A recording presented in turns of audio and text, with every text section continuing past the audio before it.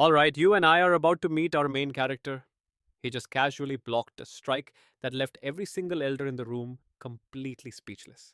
That is because he just parried a blow from the strongest warrior on the entire continent. What is truly insane? Only 1 month ago, he was a total amateur who did not even know how to properly hold a sword. In his past life, his trash teacher fed him fake techniques, forcing him to work hard every day while never actually getting any stronger. That betrayal led to his family's destruction, but in this life, he already sent that teacher to the afterlife and awakened the legendary dragon heart everyone dreams of. Now, his dragon sword techniques are absolutely lighting up the entire screen. His new skills are terrifying everyone. Enough talking, let us dive right into the story. We open on a scene of pure devastation. Buildings are crumbling, and the entire area is engulfed in thick black smoke and fire. Screams of agony echo from the villagers as they try to escape a group of mysterious men dressed in all black. Every strike is lethal, quickly stealing the lives of the innocent. It is an absolute massacre, and the air is heavy with death.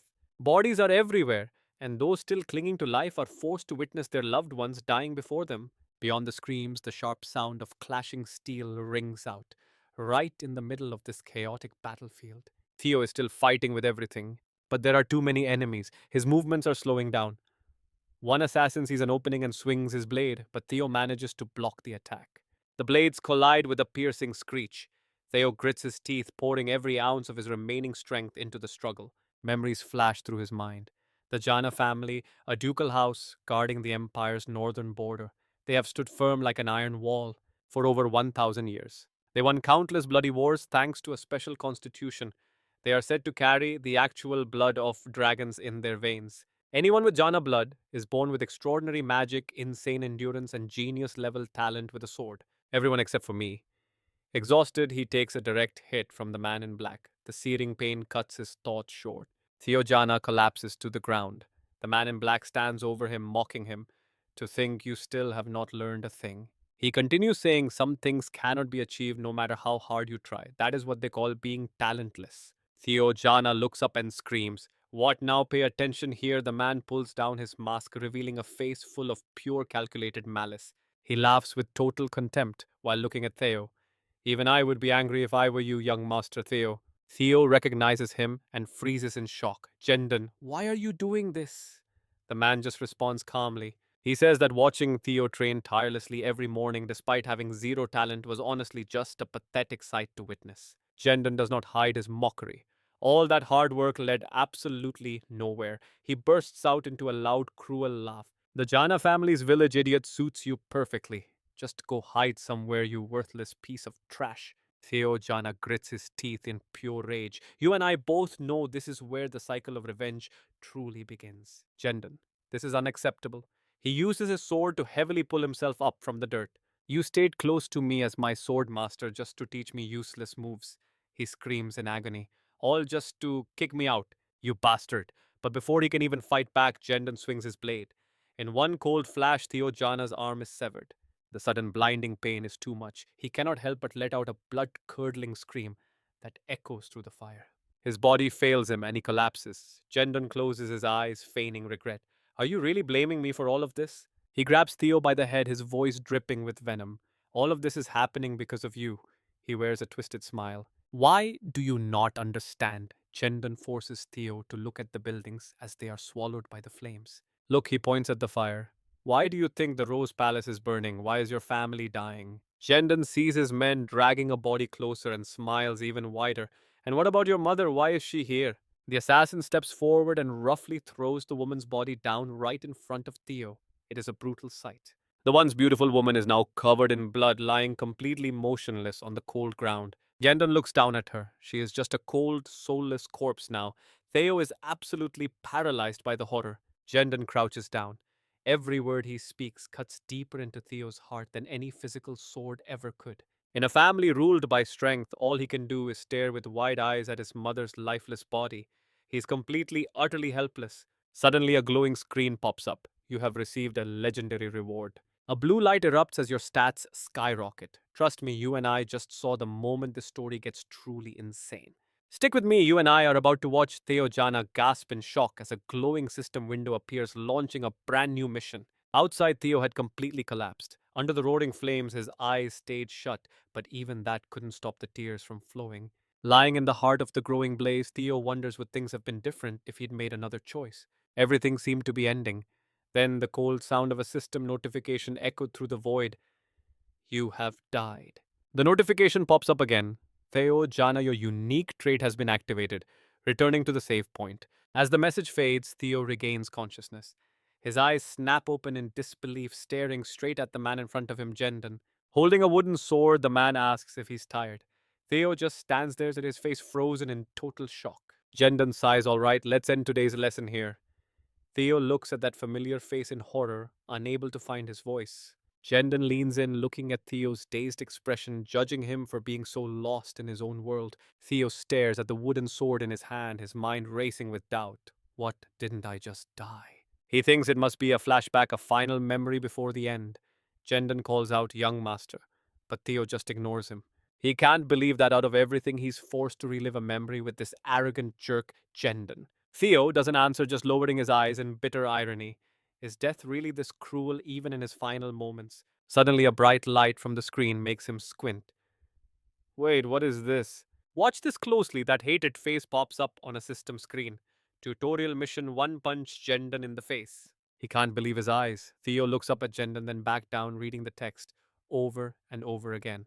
Tutorial mission punch Jendon, what the hell? He keeps glancing between the screen and Jendon's smug face. Do people usually see stuff like this when they die? No way that guy can see this window too. Seeing Theo's weird behavior, Jendon asks what's wrong. Theo ignores him and decides to drop his wooden sword. His fist clenches tight as he follows the system's prompt. He has no idea what's happening anymore. Maybe this is a parting gift from death to let out his anger. Theo charges forward and throws a punch. Even if it's a dream, he's going to give this guy a piece of his mind. Jendon just tilts his head in confusion before Theo throws a direct punch at his face, but it doesn't leave a single scratch. Jendon stays perfectly still, not moving an inch from the impact of the strike. The man smirks at him with pure disgust. Theo suddenly feels awkward, his confidence vanishing in a second. Why does this dream feel so real, and why was that punch so incredibly weak? Jendon doesn't wait for an apology. He moves instantly, striking Theo so hard he's sent flying across the ground. After that flashy move, Jendon speaks up. I thought our lesson was over. Theo clutches his stomach, thinking, what is this? Now you and I both know dreams don't hurt like this, right? But Jendon just sighs like he's the one suffering. I understand your frustration with the awakening ceremony coming up, especially since you haven't improved at all. Theo's eyes widen at those words. Awakening ceremony, Jendon adds, but I won't forgive a student for rebelling against their teacher. His hand slides down the length of his wooden sword, his expression hardening. As a Jana, you should use a sword, not fists. Jendon turns to leave, saying, I'll see you at our next lesson. Watching him walk away, Theo mumbles to himself, what on earth is happening? Once Jendon is gone, the other students in uniform don't hide their laughter. What an idiot, disappointing the teacher like that. They mock him openly, asking if he's even a real Jana. He's pathetic even compared to a commoner. Theo Jana just stands there frozen, taking their insults while holding his face. If this is all he can do after all that effort, his other hand grips the sand. Theo Jana shakes his head, whispering that he doesn't believe it. The pain from Jendon's strike gnaws at his body, forcing his brain to process everything at light speed. This feeling of pain, it's far too vivid to be a dream. He picks up a handful of sand, watching it slip through his fingers. This feeling of reality? Theo's eyes widen as he scans the grounds. Theo stands frozen, realizing this isn't a flashback, it's real life. He looks up at the stars, realizing the awakening ceremony is still 2 years away. Only. That means I've returned to the past. How is any of this even possible? Theo Jana looks down as the notification window pops up again, clear as day. Congratulations, you have completed tutorial mission 1. Reward Jana talent activation. Theo still can't wrap his head around this and lets out a gasp. The screen switches to the final prompt. Do you want to receive your reward now? Trust me, you and I are both ready to see what happens next.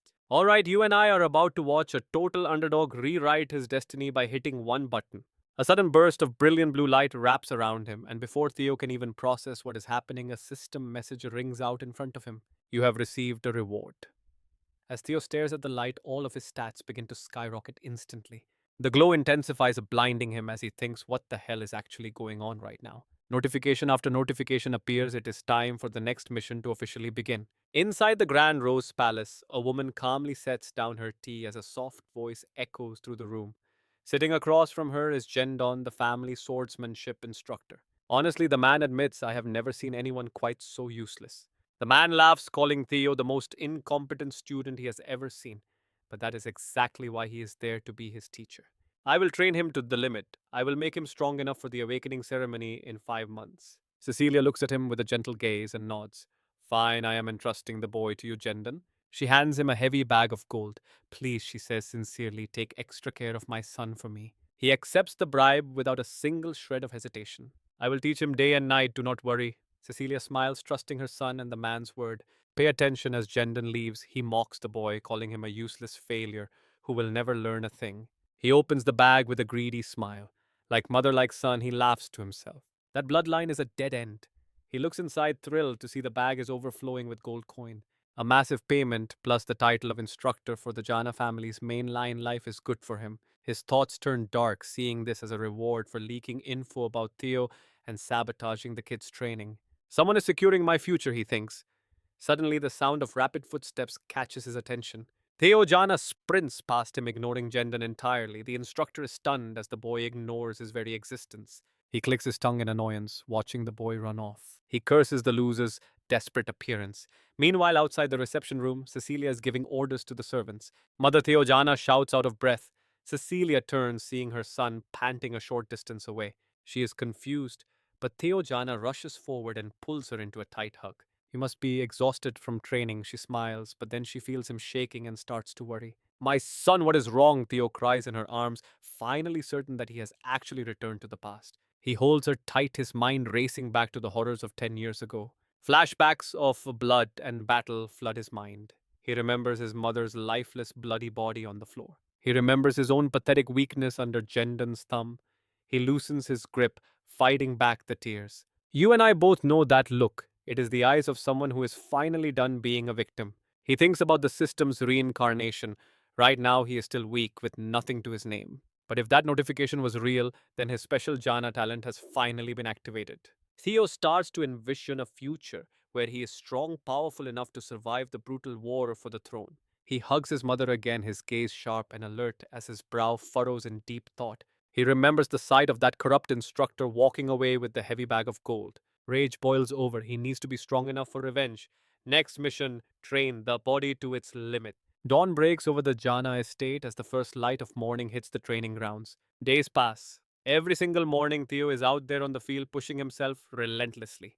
From the stands, manager Evelyn watches him while smoking a cigarette, her eyes fixed on his movements. She rubs her neck, looking tired. He has not slept in days. Is this really the useless Jana kid? She pauses, a sudden thought crossing her mind. Is it possible he is not talentless after all? Theo swings his sword with everything he has left. I feel like I am about to drop dead, he groans. The status window hovers nearby. Mission 2 physical training limit 97.1%. But the memories of the future will not let him stop. Last night he hit 90.1%. The moment he rests, his progress drops instantly. Trust me, you and I are about to see a legend born. Stick with me, we're about to see Theo's path to power. He never expected the completion rate to drop just from taking a short rest, so he forces himself back up to continue his grueling training. Pushing through the absolute limit, he refuses to stop until it is finished. The system update now shows 98%, just a little bit more. He swings his sword with everything he has left, slamming it down. He is so close now. Encouraging himself, he pushes through for that final stretch. The indicator finally ticks up to 99%. Theo Jana lunges forward. Even though he is covered in filth and sweat, those rising stats drive him onward. He keeps cheering himself on until he can no longer breathe, while Evelyn stands there absolutely overwhelmed and shocked by Theo Jana's incredible speed. His speed at this moment has become truly terrifying 99%. Now pay attention, this is where everything changes. He bites down as the counter finally hits 100%. This sudden notification leaves Theo Jana completely stunned as it clearly states, congratulations, you have successfully completed the second tutorial quest. Now that the exhaustion has hit him, his eyes roll back. You have received a dragon heart as a reward. Another message appears immediately. A bonus reward has been granted for rapid completion. You have received 10 years of magic from your past life. Finally, Theo collapses on the ground, gasping for air as a prompt appears. Do you want the rewards now? Yes or no? He remains emotionless with a blank stare, his fingers trembling as he reaches up. Without overthinking, he makes his final choice. The system receives his consent and immediately displays the notification for the reward distribution. Just like that, Theo Jana's eyes close. Incredibly, the moment he accepts the reward, a brilliant light explodes from his body. This causes Evelyn, who was watching closely, to jump to her feet. We don't know how much time passed. But eventually, Theo finally opens his eyes. He bolts upright to check his surroundings. Just then, Evelyn opens the door and enters. She calmly reassures him, saying this is the break room for Training Ground 4. Even a Jana will collapse if they push that hard. Theo Jana watches her walk in and asks who she is. She nods as she approaches. Do you remember me? I am the manager of Training Ground number 4, Evelyn E.V. She says through a cloud of smoke, explaining that he fainted while training alone this morning, so she brought him here. Theo Jana is not at all surprised and simply replies, I see. But then he hesitates for a moment before speaking. Thank you. Evelyn hands him a glass of water while watching him carefully. Listen, young master, she says slowly. You know that opening a mana hall before the awakening ceremony is strictly forbidden in the Jana family, right? He reaches out to take the glass. She continues, then, you also know what happens to those who violate this sacred rule. Theo is startled and asks why she is suddenly bringing this up. Her voice drops as she recounts the events. Right before you lost consciousness, she says, directly reporting what she witnessed with her own two eyes. A massive wave of mana appeared exactly like a mana hall opening, and now Theo can only stare in fear. Evelyn watches him with sharp eyes. I know what you are thinking, he is in big trouble, right? He just asks what she means, knowing he would be dead if he had already opened his mana hall. If my mana hall was already open, I would not even be alive to talk to you. Suddenly, a surge of energy erupts from his chest, making Theo jump in shock. Theo Jana recalls the moment this morning when he finished the quest and the notification rang out. You have received a dragon heart. Bonus reward for a rapid completion. You have received 10 years of magic from your past life. Theo Jana lies flat on the ground, groaning in disbelief. He looks up at the sky filled with 1,000 stars. His face begins to glow with a new light of hope. A dragon heart. According to his knowledge, a massive mana storage can be placed directly inside a dragon heart. Placing mana storage in the heart makes it run more efficiently. However, humans usually have to place it in their lower abdomen. Theo Jana knows one thing for sure, the human heart simply cannot withstand the raw pressure of a mana storage.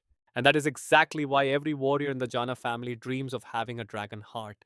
It is the easiest path to becoming overwhelmingly powerful. Yet humans have never been able to cross that limit. He can feel the abundant source of energy swelling inside him. Theo Jana is overjoyed. Now that the dragon heart belongs to him, the quest rewards are truly nothing short of miraculous. He has not forgotten about Evelyn standing there ready to draw her sword and punish him. This has put him in a very difficult situation. This woman is the great swordsman Evelyner. She retired after losing her left arm and became the manager of Training Ground 4. But Theo Jana can still feel her immense authority. She was once the legendary commander of the White Armored Dragon Cavalry. Her skills were so exceptional that even the dragon demons of the White Armored Dragon Cavalry respected and admired her. And that's where we leave it. Trust me, you're going to want to see what this legend does next. Alright, let's jump into a story where one wrong move means instant death. This woman is Evelyn, strict, sharp, and judgmental. She is definitely not the type to care about status or power. What she truly hates are lies and cowards. She once abandoned our main character for being too rigid. Now she's watching him like a hawk, still trying to read his next move. Simply put, if she finds the dragon heart mana storage inside him, he is dead. One discovery and it is an immediate execution. Theo just smiles. But instead of running, Theo Jana turns the tables and asks, can you handle the consequences of what you are doing? Now stick with me because Theo is about to make the ballsiest move ever. Are you threatening me just because you are emotional? He looks her dead in the eye and asks, are you ready to take responsibility for this insult? Evelyn is stunned. Theo realizes he can actually win this and flip the situation if he plays his cards right. He continues, I am a descendant of the Jana family after all. If your suspicion is baseless, you have humiliated my entire bloodline. Evelyn bites her cigarette, that is the law. Theo's voice drops low, his eyes locking onto hers with terrifying intensity as he confronts her. Do you even know the penalty for insulting a Jana descendant? Evelyn hesitates, but she follows the law. Execution. Hearing her answer, Theo feels satisfied. Good, you know the price. Since you are so sure, why don't you check me?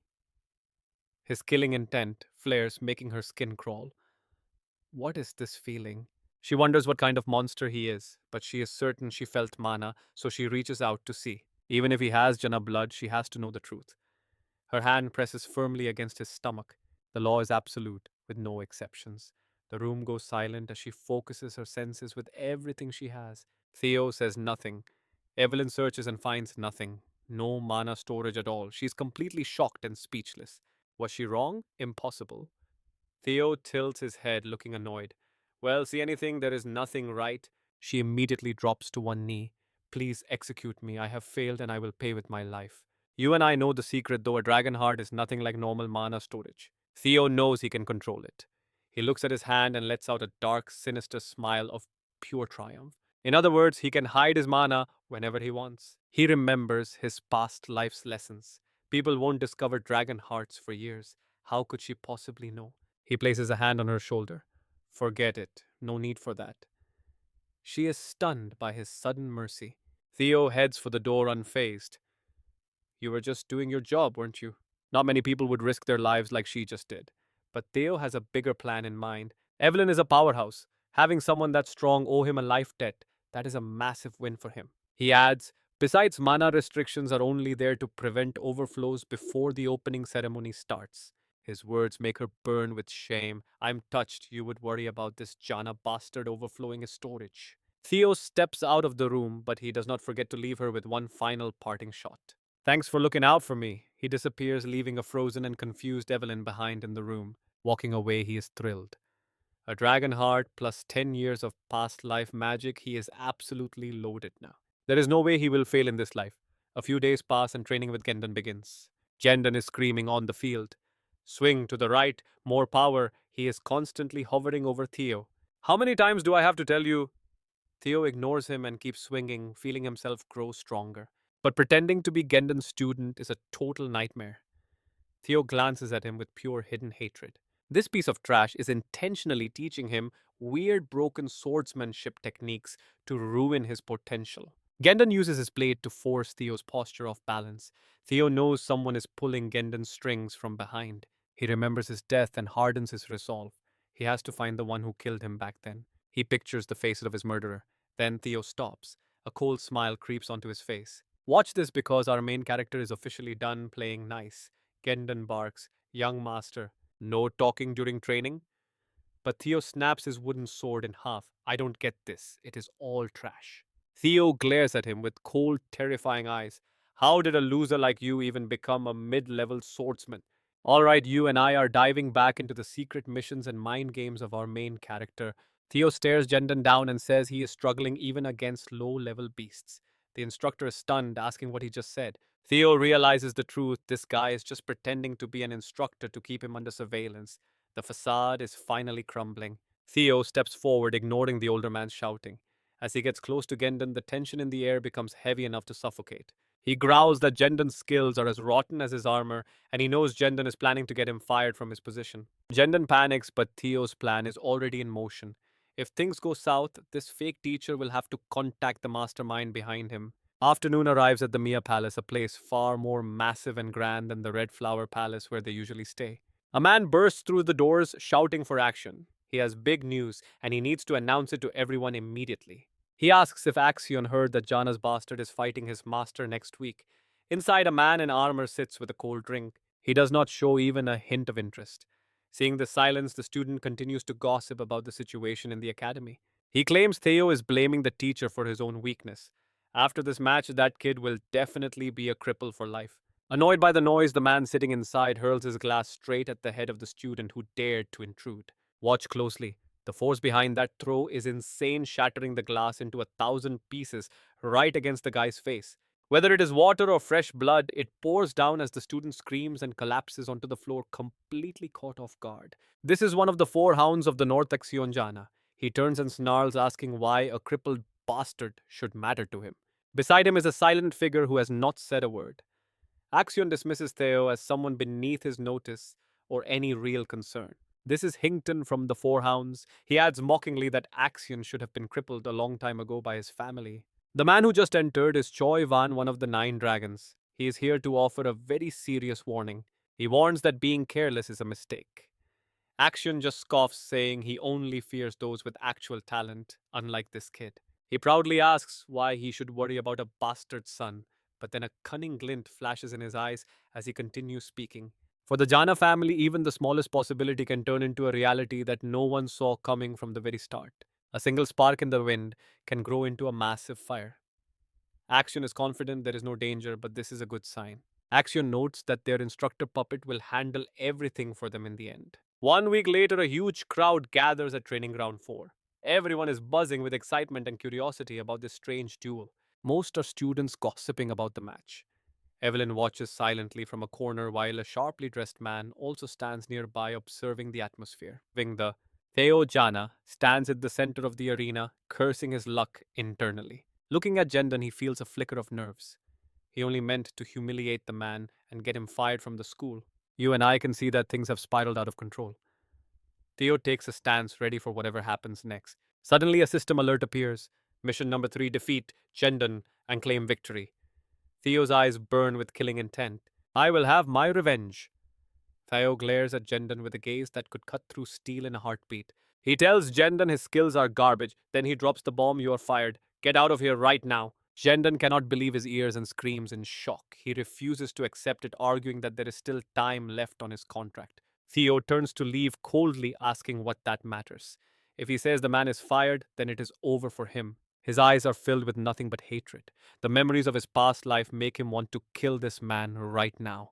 But Theo knows he is not strong enough yet. For now, he just needs to separate from him and dig up more information.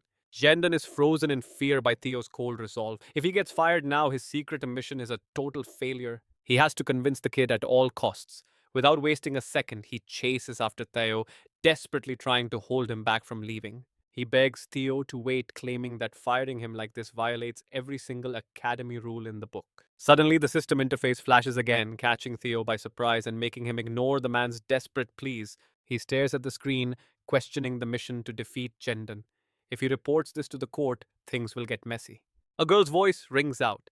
Evelyn walks over with a mischievous smile, ready to stir the pot even further for everyone. She suggests they settle this the Jana way.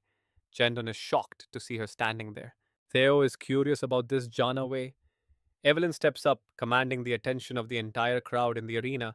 It is the rule of the strong. Let a duel decide the outcome. Trust me, this is where it gets good. Forget the courts, we only follow the winner's will. Jendon is absolutely thrilled.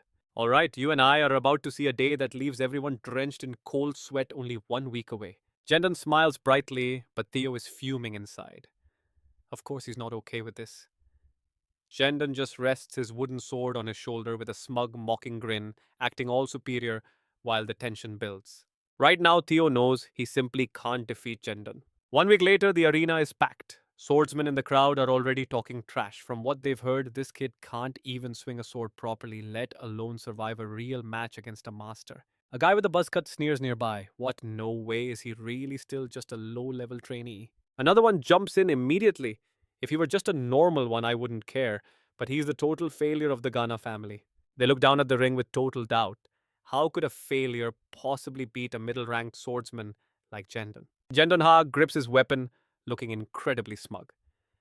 Young master, if you apologize right now, I might just consider letting this whole thing slide. Without waiting for an answer, he mocks him again. There's no need to go risking your life just because of your petty pride. Theo Ganana, the apprentice swordsman, just narrows his eyes with a steady, cold, and focused glare. I should be the one saying that. Unless you want to lose an arm, you better accept the truth. Jendon's face turns dark as he grinds his teeth in rage. He thinks to himself, even at a time like this, he's still talking big. I thought about letting him off because he's pathetic, but screw that. I'll kill him and just pretend it was an accident. He's got a wicked plan ready. Now watch closely, you and I think the result is obvious, but everything is about to change. Jendon puts a hand to his chest. Go ahead, attack me first. As your teacher, I'll let you have the first to move. Theo grips his sword tight and lunges forward. I won't hold back then. Jendon stays silent, focusing his stance and holding his sword ready for a defensive block. Clang, the sound of steel hitting steel echoes through the stadium.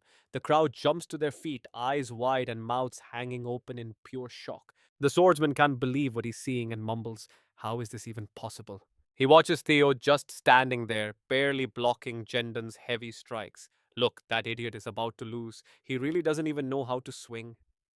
Theo ignores the noise and focuses on his defense. At this rate, he really might end up dead. Jendon starts talking trash again. What's wrong, young master? You can't do anything against the middle ranker you look down on. This is the obvious result. Theo Jana isn't even a low rank swordsman, he's just a basic apprentice. Jendon is feeling smug and overconfident. Maybe his skills improved a little lately, but he knows it's nowhere near enough to win. If he were at least at the level of the four Northern Hounds, it might be a different story. But there's no way this fool can beat me. Meanwhile, Theo just keeps taking the hits without striking back once. Let's step back for a second. We're seeing a flashback to when Theo confronted Evelyn. Evelyn, what were you thinking suggesting this match? She closes her eyes, sipping her drink calmly. I'm helping you. If you want to get rid of him, you have to be more decisive. Then she shares her logic. It seems he has a powerful backer, so just firing him won't solve anything. Theo's eyes go wide in surprise. Evelyn, how did you even find that out? She sips again and glances over. Because the sword style he taught you was so weird, I had people investigate him in secret. She remembers seeing Jendon's annoying training methods. Jendon would scream at Theo to fix his posture, demanding a more perfect right angle. His teaching style was so bizarre it caught her eye. This angle seems way too forced. Where did this guy even come from? Theo starts sweating, thinking to himself. Evelyn never noticed this detail in his previous life. Did I attract her attention because of that incident with the mana storage? She sets her steaming cup down. From my investigation, according to what she discovered, all of Jendon's secret trails lead straight back to the grand and mysterious Kamiya Palace. Theo is absolutely stunned. Hearing this, Theo grinds his teeth in pure frustration. The Kamiya Palace is all of this really just because of a brutal war for the throne, those bastards. He takes a deep breath to calm down. It's surprising you managed to uncover this much. He looks at her, testing her thoughts. But with my current skills, I still can't beat Jendon. Evelyn just smiles while playing with her cup. You can beat him. You are seriously underestimating your own potential. The flashback ends, returning to the present. Jendon screams, his eyes glowing red with bloodlust. If you kneel and beg, maybe I'll show mercy. Theo doesn't say a word. He just uses his sword to block a massive, crushing blow from the master. Suddenly, something feels off. Jendon's face starts to twitch with worry. Wait, something isn't right here. Theo is calm, his grip on his weapon like iron. Jendon begins to panic as every single strike is perfectly blocked without a counterattack. So you and I see it now. He's countered every single strike for a while. Sparks fly as their swords collide, and you and I are about to witness a masterclass in revenge. What is going on? This is not the man he knew. Jendon is fighting with pure panic now. How did his skills jump this high in the stands? The crowd murmurs as a mysterious figure watches. What he is actually being pushed back. The legendary warrior is losing ground. Whispers fill the arena as Evelyn smirks, smoke trailing from her lips. He is fighting exactly as he should. She remembers her promise from a week ago, back in that quiet room with the Theo family. If I train you for 7 days, you will crush men like a Gendon. Theo just stood there stunned. Teaching you myself breaks the rules, but that bastard has no right to call himself a master. A small smile plays on his lips. He cannot believe how perfectly everything is finally falling into place. Letting Evelyn owe him a debt was worth it. He looks up, weighing his options before confirming it. Still, one thing bothers me. Why are you going to such lengths to help me out? Does this have anything to do with what happened between us last time? She closes her eyes. Partly, but someone very powerful is interested in recruiting your talent. Now back to reality. Now pay attention, because Gendon is sweating through his armor, while Theo does not even look tired. He had zero talent from the start, so how Gendon grinds his teeth trying to force a victory? Or maybe he was just faking his weakness this entire time. The frustration is eating him alive. Jendon, the person backing you, is about to be very disappointed. The old man screams and pushes him away. Backing me? What are you talking about? You think I did not notice your trash lessons all these years? He tries to make excuses. It is nonsense. Do you know how hard I worked to... Theo cuts him off. Was it Princess Amelia? Gendon freezes in place, his face turning pale with absolute shock. What Theo Jana just laughs at his reaction. You are too honest. That is good.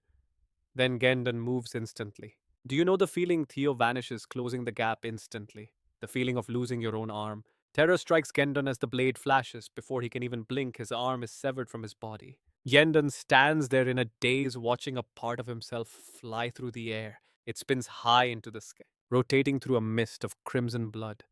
Theo watches with cold red eyes, showing zero regret or hesitation. The entire stadium falls into a terrified silence. Then the horrific screams of the old man shatter the air. Gendon clutches his wound, howling in agony while his eyes burn with a murderous bloody hatred. My arm, you little bastard. How dare you, Theo Jana just keeps walking calm and focused. This proves it. I have finally become stronger. His hair blows in the wind as he stares Gendon down. You feel that too, right? That absolute certainty that he is destined for even greater heights. He speaks coldly. Remember what you told me last time? It was my fault things ended this way. Gendon pants heavily, his chest heaving as steam practically rises from his furious wounded body. With killing intent radiating from his blade, he prepares the final strike. No, today you are the one dying. In the world of the Theo family, only the rule of the strong matters. He remembers Gendon mocking him, calling him the weakest. Gendon screams out, trying to stop the inevitable. Wait. Theo does not want to hear another word. He swings, and the head falls. It is over in a flash. Blood sprays across the arena like a violent crimson wave as Gendon falls. System notification, congratulations, you have successfully cleared tutorial quest number 3. Not a single person in the crowd dares to breathe. Pure heavy terror has taken over the stadium. High above, Evelyn rests her chin on her hand, watching the bloody scene with a thoughtful gaze. A man with an eye patch tilts his head, a dark, toothy grin spreading across his face. As Gendon's head hits the dirt, the system chimes again. Bonus rewards have been granted for exceeding expectations. Theo ignores the corpse and stares at the blue screen floating in the air before him. Claim your rewards now, yes or no. Trust me, you and I do not want to miss what comes next. All right, you and I are about to witness a total underdog rewrite his destiny. He gives a cold thumb down as the reward notification pings over the teacher's body. Spectators are losing their minds. The supposed idiot won. An apprentice swordsman just took down an intermediate master. How is that even possible? Only one thought echoes in his head. How pathetic. He remembers being crushed by men like this before. Now he's the one giving the loser sign to a fallen foe.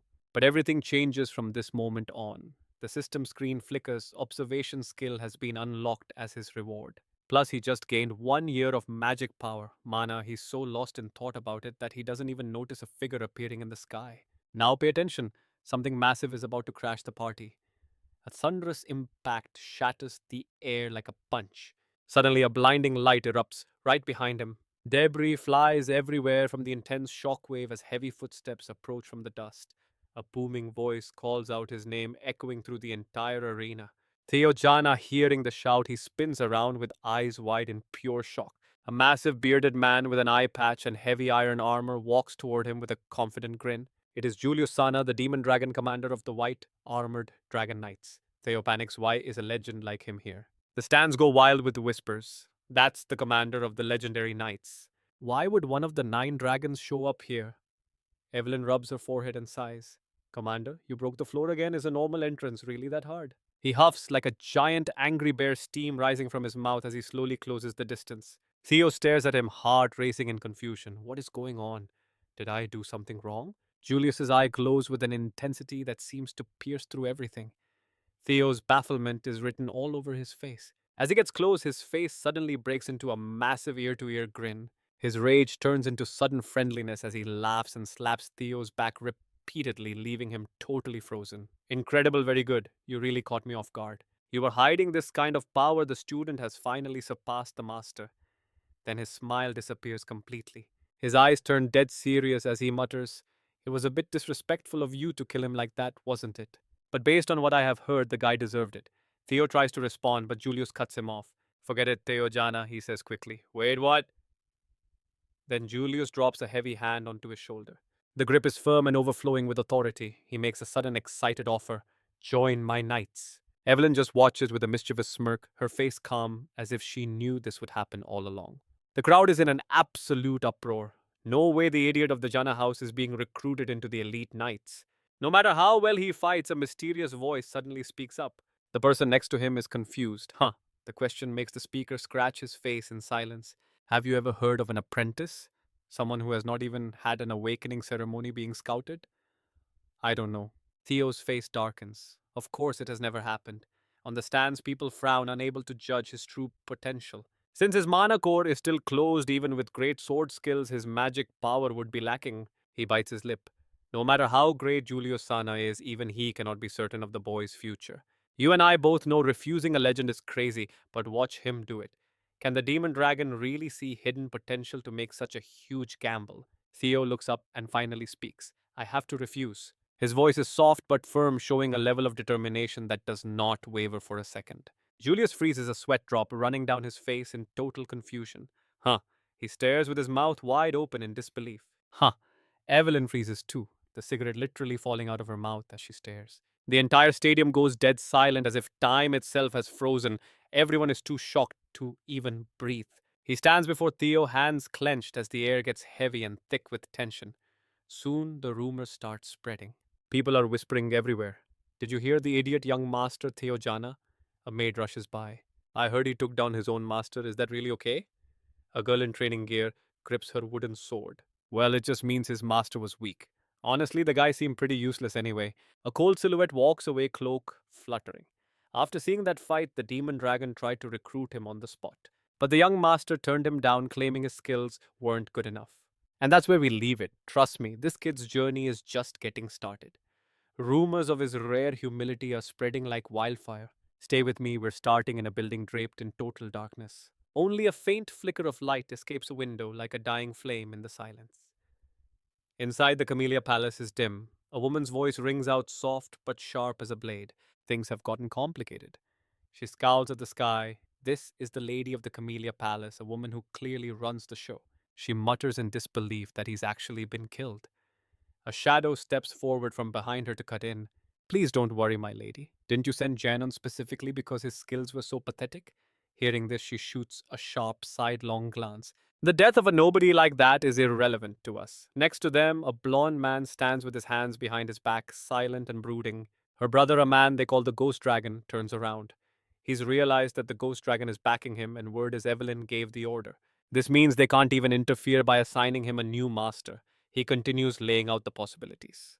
If he starts standing out, watch this. The door bursts open as a voice mocks their concerns about him standing out. Ashionghana enters, scratching his head. Why is mother so worried? There's no way the head of the family cares about this trash. Our plan can still proceed exactly as we intended. She crosses her arms, explaining that keeping him weak is the smartest way to control the Honghua palace without offending the family head. He nods, realizing it's a perfect trap. That's exactly my point. A Shion grips his weapon, his voice dripping with pure contempt. That idiot is still just as weak as ever. How much could a loser like him really change? Evelyn and the Ghost Dragon always pity the weak. The man's gaze turns steely as he warns Ashion with a tone that forces the boy into a stunned silence. He should have told him not to make such a reckless decision. After a moment, he raises a hand. Fine, since you and uncle are so worried. He grabs the card from the table, his purple eyes flashing with malice.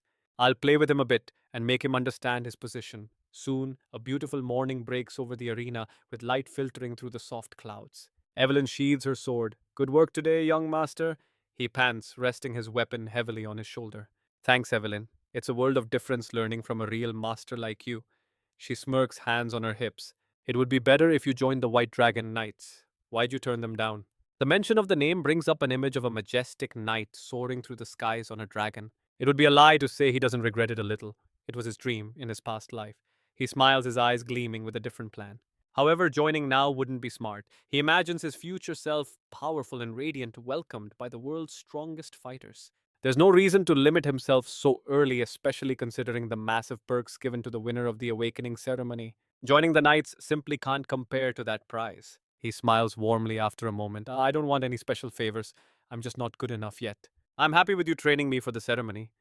She sighs, looking genuinely disappointed for him. Fine, but the commander is going to be let down. Theo Jana activates his observation skill, scanning the information hovering over her. Evelyn, age 24, former vice commander of the White Dragon Knight Brigade. Her rank is high-level swordsman. Current status, admiring Theo's humility and character while feeling energized for the first time in ages. Now you and I can see just how useful this observation skill is. He scans her from head to toe, but then his eyes stop on something shocking. Huh. He's totally stunned by the status window showing she's energized by teaching him and is thinking back to her time with the knights. It's a massive surprise he never saw coming. Suddenly, a pair of legs approaches them as a voice calls to Tuta. The voice calls out, Excuse me, young master Theo.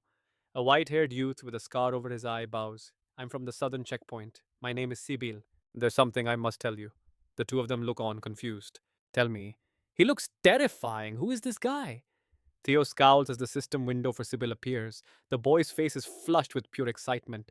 That's right, data appears Sibyl age 17. Title: The Fool of the Southern Checkpoint. Rank: Apprentice Swordsman. Status: Loyal with a fierce burning desire to spar with Theo. He's absolutely desperate to test his skills. Theo and Evelyn both grip their swords in a defensive stance. He wants to spar with that look on his face. With me just then, system alerts flood his vision. The final tutorial quest has officially begun. Tutorial quest B: cast off the title of the Jana family fool. Progress at 1%. Trust me, this is huge. Sibyl declares he'll follow Theo, admitting he's been wrong to ignore him for so long. All right, you and I are about to watch a total underdog story. I think the nickname Fool of the Jana House fits you perfectly. Hearing that, Theo gets irritated. Sibyl A expresses his deep admiration. But I know you go out every morning and train harder than anyone else. I have seen the results of your effort. Then he recalls the moment he was completely stunned while watching Theo Jana fight. The image of Theo fighting so heroically is burned into his mind. He exclaims that he witnessed Theo's miraculous growth with his own two eyes. He then remembers the moment Lord Julius praised Theo Jana for his incredible progress. All of these things make Sybil respect him immensely. He shouts, "You are my idol, young Master Theo. When I wanted to give up after being called the Fool of the South checkpoint, you appeared and changed everything." He bows his head deeply to show his respect. "Please give me the chance to duel with you." Theo Jana stands there listening to this entire speech, speechless. Normally, he would doubt this guy's true intentions. Suddenly, a status window appears displaying Sibyl's full information. Sibyl A, 17 years old, male. Nicknamed the Fool of the South checkpoint. Rank: Apprentice Swordsman. Status: deeply respects Theo. Desires a practice duel. Theo considers the situation. It seems the guy is actually being sincere. His eyes turn sharp. This is unexpected. You and I need to watch this closely. The rumors about him getting attention from Lord Julius are spreading fast. He thought people driven by inferiority complexes would swarm him just to challenge his new status. He never imagined there would be people actually willing to follow him and join his side. I guess it means the people here still have some pride left in the Jana house. Theo Jana grips his sword tightly while thinking. Fine, I will need my own people if I want to become the head of the Jana family. A notification pops up. Tutorial Quest 4. Escape the title of Jana's Fool. This is the final tutorial mission. The title he could never escape from before. With this new chance, he will leave it behind forever. Theo turns back and speaks to Evelyn, who is standing behind him. Evelyn, can we spare a few moments? She replies immediately, "Of course, go ahead and show off your skills to everyone." Theo raises his sword vertically. His eyes glow as he murmurs, "Theo Jana, apprentice swordsman of the Red Flower Hall, awaiting the awakening." "My master is Eveliner." Hearing this, she smiled. Sibyl performs a similar gesture. "Sibyl A, apprentice swordsman of the South checkpoint. I inherit the swordsmanship of the Sibyl family and am proficient with the blade." A voice rings out. "Let the duel begin." A sword swings. Sibyl charges toward Theo with a loud shout. Theo instantly uses his own sword to block the incoming strike. Sibyl frowns, thinking he is so fast. Without any hesitation, Theo Jana immediately launches a counterattack. Sibyl thinks to himself that despite his nickname, he is still incredibly confident in his own speed. Young Master Theo's skills are the real deal. Theo's face remains expressionless and focused, but he wonders, is this guy really a fool? If this were my past life, I would have struggled just to block a few of these hits. He raises his sword high and calculates his move, then he swings a powerful blow that sends Sibyl flying backward. Theo ponders the gap. This is way too easy for me now. Hit by the massive force, Sibyl is unable to resist. He hits the ground with a loud thud, completely beaten. But Sibyl can only marvel. "You were right, just as expected from my young master Theo. I lost. Thank you." Theo stands tall as Sibyl says, "I have learned a lot. That was a great match." He looks at his own reflection, shining on the blade. Theo realizes something. Now pay attention here. This is where we get to see the main character's true stats. Wait, can I use observe on myself? Theo Jana, 17 years old, male, titled the Fool of Jana.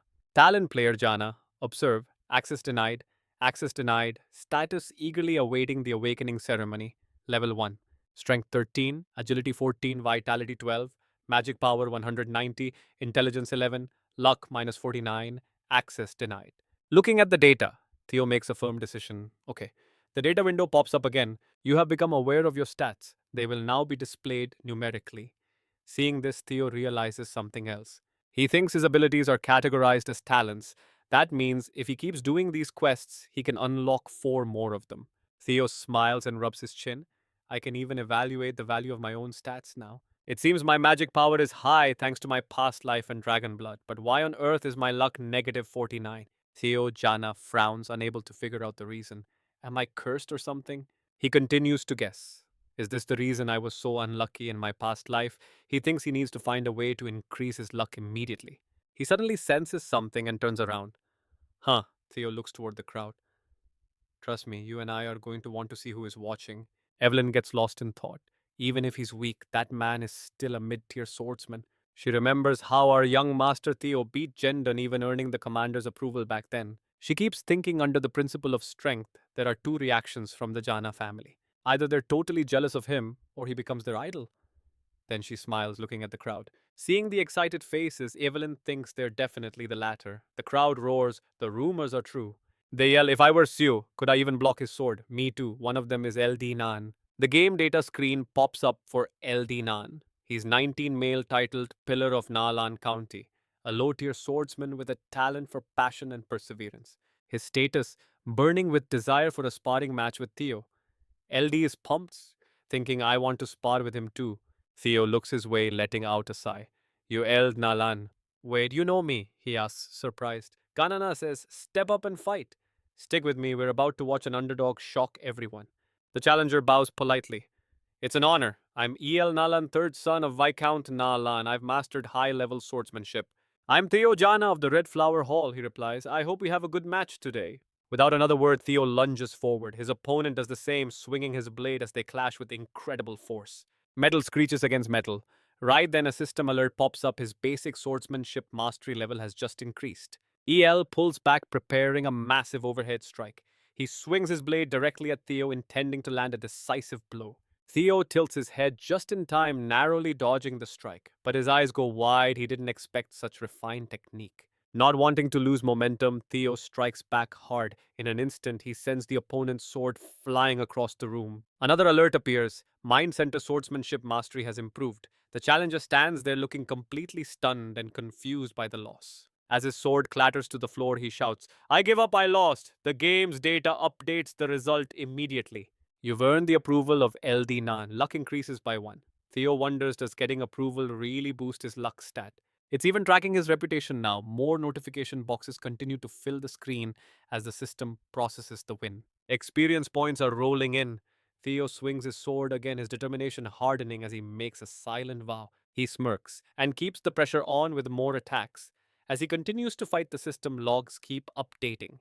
You've earned the approval of Bea's Mao. The battle rages on as the data shifts. Luck increases by 1. Approval gained from Exermozan. Luck plus 1. Every strike he makes seems to trigger a brand new notification. He earns approval from Mams Non B and Manuel Eno. His luck stat just keeps climbing by 1 point each time. Now it's Visobe Genk and Daniel Zeman giving their respect. Another luck point is added for every single one of them. Theo is drenched in sweat, breathing hard. He grits his teeth, forcing his body to ignore the exhaustion of the battle. He stands tall, voice steady. Who's next?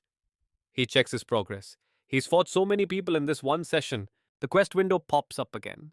Escaping the full title progress is now at 29.1%. He frowns all that work and it only went up 1%. He wonders if it's because these people already liked him. He needs stronger opponents or a stage where more people doubt his abilities. He needs a major event to prove himself. Just then, his attention is caught by a group talking in the distance. You look exhausted, are you okay? Someone asks. He replies, I'll rest when I have to right now, I'm not done. Now pay attention, because a real heavy hitter just entered the chat. A voice rings out, I'll challenge you, it's Wellington Naso. Theo is genuinely shocked to see him. Around them, the crowd starts whispering frantically about the new arrival. Wellington is one of the 4 dogs of the north, along with Hunkaslankade Jana and Exion Jana. The title is reserved for the 4 strongest awakened warriors in the entire Jana clan's generation. Wellington introduces himself with pride. He came early to test Theo's skills before the official awakening ceremony begins. The system window pops up. It's currently observing Wellington Naso's stats and deep power levels. Wellington smiles, thanking Theo for accepting the request. Meanwhile, the data shows exactly what the boy is made of. Wellington Naso is 17, the vice chief of the Naso clan and a North dog. He's a trainee swordsman with genius-level talent. He's incredibly hardworking, but right now he's shocked to see an opponent he never expected to face in this place. Theo stands firm. I am Theo Jana, son of the great protector Kiliana. I'm a trainee swordsman preparing for the awakening ceremony. He can't believe he's meeting the genius he's always respected in a situation like this. All right, you and I are about to see a clash that will shake the entire academy. Fighting the famous Wellington vice chief of the Nasio is a massive honor, but Theo is secretly thinking he just wants to test his limits against this guy with everything he has. Wellington matches his energy, saying he is looking forward to a great fight. With that, Theo Jana grips his sword tight. He wonders if he is truly ready while Wellington enters his battle stance with eyes glowing like two bright stars. Theo wonders if he can actually beat Wellington, one of the legendary four hounds of the North. Both men launch forward, giving it everything they have got. The two warriors crash together, their blades meeting with a massive metallic clang that echoes through the air. The system updates. Tutorial mission 4 escaping the title of Fool is now at 30%. The screech of metal on metal is piercing, but Theo stays locked on Wellington with eyes full of pure determination. The Silver Fox Wellington does not blink either, staring back with an equally fierce fighting spirit. Now pay attention here, because this is where the momentum suddenly snaps, literally. Evelynor watches from the side, completely stunned as the sword shatters. Even Sybil and the other classmates cannot believe their eyes. Half the sword falls to the ground with a heavy, painful thud that makes everyone wince. Turns out the broken sword belongs to Theo Shattered while blocking Wellington's lethal, killing blow. Time seems to stop as Theo stands there, clutching a useless hilt while everyone gasps. Did he just lose? Sybil is devastated for him, but some people in the crowd start whispering. They say it was obvious no matter how much Theo improved, it would not be enough. They look at Wellington, noting that nobody can beat the four hounds of this generation. Sybil is about to lose it, but then Wellington speaks up, cutting through the noise and silencing everyone. I lost those two simple words leave both Sybil and Theo completely stunned. Wait, what? Wellington softly thanks him for the match, looking almost ashamed as he stands in front of Theo Jana after such a fight. Your sword was worn out, and you were already exhausted, so this win feels like a failure for me. Theo immediately shuts that down, saying there is no such mercy or consideration on a real battlefield. You and I saw that coming, right? Theo admits he lost the moment his sword broke. Silent and respectful, they shake hands. Wellington's voice then booms across the training ground. I hope we can have a real fight next time, he says, and Theo slowly agrees. One student is blown away. Theo was just acknowledged by one of the legendary four hounds. Sybil beams with pride, telling them she told them Theo was different now. The system pings again. Mission progress for escaping the title of Fool is up to 35%. Evelynor lets out a sigh of relief. Theo just smiles secretly, admitting Wellington is a beast. Wellington looks back with respect while Theo replays the fight in his head to stay motivated. By stacking talents and secrets from missions, he is way stronger than in his previous life. But the moment their swords touched, he realized the hard truth: he still has a long way to go. The match was short, but the lessons Theo learned were invaluable. He realizes he still has so much room to grow after that exchange. His luck jumps by 10, and his reputation is finally starting to see a massive improvement. The system confirms that tutorial mission 4 is holding steady at 35% completion. Theo stands in the middle of the training ground, deep in thought. It is a shame the mission progress did not jump more, but he is already planning his next move. What is the next stage that will get him the massive approval he needs? Wellington's deep voice pulls him back, revealing he did not just come here for a duel. He pulls out a carefully sealed letter, looking a bit awkward as he speaks. Whatever Wellington says next makes Theo break into a cold sweat, his eyes wide with shock. Wellington is actually inviting him to the Snake Dragon Club, an elite playground for the wealthy. Sybil's jaw hits the floor. The Snake Dragon Club is a legendary high society circle reserved for the absolute elite, and she can't believe Wellington is inviting Theo Jana personally. It's totally insane. Looking at that meticulously sealed letter, Theo's heart starts to race. He never expected to be personally invited into a prestigious group like the Snake Dragon Club. So what do you and I think? Theo plays it cool while his heart races, asking if a guy like him can even join. Stick with me, this is epic. Wellington cuts him off, insisting he is more than qualified and that the group is just a casual social club for people like them. He explains it is simply a place for people their age to get ready for the coming awakening ceremony. Behind them, Sion can only watch in silence, wondering why he was not invited to join the group. While others cry over the missed chance, Theo Jana is busy thinking about a very different plan. He's not sure why Wellington invited him, but he knows the whole society revolves around Sion. Memories of a bloody palace and people looking down on him flash through his mind like a nightmare. This is the perfect place to finish his mission while spying on the inner workings of the palace.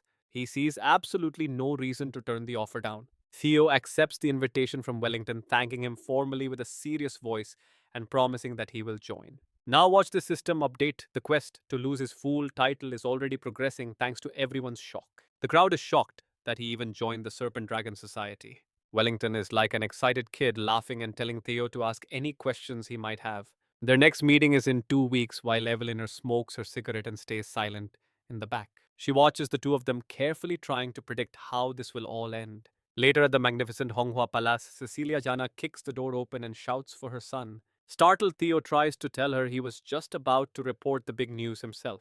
But a whole line of servants appears out of nowhere, scaring the life out of him. He asks what is happening, and Cecilia immediately starts asking about the invitation. She knows the society includes Sion and other geniuses like the very talented Wellington. While the servants take his measurements, he listens closely to everything his mother says. These kids are so famous that even the council notices them. She warns that his clothes and behavior will be judged by everyone in that exclusive group. She takes the measurements herself to ensure a perfect fit for her dear son. His manners are fine, but fashion and vibe are a whole different story for him.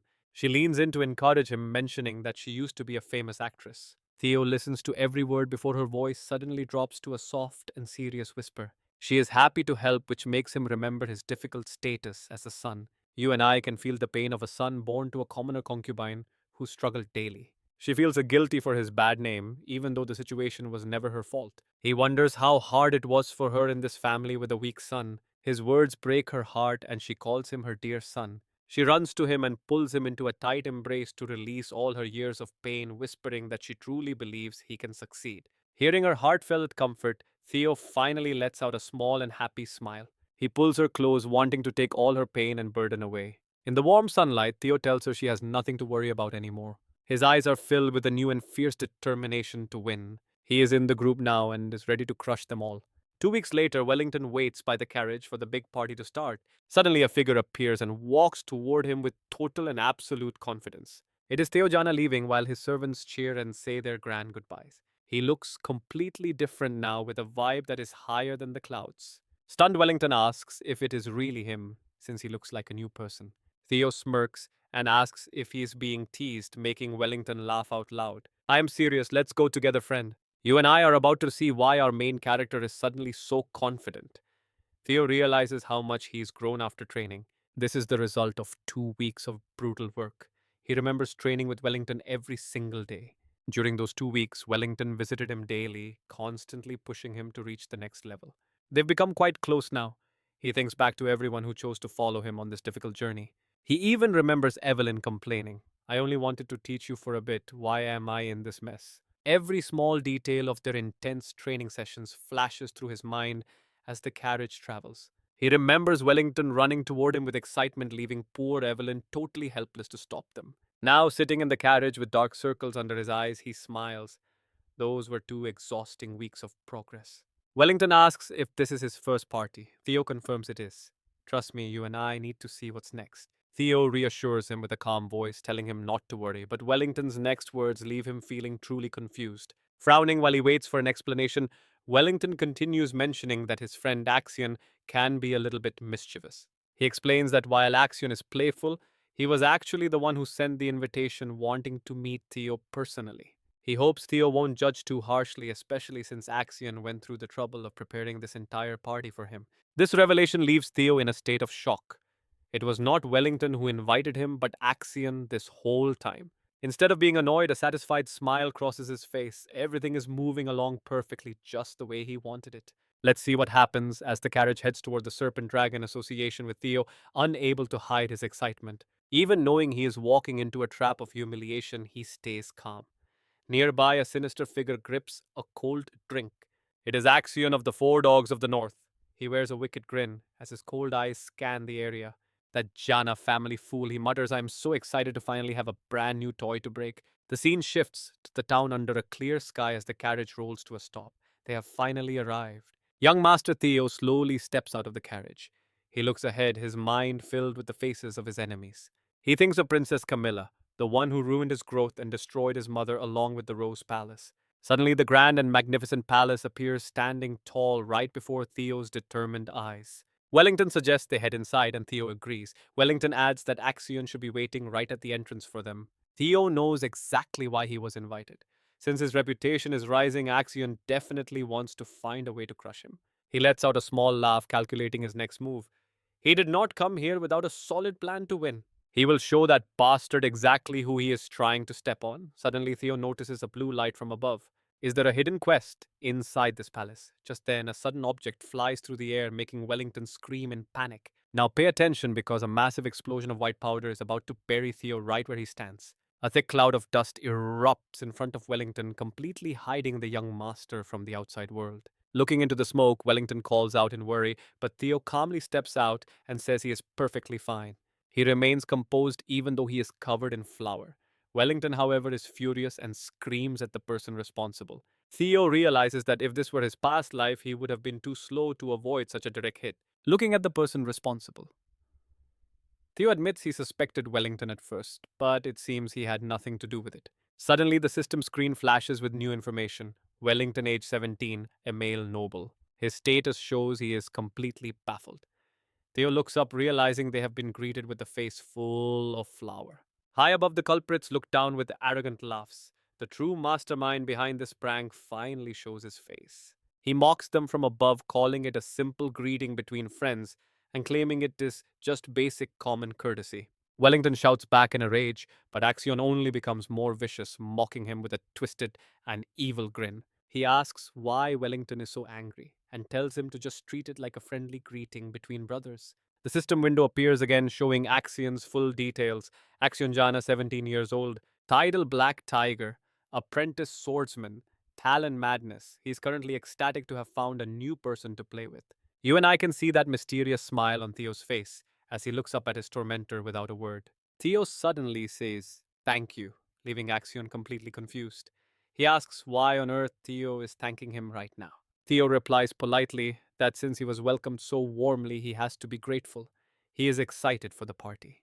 All right, you and I are about to watch a classic underdog moment turn into a bloodbath. Action laughs. Brother, you have become way more interesting lately. Suddenly, the massive chandelier flares to life and the entire party begins shifting toward the main hall in a hurry. The guild leaders are all here, and the whispers are already starting. What exactly is Axiom planning with this invite? Amidst the gossip, footsteps approach. They are openly mocking Theo alongside Wellington, not caring at all who hears their insults. They call him a total moron for showing his face at the Serpent Dragon Guild. Does he even look okay? Axion is treating him like a literal toy. Wellington cannot stand it and leans in to apologize to Theo. The knight whispers another apology, saying these people are not usually this rude. Theo just gives him a polite, calm response.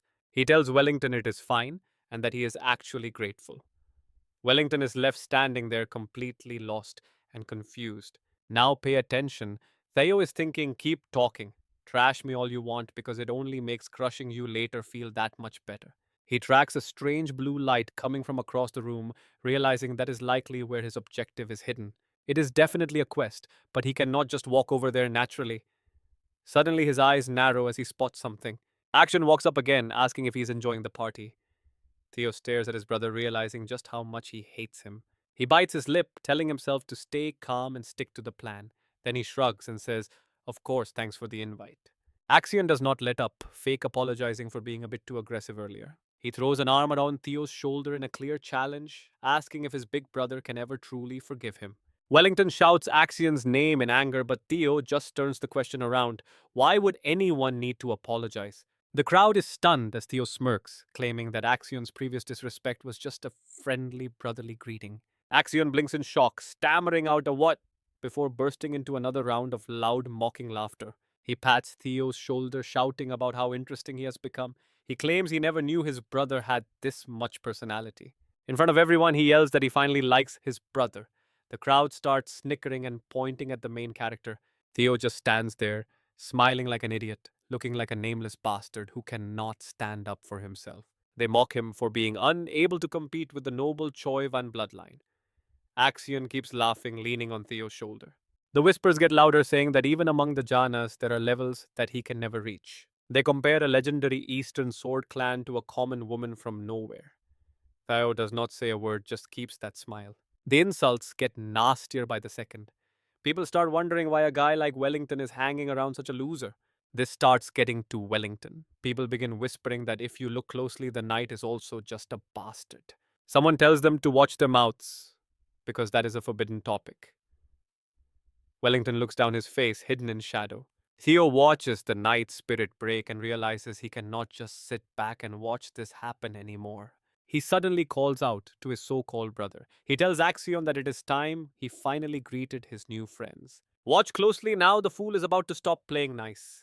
He steps forward, grabs a heavy bottle and shoves it toward the bully. The bully is confused, asking if he said something wrong. He has no idea what is coming. Without a word, Theo swings the bottle with everything he has, smashing it directly against the man's skull. Axion is speechless. Even Wellington is staring in shock. Theo stands over the screaming man with the jagged broken bottle. The bully Yan Han clutches his bleeding head and screams, "You bastard, how dare you lay a hand on me!" Theo shuts him up with a brutal kick to the face. He coldly repeats the bully's own insults back at him. He leans in, looking absolutely demonic. He tells the man this is just a small greeting and he should not be so dramatic. The entire room goes silent. Everyone is wondering the same thing: is this guy actually a genius or just totally insane? The system screen pops up. Tutorial Quest 4 escape the title of Jana's Fool. Progress 41%. The bar ticks up again. Tutorial Quest progress is now at 43% as the fear in the room grows. Wellington is staring at Theo's back, realizing the young master did not do this for himself, he did it for his knight. Theo turns around with total disgust, telling the room that he is finished with his greetings. He grinds his heel down on the bully's hand with crushing force, asking if he should say goodbye before he leaves. The man's hand bones shatter with a sickening crunch. The sound makes everyone in the room's eyes go wide with horror. Total silence follows. Axion and Wellington can only watch, completely stunned by the sheer violence they just witnessed. The system confirms its progress is at 58%. Trust me, you and I won't want to miss what he does next. A new notification pops up. Tutorial Quest B, shed the label of Jana's Fool. Progress is 59 out of 100. Theo lets go of Jan's arm and casually brushes back his hair, asking if anyone else wants to say hello. Stick with me here because this is where our main character stops playing around. The system pings again, 66% complete. The crowd charges Jana. Swords are drawn, steel ringing as they prepare to cut him down without a second thought. Surrounded by blades, they accuse Theo of a crime that can only be paid for with his life. Hurting the young master means death, but Theo just smirks. He thinks to himself, yeah, this feels about right. As Jan grovels on the ground, the onlookers start whispering. They're all wondering who exactly is this guy. Someone recognizes him as the third young master of the Han Avi family, the one and only Yan Han Ai. Theo Jana knows this is exactly why he came to the Snake Dragon Association. Surrounded by blades, he stays perfectly calm. Facing these disrespectful fools from one of the 6 supporting families, the Han Avi clan, Theo just looks on. Now pay attention here. He knows these guys won't just stand by while the fool they despise starts acting up. When he questions them, they scowl.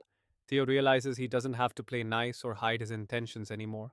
He asks them coldly if the dogs of a servant family really think they have the right to threaten him. His expression turns ice cold. He asks if they can actually handle the consequences of their words, you disrespectful lot. Everyone instantly freezes as a thick wave of bloodlust explodes from him, paralyzing the attackers and even affecting those standing nearby. Even with a blade at his throat, the pressure Theo radiates is terrifying. They're left wondering, what is this crushing power? One of them grinds his teeth, unable to believe this is the same idiot Jana they once knew. He realizes this man is a direct bloodline of Jana, with a claim to the throne, a powerful king holding the pieces. Remember, the Jana family rules the north and oversees all 6 of the great snow clans. When a lord like that makes a move, it signals the absolute end for that family's bloodline. Panic sets in. Threatening a direct descendant of the Jana house is a crime that could get their entire clan wiped out. Frustrated, they realize they've messed up big time. Since they weren't taught better, they'll have to apologize first. You and I saw this coming. Theo coldly orders them to be killed. In a flash, a shadow blurs past and the massacre begins instantly. Blood sprays everywhere as a blade flashes through the air with lethal precision. It's absolute carnage. Evelyn touches down lightly, looking completely unbothered after finishing off every single one of them. The crowd stands there with their mouths hanging open. Even Wellington is completely stunned by what he just saw. System update progress is now 70%. Exxon is so shocked he's literally lost his ability to speak. Theo calls out her name. Evelyn turns around looking serious and asks him a question. She wonders when he realized she was following him. He just sighs and says it was obvious. Theo knows that with her by his side, he can flip the script on anyone without a single worry. The room goes silent as the scene shifts to the past just before Evelyn's massacre, where a wine bottle is opened. Julius Sana laughs. He remembers her saying she'd never take on another disciple again. He asks if her new student is actually meeting her standards. Evelyn just asks if he has anywhere else to go. She notes he's always wandering around. Julius laughs, saying his only joy lately is making things difficult for her. He presses for an answer. Evelyn warns him that the wine he's drinking is incredibly expensive.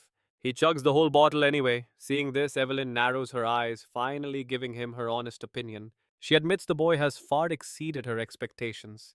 In terms of talent and attitude, he's the best she's ever taught. Julius is curious. Even compared to young Master Yon, who she also trained, she confirms he's better. She admits that when it comes to pure potential, the boy's ceiling is way higher than the young master's. This isn't just empty praise. She sees everything clearly with her own two eyes, which sparks Julius's interest. He sighs, wondering why the boy hid his true strength for so long. People don't just change overnight.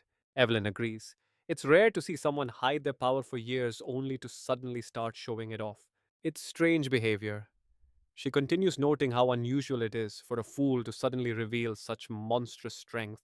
She remembers watching Theo practice. He looked like a man possessed, driven by something unseen. And that's where we leave it. Evelyn is deeply worried because it feels like Theo is being chased by something he can't escape. And that's exactly why she's so concerned. Let's dive in. As Julie sets the wine down, she's worried, and it is all because of that kid Theo. So just follow him. Evelyn is confused and asks what, but he explains the situation clearly. It might not be exactly what you are worried about, but trust me, something is definitely going to happen. Julius smirks, hinting that when young wolves looking for blood gather, they start fighting to set their rank. He touches the gear and wine. While you are there, try to tempt the guy a little bit. Evelyn blushes, finally realizing what he means. Julius keeps walking, mentioning he wants Theo to join the white armored dragon cavalry, making sure to emphasize both of them. Before heading out, Julius curiously asks Evelyn if she really thinks she can retire just because she can't ride dragons anymore. Go back and take responsibility for the person you introduced. I am leaving. Great wine. Evelyn is left there in deep thought. Looking at the expensive uniform and wine on the table, she sighs as the afternoon sun hits the building. Evelyn turns to see Theo Jana standing among the fallen bodies. She realizes he knew she was following and staged this entire thing. Maybe he joined the Serpent Dragon Society for this purpose from the start. He is clearly someone she does not need to worry about. She remembers clinging to the back of the carriage and wonders exactly when did he realize I was actually there. He is definitely not ordinary. Theo recalls it too. He felt her presence the very moment he stepped onto that carriage. As a Dragonheart owner, he admits he can push his perception to the limit. It is basically a sixth sense. Now pay attention because the stage is set and Theo Jana is about to call out to Evelyn with a heavy question. Most people here showed zero respect to a rightful heir. What is the actual punishment for a crime like that? That single sentence absolutely terrifies the crowd. They are all frozen, thinking, wait, what? Eve glares at them and says, by family law, immediate execution is an option. Theo is incredibly satisfied with that answer. He smiles slightly and gives the order, since these are just kids who haven't even done their awakening ritual yet. Just take one of their arms and end it there. Evelyn lunges at the group, simply answering understood. The crowd panics and screams for her to wait, but Evelyn moves like a flash, executing her strikes. The second son of the Ben family, the eldest son of the Red and White mercenaries. System update, progress is 72.1%. The fourth daughter of the CZ Merchant Guild, the third son of the CEL family. Tutorial mission B, escaping the name of the fool, Theo Jana, 75.1%. Eldest daughter of the How You family, progress is 79.1%. One guy weakly begs Axion, please, save me, please. He is crying and begging at Axion's feet.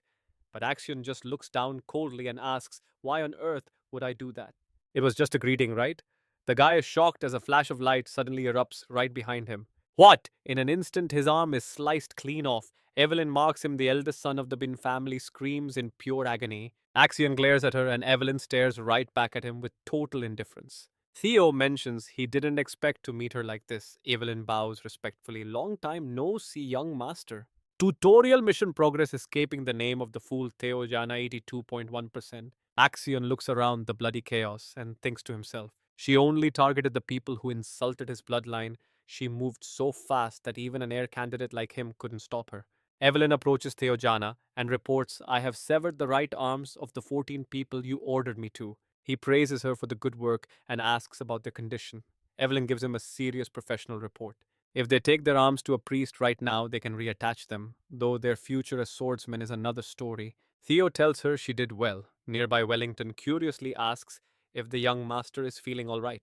You and I can see that Axion is finally realizing it. The fool from the Red Flower Palace is gone, replaced by someone dangerous. At that moment, a dark and wicked thought begins to take root inside Axion's mind. I want to crush you. Theo just steps forward and gives the order to leave. Evelyn and Wellington follow him immediately. Let's go. Action glares with pure malice, but Theo just looks back with a cold, piercing gaze. Theo walks right past him and places a hand on Axion's arm. He smiles mockingly and says, "Fun party, Axion." The system announces Tutorial Mission B, escaping the fool's title 72.1%. Before walking away, he drops one last line that makes Axion's blood boil. "See you later." And that's where we leave it. You and I just heard Axion's scream of pure rage echo through the entire mansion. All right, you and I are about to witness the moment Theo finally sheds his fool label and begins his real climb to the top. Theo walks away feeling incredibly satisfied, his mission finally checked off. There is a new refreshing bounce in his step as he leaves. But the real revenge is just beginning. The system grants him an experience potion, one that jumps him up 5 whole levels as long as he is under level 30. The sky quickly turns a deep shade of sunset. Fading evening light trickles through the window, signaling a heavy change in the air. Ai Mew is scanning documents when she suddenly freezes. Achyon stands there, totally helpless, forced to wait for his next set of orders. Both Ai Mew and Shoivan are stunned by the news. She snaps at him immediately, demanding that he repeat that one more time.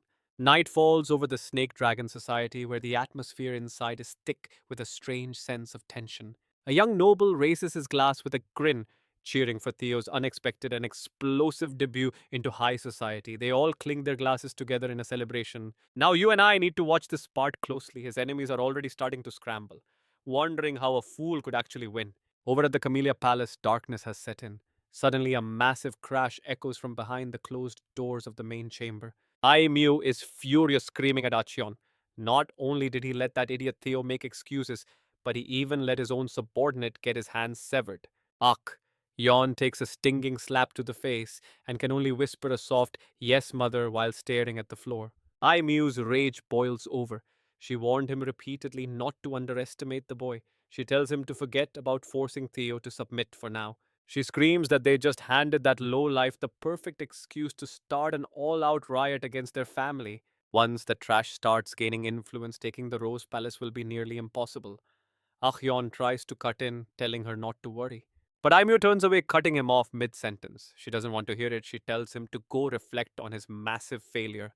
Her words sting as they echo in his head. He nearly ruined their grand master plan, all because he was chasing some petty, shallow amusement. Yon clenches his teeth in frustration and replies that he will definitely keep that in mind moving forward. The door slams shut, leaving Aimyo alone and fuming. She scoffs, wondering who the boy could have possibly inherited such an impulsive streak from. Shoivan chimes in, saying the boy is exactly like she was when she was young. Aimyo shoots him a warning glare. Is this some kind of joke? Shoivan stays relaxed, telling her not to get so worked up. The situation might not actually be as bad as it looks to her. You saw this coming, right? A new plan is forming. Let's see what they are plotting next. The Rose Palace belongs to the clan leader's inner circle, which makes it incredibly difficult for anyone else to seize control of it. Even if the leader ignores it because it is full of nobodies, it still carries his official backing. Shoivan emphasizes they must be careful. That is why they need the solid reason to strike. He clenches his fist to signal they just need the perfect excuse. Luckily, the mess Theo made at the Snake Dragon Society is perfect. He is becoming the face of the Rose Palace as we speak. We can take this entire incident and use it as the perfect legal leverage to finally crush them once and for all. Imew's brow furrows as she thinks. She is genuinely worried that if Theo gets any stronger, the Rose Palace's influence might expand and catch the leader's eye.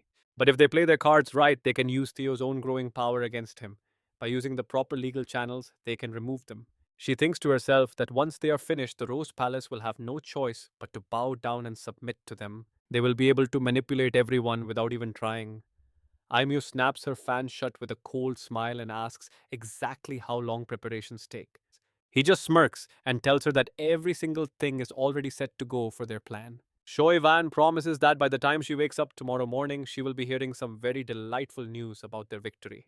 He hands her a small box and tells her to just relax, enjoy a warm bath, and get some good sleep for tonight. He even went as far as preparing a special scented candle from the volcanic mountains of the deep southern regions. Aimio embraces him, whispering that this is exactly why she loves him.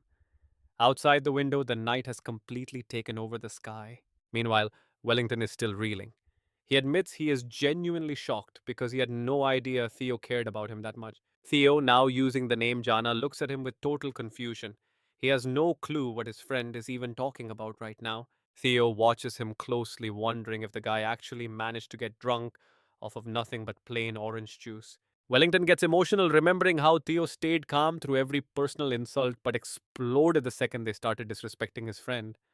Our hero didn't hesitate. He tells Theo that he feels deeply ashamed for being so useless, while his friend did everything to protect their honor.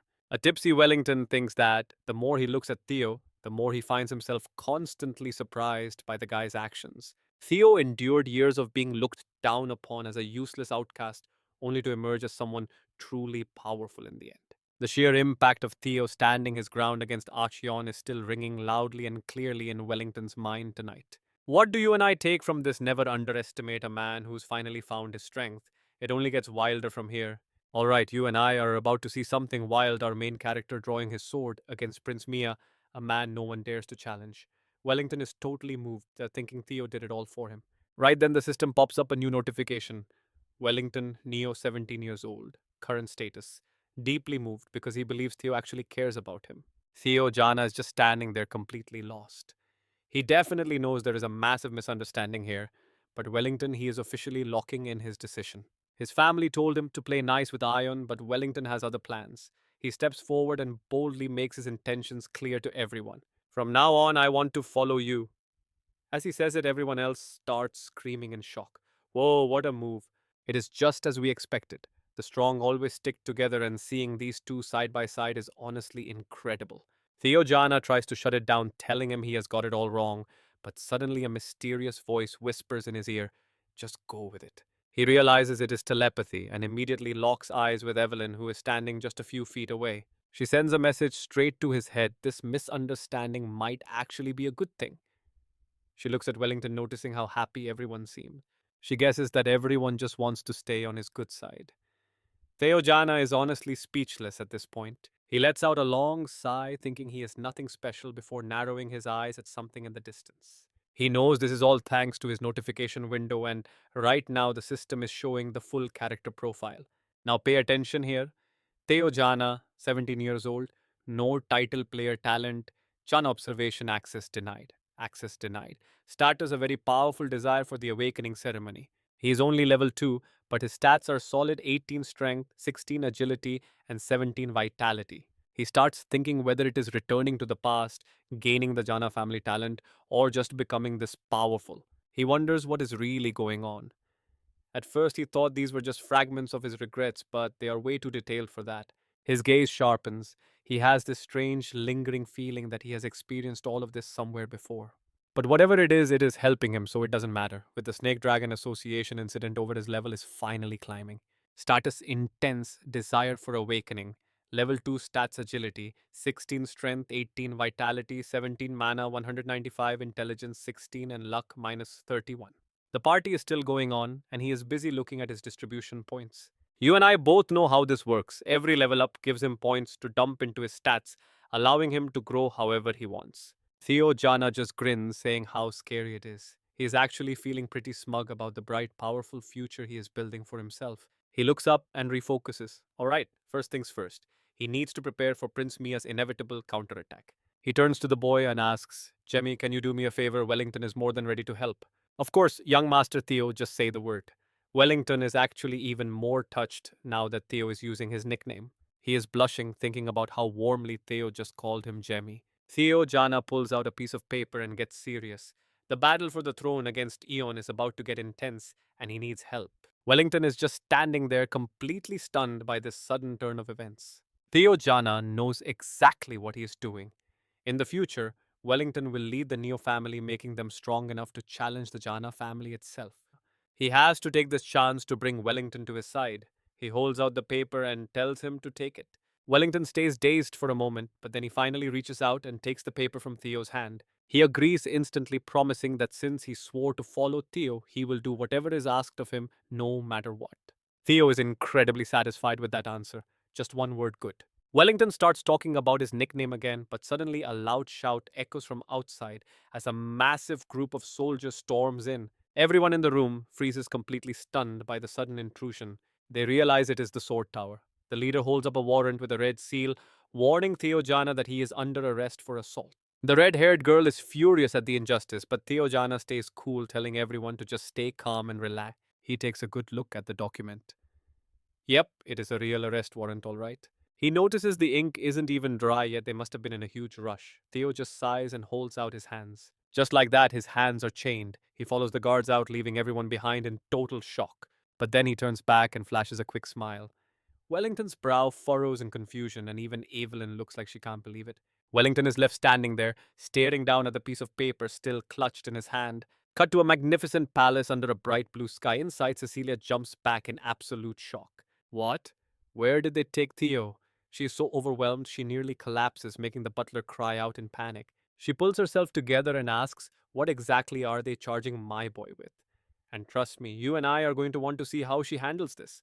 Alright, stick with me here, because you and I are about to see exactly how one man's rebellion shakes an entire empire. She gasped in shock, wondering if they would really take this to court while their whispers filled the heavy silent room. Yes, I believe so. Since he completely wiped out the Longhoi Association, this is not going to end quietly. Cecilia rubbed her forehead in pure exhaustion. Who could have guessed that a simple invitation to Longhoi would lead here? Don't worry, the boy will overcome this.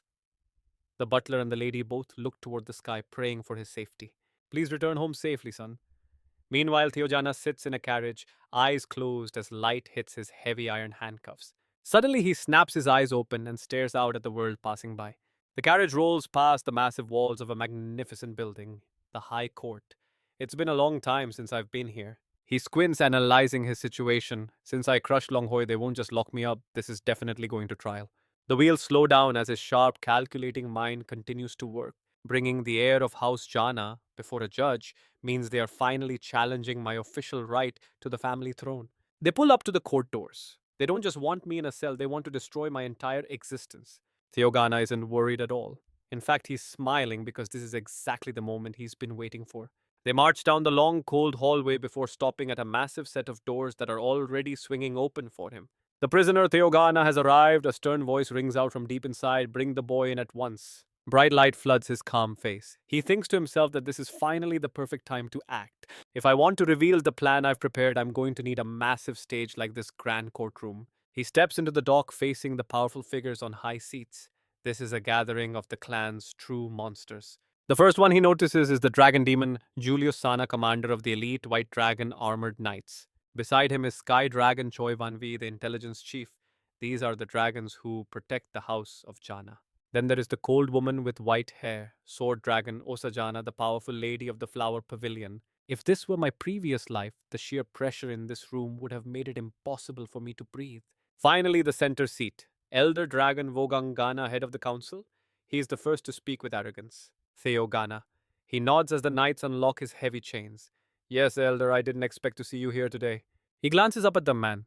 Elder Vogang is a man obsessed with bloodlines and pure lineage. To him, a bastard like me is just garbage. He won't even look at me, and he's not even trying to hide it. Vogang snaps. Stop the pleasantries. You know you've been summoned here to pay for your massive crimes, don't you? Then he begins to openly mock the boy before the crowd. The Ben family, the Zer merchants, and the Han A clan. Because of your idiocy, they are all cutting ties with us. He stares down with pure, unfiltered disgust. You are nothing but a bastard child. Do you have any idea how much damage you've caused? You are going to take full responsibility for every bit of it. Theo stands there, face totally blank, as he's accused of dragging the Jana name through the mud. He simply nods. You and I might think he's giving up, but pay attention to his eyes. He's about to turn this entire trial on its head. I was far too careless. I should have taken their heads instead of just their hands and feet. Everyone freezes. Excuse me, he continues his speech. Those people are our subordinates. We give them their land and their honor. In return, they owe us their lives and loyalty. That is the true code. Then he lists their actual betrayals. Yet those people dared to threaten their own master. He shouts now, his face twisting into a mask of pure rage. If I'd known they would be this disrespectful, I would have executed every last one of them on the spot. They needed punishment to restore the Knight's Code. How could I just stand by while our 1,000-year honor was being trampled? Julius Sana grins, clearly impressed by the boy's nerve. This is definitely going to need a very special punishment. Vogang slams his hand down in a fury. You dare mock me with this flowery, poetic nonsense in my own court? Osagana cuts in. I've heard your reasoning, and strictly speaking, your points about the code are actually correct. The elder is stunned as the sword dragon continues her analysis. House Jana is strong, but we aren't truly invincible. If we stop listening to the voices of our knights and vassals, this entire family will eventually collapse. And that's where we leave it for now. You and I both know that true power isn't just about brutality. Alright, you and I are about to see if our main character can survive the deadliest court in the north. Theo realizes Osa, the wife of the north's greatest swordsman, surprisingly doesn't seem hostile toward him yet. But suddenly a dark vision flashes through his mind, the Rose Palace crumbling into ruins amidst a sea of raging fire. Osa breaks the silence, telling him his punishment is fair. Theo calmly asks what that punishment is, as the others in the room narrow their eyes at him. 3 months of house arrest. Theo's heart sinks. The awakening ceremony is set to take place in just 2 months. The man snaps back, absolutely furious. How dare you talk back to us now? Osa understands his worry, so she makes a decision he'll be allowed to participate in next year's ceremony instead. Behind the scenes, Choi Van wears a silent, smug grin while watching the others handle the judgment. It's also decided that the 15 children Theo injured will wait until next year. Choi Van recalls Julius's earlier attempt to protest to this. Theo realizes that thanks to the dragon demon pulling strings, the punishment is much lighter than he expected. This isn't a total loss, though. Being forced to skip the ceremony is still a massive insult within the clan. Choi Van is loving this. If the Rose Palace is disgraced, his Camellia Palace will finally have the chance to take over. Once their plan is fully set in motion, the main character will be completely powerless to stop them. He assumes Theo will just accept it because if he's foolish enough to appeal, they can just kill him right there. Theo suddenly speaks up. I want to appeal. Now, here's the part you and I need to watch carefully. Everyone is stunned, and Choi Van can barely hide his wicked, mocking smile. To him, Theo's pride is a total gift. It's making their plan even easier to pull off than they imagined. Julius asks if he even understands what an appeal means. Theo stands tall, his fist clenched tight, with zero fear in his eyes. He knows. He realizes 3 months of house arrest is nothing more than a light slap on the wrist. The dragon demon definitely helped him out, but a simple slap isn't going to satisfy him. In a clan this proud, an appeal is essentially a declaration of war, and he hesitates before saying the word out loud. But there's no way he is accepting even a minor punishment for something he didn't do wrong. He smiles, knowing only the winner gets to speak. Suddenly, the system screen appears. The main scenario is now beginning. Julius and Osa are left completely speechless by his sheer arrogance. They can't believe what they're hearing. Outside, the sunset bathes the cold courthouse in a warm orange glow as system notifications begin to flood the air. Stick with me because this is where the secrets of this closed world finally start to reveal themselves. A massive mission notification pops up. Scenario mission number 1, the path of the successor. Meanwhile, at the Secret Z Merchant Guild base, a massive fire is swallowing the building in a roar of red light. In the middle of the inferno, a cloaked figure swings a blade, spraying blood across the floor with every strike. The sharp edge cuts down, sending the enemy swordsman crashing hard on to the ground. Blood pools as the cloaked figure stands tall against the raging flames, surrounded by fallen enemies and abandoned blades. A voice speaks from under the hood. It's Evelyn, looking cool as ever with a cigarette between her lip. So they really were hiding there. Wellington steps forward, clutching a small, mysterious chest as they move through the fire. Evelyn pulls her hood back to examine their prize, her eyes cold and fixed on the object. Back at the courthouse, Choivan is laughing, totally unaware that his Camellia Palace is already beginning to crumble. Theo Jana stands alone, facing off against the most powerful people in the entire family. The tension in the air is heavy. Vogang finally breaks the silence with a cold and disapproving look. He asks if Theo is really going to turn a 3 month sentence into an all out war. He mocks Theo for thinking he can fight 15 families alone, but Theo just stares back with a determined frown. That's something I have to handle myself, he says, staying perfectly calm despite the pressure. He points out that when power gaps are this big, a representative battle is the normal way to settle the score. Julius stays silent, thinking to himself that an appeal usually means a brutal war between factions. However, when a full scale war is impossible because one side is way too strong, there's another option. Each side chooses a champion to settle the conflict in a one-on-one duel to the finish. The blue faction will bring their best swordsman. It's time for a representative battle. As proposed, the defendant's representative will be Theo himself, while the other side is almost certain to send their starfighter Sion. Trust me, you and I are going to want to see what happens next. Stick with me, things are about to get intense. If that happens, Theo is guaranteed to lose. So why choose this path? Could he be hiding some kind of secret scheme right now? A theory forms in his mind. If Theo thinks Evelyn or I will represent him, then he is dead wrong. Theo speaks with total confidence. According to the rules, we choose a representative and hold the battle in 1 week. While he asks the elder for his thoughts, a sudden realization strikes him. It is an obvious tactic, and under this heavy pressure, someone starts calculating their next move. He is betting on Evelyn or the demon dragon to fight for him, but with their pride, they will never agree. You will have to fight alone. Choi Van smirks with arrogance, planning to drive his enemy toward death. I will send action to finish you and make you understand your lowly place through your own death, he says quickly. Fine, let us talk about the representative. Suddenly, a powerful voice booms through the room, shocking everyone. I always thought you were just a quiet child. The doors burst open, flooding the entire space with blinding light. A massive silhouette emerges from the glow, and his commanding presence makes the air feel incredibly heavy and suffocating for everyone inside. Theo is frozen in shock. But you have grown quite cunning. The red eyed man growls coldly, noting how much his son has changed since their last meeting. My son. Great clan leader Kiliana steps forward with immense authority, revealing everything he knows so far. I heard about your situation on my way here. It seems you have found yourself in quite a mess. I hear you want to appeal through a representative battle. Theo hesitates before finally confirming the truth. He rubs his chin and mutters, if that is the case, it will be very difficult for you to participate. Watch closely here. This next question is a massive test for our hero. Who exactly do you plan to choose as your representative? Choi Van mind begins to race. Wait, could this be Theo Bose's head looking completely dejected? Who would represent me? Nobody. I already planned to step up and fight this appeal myself. The father face darkens. Then you will lose. Theo glares back, refusing to accept defeat without trying. He places a hand on his chest and declares, even if I am forced to bend, I will never break. Kiliana suddenly smiles. He looks to the sky and lets out a thunderous laugh.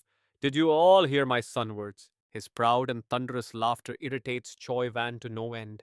Even if I am pushed to the limit, I refuse to lower myself to your level. Osa and Julius remain silent watching. No words describe the Jana clan pride better than those. Kiliana laughs with hands on his hips. Your attitude truly pleases me. Theo quickly thanks his father. He smirks, knowing the representative battle was just a decoy to reveal the truth. He remembers Wellington and the mission. It feels good to stop hiding the facts. Evelyn and Wellington are already busy gathering evidence of Mia's treasonous and dangerous conspiracy against the entire clan. You saw that too, right? He is about to win without even lifting a finger. Suddenly, someone speaks. I will give you a direct chance. The Jana clan leader makes a thrilling proposal. Forget the trial. If you can withstand just a single strike from me, I will clear you of every crime. Theo eyes widen in shock. One strike, his father tells them to head outside immediately. A panicked voice calls out to stop him. Choi Van grinds his teeth, his hand trembling. With a look of pure dread, he frowns at the father decision. Testing him with one strike means acknowledging him as a peer. If he survives, the clan leader will fully accept him. I do not believe that bastard Theo can actually survive such a devastating hit. He tightens his grip, terrified of any chance for Theo to succeed in this test. He must prevent him from gaining favor. Shoivan tries to sow doubt about Theo Bloodline. A cold, majestic voice cuts him off, making him jump in fear. Heaven Dragon. His eyes glow red with fury. Shut up. If a vassal dares to speak like that, just eliminate them. Terrified, he backs down immediately. I understand, clan leader. Kiliana glances upward. He looks toward the ceiling. Do you have something to say? Demon Dragon, you have been giggling for a while. Julius smiles and closes his eyes. Nothing, it has just been a long time since you have shown this much interest. And that is where we leave it. You and I are definitely going to want to hear his answer. You and I are jumping into a story where a single strike changes everything. Our hero stays silent, realizing his world has shifted in ways he never thought possible before this very moment. His original plan had completely collapsed, but it seemed he had already calculated his very next move. A smirk plays on his lips, thinking this change is fine. Once again, he bows with fake humility and says, Father, that burden is simply too heavy for me to bear. How could I possibly compare a single strike from you to a standard battle against mere vassals and regular soldiers? The clan head looks at him with suspicion. You do not dare face me. He looks back, refuting the claim. No, I only mean that this deal feels unfair. Kiliana, confused by the boy's audacity, immediately asks him, unfair. He explains that since the trial has become much harsher, his compensation should also be increased to match the risk. He looks at him with pure amusement. Oh, for example, Theo turns to look up at Shoivan, who watches him with a cunning and scheming expression. But as Theo speaks his mind, Shoivan freezes his teeth, grinding in pure, unadulterated rage. Like the Camellia Palace, for instance, Shoivan curses him under his breath, thinking the boy is insane for trying to negotiate a deal with the powerful clan head. Watching this, the old man scoffs and laughs triumphantly. This brat clearly has no idea what his actual place is. A deal is only meant for equals, and he's certain that such arrogance will lead the boy to an early grave. However, Kiliana's reaction is the exact opposite of what he expected. With a satisfied look on his face, he speaks. If you're aiming for the seat of successor, you'll need guts, like that. Then, looking up cheerfully, he asked the crowd, "Does anyone here have an objection?" Hearing his name called, the man quickly bows in deep respect. "Everything in Jana belongs to you, my lord. How could I possibly comment on your divine decision?" He nods in approval. "Good, then prepare the arena immediately." With those words, he turns and walks away with an imposing aura. Now pay attention, because the stage is set for a showdown that no one expected.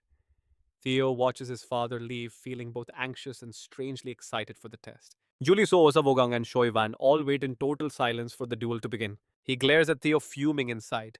Damn it, the trap I set for that brat has turned into a stage to boost his reputation. He tries to calm his nerves. There is no need to worry, he thinks, while carefully observing Theo's expression and posture to judge his actual strength. Even if the boy has grown stronger, there is no way he can survive a direct strike from the clan head. Even high-level swordsmen would struggle. He scowls, praying deep down that Theo will die right here. He absolutely must die today. Theo glances over and gives a subtle smirk. I bet I know exactly what he's thinking. Too bad for him, that is not going to happen. He stands in silence, lost in thought about the tutorial rewards he just received, completely unaware that Kiliana is watching him very closely. The man strokes his chin and mutters, "Did you drink some kind of elixir when I was not looking? Even then, such a rapid transformation is just insane. I do not really care how you got strong, though." Theo breaks into a cold sweat. He is incredibly sharp. Even the nine dragons didn't notice this. He continues after a brief pause. "After all, you are my own flesh and blood." He rests his sword on his shoulder under the glaring sun and asks if he is ready. Theo nods, firmly gripping his weapon and saying yes. He smiles and raises his blade, speaking kindly. "I plan to use my great sword, but since you cannot even use mana yet, I will use this one instead. Do you have any objections?" Theo shakes his head quickly. "Of course not, my lord." Kiliana looks pleased as his entire body begins to radiate a fierce, glowing red energy. It is like a wildfire roaring against the wind. The sword in his hand flashes, reflecting the brilliant light of the overwhelming power surging within him. "All right, then." He grips his weapon tightly, eyes full of excitement as he shouts for them to begin. Meanwhile, Theo's body is trembling, struggling to stand under the soul-crushing pressure. Theo is stunned. To think he can radiate this much pressure using nothing but his raw battle spirit. He walks forward slowly. "I am surprised you are still standing. You and I know he has been hiding something big. His strength has tripled, and despite the heavy tension, a confident smile plays on his lips. Of course he can stand." He remembers the blue item bottle he received as a reward for completing the special experience elixir tutorial. The system displays the data. The experience elixir is a powerful potion that grants a 5-level boost. It only works under level 30.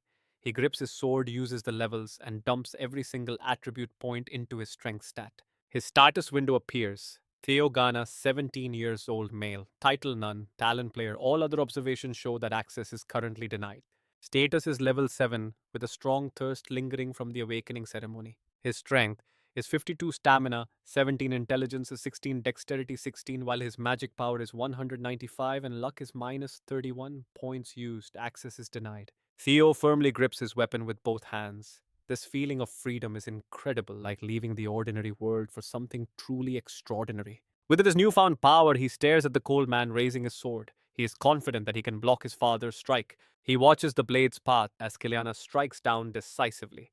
"Trust me, you and I are not going to want to miss what happens next." A sharp, powerful light leaves everyone frozen in suspense while Axion watches the unfolding chaos with pure, twisted joy.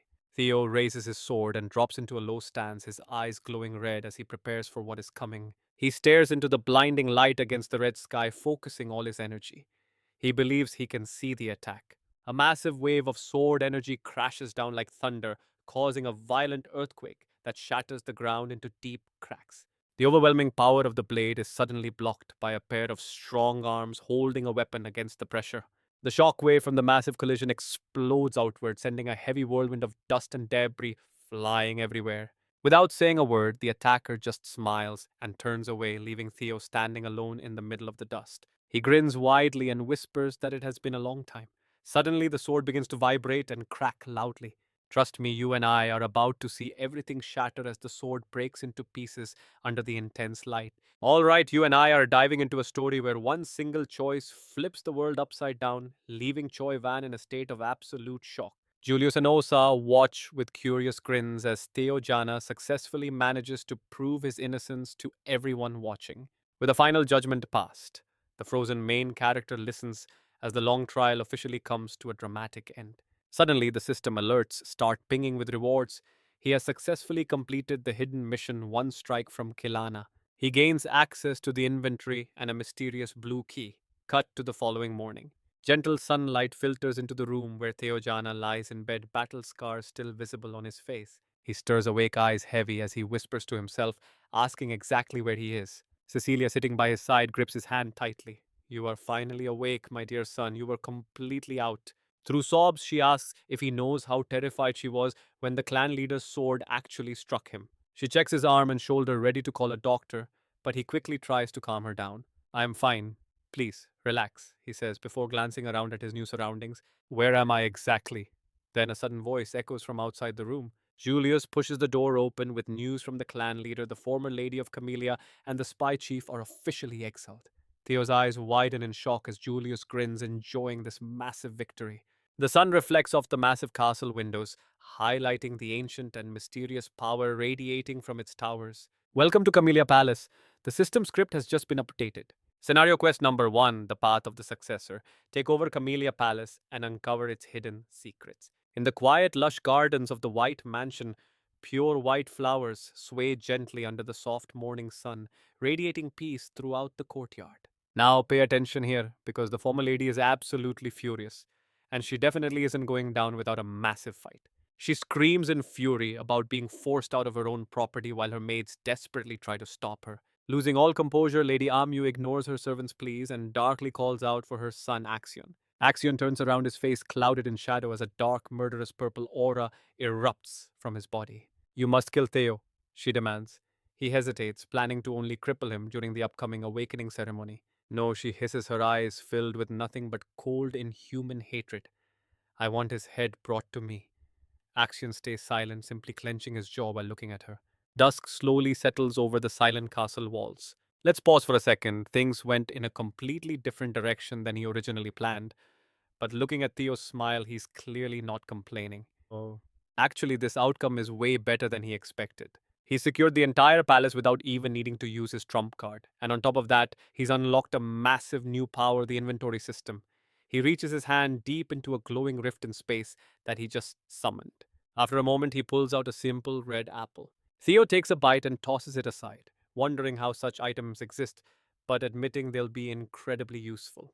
He reaches into the inventory again, this time pulling out a mysterious blue key that catches his eye.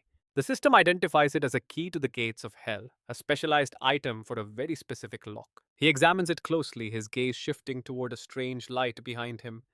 This key, it definitely belongs over there.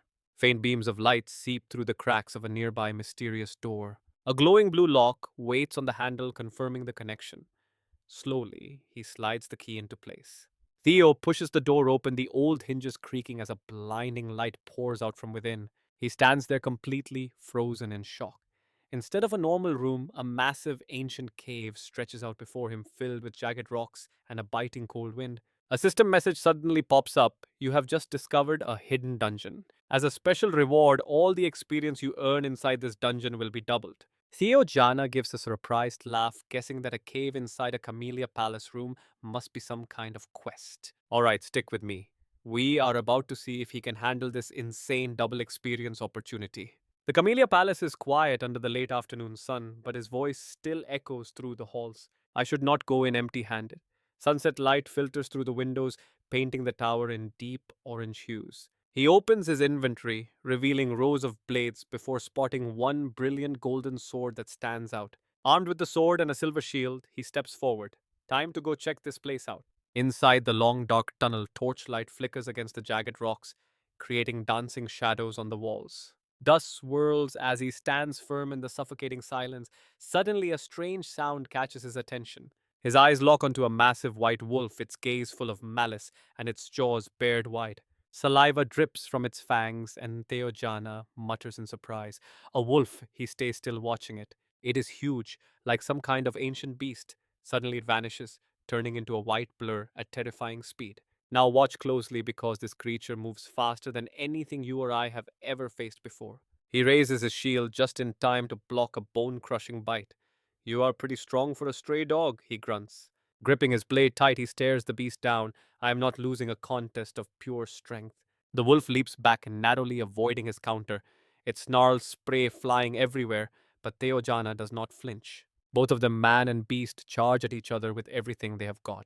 The cold steel swings as claws tear through the air, creating powerful gusts of wind. He blocks a pounce, realizing the wolf is thick and fast. Half-hearted hits will not be enough to hurt it. Analyzing the creature's power, Theojana realizes this is definitely no ordinary predator. This thing feels as dangerous as a monster from the demon sea beyond the northern wall.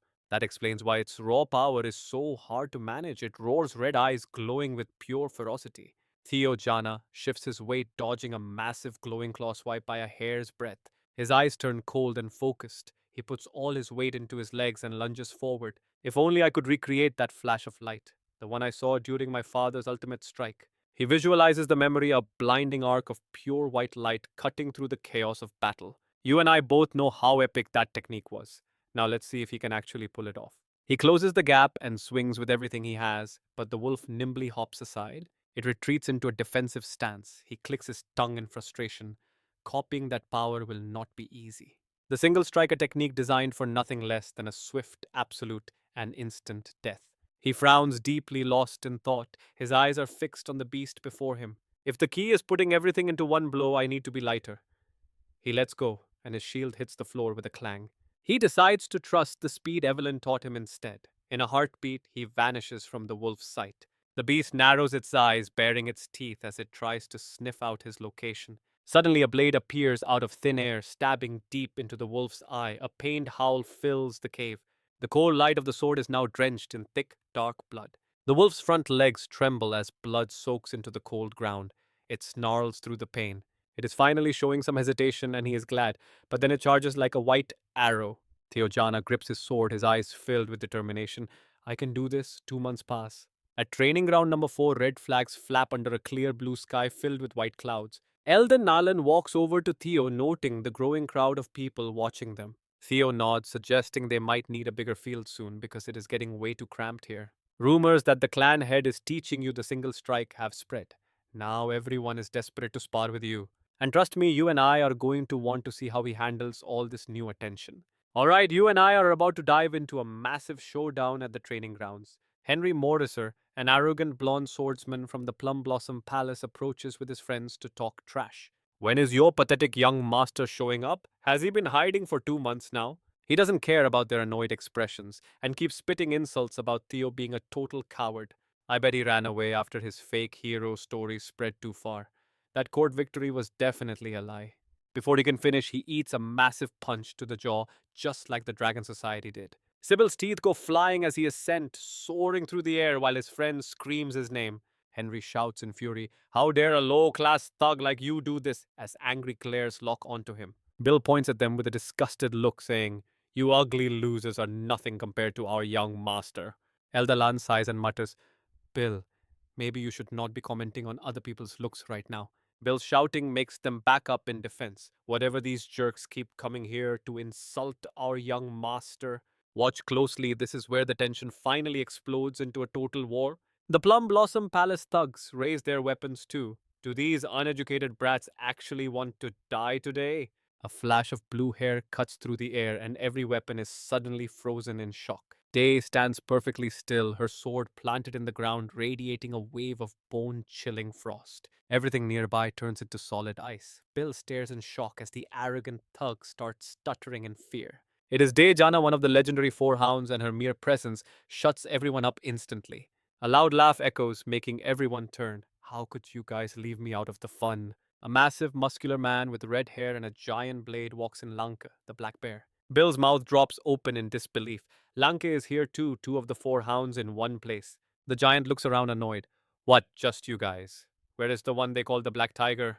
When they don't answer, he roars, eyes glowing. Are you deaf? I said the Black Tiger, the master here. Unlike the furious giant, Theo Jana just stands there in silence, looking completely calm. While the chaos erupts outside, let's check in on our main character who is fighting for his life. Covered in sweat and blood, his hands grip a shattered sword.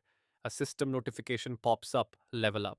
Inside the dim cavern, the only light comes from a small flickering torch. A powerful figure sits atop a pile of dead beasts as the system pings repeatedly with level up notifications. He has hunted 170 monsters.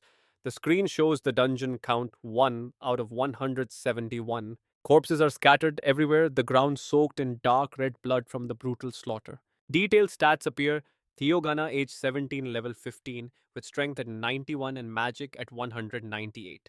His health is 20, his luck is a terrible -6, and access to other data is denied. Theo Jana opens a recovery potion and drinks it slowly to regain his strength. Watching the red glow flow through his body, he looks at the empty bottle and sighs. I almost died a few times, but this stuff saved me, he thinks. It is a beginner grade healing potion. The item restores 10 health points and heals wounds. Around him lie the corpses of countless wild wolves. He used up many swords in this battle. It was hard at first, but it is getting easier now. 2 months have flown by. Suddenly, the system alerts him one monster remains in the dungeon. Theo's eyes turn sharp. With only one left, he looks up at the endless flight of stairs. That usually means a boss is coming. Entering the 5th floor, Theo slowly climbs the steps. He looks at his broken sword and tosses it away, reaching into his system inventory for a replacement. He pulls out a ceremonial sword, the one his mother gave him for his birthday. He remembers his past life when he argued with her and let this gift rust in a corner. Looking closer, he realizes it is a high-quality blade forged from pure snow-white steel. He feels a wave of emotion as he remembers the day his mother, Cecilia Jana, opened his door. And that's where we leave it. Trust me, you and I are going to want to see what happens next. Alright, you and I are diving into a story where bloodline is everything and our main character, Theo Jana, isn't playing around. His mother waited until midnight to give him a gift, but he just snaps, telling her he's too busy for birthdays with the awakening ceremony coming up. His gaze is freezing as he stares his mother down with total indifference. He tells her equipment can't change their bloodline and demands she leave immediately. Cecilia Jana is left standing there completely stunned by her son's coldness. As he looks back at the past, Theo's voice turns heavy and dark. He walks forward with a straight back, swearing not to repeat the mistakes of his previous life. Suddenly, the system warns him this is a boss room where a powerful beast is about to appear. Please be careful. Theo's breathing turns ragged as he spots a massive tail, razor sharp claws, and giant fangs ahead.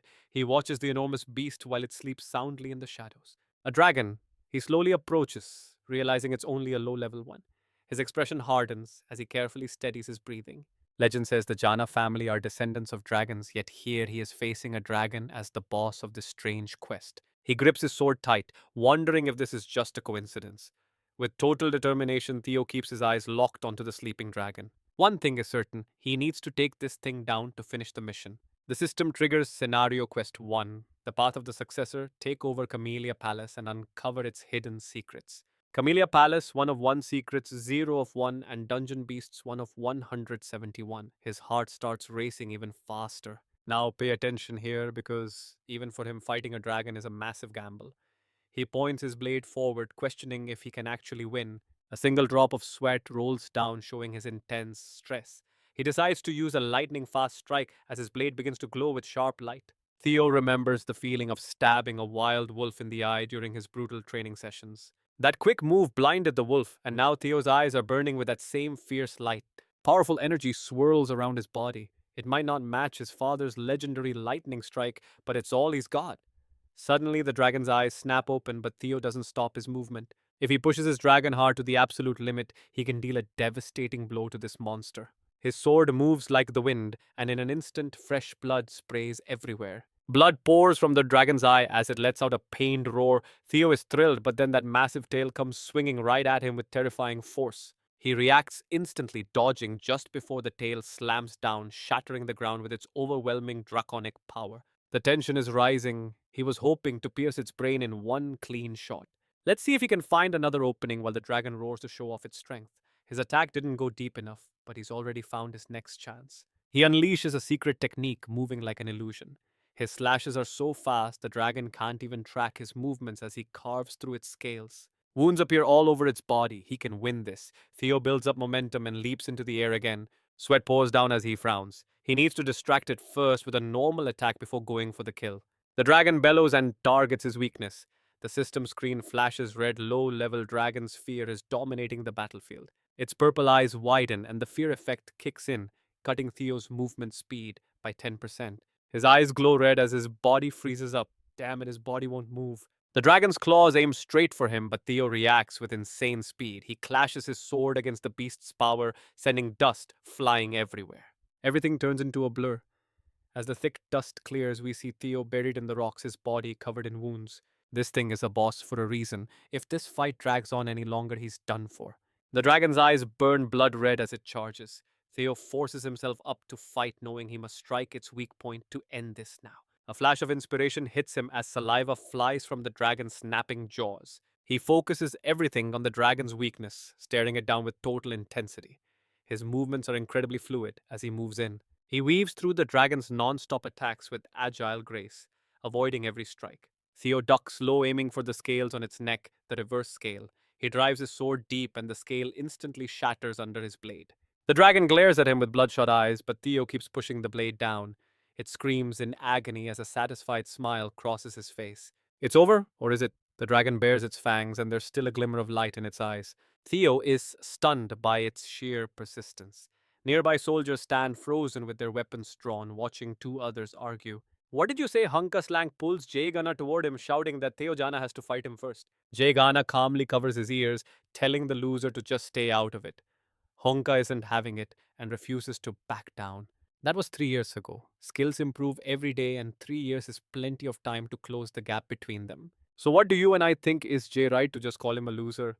We're about to find out. Stick with me as we dive back into the chaos. Hankaslanke grips his hands tight, veins popping as he charges forward with his blade. Fine, let us settle this once and for all.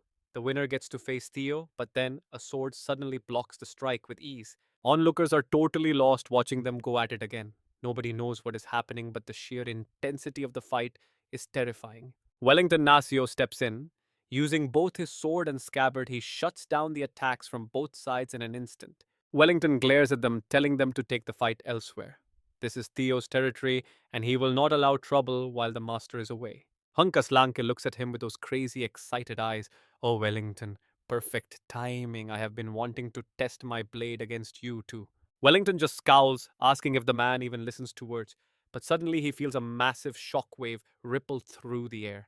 Everyone else freezes in their tracks. They can feel an overwhelming amount of power surging up from deep beneath the ground. Wellington is stunned. Where is this bloodlust coming from? Theo Jana emerges like a literal demon, and the sight is hard to believe. The pressure is insane.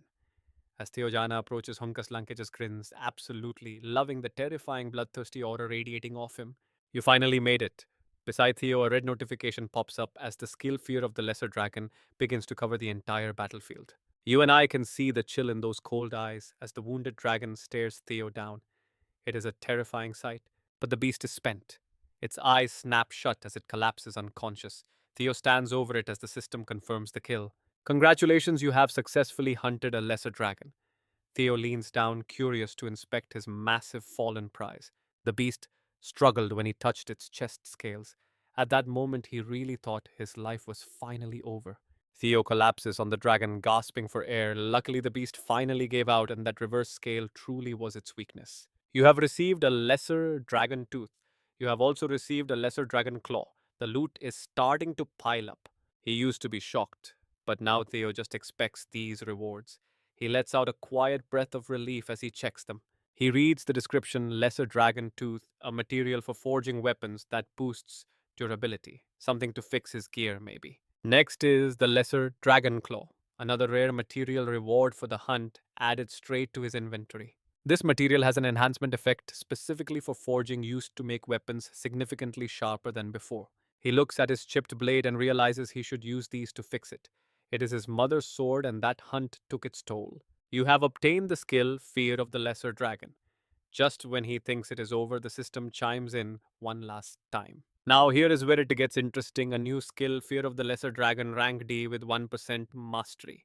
It radiates the signature aura of a dragon, overwhelming anyone nearby and striking pure terror into those weaker than the user.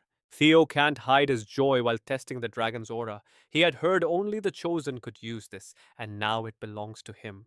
Looking at the items appearing before him, Theo hesitates for a moment. He is not entirely sure if they will be useful back in Jana. Man, he is just not sure if this stuff works there. He scratches his head and starts walking, knowing that place is full of masters. The system confirms the Mia dungeon is complete.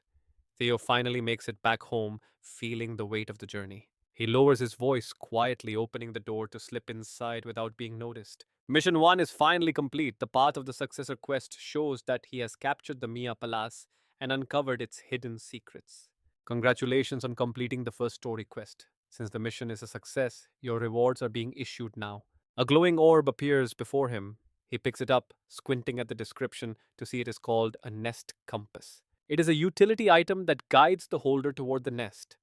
Looking at the eye shaped object, Theo just nods to himself. The nest compass. He holds it up to his eyes, wondering if this is the key to whatever mission comes next. Theo decides to tuck it away into his inventory for later. He is completely drained, his energy spent after everything that happened. He stumbles forward, barely able to keep his eyes open. He just needs to get to his room and sleep this off. Suddenly, a servant runs up in a panic. Young Master Theo, we finally found you. There is an emergency. Then she sees the blood. She screams, asking where he has been and why he is covered in gore. Theo just sighs, asking her what is so urgent. Oh, right. She remembers why she came.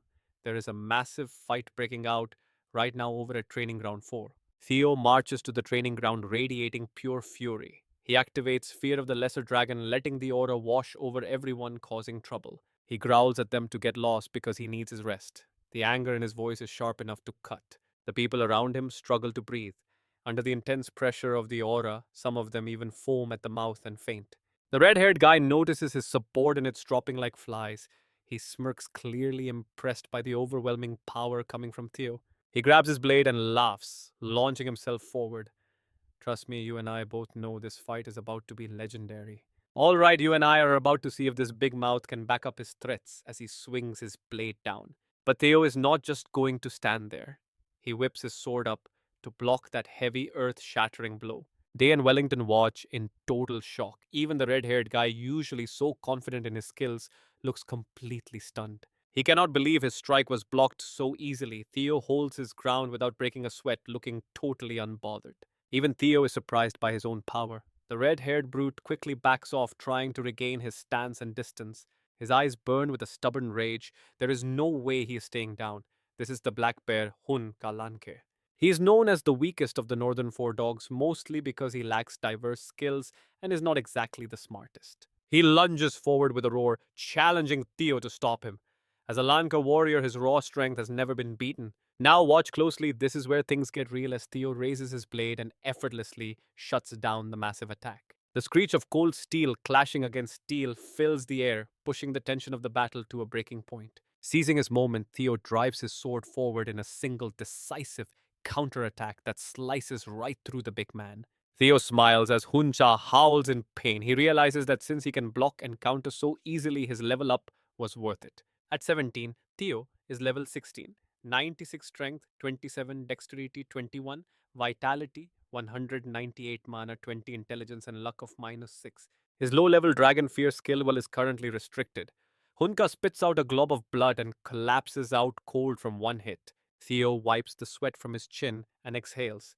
He had put all of his strength into that swing without even realizing it. Luckily, Hun Kalanka is famous for being incredibly durable. He is not dead, he has just been knocked completely unconscious. The crowd is confused, but they are thrilled to see the hated bully finally defeated. Everyone starts cheering for Theo in the streets. Young Master Theo defeated the black bear. He took down one of the legendary four dogs with just a single strike. Theo looks down with doubt. Wait, he is still alive. But as he speaks, cracks begin to spread across his own sword. The blade shatters, leaving him staring at a useless hilt. While everyone else celebrates, Theo is the only one looking totally pale. The sword from his mother is ruined. The crowd thinks he is so strong he broke it, but Theo is just screaming in confusion. Day and Wellington just watched from a distance, unsure of what to say about the chaotic scene they just witnessed. Day narrows her eyes, remembering a freezing, snowy day from their childhood. Theo had approached her while she was shivering in the cold. He asked why she was wandering around in such thin clothes. Despite the frost, he gently wrapped his own scarf around her neck. Let me put this on you, he had said. Even though his own face was red from the cold, he only cared about her. He grabbed her hand with a bright smile and led her away, saying it was better to go to his house first. Feeling that sudden warmth, Day followed him in silence. She watches him through the crowd now, remembering how he promised to help her. A faint, rare smile touches her lips. Then Day turns and walks away, leaving a totally bewildered Wellington standing there in the street. You and I saw that too, right? He cannot believe it did. The ice cold Day Gana and actually just flash a smile. Later that night at the Camellia Palace, Theo is blushing and hiding his face while the servants set off party poppers and cheer. Congratulations, Black Tiger. You did amazing, young master. The girls crowd around him, praising all the hard work he put into training. They tell him he just needs to keep this momentum until the awakening ceremony. They are all certain that he can do it. Cecilia drops a massive plate of food in front of him. His mother starts shoveling food into his mouth before he can even protest. Try this abalone. It is a rare catch from the sea, grilled with premium butter from the Soul Mountain farms near our home. She keeps explaining how they carefully raise the temperature just for him, but Theo is already starting to feel totally stuffed. Cecilia does not stop pouring more food into his mouth. Try this chicken. It was raised on acorns from the western deserts. These birds were specially processed at the perfect age to make sure the meat was as tender as it could possibly be. It was stewed with imported ginseng from the distant eastern land of Duan. Theo silently prays for mercy as she keeps feeding him. Looking at her, he remembers the day his mother was killed. His eyes grow sad for a moment and he just continues chewing. Under the warm sunset glow, he realizes just how lucky he truly is. It is delicious, Mom, he says with a soft smile. After dinner, they both stare at the broken sword on the table. Cecilia gasps, clutching her face in total and utter disbelief. Theo awkwardly explains the situation, telling her that it just snapped while he was practicing earlier in the day. He takes off his hat, feeling guilty. I am so sorry, Mom. It was a precious birthday gift that you gave to me. But Cecilia is not even listening to his apology. That old hag, she screams. Theo just looks at her with a confused expression. And trust me, you and I wouldn't want to be that blacksmith. She swore this no steel sword would never ever break. Stick with me, Theo is shocked to hear about the rare ironwood from the southern forests. She claimed only the rarest and most precious materials were used, but clearly that was a total lie, because a high quality sword would never have snapped this easily. He recalls the facts. Ironwood is a very special tree that grows by literally absorbing iron from the earth as it develops. It is considered a rare material because it stays flexible like wood while remaining as durable as solid steel. I knew it was good, but not this valuable. Where exactly did you get a sword like this from, Mother? This is simply unacceptable. I'm going to go and demand that she makes you an absolutely perfect sword this time. Seeing his mom getting fired up, Theo tries to calm her down, insisting any other sword will work just fine for him. She stands her ground, determined. No way. People are finally starting to recognize your true worth, my dear son. We have to be thorough now. Besides, your awakening ceremony is less than 1 week away, is it not? I cannot let you participate with an old weapon. Cecilia marches out, ready to handle this business right now. Theo follows her, completely confused. Where are we going? She answers with one legendary destination in her mind. Pay attention. Here we are heading to the legendary Batkwe workshop, one of the three elite weapon producers in all of Wintersa. This place is famous for its massive scale. It is basically a giant weapon factory for the military elite. But the real secret to its fame is the incredible master who runs it. A legendary artisan, ranked as a special case by intelligence and a master blacksmith, one of only two experts to hold that title in Ganana. They call her the capitalist goblin. When the demon blacksmith Kiarson spots them, she is actually quite surprised. Well, look who it is. Theo is stunned. Why does his mother know the legendary and terrifying demon blacksmith? Cecilia frowns. You still haven't quit smoking. Theo just stands there, his brain completely short circuiting from the shock. Kiarson approaches them with her hands up. Sorry, customer, but our mother daughter relationship ended the very day you decided to walk away from me. Theo looks between them in total shock, his mind racing to process this sudden and intense family reunion. I always thought my mother was an orphan with no family, but now you are telling me the legendary Kirsten is her mother. I know what you are thinking. Having one-fourth elf blood definitely explains why our main character is so insanely handsome. Since Cecilia is silent, Kiarson asks what brings them here today. Cecilia suddenly throws the sword down, demanding a replacement for what she calls a clearly faulty product. Kiarson catches it offended. Faulty, how dare you insult a blade forged by my very own two hands? Even as she speaks, the master blacksmith senses that the weapon in her hand feels unusually light and hollow. She pulls it out and finds only a hilt. Cecilia snaps back. If it is not faulty, what else could it be?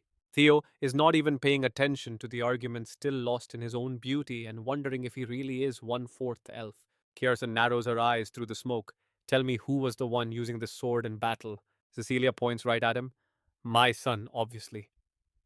Kierson turns her gaze toward the boy standing behind her daughter. Warning her mother to be polite, Cecilia declares that Theo is the genius destined to rule Jana from now on. Theo bows respectfully to greet her.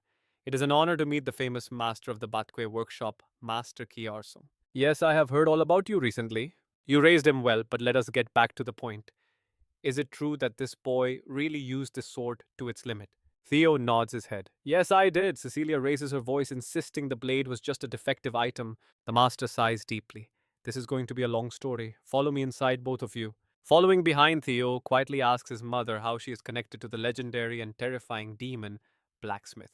He asks again, stunned, is that woman really your mother? He can't believe what he's hearing. Cecilia admits she rarely mentions her past. She nods, her expression softening as she looks at the master. She was the foster mother who raised me for 6 short months. Theo realizes his imagination went too far. Cecilia smiles, remembering how the master loved everything beautiful, whether it was jewelry, music, theater, or even the talented people around her. That is why she adopted me. She must have liked you a lot. Kierson looks back at them. Enough. Stop talking about the useless past already. Cecilia just laughs, knowing her mother feels quite differently. Theo asks why she ever left this place. Cecilia hesitates, not quite sure how to explain it to him. Kierson answers with zero emotion. The girl left on her own, claiming she would become the wife of the Jana clan chief. Trust me, you and I are going to want to see how this family drama unfolds next. All right, you and I are about to see a secret that's been hidden for lifetimes. Thinking of her husband, Cecilia glows, gushing about how handsome, masculine, and doting the clan leader is. John scoffs, saying even after running away, she still crawled back last year to beg for a sword. I've never seen such thick skin. Cecilia pleads, Mom, please, why say that in front of my son? John fires back, am I wrong? Watching them bicker. Theo feels a strange, unnameable emotion swelling up inside. He's never seen his mother like this. His fists clench as he drowns in deep self reproach. It seems I never truly understood my mother in my past life. I was such an ungrateful son. Was I too obsessed with the family? Theo's eyes darken, noticing the demon blacksmith cares deeply for her. Why didn't she do anything in my previous life? John stops abruptly, cutting off his train of thought. We're here. She points to a massive door. This is my office, the master's private workspace. Why bring us so deep inside? You should forge him the best sword as an apology. John pulls him. She leaves a firm instruction. Wait outside for a moment. Cecilia's words are cut short. Wait, what? Before she can protest, the door slams shut. Left outside, she calls out in worry. Mom, Theo hesitates. My son. John finally lets go of his hand, her expression turning deadly serious and cold. Now pay attention, because this one question changes everything for our main character. Do you have a relic of the primal dragon? He repeats it, confused. A primal dragon. You mean the ancestor of the guardians protecting our great clan? I've heard legends that our ancestors distributed the primal dragon's treasures across the continent to their worthy descendants. But John angrily draws a hilt. Legends, ha, you're playing dumb if you don't actually have a relic. He freezes as tears well up in her eyes. Then how did my masterpiece end up in this state? I poured my heart and soul into this blade. It couldn't break unless it hit an actual dragon relic. He didn't expect things to go this way. John stares at the broken hilt, muttering about its incredible value. Theo stammers awkwardly, oh, I am so sorry. He wonders to himself it only broke during that dragon fight. Why is she so obsessed with relics? John turns and heads deeper inside. Fine, forget it, showing you will be much faster than just explaining. Her hands brush against tangled chains surrounding a heavily sealed coffin. She turns and asks, what do you see? You see that too, right? Theo's eyes widen as he stares at a mysterious light she might not even see. Looking into that blue glow, a quest appears, the same light from the dungeon door in Camellia Palace. Seeing his face, she whispers her assessment. I can't feel a thing, but clearly you're seeing something important. Based on your reaction, she says, shaking the massive coffin. I've tried opening this box countless times to claim what's inside, but failed. She drops it, raising thick dust. Her hand glides over the surface of the coffin, the legendary relic of the primal dragon. Long ago in the age of myths, the primal dragon pulled a tooth to forge the moon sword. If you can break the seal on this box and successfully draw the blade, the sword is yours. Theo is hit with one shock after another. John looks up, a warning smirk playing on her lips. But this could cost you your life, so tell me, are you actually brave enough to try? A drop of sweat rolls down his face, but a confident smile quickly forms. That sword belongs to me. Scenario number 2, Quest. The path of the successor, chosen by the relic of the primal dragon itself. The moon sword weapon of the Black Snow Leader and one of the 9 dragons, the Black Dragon. Its true form remains a secret because most who have seen or heard of it are dead or missing. However, the Black Snow Leader gazes at the newcomer. You can see it, can't you? Theo is stunned. I've stumbled upon the moon sword's true form, but why did the Black Dragon spare my life back then? The figure rubs their chin in deep thought, wondering what to do. Then back to the present moment. He watches John touch the coffin. The Black Dragon's moon sword is here, and it's a primal relic. I meet the Black Dragon again 4 years from now, so John kept this blade all this time. She looks up, asking one last time if he will try his luck, and trust me, you and I are going to want to see this. Bridge 1, all right, you and I are about to watch the exact moment a weak kid claims his destiny. He saw the lock. Theo studied it for a moment. This seemed just like opening a portal. He pulled the key from his spatial storage. This blue key was exactly what he needed, an item specifically designed to unlock the conditions of this dungeon gate. Ko Di-sung watched in total shock as Theo took the key and gently slid it into the coffin's ancient lock. He turned the key and suddenly the coffin erupted in blinding light, shaking so violently that Theo had to jump back. Ko Di-sung was startled and rushed toward him shouting, but it was too late. A black shadow surged out and swallowed Theo. He panicked, feeling like he was drowning. What was happening? The absolute darkness began to completely consume Theo's conscious mind. When he finally blinked his eyes open, the chaotic scene became clear. Why was he standing back inside the Red Flower Palace? In front of him, John was lifting him up by the head. Theo suddenly remembered, oh, right, he was far too weak then. Bridge 2, now pay attention here. This is why Theo is so desperate for power to defeat Jendon and finally crush that palace. A massive bird approached, opening its mouth to swallow him whole. But Theo was ready, his eyes flashing with sudden cold fury. He reached out and clamped its beak shut before the creature could react. In a freezing tone, Theo began to speak, manipulating people's minds by exploiting their thirst for power. It's really no surprise that this is a monster sword, is it? The creature felt insulted and growled back, how dare you be so insolent? How can you even stand against me like this? He held the beak tight, his face expressionless. I moved past the despair you once tried to show me a long time ago. Do you think I would be tempted by your pathetic power when I have missions to complete? The bird shrieked back in frustration. The space began to brighten as Theo studied the creature. You look nothing like the beast named Guy I remember from before. That monster was at least 10 meters tall. Now you are barely my height. The bird flapped its wings, desperate to get away. Theo pulled his fist back. Perhaps you have been sealed away for too long.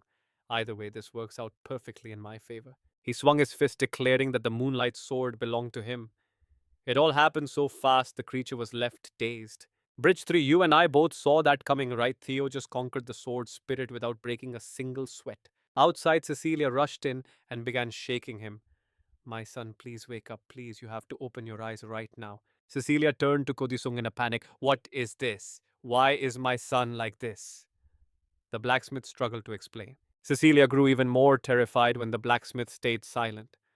I asked you for a sword not to do this to my boy. Ko Di-sung watched Theo silently. The monster's dark energy had already begun to link directly to his veins. I have never seen anything like this, but since he already owns a relic, I think he might actually be okay. Tears welled up in Cecilia's eyes. If anything terrible happens to my son, I will never be able to forgive you for this. After an unknown amount of time, Theo gripped the moonlight sword. His entire body radiated a massive energy that startled Cecilia. A literal hurricane of power swirled around him. To handle this much strength, every vein on Theo's face began to bulge. Once the energy settled, Cecilia crept closer, whispering his name. Just as her tears fell, he snapped his eyes wide open. Cecilia pulled him into a desperate hug. Theo was still dazed, trying to process how he had returned from the sword's world. His mother held him tight and sobbed. Theo just smiled warmly to comfort her, telling her there was no need to worry. I'm sorry I made you worry, Mom. I'm fine. A notification appeared. Scenario mission 2 complete. You have successfully hunted the Jinn. Sung finally let out a long breath of relief, seeing that the boy had actually survived this impossible trial. He looked at his reward, the moonlight sword. He felt lucky the Jin was weak since it had only just been unsealed. Plus, those pathetic mental attacks never stood a chance against someone with a mind as strong and focused as his own. An update caught his eye. By absorbing monster energy, your magic power has increased significantly. Plus 30. Your total mana now exceeds 200. Theo could feel the massive power coursing through him. His magic power was even beginning to take on a hint of divinity. The dragon heart beating inside his chest felt stronger and more stable than it ever had in his entire life. He smiled. His mana reached the level of a high holy swordsman, giving him massive physical boosts and recovery every second. He clenched his fist to contain the surging energy. It is a shame I cannot let all this magic power loose just yet. I must hold back until the awakening ceremony. His status updated 17 years old, level 16 with strength at 96. Intelligence 20, luck minus 6, and his low level dragon fear skill access to that was currently being completely denied. Sung broke the silence, admitting Theo had truly surprised her. Congratulations, she said, you have actually succeeded. Bridge 4. So you and I just saw Legend Born. Will the elf keep her promise? We will find out soon. Suddenly, his sword begins to vibrate violently. It's resisting. He glares at the weapon in his hand. You still won't accept me as your master, Cryon quickly chimes in, explaining that isn't exactly the case. The sword has been locked away for centuries. Now that it is finally free, it is just overflowing with built up frustration. Cryon points toward a massive stone wall standing directly across from them. Why not swing it with everything you've got? Theo hesitates, but Cryon just laughs off his useless worries. Even with the Blue Moon sword, a kid who hasn't even awakened yet won't even scratch these ancient walls. That is pretty annoying to hear. He stares at the wall, thinking, oh, really? He can hide the dragon heart whenever he wants. So why not take this chance to test the Blue Moon's true power? He grips the sword tight, ready to unleash pure chaos. And trust me, you and I are about to see something legendary happen next. Theo charges forward, but first he checks the details. Stick with me because you're about to see what happens when a legend wields a god-tier weapon. This is the Moon Sword, a relic of the progenitor dragon. Theo's eyes glow with intensity as he prepares his strike, making even Chris hesitate before his power. She shouts for him to stop, but it's already too late. Theo swings the blade and a massive rift tears right through the workshop wall. Chris watches in total disbelief as her life's work literally splits in half. Cecilia gasps in awe, covering her mouth as the entire building begins to crumble. Screams of shock echo through the falling debris. My workshop! Chris cries out, seeing her gold turn into dust. Theo just stares at the sword breaking out in a cold sweat. He thinks to himself, maybe this thing is a bit too dangerous. It drained every drop of his mana. Chris suddenly grabs him to check his condition, catching him completely off guard. How did she move so fast? Chris can't help but shout. Good grief, boy, you really have zero talent for basic magic. Standing in the ruins, she asks him, did you really do this just with the blade's sharpness? Her eyes narrow. This kid, she realizes right then, is a total genius. And this genius, she thinks proudly, is my grandson. She places a hand on his shoulder. All right, Theo Jana. She smiles and offers to be his official patron. He just needs to aim high and show the world what he can do. Chris gets even more excited thinking about the future. He'll be the perfect walking advertisement for her workshop. Theo is stunned by the offer, and Cecilia can't hide her surprise either. Then, a sudden shout from her mother freezes the air between Theo and Chris. I see money in your eyes. Night falls as the snow continues to drop. Theo and Cecilia prepare to say their goodbyes while Chris watches them leave. Looking at the wreckage, she remembers the two items Theo left for her. Use these to fix the wall. She realizes these are dragon spoils. He must have grabbed them with the relic. She sighs. Honestly, her daughter really did raise one hell of a son. Suddenly, a voice chills the air behind her. Long time no see, demon blacksmith. Chris spins around, instantly on guard. Pay attention because things just got dark. She asks the figure in the shadows why they're here. Pure killing intent flashes. 5 days after his awakening, Theo is training hard with Evelyn. Their duel is intense. Theo swings with such force that even she is forced to step back. But Evelyn holds her ground and blocks his strike. She admits his swordsmanship has become significantly faster and much more powerful. He just smiles. Means a lot coming from you, Evelyn. The spectators are stunned as Evelyn continues to test his limits. It's only been 6 months since he changed, yet he's already strong enough to push her back. You and I both know we're watching the birth of a monster. If he awakens his mana today, it's game over for everyone. Facing him directly, she says he's done great. He should aim for the top of the ceremony. Young master, I'll be praying for your absolute success. Theo grins. Thanks, but it was all because of your training. Tell you what, if I win, I'll mention your name in my speech. Evelyn instantly freezes in embarrassment. Wait, why would you do that? Suddenly, the others rush over, begging to have their names mentioned too. Theo sighs. Being this popular is actually a lot of work. Snow falls under the sunset. All right, I'm off. The scene shifts to the grand headquarters of the clan. Theo reaches the palace gates where two guards stand watch. He calmly announces his name Theo Jana of the Camellia Palace. A crowd gathers behind him. The awakening ceremony is the biggest event for the Jana family. Everyone stops as he passes. The gates swing open and Theo steps forward with absolute confidence. Inside is a massive arena. Every participant here is hungry for glory at this ceremony. As swordsmen of the Jana bloodline, this is their first real chance at honor. Theo smiles, eyes fixed on the goal. Kyle takes his seat as the entire clan watches. Clan leader Kyle Jana is there along with the 9 dragons and the former head. 2 generations back, Theo Jana. Trust me, you and I are about to see something legendary. She doesn't look 150 at all glad she's here. Alright, you and I are about to watch the Dragon Gate referee Veena Jana make a massive announcement. Pay attention, we are starting the preliminary tests right here in front of everyone who is present. He explains the rules. Pick up a sword and leave a mark on the steel wall.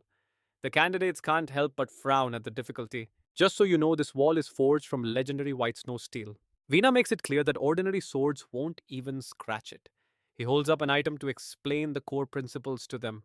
But everything changes if you infuse mana into your strike. To help you out, I will be handing out Soma. Veena goes into detail about the Soma. 1 pill grants 10 years of mana. It is a legendary elixir that helps open your circuits. Down in the square, he advises everyone to swallow the Soma and open their Dantian mana circuits immediately. Only then can you cut white snow steel with these blades. The depth of your strike determines your final result. With that, Veena shouts out from now on when your name is called, grab a Soma and step up. Very quickly, the first participant is called. Theo Jana steps forward and sets foot onto the main platform. He recalls his past life where Yon was the top ranker. A guard hands Theo his own pill of Soma. Immediately after, he places his hand on a sword and steps forward with total and complete confidence. Now watch this part closely. The system just dropped a brand new quest to become the top ranker today. Over by Kile, Hugh Das speaks up and asks, so is that him, the boy you mentioned before? Hearing that, he admits the truth. The boy has certainly caught your interest, hasn't he? She calmly replies that she is curious, especially since he mentioned he was keeping a close eye on him. Huda smiles, saying, let's see how talented this descendant really is. Theo takes a long breath. An awakening ceremony? I'm a bit nervous, probably, because it has been such a long time since I've done this. Veena stands behind Theo and gives a final reminder. Go ahead and swallow the Soma pill right now. Theo puts it in his mouth, remembering how in his past life he lost control and destroyed his Dantian. He swallows the Soma whole and activates the mana inside his body with absolute and total confidence. That failure won't happen again. The mana inside Theo explodes so violently that even Veena is left standing in shock. You see that even the master is sweating because Theo's massive mana wave looks impossible to control. Veena knows that when swallowing Soma, you must be extremely careful to let the mana stabilize inside your Dantian. But Theo's explosive power makes him reconsider. Some geniuses have so much mana that if they aren't careful, they end up crippled. Veena frowns, sensing that the boy is about to face that exact same disaster right now. However, the mana wave inside Theo begins to gather in his Dantian. He quickly creates a protective barrier for himself. Veena is speechless. He actually endured it. Theo clenches his hand, feeling the surge of raw power. Finally, I have both the dragon heart and the mana storage. He feels a bit underwhelmed by it.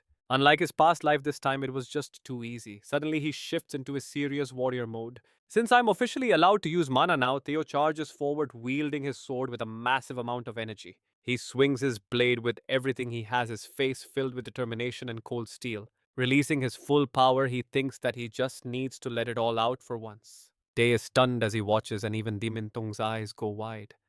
Hung is absolutely thrilled watching this fierce dragon-like spirit charge forward with a savage roar. A sharp sword strike flashes out as the observers watch the unfolding drama. Alright, you and I are about to see a complete underdog shatter everyone's expectations as a deep, massive sword strike carves through that stone tablet. Veena is absolutely stunned, calling his name as Theo coolly walks away while the announcer declares he has officially passed the first trial. Everyone watching is in complete shock. They have never seen this kind of power from Theo before. How could he possibly pull this off? Was this really the strike of a beginner? Suddenly, the system flashes a new notification. The bad luck curse has finally been lifted for good. Now, your reputation is starting to spread across the entire world. Theo is thrilled. He is finally at the same starting line as everyone else, and the sky is the limit from here on out. Meanwhile, the system reports that many powerful figures are now expressing extreme interest in your incredible performance during the ceremony today. One notification even mentions that Osajana Bluer wants to take you in as a personal disciple. Julius Sana is fuming with jealousy over all the attention Theo is getting.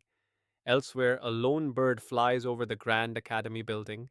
The system alerts you that Huda Dagana is also keeping a very close eye on you. She watches him with real curiosity as Theo walks on, thinking that while the Black Dragon and Sword Dragon were surprises, his plan is working. Looking at the crowd, he feels a surge of joy knowing he caught Huda's eye specifically. She is the one he really needs. Pay attention here because Huda has the heart of Gazuda, and Theo is determined to get it while Sibyl struggles with the stone. Countless strikes are carved into the slab until Sibyl finally passes, breaking into tears of pure joy at his own success. With his success, Veena steps forward confidently while Honkaslanka also delivers a powerful crushing blow with his blade to the stone. Next demon from Natio charges in with insane intensity, leaving a massive jagged crack running all the way down the stone wall. Deep jagged sword marks are now carved permanently into the hard stone. Sibyl is frozen in shock, realizing all the northern four dogs are terrifyingly strong, but none of them left a mark quite like Theo. Finally, the very last candidate steps up to the stone. Theo Jana walks forward with incredible presence as the crowd begins to whisper frantically about what this monster is capable of doing. At this rate, the real fight is between the mysterious tiger and the black tiger, and even Sion looks like a massive threat. The mysterious tiger is on a different level. Sion clenches his teeth, grabs his sword, and prepares to show everyone his true strength. V tells him to swallow the Soma pill, and in an instant, Sion lunges forward with his blade held high for a strike. Veena shouts for him to wait, but Sion ignores her, unleashing his black dragon power as he slams his sword into the tablet. Veena is speechless. These kids have managed to surprise her more times than she can count today. An X shaped mark appears on the stone. Sion literally carved his strike directly over the spot where Theo had made his. You and I saw those marks, they're identical. So when the judge announces Sion passed, everyone wonders who actually came out on top. In a situation like this, the final winner will be decided by whose accuracy was more perfect. Sion isn't happy with this tie. Without saying a word, he turns around and walks away. Later that afternoon, Veena announces that the first stage of the awakening ceremony has officially concluded and everyone did an amazing job. She's pleased with the high scores this year, telling the survivors to prepare for the second stage in exactly 4 days from now. Finally, Veena turns to the one thing everyone has been waiting for, the final rankings of the first phase. Two powerful marks on the stone capture everyone's gaze as the results are finally revealed for the entire crowd to see. Both Sion and Theo wait in dead silence for the final name to be called. The top student of the first stage of the awakening ceremony is Veena announces the winner without making anyone wait any longer. Theo Jana, everyone is completely floored as she explains his perfect score 10 out of 10 in technique, magic control, and raw speed. The entire crowd erupts in a massive wave of disbelief. Sion didn't get first. He actually lost. Veena explains that Theo's sword depth was remarkably similar to Lord Tokyo himself. People can't believe it. Tokyo Jana is a top candidate for the throne and one of the strongest people in existence.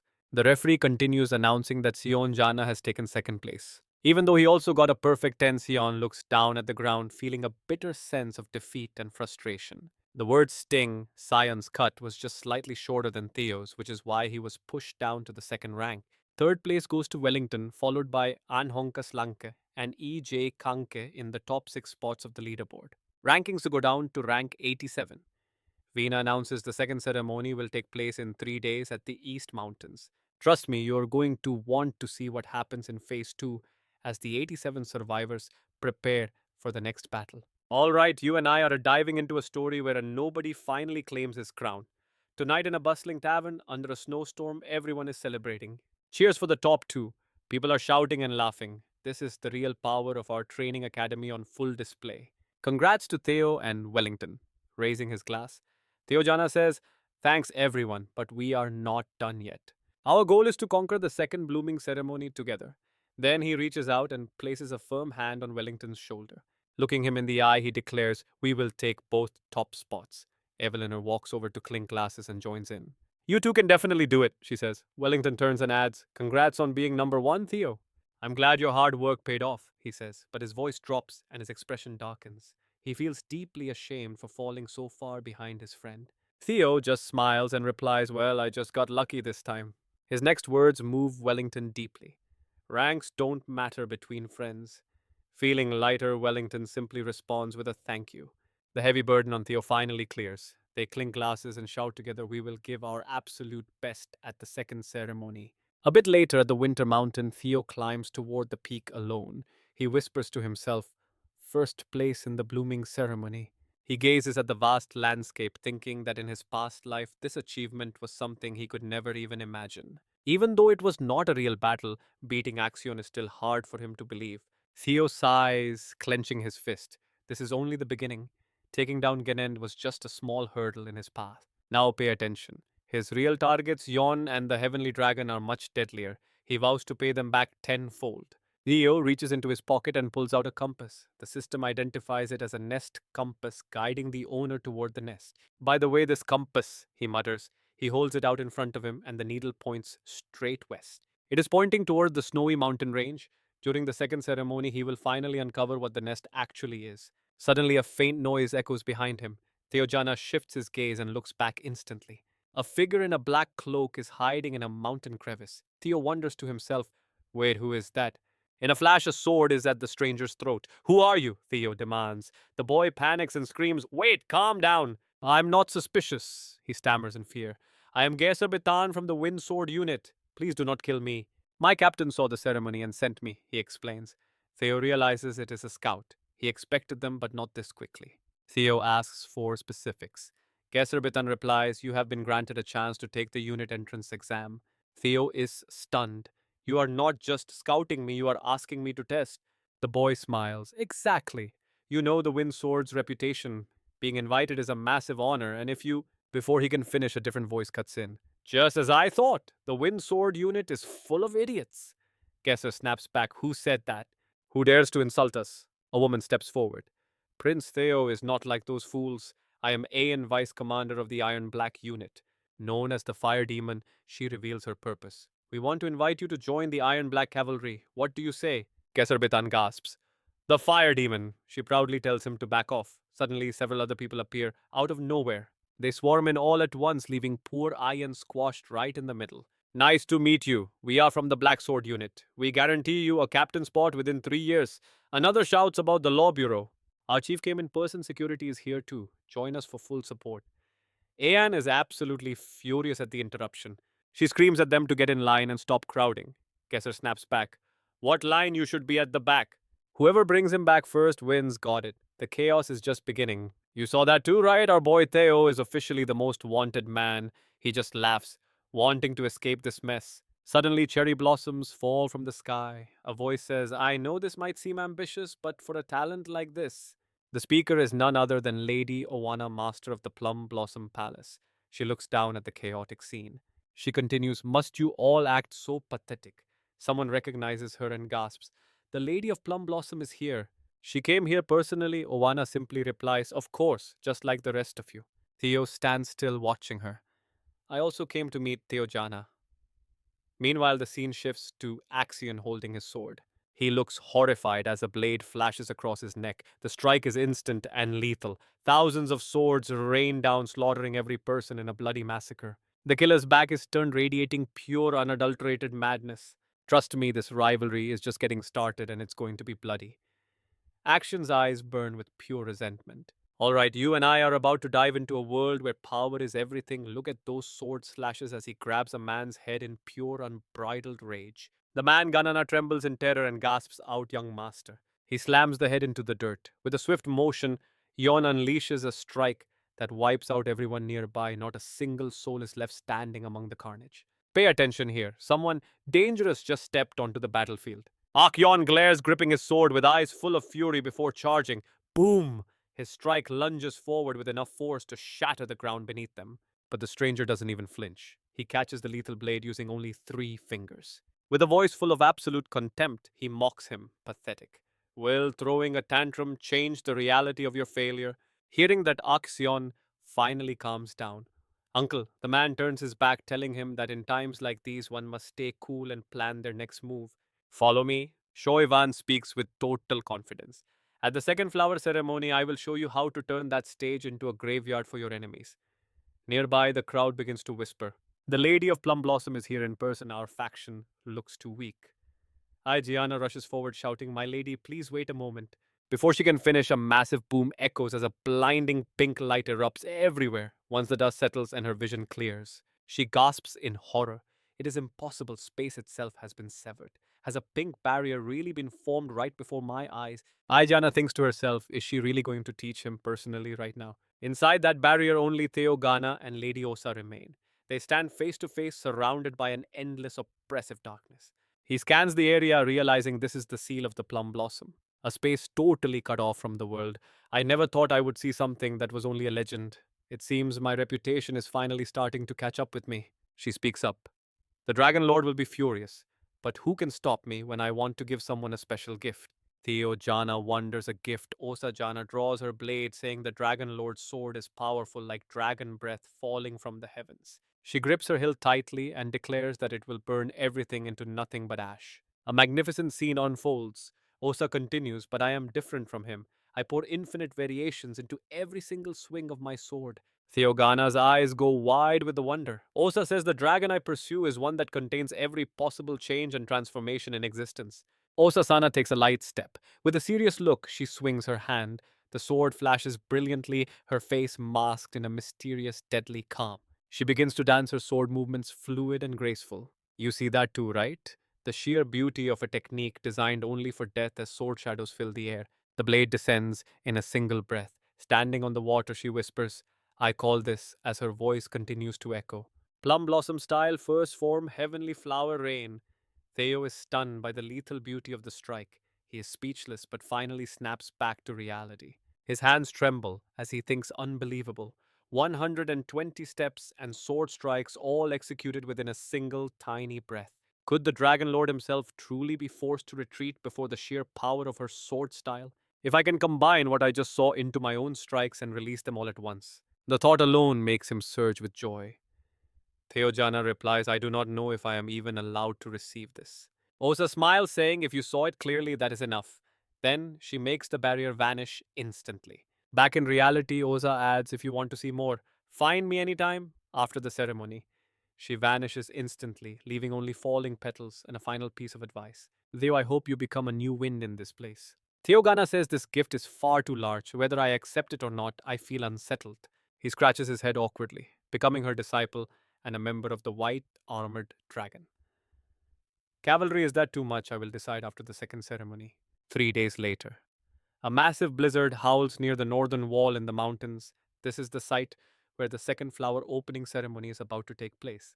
A powerful commanding voice rings out. These winter mountains stretch from our base at Winterer all the way to the Demon Sea. Our clan has protected humanity from that cursed land for ages. The Demon Sea is crawling with the monsters beyond the wall. For over 1,000 years, we have guarded this place. Now the second ceremony oversight begins. Senior Swordmaster Jack Kiana continues saying, All of you have the duty to one day take up this heavy mantle. That is why this place was chosen as the stage for the second ceremony. He stands on a high platform before dozens of watching eyes to announce the rules. However, as mere apprentice swordsmen, none of you are permitted to set foot into the Demon Sea. The trial is limited to the wall. Be careful not to cross the boundary into that hell. Everyone shouts in agreement. Jack says the test is simple, but trust me, you and I know nothing here is ever that easy. Alright, you and I are about to dive into a survival test where the rules are simple but deadly. He holds out a red bell and explains that for the next 15 days we must hunt beasts in the winter mountains. These beasts wear colored bells: red, orange, green, blue, indigo, and purple. The higher the color sits on the spectrum, the stronger the monster and the more points it is worth. But be warned, the beast carrying the purple bell is at a power level that none of you can hope to defeat. Jackie Gana smirks because those points would be legendary. Meanwhile, Theo Jana stands in the crowd listening intently as the final instructions are given. You are free to use any method during this exam. Just make sure you bring those bells back before the time runs out. Theo realizes there are no limits on how to win. That means stealing prey or robbing others of their bells is fair game. The proctor is openly encouraging conflict, but that is exactly how the Jana family rules for survival work. Jackie Jana presents a cylinder and adds that they have placed totems across the map to keep the monsters at bay. Supplies are hidden within these safe zones, so make sure you use them wisely to stay alive out there. He looks over the group one last time before announcing that the test officially begins. With a wave of his hand, everyone scatters. CBA runs while planning ahead. Since this lasts 15 days, securing supplies is the top priority for their team. They need to support young Master Theo first. Not far away, the Hunka S. Lanke sisters move together, laughing that this hunt is going to be incredibly entertaining. Meanwhile, over with Exion. Now, watch this part closely. He is remembering Shoivan's orders to stick to the plan. Soon, this mountain will become Theo's final resting place. Jayana follows silently from behind, keeping her eyes locked on Son. Time passes as the wind picks up and the snow begins to fall heavily.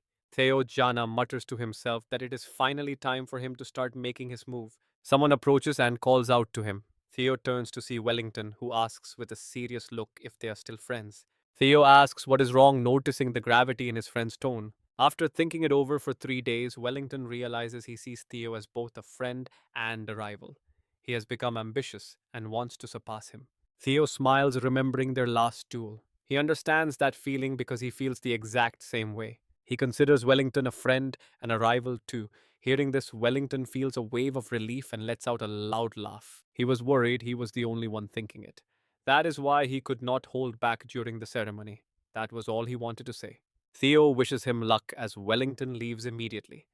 Deep down, Theo realizes he has officially become a target for his friend. He says it out loud. Could there be anything more exciting than this? The thrill of the hunt is real. Theo feels the hype building, smiling at the thought of becoming even stronger. He sets his emotions aside and pulls out his dragon nest compass. The system activates, showing the compass's effect. It will lead the holder directly toward the nest. The needle stops, pointing toward a towering mountain nearby. Suddenly, a brilliant blue light begins to glow from the direction it indicates. That light grows brighter and clearer. Snow continues to fall on the edge of the winter mountain range. A footstep crunches in the snow. It is definitely around here. Holding a stone, Theo wonders if he really has to dig through all this heavy snow. He looks at the stone with annoyance, wishing he brought a shovel. Using a legendary sword to dig feels a bit insulting. Theo glances toward the shadows and starts to draw his sword, then hesitates for just a second. Let's pause for a second. Theo just cleared the snow with a single massive swing of his sword. Then he coldly tells the people hiding nearby to come out. A man laughs and asks when Theo first noticed they were tailing him. He admits they thought they were being sneaky. Theo narrows his eyes and asks how many of them are actually there. They start bickering among themselves, pointing fingers. See, I told you guys that you were being way too loud back there. One of them says they are in trouble because this kid is stronger than he looks. The other steps forward, acting all respectful and cocky. We are the top three leaders of Book Mountain, the Kalune brothers. These three are notorious bandits. They have slaughtered countless civilians using their official missions as cover to hide their gruesome crimes. They are the dark result of chasing a power at any cost. Theo remembers the Black Crow of Death, especially that massacre at Book Mountain Village. Back then, he worked with Hayok Son to solve that case. As Theo watches the crows circling, dark shadows begin to emerge. He knows exactly how terrifying these monsters are, better than anyone else on this mountain. 761 confirmed dead and another 220 missing. Blood starts to stain the fresh snow. The worst part was that they could not even identify the victims. Every single body had its head completely crushed. And trust me, you and I are about to see Theo deal with these monsters right now. He was going to find them anyway, now it is personal. Alright, you and I are jumping right into a scene where our main character is already being hunted. Their leader just laughs right in his face. Ha ha, do you really think we'd let ourselves be manipulated by a mere classmate like you? Theo just stares back, not interested. Then what is it? The guy smirks, telling Theo a lowly servant like him couldn't possibly understand. Theo pieces it together instantly. Judging by your attitude, the High Senate Council must have sent you here. The leader freezes in shock. What did you say? Even the guys behind him start to panic at the reveal. How does he know? Theo shuts them down, saying it was obvious once they opened their big, stupid mouths. Since the supervisor didn't follow us, he must be working with you too. At this point, the thugs stop hiding it. You're pretty sharp, aren't you? One of them whispers to the leader, asking if they're in real trouble now. Now watch this tension build. The leader points his sword, sneering that nothing feels better than destroying a handsome face like Theo's right now. Theo draws his blade cold as ice. He summons the power of the white dragon, ready to end this game. I'm going to grind your bones to dust. But as Theo's blade flashes past, the leader's eyes go wide with terror. What Theo steps back and unleashes three devastating strikes. Rocks explode everywhere as his eyes burn with a freezing, murderous glare. I have no desire to be like you, trash. Suddenly, heads start flying as the thugs are decapitated instantly. They die before they can even blink. Theo drops a final line, saying he'll let them keep their heads. As the smoke clears, Theo stands tall over the carnage. He looks down at the three deep marks in the snow. They were young and reckless, so taking them down wasn't actually that difficult for him. Looking at his glowing blade, he realizes 3 days of training, the plum blossom technique, finally paid off. He can now trigger that heavenly flower rain 3 times in a row without stopping. He calmly sheathes his blade and moves on. By mastering those circular arcs, his combat style has become incredibly fluid and unpredictable. He can't pull off 120 strikes like the lady yet, but he grabs a mountain bandit's head to settle scores. After cleaning up the remains of the trash, he tosses them aside without a second thought, his mind set. We both know he has to find that basement, but then he hears a strange noise. What's that? He looks down in surprise. Is this a secret staircase? Right then, the system pings him with a brand new notification. A hidden quest. Find the invisible stairs and explore the blue caves. Without hesitating, Theo dives straight into the darkness. The entrance is right here. Meanwhile, the rankings show Theo Jana in first place with 41 demons captured so far. He did that with a team of 21 people. As they announce second place, Julius can't help but speak up. What about Theo Jana? The officer hesitates. Theo, well, he currently has 0 demons and not a single teammate. Julius is stunned. What the officer suggests that Theo might be hiding or planning some kind of massive ambush. Osa sighs. So you're just guessing, you mean there's no actual confirmation yet? The officer trembles. Yes, sir. Vogang scoffs, saying just because he stood out early doesn't mean he'll last. Maybe he's just scared of real combat. He laughs loudly, insulting Theo for being nothing more than an illegitimate child. Secretly, he's gloating that his thugs did their job. But then Choi Van glares at Vogang, making him jump. He sends a telepathic message. Tell me, is the Senate Council actually involved in this mess? Vogang just chuckles. He replies through the transmission that he simply didn't have time to give a warning. Everything is going perfectly, so there's no need for you to worry about a thing. Choi Van's face contorts in pure rage. He curses that crazy old man for acting alone without even consulting him first. Night falls. He recalls searching the Honghua Palace right after the Camellia Palace was seized by their forces. But he couldn't find the ancient dragon relic. He's certain there must be a clue leading to its location. He clenches his fists.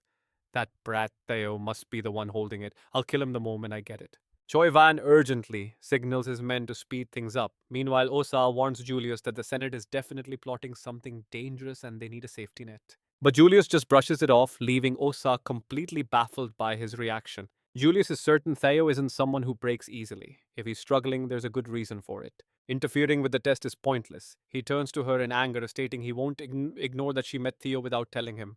She just laughs it off, explaining that when it comes down to a situation like this, aren't Theo's feelings the most important thing here? Meanwhile, a demonic face appears. Theo stares at a cave filled with skeletons and pauses to think. He sighs in contempt. Trust me, you and I will soon see him face insane mental traps. Stick with me. We are about to see if our main character can handle a legendary encounter that would break any normal person. He reaches out, pouring mana into the stone. He did not expect the compass to lead here, but he keeps the energy flowing. Expanding his senses, the system suddenly pings with a new notification. Divine Power, a special ability with incredible effects. It enhances his physical stats while using mana to sharpen his senses. Theo moves forward, drawn toward the light deep in the cave. All right. He smiles, knowing this should be a juvenile dragon nest. In 3 years, this place will look absolutely magnificent. This is where the hero is supposed to ponder, hunt young dragons, and find a legendary item. Looking at the glowing gate, he feels a bit bad for stealing the hero's prize, but he needs it first. Suddenly, dragon eyes snap open. Stumbling upon Amon's magic book, Theo is floored by the sight of the massive treasure pile. This cannot be right. Now pay attention because this is where his plan goes off the rails. That is no baby dragon, it is an ancient beast. Theo Jana is frozen. This is the nest of an ancient dragon currently deep in slumber. He terrified, slowly backing away. This is bad. If he has to fight a dragon, he can forget about Amon's relic. He will just end up dead. He wonders why this monster is here instead of a juvenile. Did he get bad info or is it because he arrived 3 years early? Theo turns to leave, deciding this is too much to handle. He needs to retreat before things get even worse. He takes a few steps, but the ancient dragon is already awake. Theo does not realize it yet, still focused on his exit strategy. It is a shame to leave empty handed, but he needs to get out before any more trouble arrives. Suddenly, Theo freezes. Something is wrong behind him. He turns around to find a massive ancient dragon staring him down with fierce eyes. This is the ancient dragon Rutpa. It speaks, calling him the first chosen one it has seen in a very long time. It introduces itself as Rutpa, the dragon god guardian and master of the winter mountains that the Ghana lineage talks about. Theo is stunned, staring up at the towering creature. He cannot believe he is actually standing in front of the legendary Rutpa. Realizing the gravity of the situation, Theo quickly drops to his knees and bows. He offers his deepest respect to his ancestor. Rutba seems confused by the word ancestor. Theo quickly explains that the dragon god was the companion of their forefather Sigus. He adds that Rutba is the mother of Phrygia. The dragon scoffs, saying that Brat Phrygia must have been spreading nonsense again. It continues, admitting that Sigus and itself were indeed companions once. But that was only out of respect for a soul contract. There was no emotional bond. It mocks the very idea of it. How could a human ever truly be a partner to a dragon? Theo asks if the dragon bloodline rumors were just propaganda. Ruthba confirms he is right. Through the contract with Sigus, the dragon blood was passed down to the family. Theo wants to ask more, but Ruthba cuts him off, saying the introductions have gone on long enough. The dragon lets out a deafening roar. It is time to begin the guardian's duty for the chosen ones. From now on, Ruthba will honor the ancient vow and allow the chosen one to ask 3 specific questions. You and I both know that is a massive relief. A talking dragon is much better than a hungry one, right? To reach the top of Jana, Theo needs information more than anything. He has to make these 3 questions count. Meanwhile, in another location, Ion delivers a devastating sword strike to a massive white tiger. The beast roars in agony before collapsing. A blue bell drops and Ion picks it up, noting this is his 57th kill. He tosses the bell to an underling and coldly asks if there is any news on what Theo Jana is doing. The subordinate Oyen says there is still no sign of his hiding spot. He mocks Theo, calling him a coward who fears monsters. He laughs, but deep down he knows Ion is the one to follow. Ion is the real power here, no matter what happens. Oyen continues to insult Theo, calling him a fool despite his growth. But Ion suddenly grabs him by the throat. Oyen gasps in pain, completely helpless in Ion's powerful grip. Ion lifts him high off the ground, his voice dripping with venom. You only talk like that because you have never been strong. He asks if Oyen has ever seen him afraid. With true power, fear does not exist. He demands to know what Oyen is plotting. Terrified and stuttering, Oyen begs for mercy, mentioning an urgent report from their superiors. There is a message from above. They want the plan to be carried out immediately without any more delays. Eon finally lets go, dropping him to the floor. He tells them to stop pestering him with constant reminders. The stage is set for a bloody reunion, and Ion makes it clear he is the one who will kill that bastard.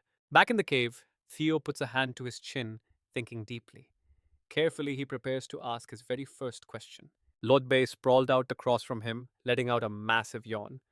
Took you long enough to ask. I was getting bored out of my mind. Then he asked back, what exactly do you want to know? Theo replied, why are you even here? Lodbei opened his eyes and looked at him. You are starting with the basics to find hidden information. Fair enough. All right, stick with me here. There is a monster existing at the very edge of the world. Lodbai remembered his old memories while Theo listened closely. Beyond the sea, there is the nameless king. For 1,000 years, I have stayed here on a mission to protect the world. The Winter Mountain is just an outpost, he added. Theo sat in deep thought, sensing that the dragon was telling the truth. He looked into the eyes of the ancient dragon. Theo stared into those massive golden pupils and realized the fear hidden within them. He looked up, realizing the nameless king was an existence that brought fear even to a legendary ancient dragon, a ruler who had dominated for over 1,000 years. Theo clenched his fist tight, his mind racing with new questions. He wanted to ask about that, but there were more important things to uncover first. Theo looked straight at the dragon. For my second question, what exactly are the ancient dragon relics? Lodbai answered, oh, there are about 3 though, I do not know much. 3 of them, Theo wondered. One was the almond dungeon, another was the moonlight blade, but what could the final one be? Lodbai continued speaking about the relics of the ancient dragon. He explained they were shards of an ancient dragon's soul split into 31 parts for humanity. They were meant to protect you from the nameless king. These relics have no fixed form. They could be physical objects, pure experience, or even a strange, reality bending phenomenon. Now pay attention because you and I are about to see the moment he finally connects all the dots. He remembered everything he went through in his past life, the final relic he possessed, that impossible phenomenon from those 20 years. Regression. Theo was stunned, breaking into a cold sweat as the truth hit him. It was me all along. If this happened because of the ancient dragon Banya, it made sense. He covered his mouth in shock, but something felt wrong. A dragon always protects a relic, but there was nothing like that during his regression. Then his eyes widened in sudden realization. For a moment, Theo was completely speechless, unable to find the words. Finally, he looked up at Lodbai. I will ask my last question. Why was I the one chosen? He waited for an answer. His mind was spinning. Why would a weakling like him be the one picked to fight against the nameless king? Lodbai let out a slow breath and answered calmly. I will answer you with a question of my own. Let that sink in for a second. The dragon slowly asked, Why do you think you are the only one who was chosen? Theo was absolutely stunned. He frowned, veins popping on his face as if he could not believe the words he just heard. Am I not the only one the relic chose? He whispered the name of the black dragon Sia. He covered his mouth in disbelief. They knew about the relics and wanted to collect them. If they were chosen, they might be regressors too. Theo realized he was one step closer to the world's truth, but everything was becoming much more complicated than he ever imagined. A nameless king that even dragons fear, and the fact that there are other regressors out there besides himself. Seeing the look on Theo's face, the ancient dragon spoke up. I have answered your 3 questions now. My task is complete, so I shall give you your reward. Theo snapped out of it. Right, I came here for Amon's relic. Then he smirked. I've changed my mind. I want something bigger. He looked at the mountain of gold and jewels. This pile of treasure could not compare to a real divine item. Suddenly, a notification popped up. Congratulations, you have completed the hidden quest. Your reward is a chance to claim the dragon's treasure. Yotbai spoke. As you can see, this nest is filled with all kinds of treasures from every corner of the world gems, relics, elixirs, skill books, and weapons. The dragon raised its voice. Everything you could ever want is right here. Lord Bay sat amidst the massive pile of treasure and spoke grandly. Choose anything you desire, and I shall give it to you. Theo let out a mysterious smirk. The ancient dragon looked down at the tiny human, asking with total confidence, So what is it you want? Theo placed a hand on his chest and replied eagerly, I want you, Lotbe. The dragon froze. The dragon burst into laughter.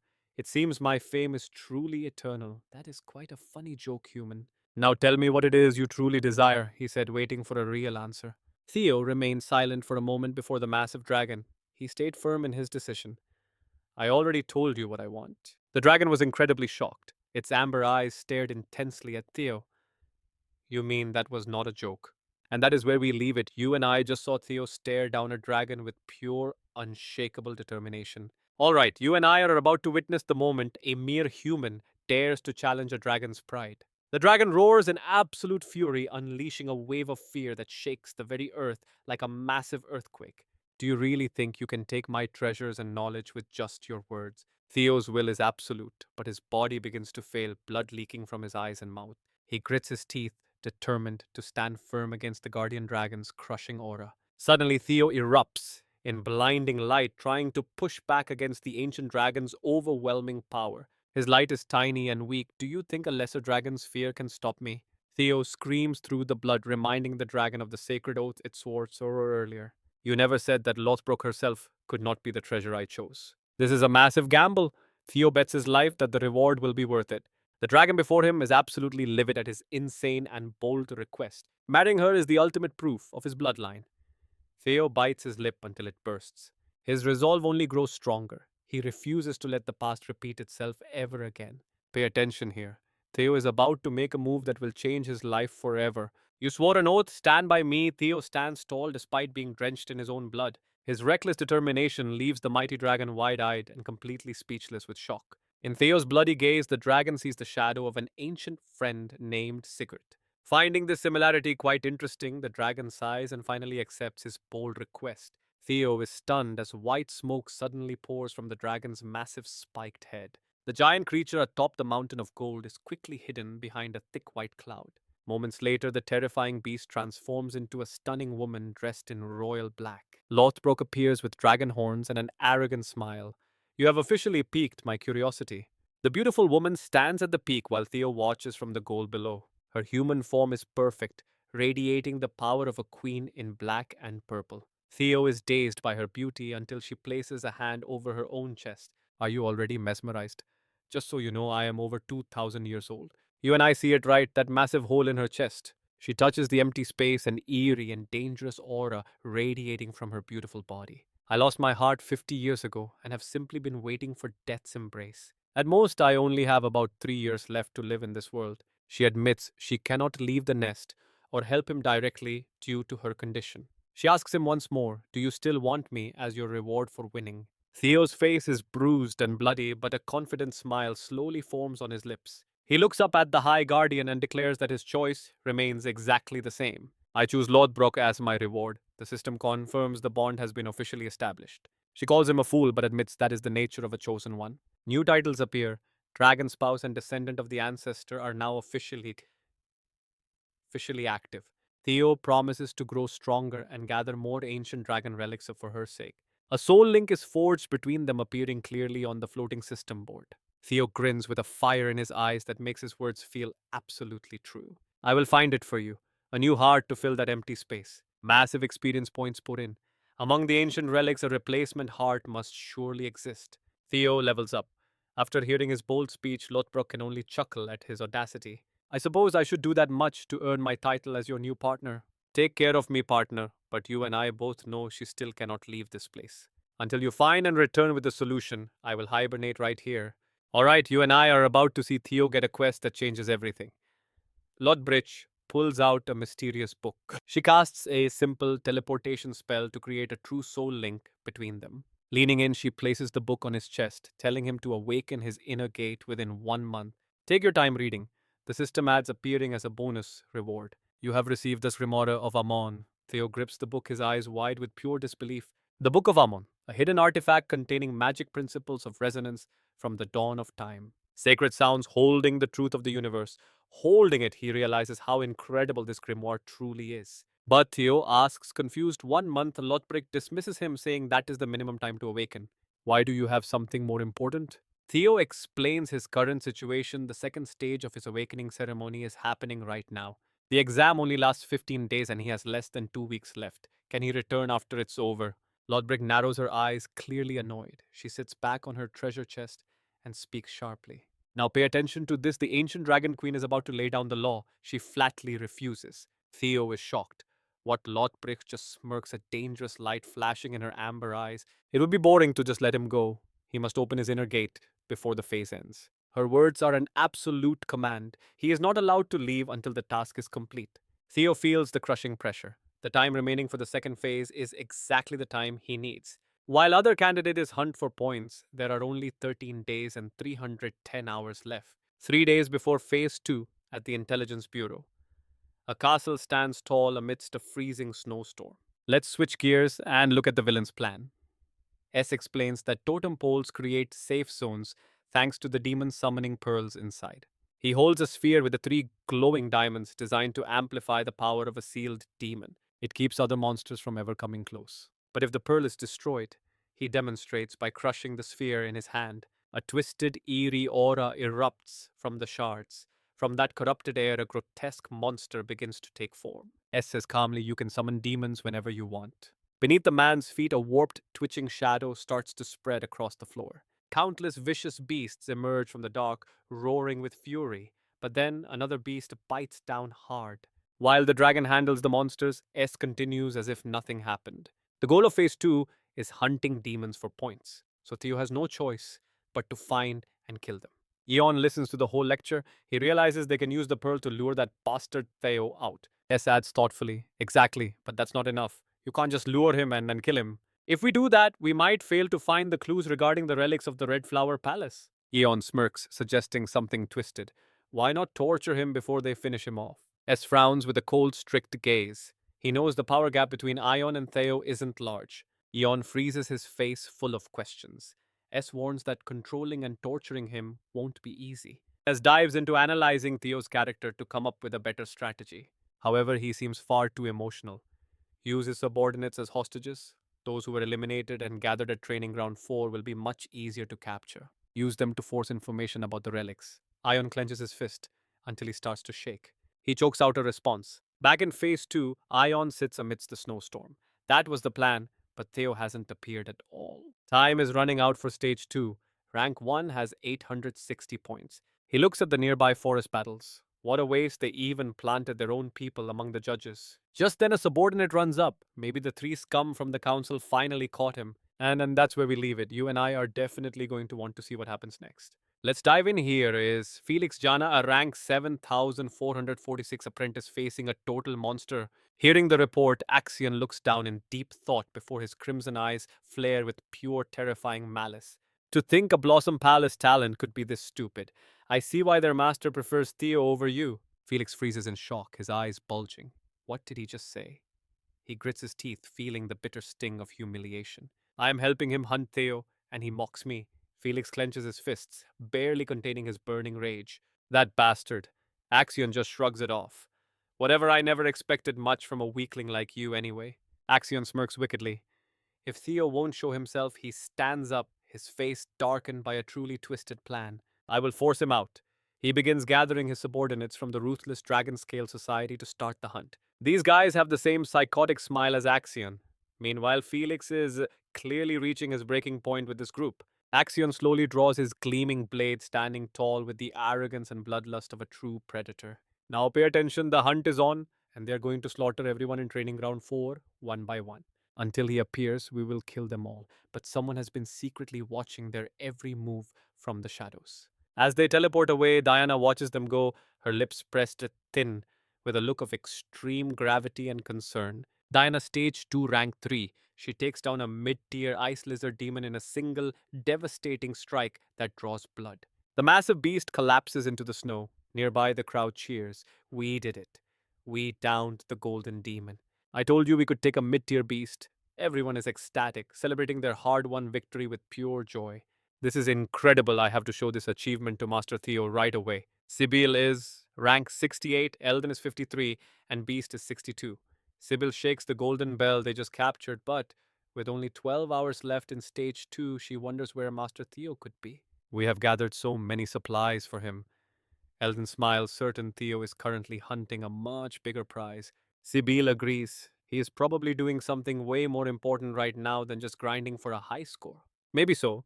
As long as we survive stage 2, our actual rank does not really matter that much for now. Sibyl is still excited. I want to see him take first place again. He even promised to mention me. You saw that coming, right? A blade suddenly pierces through Sibyl from behind, spraying blood everywhere, like a nightmare. Axion pulls his sword out, looking down at Sibyl's wide-eyed, lifeless body with a cold and mocking laugh. You guys are a joke. Axion rank 14 with 173 points. Eldon screams in pure horror. The Dragon Scale Society set this action points is a blood-stained blade at them with murderous intent. You are all just sacrificial lambs. The perfect bait to lure out your precious master for a little chat. We really want to meet Theo, so do not take this personally. Meanwhile, at Lothbric's nest, gold is piled high. Lothbric watches the powerful aura swirling before her, unable to hide her growing amazement at the sight. Theo is focused, absorbing the grimoire's secrets. He managed to open the mine gate in less than 2 weeks. System alert, you have mastered the principles of Amun, creating a brand new skill. Even Lothbric offers her praise. Theo smirks. It looks like the information I gathered from my past life was spot on after all. Mana quality is everything. He absorbs the book's essence, his red eyes glowing with calculated and immense power. He is confident. With a massive mana pool and a dragon heart, he is far beyond any normal human. Learning twice as fast as anyone else, for someone like him, that is just a basic expectation. The system warns his status is too low, so a lower tier skill appears instead. Psychometry, rank C. Now he can freely read the lingering thoughts of objects through a psychic connection. Lothbric huffs a laugh. I suppose this is the bare minimum required to be called my companion. You have got the basics down. Now the rest depends on how hard you are willing to train. Theo closes the book and smiles, listening intently as his powerful mentor explains the next steps of his training. Once you reach a higher level, you will hear my voice. But here is the most exciting part. You will be able to borrow my power. Theo is thrilled. It is like wielding the strength of ancestors. Lothbric reminds him. To make that happen, my recovery must be your #1 priority from now on. I only have 3 years left. Do not worry, Theo says, clenching his fist. I will get it done. Lord Brick just smiles at his absolute certainty, watching him in silence as the bond between them grows stronger. You and I just saw the start of something massive. Theo is engulfed in energy, and his real journey begins. All right, you and I are diving into a moment where Lord Bridge declares the primal covenant is complete. Blinding light erupts, and Lord Bridge's draconic eyes glow with a powerful otherworldly radiance. She calmly says she will wait for their next meeting, her first companion in 1,000 years. Seconds later, Theo is back in the real world, walking through a howling blizzard while muttering to himself. He's glad about the contract with Lord Bridge, but his awakening ritual progress is still stuck at zero, facing a dark future. Theo realizes he only has 12 hours left. He is playing on hard mode now. As he pushes through the freezing storm, he knows hunting monsters the normal way won't be enough. Winning rank 1 in 12 hours seems impossible unless he steals the colorful bells from other participants. He remembers Ion was a number 1 in his past life and imagines their inevitable clash for those bells. In other words, the only path to the top is by crushing Ion and taking everything he has. It sounds simple, but Theo knows all too well that defeating him will be anything but easy. Now pay attention because a sudden rustling sound behind him reveals a mysterious figure emerging from the snow. The person is covered in blood and bruises, and Theo freezes in shock once he recognizes her face. He asks who is there looking at the wounded body and tattered clothes of the girl before him. He cries out, asking Degana what happened and if she was ambushed by some powerful monster. Day is barely breathing, and Theo wonders how any monster could have caused this much damage to her. He notices a long sword wound on her chest and realizes she was actually attacked by a human. He demands to know the truth, but Day just stumbles forward and tells him to head west immediately. She collapses into his arms, and Theo catches her just in time as she loses all her strength. Suddenly, a notification pops up. The synchronization skill is activating to read the memories within her sword. His eyes widen in total confusion as the data panel continues to update right in front of him. He starts seeing Daegana's memories, watching her hide behind a tree as a group discusses his whereabouts. They haven't found Theo yet, but they're sure he will show up soon after what they've done. You and I both know Ion is cold-blooded, but just look at how he treats these hostages. Ion left traces and monsters to lure Theo in, then coldly asks if he should just kill them. His teammate is startled, asking if they did something wrong or if this is part of the plan.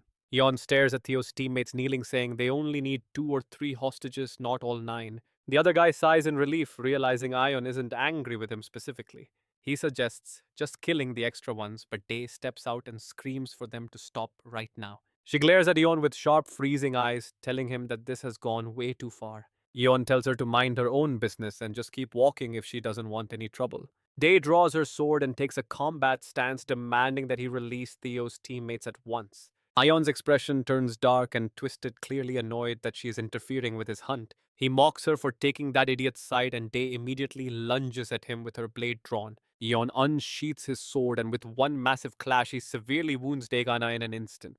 Ion's face looks absolutely terrifying as he stands over her, showing zero mercy to his former ally. The memory cuts off because Theo's level is too low, leaving him furious and demanding to know the truth. He shouts, wondering why Ion captured his teammates, while Day is shocked that he already knows the details. He begs her for the full story, and Day explains that Ion was desperate to hunt him down. Since he couldn't find Theo, he used his teammates as bait to force him out into the open. Theo's blood boils as he realizes Ion will never leave him alone no matter what he does. He swears he is no longer the weakling they can just trample on whenever they feel like it. Theo screams, demanding to know where Ion is waiting as the scene shifts to a scout nearby. A subordinate runs to Ion, reporting that Theo has finally appeared on the edge of the northern cliff. And trust me, you and I are about to see a clash that will change everything. Alright, you and I are about to watch Theo Jana walk straight into a deadly trap. His enemy Axion laughs, knowing his prey is finally coming out to play. Listen up, Jana. I'm going to prove once and for all that someone like you can never hope to surpass me. A voice suddenly interrupts, telling Axion not to forget himself. Axion flinches as the mysterious words continue to echo through the air. There is no need to face him head on yet. Just extract the information about the relics from the hostages. We will handle Theo Jana for you, the voice persists, chilling and cold as they lay out their dark plan. While we take care of him, use the summoning orb to distract the overseers watching from the shadows. Axion replies with sudden politeness, Yes, I understand. He then grinds his teeth, whispering that things are under control on his end. Covered in blood, Day tries to stop him. Theo, you cannot go see Axion. Please, you have to listen to me. The intelligence overseers have already sided with the Axion. She continues to plead, warning him that he won't last long against them. This isn't a battle, it's a massacre. It's a trap meant to kill you, Theo. You can't go in there all alone. We need to find other overseers first. We have to convince them to join us before we make a move. Theo Jana shakes his head. There is no time left. I am truly grateful for your help, Dai. Now watch closely because Theo is not backing down. He demands to know where they are while Day screams at him for being so reckless. She desperately tries to block his path. If you die here, what was the point of any of this? Even if some people must be sacrificed, Theo screams back, cutting her off. I don't want to lose anyone else. Not again. He remembers the warmth of his teammates. They argues back, saying that in the Jana family, sacrifice is simply unavoidable. Theo recalls the happy times with Gington. He tells her that she was the one who interfered back then. Day stands there in shock, speechless. Theo Jana accuses her of just standing by and choosing to ignore everything. He remembers his past life when the Red Flower Palace burned. Rendohavi asked him why the palace was in flames. Why did the servants have to die? It was all because of that fool from the Jana family. Let's take a second to feel that. Being called the weakest in your own family, that kind of disrespect is exactly why Theo is done playing the victim. He grips her shoulders tightly. Theo continues, his voice heavy with determination. I cannot repeat the mistakes of the past. A powerful dragon aura appears as he coldly demands to know Action's location. Somewhere else, the snow falls heavily, burying the ground in white. Footsteps crunch through the snow near scattered items. He picks up a box, identifying it as Wellington Nasso's property. These are the things Sib collected. Then he spots a bloody bell lying abandoned in the freezing snow. A fallen bell and traces of blood. Wellington stares at the box, realizing something terrible has already happened. He looks toward Honkas and asks if he sees it too. He calls out Honkas' name urgently. Then he turns to Eka. I am sorry to ask this of you, but I need your help right now. The giant ape roars, slamming its massive club into the earth. Theo Jana barely dodges the crushing blow. Theo glares at the beast, losing his patience. I told you I don't have time for this. He strikes the ape with a powerful blow, sending blood spraying everywhere. Move out of my way. The beast collapses. Theo ignores it and sprints forward, hoping Sib and the other hostages are still breathing. Sib was Axion's guide, so he probably arranged a quiet kill to avoid causing a massive scene. Up ahead, even more giant apes are waiting to tear Theo apart. He charges forward anyway, calculating that having the overseers with Axion is actually proof of their betrayal. He carves through the fierce apes, knowing the overseers were sent to kill him and keep Axion in check. He lunges toward the last surviving giant ape with everything he has left. It roars, but Theo doesn't flinch. He knows he has to move faster because Axion is a dangerous wildcard. While fighting the massive beast, Theo realizes that this very unpredictability might be his only chance. He delivers a final decisive stab. The ape screams in agony as Theo vows to finally capture Axion. Day hears the scream from a distance and realizes exactly what is happening on the battlefield. She whispers that Theo has always been like this. She remembers him as a child, innocently asking to go home. Clutching her wounded arm, Day begins to walk slowly toward the sound of the fight. As Axion crushes a comrade's face, we leave it here. Trust me, you and I must see how Theo handles this monster. You and I are about to see Axel Sion lose it. He is shouting sword out, threatening to kill anyone who does not shut up. Just then, another voice cuts through the noise. Young Master Axel, the voice warns, remember the advice of the intelligence chief. Do not change the plan. Hearing that, he reluctantly agrees to follow along. Fine. He sheathes his sword and sits right on top of a tied up captive, his gaze turning stone cold. He starts thinking. 4 high level prosecutors were already sent to take that guy out. In the end, they do not trust that I can win. He clenches his fists, in frustration, calling the other guy a total idiot. Suddenly, a figure appears. The captives try to scream through their gags, making muffled sounds of desperation. Axel slowly looks up. Finally, you show up, he says. Footsteps get louder as he calls out Theo Jana's name. Theo walks closer, one step at a time. He frowns, seeing his beaten and bound comrades covered in wounds. Then he gives a look of pure disgust to the men standing nearby. They are just Axel's underlings. He smirks with total contempt. Axel stays seated, acting tough. You really kept me waiting, he taunts. Theo stays silent. He looks at his friend, who is badly hurt, being pinned down painfully under Axel's weight. Theo Jana grips his weapon tightly, his mind a complete mess of anger and focus right now. Watch closely here. Seeing Theo move, Axel instinctively reaches for his blade, but then that familiar voice warns him again. Young Master Axel! The shout snaps him out of it. He takes a deep breath and forces himself to calm down. Axel lets go of his sword and speaks up. You clearly know why you are here, so let us get straight to the point. He continues, if you want to save your friends, you have to, but Theo cuts him off. Are you scared? Axel snaps back. What Theo raises his voice in a challenge. Are you afraid of losing? Axel growls, asking what nonsense he is talking. Theo spreads his arms wide, mocking him. If you were not scared, there would be no reason for all this. Bringing a crowd, having them glare at me, he continues, and even this pathetic, shameful kidnapping, he smirks. Is it not all because you are terrified of losing to me? He keeps poking the bear. That title of strongest in the north must be a total joke. Axel screams at him. Theo points his weapon straight at Sion. Why don't you try fighting me for real then? A true dual sword against sword. He adds, of course, that is if you have any pride left in you. Axel just laughs. Theo keeps going. If I lose, I will give you everything you want, including my very life. But if I win, you let them. Axel does not want to hear another word. He laughs mockingly. A duel, this fool actually wants to challenge me to a sword fight. His voice drips with condescension. Your arrogance is truly out of this world. He covers his face, growling. Do you really think I fear you? The voice chimes in again. Young Master Axel, this is just a provocation. You do not need to answer him. The voice keeps nagging him. Do not fall into his trap. Just stick to the original plan, as we discussed. Axel snaps, telling them to shut up. You guys do not trust me either. He grabs his hilt and finally speaks. Let us see what happens next. Fine, Theo Jana, let us fight in the dark shadows. Two men are watching everything get very messy. The other guy grunts, It is still within our expectations, just a bit more work. If the young master goes too far, we follow the plan. Axel draws his sword and shouts, This is a duel of pride. No one is allowed to interfere until the fight is over. Do not touch the hostages. They are the stakes. Theo does not waste words and lunges forward immediately. Axel stays calm. Theo strikes, but Axel is fast enough to block it. A loud clang of metal rings through the air. Seeing Theo's power, Axel is a bit stunned. Theo says coldly, Thanks, now let us stop wasting time and start. Axel launches a surprise attack, but Theo counters. Axel mocks him, calling it a cheap trick from the son of a concubine. The wind howls alongside the clashing blades, making the air feel heavy. Axel screams, I will teach you a lesson. He boasts about the true power of the Jana family. Then a massive dragon appears, the red sky dragon. Theo looks shocked for a second, but he immediately swings his weapon down with crushing force against the beast. It is the three-dragon claw. The dragon shatters under the impact and vanishes, leaving Axel completely speechless. Theo Jana smiles with satisfaction, his eyes sharp and full of resolve. Are you really strong enough to be teaching me? Damn it, he thinks in horror. We need to see what is next. Stick with me. We are starting with Oyon, the rank 14 leader, staring at the massive crater. Theo left in the frozen, snow-covered ground. He doubted him at first, but is Theo really? The skilled sweat pours down his face as he grits his teeth, eyes filled with deep hesitation. This is getting tough. Seol-yon might actually lose here.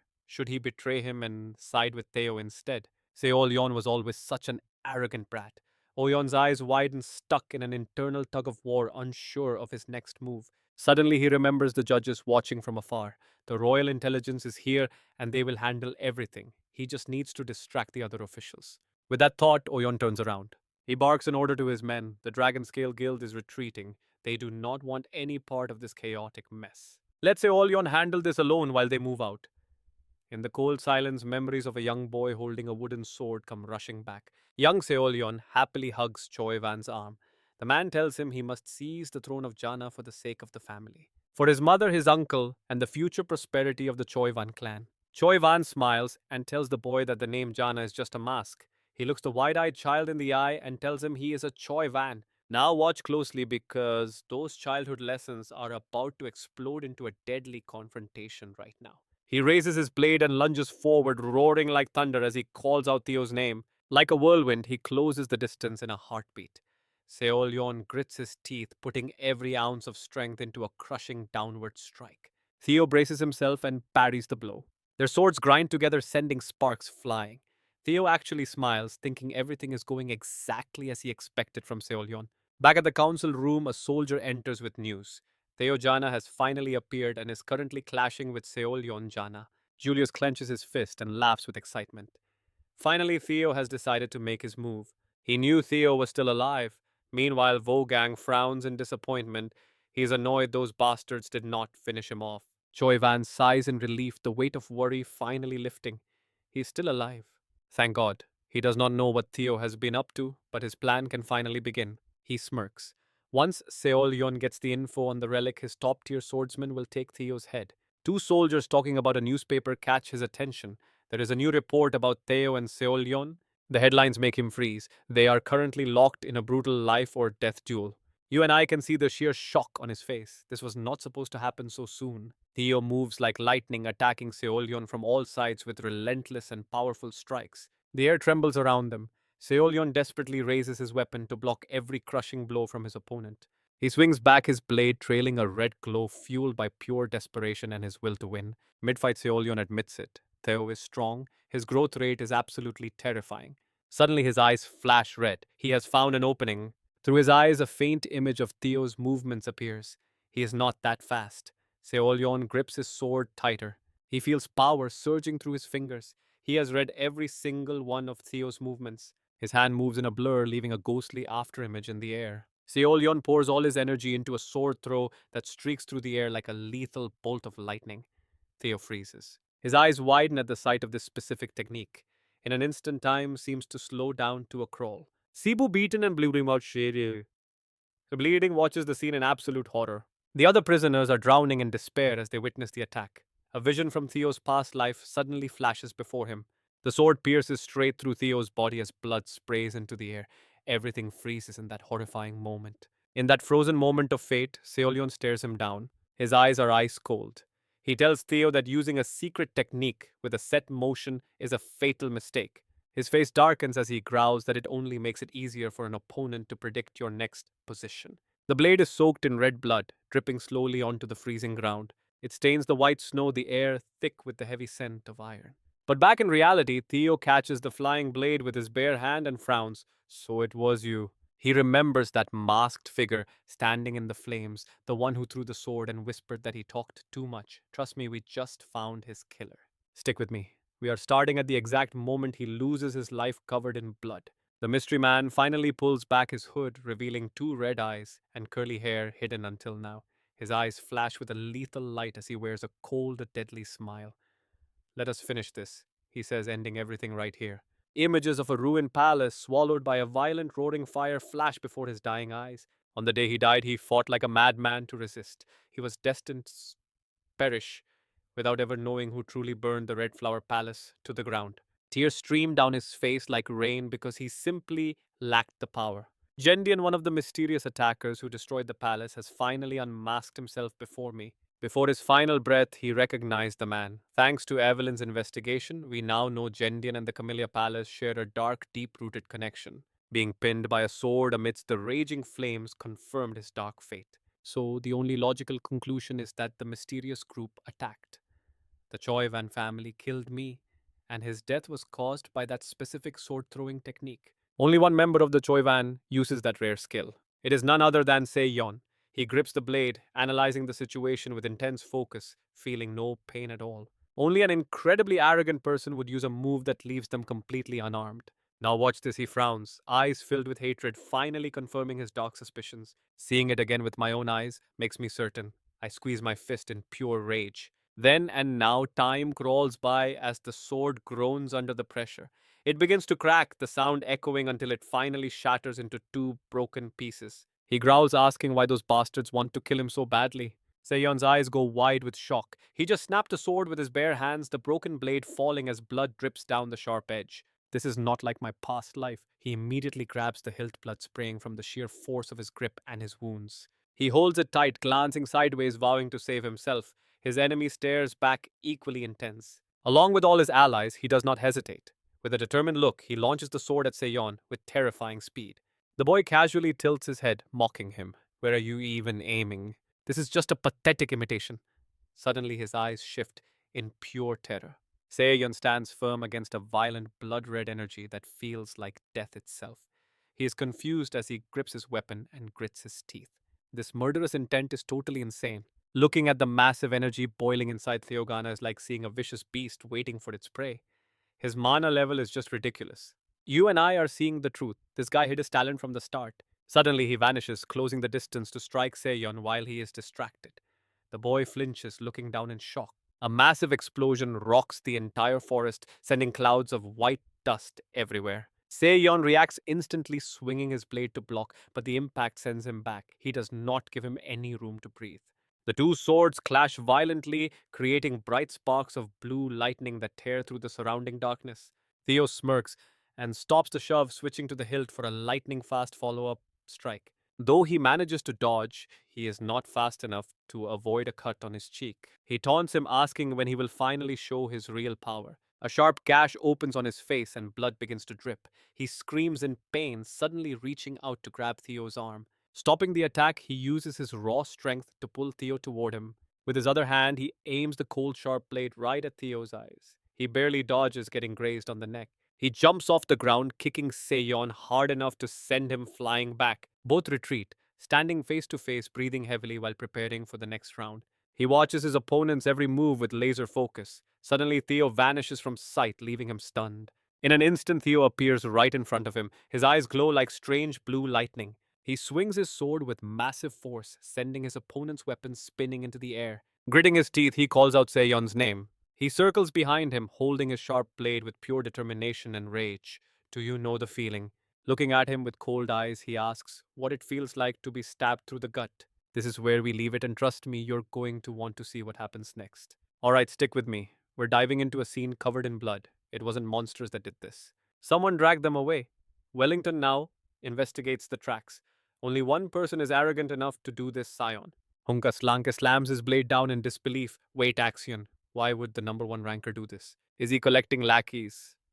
The main character turns back with the realization he's taking your teammates hostage just to lure Theo into a trap. He plans to eliminate Theo during the second awakening ceremony. One man shouts in pure burning rage, "What? He should fight fair. What the hell is he thinking that Axion is just a spineless, dirty coward?" Eka Slanka snaps. So what, she says it like it's nothing special. This is the Jana awakening ceremony after all. These brutal situations are just part of the game. Wellington now hears this and falls into a heavy silence. Then he speaks with pure, unfiltered disgust. This is why I hate Jana. No matter how much you praise strength, I can never accept something as twisted as this. Her face shifts as she gives him a low, dangerous warning. You're talking crazy, but listen, I've got to save my team. That's exactly what Theo would do. Trust me, we need to act fast. Then he makes a suggestion. It would be a huge help if you joined me. Hunka Slanke is pumped up, looking at Ika. I'm insist you're coming with us, right? She closes her eyes and refuses. He doesn't care. He turns his back, complaining as he starts to walk. I only followed because I thought I'd find the young master, but he's nowhere to be seen. Plus, I despise weaklings. I have zero interest in saving them. He mumbles about how cold she is. She snaps back instantly. What did you say, you little brat? Wellington now smiles with total confidence. Eka, I know why you really want to meet Theo. He doesn't hesitate to make a promise. I guarantee that if you help me this time, it will bring you exactly what you've been aiming for. Across the white snow, they sprint with a powerful force that leaves only the faintest trace behind. Nobody can even catch a glimpse of them. He leads the way, sprinting alongside the Slanka siblings in a desperate race against time. Wellington's eyes burn with resolve. Please, everyone, just hold on a little longer. A black gloved hand grips a sword. Stop right there. He signals his team to halt immediately. He says they can't go any further. A group of armed men blocks the path. Is that the Godong group? Owen mocks them with a sneer. Long time no see. Wellington, you abandoned us for a total loser, and now you're hanging out with these muscle-brained bears. Hunka Slanka grinds his teeth in fury. What you calling us brainless idiots and dumb bears who only have muscle instead of brains? He frowns and says he never said that. Wellington makes an offer. Move, Owen. I don't want to fight my old friends. He refuses instantly. Wellington narrows his eyes, his hand reaching for the hilt of his blade. If you won't move, then we'll make you. He charges into battle with the Slanka siblings. Look at Sibiu. He's in real trouble. Gagged and struggling, he's gasping for air. He grips a broken sword as blood drips onto the white snow. Even with his limbs bound, he tries to cut his ropes while remembering how Theo fought. Axion tilts his head narrowly, dodging a lethal strike. The bloody broken blade flies through the air at high speed, landing right in front of Sibiu. He thinks this is the perfect chance Theo gave them. I'll end this. Without hesitating, he grabs the blade and saws through his ropes. His bound teammates watch the chaotic battle unfold from a distance. Three figures clash in the freezing cold.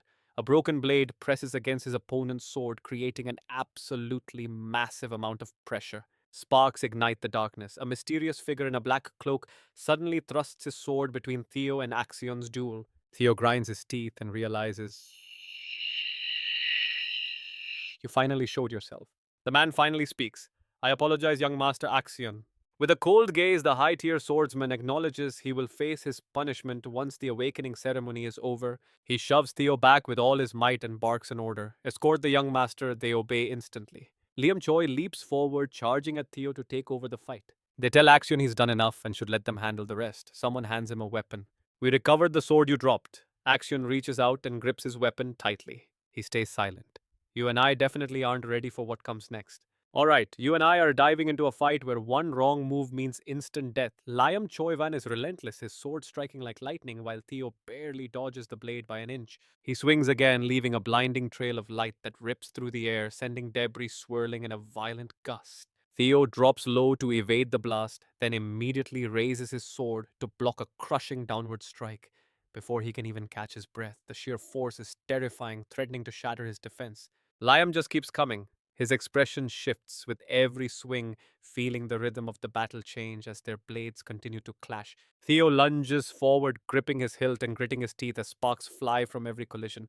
Even Liam has to admit it to himself, now this kid and his crew are the real deal. He realizes that Axion's subordinates aren't the only ones who are dangerous. Theo himself is a high-level threat. But as he narrows his eyes with grim determination, he tells himself they still aren't strong enough to take him down. The echoes of steel against steel ring through the forest, matching the cold, calculating thoughts running through Liam's mind. Pay attention here because everything is about to change. This is his only chance to end it while no supervisors are around to witness the carnage. It's a shame to snuff out a genius, but Liam closes the distance and raises his sword high, his eyes overflowing with pure killing intent. With a cold farewell in his heart, he prepares to deliver a final strike. Goodbye, Theo.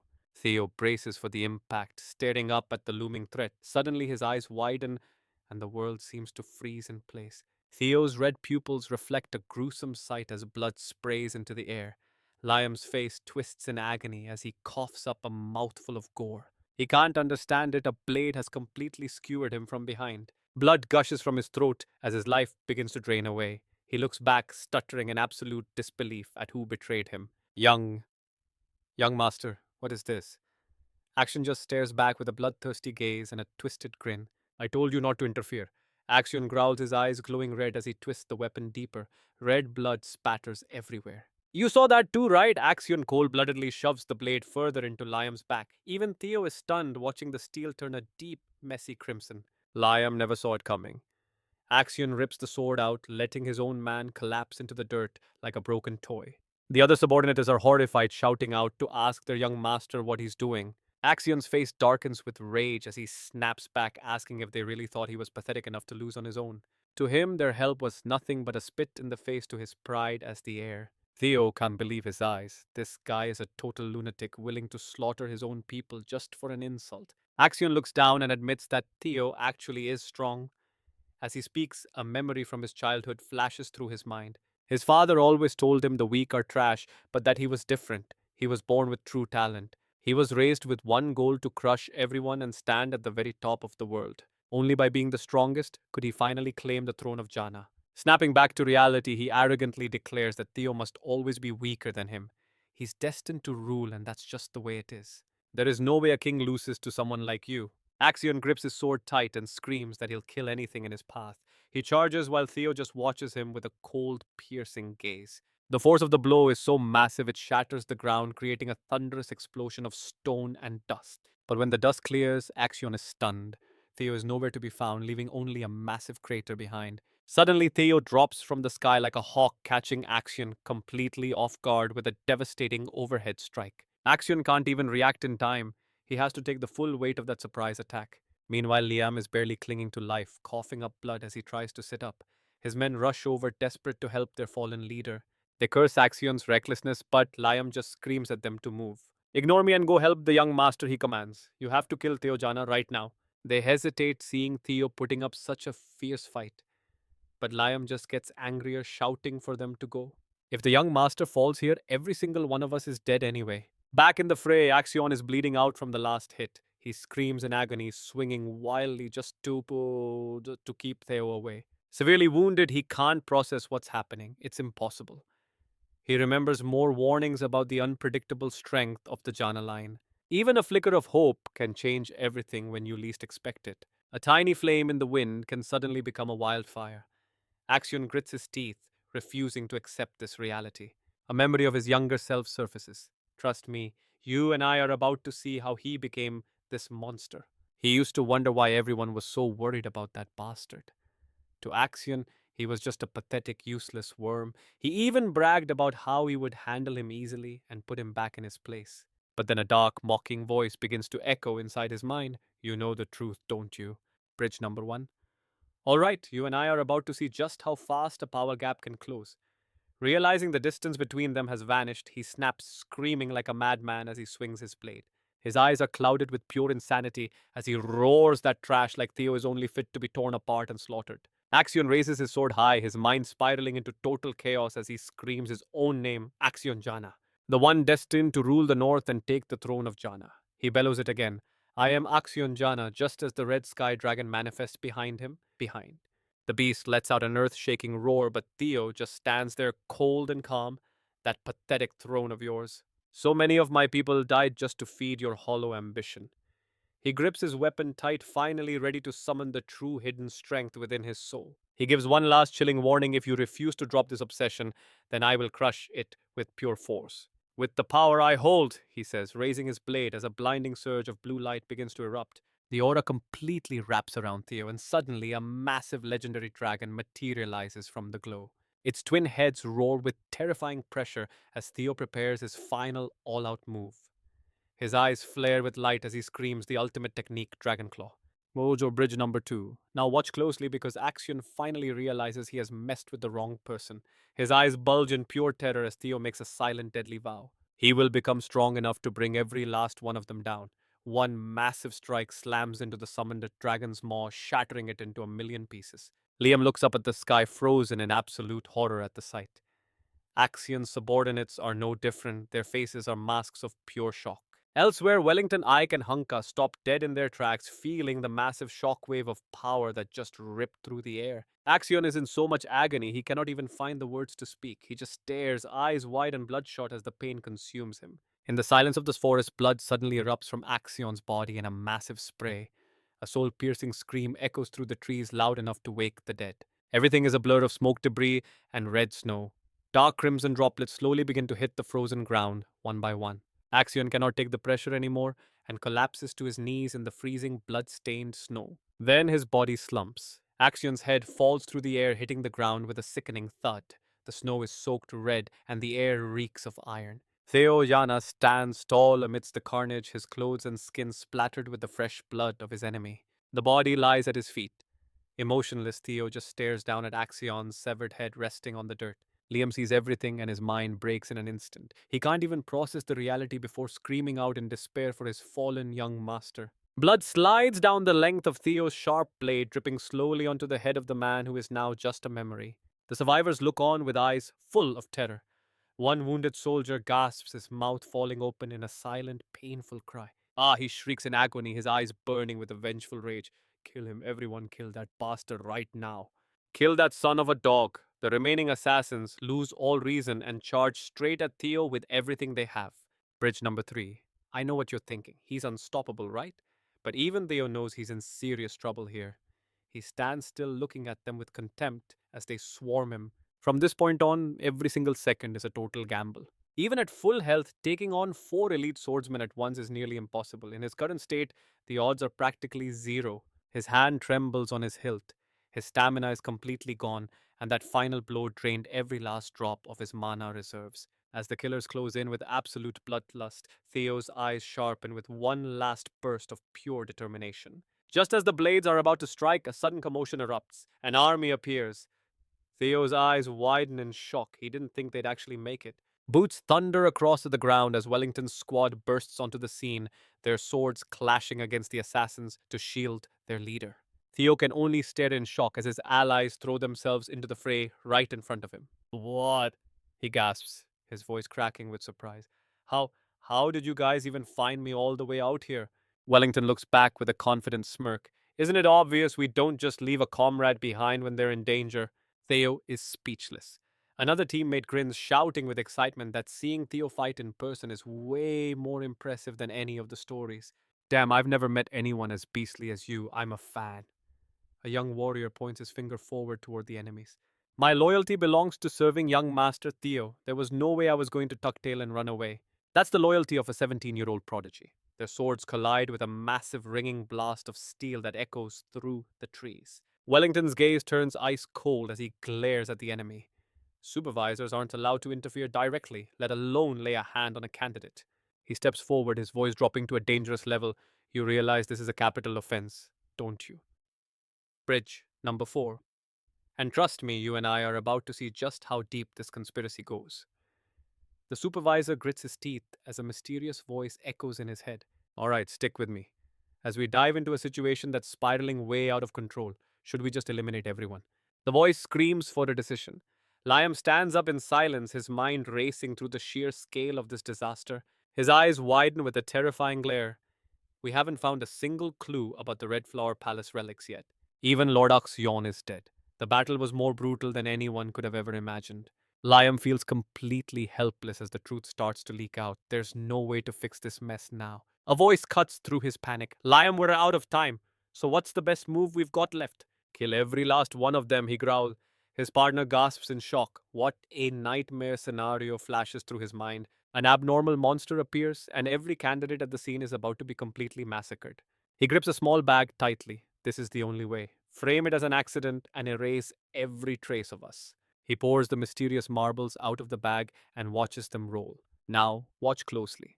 This is how you stage a massacre using 20 level 5 monsters. The other assassins are terrified. They whisper their understanding. It's all for the cause. Liam hurls the mysterious black spheres forward with deadly intent. He leaps down from the heights, striking a target while mocking them. Liam's tone is pure provocation. The victim is blindsided. Damn it, another mess. Suddenly, a man and a woman appear out of nowhere. What on earth are you doing? It's the White Armor Dragon Cavalry and the LPDN supervisor. The White Armor Dragon Cavalry has arrived, led by Supervisor Eincher. More reinforcements arrive, led by Natasa Kobo from the Plum Blossom Palace and Signer from the Water Lily Palace. Liam's eyes turn blood red with fury. How did they get here so fast? He collapses onto the ground. Seeing their leader fall, his allies start screaming in absolute panic. Liam, from the CLPD, rests his sword on his shoulder. Stay put if you want to live. Surrender or die like him. The 3 survivors freeze, not daring to utter a single word in that oppressive silence. A group points their blades at the enemies. From a distance, Theo approaches alone. The supervisor thanks the heavens he's alive. Day quickly moves to support him. You made it just in time. Thank you so much for coming. Day looks at him worried. Theo, that was incredibly reckless. Why did you risk your life like that? Theo just gives a faint nod as they prepare to leave. Suddenly, the Silver Tiger spirit appears in a panic. Theo, that was way too dangerous. Why didn't you just call for my help? 2 others jump in. Hey, don't forget we helped too, Theo. Don't you dare die until we have our rematch. A group of people starts sobbing loudly. Lord Theo went so far for us we could die happy now. He collapses into Day's arms, his voice faint and gasping for every single breath. The strength I'm chasing, it's finally within reach. Day listens and gives him a gentle, knowing smile. Theo, just give me the bell so I can take the top spot. Day gazes at him affectionately as silence falls. Back in the city, the lights flicker and glow, creating a beautiful and shimmering landscape. You and I can see the pure shock on the Heavenly Dragon's face as this emergency meeting kicks off. Achis Yon is gone. The leaders stand, their faces pale and eyes wide with pure disbelief at the news. Julius looks completely stressed. His voice trembles as he asks, is he really dead? In the snowy pine forest, the ground is a soft white carpet. Everyone gathers, waiting for the round 2 results. Battered and bruised, they huddle in the cold. A figure steps up onto the stone platform. They fall silent, listening to the cloaked man standing before them. Well done, everyone. The mighty figure with the long white beard, Tianlongfa Aogana, announces that Phase 2 is over. I declare the second stage of the awakening ritual complete. The crowd whispers in awe. Is that really the Heavenly Dragon? It's rare for him to appear in public. He checks the list. 45 out of 87 passed. Not bad. This is easily the most talented generation yet. Suddenly he stops, his eyes glowing with a sharp red light. I'm particularly impressed by the top scorer's points. Theo, covered in blood and wounds, waits with bated breath. He stands tall on the stone steps and speaks clearly, as you all should know by now. You and I just witnessed a legend move up from apprentice to official swordsman. Be proud of your strength. All right, you and I are about to see who finally earns the right to become a legendary Ghana Gington now swordsman. Every soul present has earned this moment of glory. Then the leader checks the list with a heavy, focused gaze. Now he announces the scores for the second phase, starting with the absolute top of the class. Theo Jana, 1,121 points. People are stunned. How could he score over 1,000? He stayed quiet until the very last second. Theo remains silent, completely ignoring the shocked whispers around him. The leader continues. In second place, Wellington Neo with 926. Third is EJ Kank at 843. His voice echoes through the silent dark forest. Fourth place goes to Hoon Kazer with 789 points. Finally, he reaches the bottom of the list. Rank 45, La Lehman 28 points. The results are in. Fa Auganana narrows his eyes, emphasizing that the awakening ritual still has one final brutal stage. He asks everyone qualified for the third phase to raise their hands, sparking a wave of nervous chatter. Some complain about not hunting enough demons, while others couldn't decode the secrets they found in time. Wellington now confidently raises his hand. Ejika Lanke follows suit, leaving Hunka Saucer completely jaw dropped in the back. Then a black gloved hand shoots up with total conviction. Theo Jana stands tall, raising his hand with pride. His mind flashes back to those colorful bells and the mysterious characters hidden deep within them. Now pay attention, because the hidden secret of stage 2 is the legendary elemental breathing technique. You have to master this by gathering scattered texts from the demon bells. Theo smiles, knowing exactly how it works. They call these hidden pieces for a reason. They are incredibly hard to find and even harder to understand. Only those who master this can fuse elements into their mana to survive the coming third phase. In his past life, these texts were a complete mystery to him. He simply couldn't grasp the meaning. But now his eyes burn with a brilliant blue light flickering with intense sparks of raw energy. He sees a vision of a caped warrior unleashed. The system activates, synchronizing with the hatchling dragon to read memories. He witnesses a warrior atop a dragon surrounded by lightning and soldiers. The true path is finally revealed. Seeing the essence of the text through these visions allowed him to understand everything in a single heartbeat. Fa Auganana looks at the raised hands and can't hide his genuine excitement. Finding even one candidate is rare, but seeing four of them together, that is absolutely impressive. You and I are seeing the butterfly effect in action. Theo's changes helped his rivals succeed too. The leader points to the clearing behind them.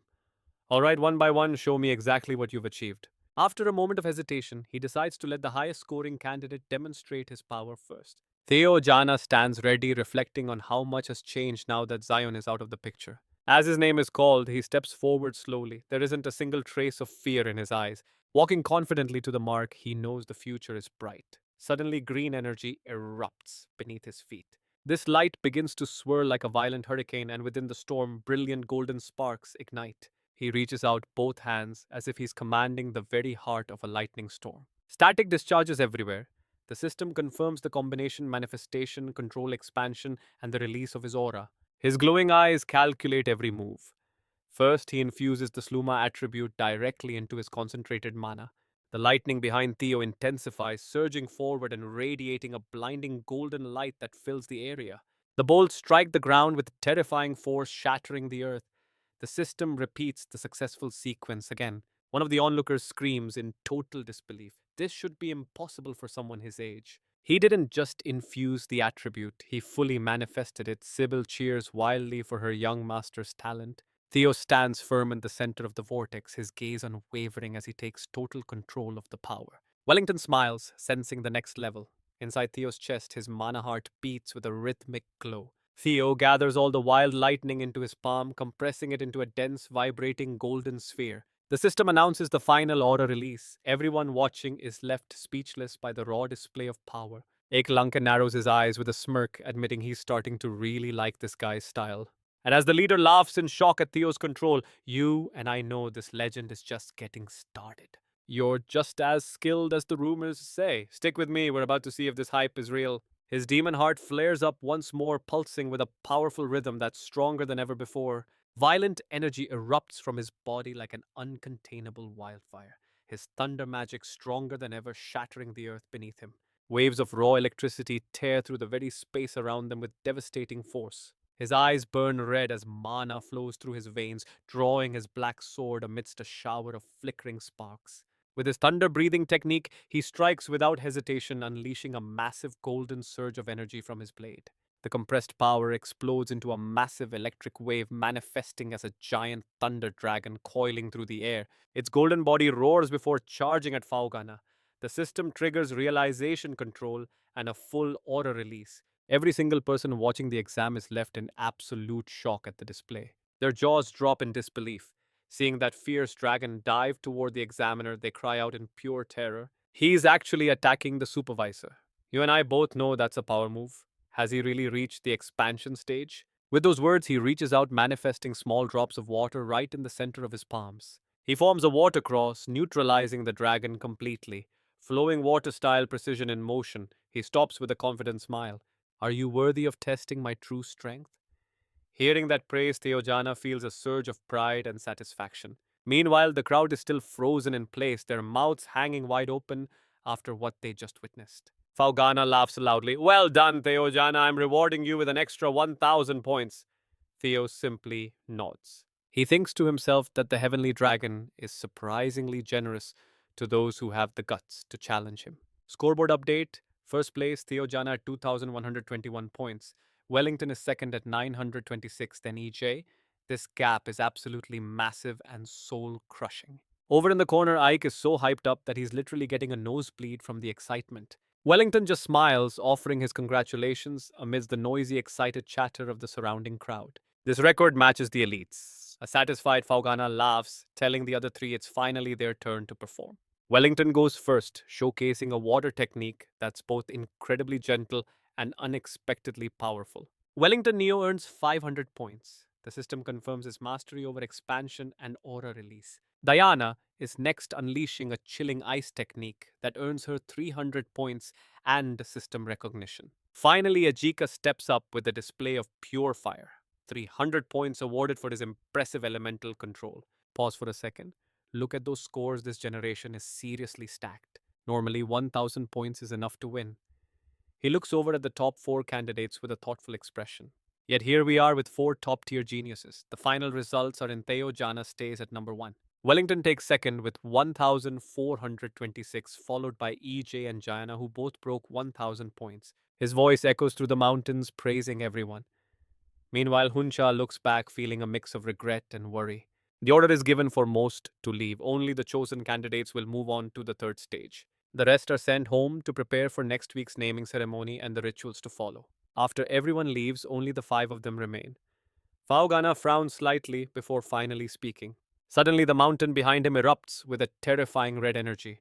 The pressure is so heavy it feels almost crushing. He stands unmoved by the force, announcing that it's time for the third phase of the awakening rite. Theo grits his teeth, gasping for air while struggling to stand upright. What is this insane power? This suffocating pressure.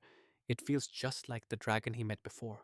Why is he sensing Lord B's energy here? Kyle Jana's words return. The third rite involves meeting the family head, and nobody knows what truly happens inside. Everything depends on the family head's whim. This meeting determines if you're worthy to join the head's personal battle. Every legendary candidate from the past was chosen for this battle. Being picked means your strength is finally recognized. Theo Jana falls deep into thought, trying to piece everything together. So, the one waiting at the peak must be the family head. But why does his presence feel exactly like Lord B? A dark realization hits Theo Jana, and he struggles to believe it. It's simply impossible. He imagines that man holding Lord B's frozen heart. Could they have actually stolen it from him? Cross the dragon's fear and face the head. Trust me, you and I need to see what's waiting up there. You and I are about to watch Theo Jana and the crew fight for their lives against some soul-crushing pressure. Kalanlanke screams in agony while gritting his teeth. Damn it, how are we supposed to climb in this state? Theo Jana speaks up, forget brute force. She asks in surprise, Then what should we do? He tells her she must regulate her mana flow. Ekalan asks in confusion, flow. Wellington asks if he means creating a counterphase wave to cancel the distortion. Theo agrees, nice job, Gozo, but doing it is harder than just saying it. She looks completely blank, having no clue what those two are even talking about. Then he warns that if you cannot control mana properly, you are not worthy to meet the clan head. Ekalan asks in confusion, interference waves. What language are you even speaking right now? Wellington smiles helplessly before explaining. Mana acts like a wave, and naturally the head's overwhelming pressure is also made of waves. To push through, we must calculate and generate a mana wave that cancels it out. Callan asks. So you mean we need mana? That is the total opposite of this pressure? Theo says, yeah, basically. Then she explodes in anger. You total nerd, why would you explain something so simple in such a complicated way? Wellington repeats the word nerd while Jaina finally understands the logic behind the mana flow. Eklan points right at him and shouts, seriously, nerd, are you really only 17? Now watch this, a sudden blue-white aura appears out of nowhere and swirls toward them. Wellington and Callan freeze. Theo just smiles as it finally done. The blue energy begins to dance all around Theo Jana. He turns back to the group. If you want to be the next clan head, this is the bare minimum skill you need. They are completely stunned. While some stay calm, E. Cullen is just frozen in place. Suddenly, Theo takes off, flying straight ahead into the distance. I will go first, he shouts. Wellington and E. Cullen panic. Hey, Theo Jana. The elder warns everyone to hurry up because their final scores will be based on their arrival order. The group is taken aback by the sudden competition. Without wasting a second, they rush after him. Fa O Ganana chuckles. Honestly, I am actually starting to want a disciple at my old age. Over at Dongbak Palace, a happy voice echoes, my daughter, where is my adorable little girl? Kiason goes door to door, calling out loudly. The two maids following behind can only whisper in secret. You and I can see why the Marquis is back. Since young Master Theo is doing so well, the palace feels brighter. Inside the room, Cecilia Jana is busy handling work with her subordinates. Suddenly, Kia Son bursts in shouting for her daughter. Cecilia can only sigh, Mother, please maintain some palace decorum. She quickly fires back, Decorum, how can I stay calm in a situation like this? I am about to be super rich, Cecilia replies. Mother, you are already rich? Kiason smiles and hugs her daughter. Not just rich, filthy rich. This is the capitalist spirit of the L clan. She brags that since Theo became famous, their workshop has been absolutely flooded with new orders. Our problem with having no customers is finally solved. Cecilia smiles silently, feeling proud but heavy hearted. She always knew Theo would succeed, but she still pictures him with a sword. She can't stop worrying. Is he badly hurt? Is the pressure of this test too much for him? All I can do is wait like this. She feels useless, wishing she could help her son so much more. Her fists tighten as a suffocating feeling grows. This frustration is becoming almost too much for her to bear. All I can really do for him is. She stares at the outfit she made for Theo. Just this. I wish I could offer practical help. Meanwhile, Kiason is still cheering with pure joy behind her. The days of only making weapons are over. We will make and sell every kind of accessory too. I will increase our revenue 10 times over, Cecilia suddenly calls out to her mother. She turns to her and asks with sudden excitement, Mother, have you ever made a prosthetic arm? Back with the elders, the leader laughs. Future clan head, your endless energy truly satisfies me. Theo's crow caws on his shoulder. I know what you are worried about, the elder says.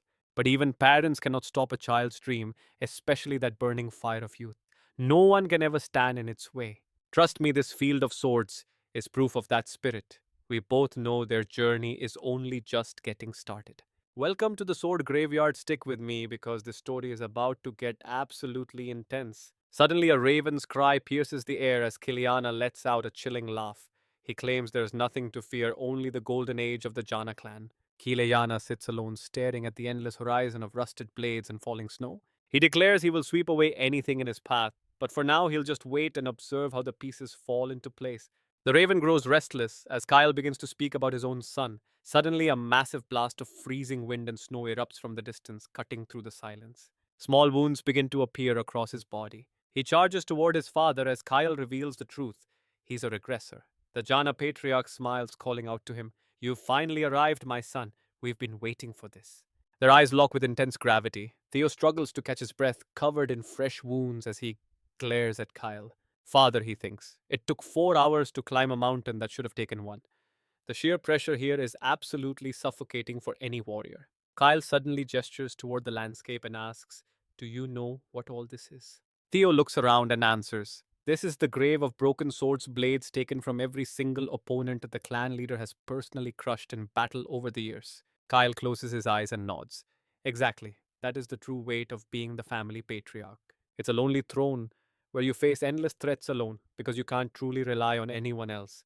He grips his own sword tightly, his knuckles turning white as he speaks. He emphasizes that this position can only be held by someone who stands tall through their own absolute power. Pay attention to this question. It determines everything. Do you think you're qualified to succeed me? Yes, Theo replies without hesitation. Kyle warns him not to give such an easy answer. Thousands have died just to reach this spot. Can you still say that after feeling the raw weight of their lingering hatred for us? Theo listens intently as dark smoke twists into screaming, vengeful faces right before his eyes. It is pure nightmare fuel. The spirits scream Kyle's name in agony, cursing him forever. The sky itself turns into a horrific display of wailing souls, all staring down at Theo with murderous intent and zero mercy. They want to tear him apart, but Theo remains calm. My resolve will not waver here. Kyle coldly asks why. To avenge my past life, become the patriarch, and end this bloody cycle with my own hands. I can endure any hell to make that happen right here and now. He draws the sword from his hip and raises it high. But deep down, he knows this isn't the answer his father is looking for. I will answer with my blade, Theo says. Kyle can't help but let out a smirk. Fine then. From this moment on, you are a challenger, not my son. Let's see exactly what that woman has taught you during your time away. Theo's brow furrows at the mention of her. That woman. He knows his father is serious now. Wait, did we just see that? A flash of steel, and Theo is cut down. His eyes widen as his body is literally split apart. It happened so fast he questions if he's already dead. His limbs seem to separate in a horrific display of power. Theo is in total shock, unable to accept this. Kale's gaze remains ice cold. This is the soul sword. He watches the raven fly closer with dark interest. Humph. It would be a waste to let him die this easily. The raven begins croaking out some strange, ancient language. Keel looks at his son and admits that only those with an iron will and unbreakable determination can survive the soul sword's mental trial. He steps closer to Theo, feeling a rare moment of regret for his son. Doing this to a kid who just finished his awakening ceremony is truly cruel. Theo's eyes have gone completely blank and lifeless. But if his resolve is this shallow, it's better he loses his mind and dies right here. I have no use for a regressor who only brings ruin to our name. A dark shadow appears. Am I dead? It makes sense, considering I was struck down by my father's legendary blade without any chance to counter. No regrets, though. I gave it my all. I even managed to reach the forbidden heights of the palace. Ghostly hands emerge from the darkness, dragging him down. Theo lets himself sink into the abyss as the shadows of his enemies swarm around his failing consciousness to take him. Maybe it was all just luck after all. He starts drifting away into nothingness. I was happier in this life than the last one anyway. Theo closes his eyes. I can finally rest now. His form begins to fade. Suddenly, the raven's voice booms in his head. Wake up! Don't you dare die here! If I knew you were this pathetic, I would have eaten your soul ages ago. Then a small fragment of Theo's true spirit begins to flicker and glow. Theo's eyes snap open. A massive surge of energy starts to transform everything around him instantly. He grips his sword and lunges forward. It can't end like this. His feet find their ground again as his heart fills with a new burning resolve. His gaze is sharper than ever. In this life, Theo swings his sword once more with pure conviction. Even if I fall, I will not stop. Trust me, you and I need to see what's next. Let's dive into a story where our main character refuses to back down no matter the odds. A flash of light erupts within the darkness, spreading rapidly until the shadows finally shatter into pieces. Theo stares up in shock as his blade crackles with lightning. Keeley laughs, impressed by the young man's growth. You passed the test. Theo smirks, satisfied, as the crowd begins to gather for the main event. 1 week later, at the central building, Hunchaso gasps. So many people, I'm actually getting nervous. Idika scoffs beside him. You are such a coward for someone with such a massive muscular body. You are the older one here, he shouts back. The clan heads, the 9 dragons, and the legendary commanders. Every single hero has gathered today. She just mocks him again, calling his nervous state absolutely pathetic. Idika continues, relax. Nobody cares about you. You have not even mastered a single breathing technique yet. That comment hits his pride hard. What did you say? Hunka So growls, his fists shaking with pure rage. He snaps back. Then tell me, what secret did you receive from the clan leader on your 3rd visit? He is furious. You are the worst. My Theo would definitely say something much cooler than that. What do you mean? Your Theo Hunjasu declares proudly that they are the swords of Jana. That is why they must risk their lives for the family and the dragon who rules the bears. We must choose the strongest leader, someone with ambition. Hunkaso bows toward Theo, confirming he is the one. He adds, I will bet my entire life on Theo, and that is why I call him my leader. Edika asks if he has even spoken to Theo. Hunkaso replies, is that even necessary? I just need to join Theo's team. Edika is speechless, but Hunkaso remains completely confident. The leader said Theo won't join the succession war, so I am free to follow him anywhere. Now pay attention here because this appointment ceremony is officially starting and it is going to be epic. The announcement rings out. Theo Jana, the top candidate, steps forward as the massive crowd erupts in cheers. Theo stands in the arena with a satisfied smile. In the crowd, Evelyn is beaming with pride for him. Everyone is focused on the young master Theo. What path will he choose for his future today? She sighs in relief. I want him in the White Dragon squad, but that would be too selfish. Theo walks forward as Van A announces, Congratulations for ranking number one. You have excelled in every single field. Suddenly, Choi Van stands up. Van A looks back in confusion, wondering what is happening. The spy leader teleports onto the stage. Everyone gasps. Is he here to take revenge for what happened to Yon? No way. Kile watches calmly while Julius S. narrows his eyes, sensing the tension in the air. Veena warns the spy leader to sit down, unsure of what he is planning to do. He speaks coldly. Choi Van challenges the status quo, offering Theo Jana a massive new position. Theo stays alert. The heavenly dragon must be shocked by Yon's death, but he wouldn't cause trouble here. He smiles as he drops the title. Vice leader. Theo frowns immediately at the strange offer. You and I both know how far he has come, and seeing him at the top hits different. Once the lowest member of Jana, Theo rose up after that mysterious egg began to crack. Whispers fill the room. He has grown strong, but who could have expected him to actually kill Yon? They say he could have even killed the supervisor. Is his skill really that terrifyingly high? He completely overwhelmed Yon. His underdog story has inspired many trainees, and his fame is growing every day. No one looks at him with contempt anymore. Now their eyes are filled with pure envy. There are no fools left in the Ghana family. Suddenly, a system window pops up. Congratulations. You have achieved the highest rank in the Flower Blooming Festival and completed Scenario 3. Reward for winning. Cora Air. The item has been sent directly to your inventory. Theo looks confused. What exactly is a core mission? Since this was a major quest, the item must be extremely valuable. Choi Van's voice breaks his focus. He smiles cheerfully, but Theo is clearly annoyed by his presence. We guarantee you the position of vice leader. Theo remains silent, processing these bizarre words. Theo eyes him with suspicion as the system scans 46-year-old Choi Van, leaving us wondering what happens next. All right, you and I are diving into a world where power is everything and betrayal is just a Monday. The Heavenly Dragon is a master strategist with a hidden blade, planning to use Theo like a hunting dog to find the primordial dragon relics. After processing this new intel, Theo falls deep into thought. It is clear the old man is targeting the relics of the primordial dragon. He already knows I am the one who possesses it, Theo realizes. But from now on, Heavenly Dragon, nothing is going to go the way you planned. And as for you, Choivan, I will deal with you myself. Julius so suddenly screams out, What is the meaning of all this? The intelligence chief, Choi Van, turns back to explain, I am just recruiting talent according to the ceremony rules. Is there a problem? The man's face twists with fury as he begins to bark out orders. Do you think we are fools? Everyone knows you are just trying to get revenge for your grandson. Choi Van just laughs at the accusation. On a personal level, sure, I might be angry about his death. But as a leader, my only goal is to find the best talent, Julius. So is filled with pure contempt, hearing those words. What a cold hearted monster his own grandson died, and his only thought is still his own objective. Now pay attention because here is where the stakes get absolutely massive. Seeing the bickering, the referee snaps, Enough, stop it. I get your passion, but wait for the procedures. Now, Theo, have you made a decision yet? Theo lets out a long, heavy sigh.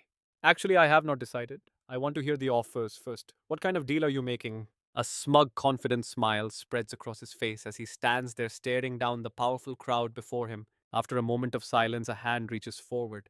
Osa calmly speaks out in front of the entire assembly.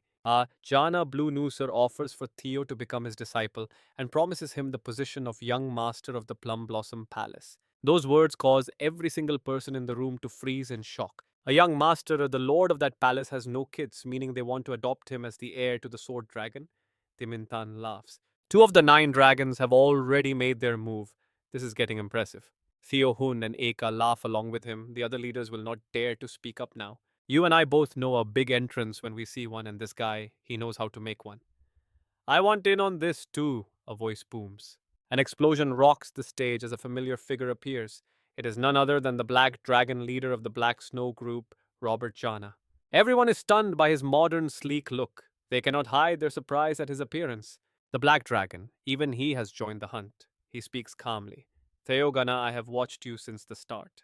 Theo is a bit startled. The man looks serious. Kyle was right, you have some very interesting qualities. Join Black Snow, I promise you the position of vote to it. Let me explain that rank briefly. Vote Tweet is the highest rank in their secret intelligence group, where you can finally reveal your identity and gain massive honor. In my past life, only 8 people reached that rank. No matter how hard I tried, I never could make it. But now it feels almost too easy. After a short silence, Faguna starts coughing to get attention. This man is the Rising Dragon Lord of the Rising Dragon Temple. Theo Jana, your performance was truly impressive. Do not forget that our Rising Dragon Temple is always open and ready to welcome you. Everyone there is stunned. What even the Rising Dragon is stepping forward personally. 4 of the 9 dragons are in, and there is still one more, our captain, the leader of the White Armor Dragon Cavalry. Julius Sana sits perfectly still. He has a strange, intense look in his eyes as he stares ahead. Our cavalry is not going to offer Theo any special treatment or perks. This leaves everyone completely speechless. You really are stubborn. Evelyn sighs from right beside him. That is our captain for you, a man who believes that proving your strength is the only true honor. He continues, I want to recruit you, but I will not offer unfair advantages that other members do not get. What I can give you is full support and the pride of being a Dragon Cavalry member. Theo listens in silence, a wide, excited grin forming on his face. I see. My choice is. But as he starts to speak, a mysterious voice echoes, You are a regressor, are you not? That sentence makes his heart stop. His eyes shift instantly. This person is on a whole different level. Theo quickly uses his observation skill to look closer at this mysterious woman. So, what do you and I make of that? It is the former head of the family Huda. He struggles to stay calm. I have no idea what you're saying. She finds him interesting, but you and I know he's just acting. This guy's acting skills are top tier. Who knows how many lives he's lived? Her thoughts just won't stop swirling in her head. What does that mean? Do multiple cycles of reincarnation actually exist in this world? As he stays silent, the referee suddenly speaks up. Theo, are you okay? You look pale.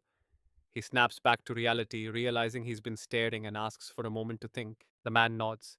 It's a huge decision, he reminds him, so don't take forever to make a choice. Huda flashes a mysterious grin. No need to hide it. I'm a regressor too, though my assigned loop ended a long time ago in a past life. Hearing this, everything starts clicking for Theo. Again, loops imply multiple rebirths, but how is that possible?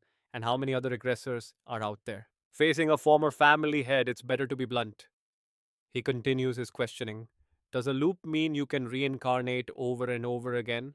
Huda looks baffled. You really don't know anything. Kyle didn't tell you a single word. Theo can only nod in frustrated agreement. Kyle's hatred for regressors is legendary. This only makes her more intrigued. Pay attention here. Everything is about to change. It's a shock he let you live. Theo is completely stunned. Could all those brutal trials I endured have come from my own father? Huda smiles as they chat, noting that their time is running out. You clearly have a lot of questions, but we're out of time for today. If you want to learn the secrets of this world and our clan, find me later. We'll talk then. Hearing these cryptic words, Theo falls silent. He stands there speechless. Suddenly he remembers that man. The only thing he ever gave me was the sword heart. The family head hates regresses, yet I felt the distinct energy of Lord B from him, and he might even have Lord B's stolen heart. Did the head really take that heart? Was Lord B an ancient dragon who actually protected regressors? Normally, no human could ever defeat an ancient dragon. But for a demigod like the family head, maybe it's possible. To uncover the family's deep secrets about regression, he has no other choice. Seeing time is up, the referee gets serious. Theo, have you finally decided where you want to go? Only one thought fills his mind, I have to find Huda. He nods firmly. Yes, I've decided. I will. Everyone leans in, waiting for his final answer. A moment later, Dimintan speaks up, clearly choosing Zenith Academy. Pao looks incredibly smug. Dimintan is officially a disciple of the heavenly dragon Zenith. He likely chose this because they both use water energy. In the past life, he returned to the No family to gain power and rebelled. Back then, he became terrifyingly strong. Just thinking about it makes Theo smirk. Let's pause for a second. This is a massive shift. He's not leaving the Jana family this time, so I definitely changed his destiny for good. Theo steps forward to shake hands. This is just a temporary goodbye for two friends. Let's both give it our all until we meet again even stronger. The boy smiles and nods back. His face lights up with anticipation. Theo gives his friend one last warm smile. Time passes, and just as expected, Jay returns to the Ice Dragon's home to be with her mother. There is truly no better place for her than there. Some friends from training camp wanted to follow me, but their scores weren't high enough. It's tough saying goodbye to comrades, but the referee's voice booms on. With that, the appointment ceremony is officially over. Good work, everyone. Dismissed. Theo looks satisfied knowing everyone will keep pushing. Suddenly, a familiar voice calls out. Hunka sir looks absolutely thrilled. I can't believe we ended up in the same unit. Theo gives a strained smile while Aika looks disappointed. Well, at least I have some new teammates. It's great seeing you both. Thanks for saving me in the second round. Aika walks over to tease him. Don't forget, you owe me one, she says, thinking that being with the strongest is best. Hunkasser laughs loudly. I like you, Theo. He's thinking the exact same thing. Their sudden laughter leaves Theo feeling awkward. Why are these people suddenly so fond of me? Suddenly, a voice shouts, Attention, the commander is arriving. Theo immediately locks in. The most prestigious unit in the Jana family, the perfect starting point for my plan to become the white armored dragon knight leader. Julius steps forward. Congratulations on becoming members of the White Armored Dragon Cavalry. You and I just saw his first step toward the truth. Time to meet Huda. All right, you and I are about to see these rookies step into a world of legends. Julius S. steps forward, calling for their oaths. Hung is absolutely fired up, shouting that he wants to become a legendary dragon knight one day. Others scream their ambitions into the air, wanting their names to echo across the land. Even Ake joins in the oath. They want to be the strongest of their generation and earn the commander's respect. That is their ultimate goal. Next up is Theo, and the shift in the room is instant. Everyone turns, waiting with bated breath for him to speak. Theo stands tall and composed. Realizing it is finally his turn, he steps up to make his mark on history. He flashes back to his vow. To prepare for the war in 5 years, he will lead the white armored dragon knights. The blonde recruit is completely speechless. He cannot believe the sheer audacity of Theo's words in this moment. Talking like that to the commander bold, but Julius S. just breaks into a massive delighted laugh at the kid's guts. Very good. He loves the ambition. This is exactly where dreams like that belong. His cape billows in the wind. No matter why you chose this unit, keep this one single truth locked deep in your mind. Every drop of blood and sweat will become an immortal legend in Gianna. Today's hardship is tomorrow's pride. Our shields will not shatter and our swords will not break. Your comrades will always stand beside you. At the end of this bloody and grueling path, Julius looks to the sky. Only glory awaits you. Congratulations on becoming part of the white armored dragon knight family. Welcome to the team. Suddenly, a massive roar shakes the ground as a black dragon appears, shocking everyone to their core. It is a flying dragon, the commander's partner. Julius laughs, stroking the beast's head with pride and introducing him. This is Gula, a true flying dragon, and the ultimate symbol of our elite unit, a sight to behold. Just then, the sky fills with dragons of all shapes and sizes descending from the clouds above. They land with powerful, heavy steps, each looking more majestic than the last. Huge dragons are everywhere. Now pay attention because this is where the real challenge begins. Everyone mount the seniors' dragons. The test starts now. It is time to earn your own dragon partner. Everyone gather at the dragon nest immediately. Before anyone can blink, Julius flies high into the air. Theo watches absolutely mesmerized by the epic scene. So, this is a real dragon. He wonders if he will truly have a flying beast of his own soon. A familiar shadow appears. Let's go, young master. Theo freezes in his tracks, unable to believe his eyes. She smiles, noting he finally made it. Theo is confused. Evelyn, why are you here? Are you serving again? She nods, though it seems a bit reluctant. Yes, it was somewhat unavoidable, she admits with a sigh. Theo's eyes widen as he looks closer. You and I both know something is wrong here. He spots her arm. Evelyn expected this reaction. Her lost arm has been replaced entirely by a cold mechanical prosthetic. Sometime later, Camellia smiles warmly while placing a hand on her chest to offer her sincere thanks. Evelyn is stunned to see Lady Camellia and Lady Giarson standing right there before her eyes. She tells them that with Theo's talent, he would be fine even without her. He is truly gifted. Camellia disagrees. Being acknowledged by someone you trust is a massive source of strength for anyone. And I heard you are exactly that person for him, a true pillar of support for my Theo. Evelyn is humbled. She claims she is just an old broken swordsman who lost an arm in battle. The lady shakes her head. Do not look down on yourself like that. You are much more. Lamps that light the night rarely know their own brilliance. Let me help you shine even brighter.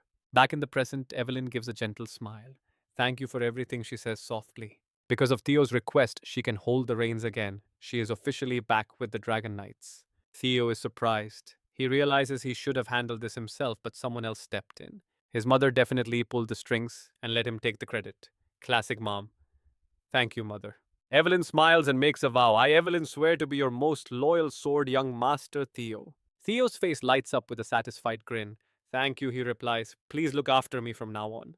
A short time later, the scene shifts toward the location of the legendary White Dragon Nest. Trust me, you and I are about to see what makes this unit legendary. This is the home of the Avon Wyverns. All right, you and I are about to see how this elite cavalry unit picks its newest dragon riders through a brutal entrance exam. Theo realizes the stakes immediately. If he can't bond with a partner here, he's out. Evelyn nods and confirms his worst fears. She says it is rare, but failures like that definitely still happen in this unit. This leaves Theo worried about the Lanka brothers, since they don't exactly seem like dragon rider material. Well, they will have to manage. Evelyn tells him to look around. Usually, riders have a sixth sense about which creature is destined to be their companion for life. Suddenly, the ground shakes under the weight of a massive titan. That is the Optizet dragon, a 15-meter titan covered in dark brown scales. It is known as a toxic apex predator of the skies. Then there is the Ivy, a snake-like terror that spits purple bone venom and carries a lethal stinger. The Sizer sword dragon is a peaceful herbivore that strikes from underground when threatened. Seeing these beasts, both of them are completely frozen in place. Then there is the Velociraptor, small, incredibly fast, and possessing high intelligence. They hunt in packs and breathe fire. Seeing this sight, the two recruits quickly back away to a safer distance. Our cavalry manages four main groups, Evelyn explains. So, are any of them calling you? Theo sighs, his expression growing serious. He is looking for something specific that hasn't appeared yet, and his mind is racing with thoughts. Stick with me here because Theo is thinking of one specific beast he hasn't seen yet. We are heading back into his memories of the past. 6 years after the war broke out, a massive mutant wyvern descended upon the White Nest, slaughtering 100 dragons. They called this nightmare the Shadow Black Dragon. It was a monster born of pure darkness. It burned 8 villages to the ground and killed dozens of experts. Later, the investigators officially ranked it as a level 2 disaster. It took the combined might of both the sword and magic dragon heroes just to finally bring it down in battle. It was famous for its ability to vanish into the shadows. This realization makes Theo fall into a deep, silent thought. He wants a partner with that kind of legendary potential. Then he spots a group of wyverns flying in the far distance. There it is. His eyes light up with pure, intense anticipation. Meanwhile, on a massive cliff, Julius is waiting with a dragon. That is when a familiar figure, Osa, slowly approaches his position. You look like you are in a good mood, Osa says. Julius just smiles and turns around to talk. Why wouldn't I be? I never expected a dragon this perfect to fall into my lap like this. Osa keeps walking forward. Perfect, because that is exactly why I'm here. Before he can ask, she cuts him off with a question. Commander Julius, you are planning on making Theo the pillar of your unit, aren't you? He goes dead silent. Osa warns him that being so blunt is exactly his style, but he should really be careful. Those with loose tongues fall the hardest. It seems your ambitions for the boy are even bigger than I originally thought. After a long pause, Julius simply says he hasn't mentioned a single thing to anyone. Osa is satisfied and steps forward. Don't worry, she says, I'm here to offer a deal that benefits the boy. Julius is intrigued. He wonders what she's planning. Theo is already signed to the White Wyverns, so he can't join the Plum Blossom Palace now. So what is left? Then Osa makes her move. She wants to start joint training sessions. She looks completely confident. Julius, on the other hand, is left speechless by the bold request she just made. Now pay attention to this scene. Other dragons are swarming and bullying a small white-blue wyvern right in front of them. Evelyn sighs, saying those kids are at it again. Theo asks if she knows that specific dragon they are picking on. She has been bullied for ages, Evelyn explains. We have tried to help, but nothing seems to stop the other dragons from attacking. It is isolated because it isn't actually a full-blooded wyvern.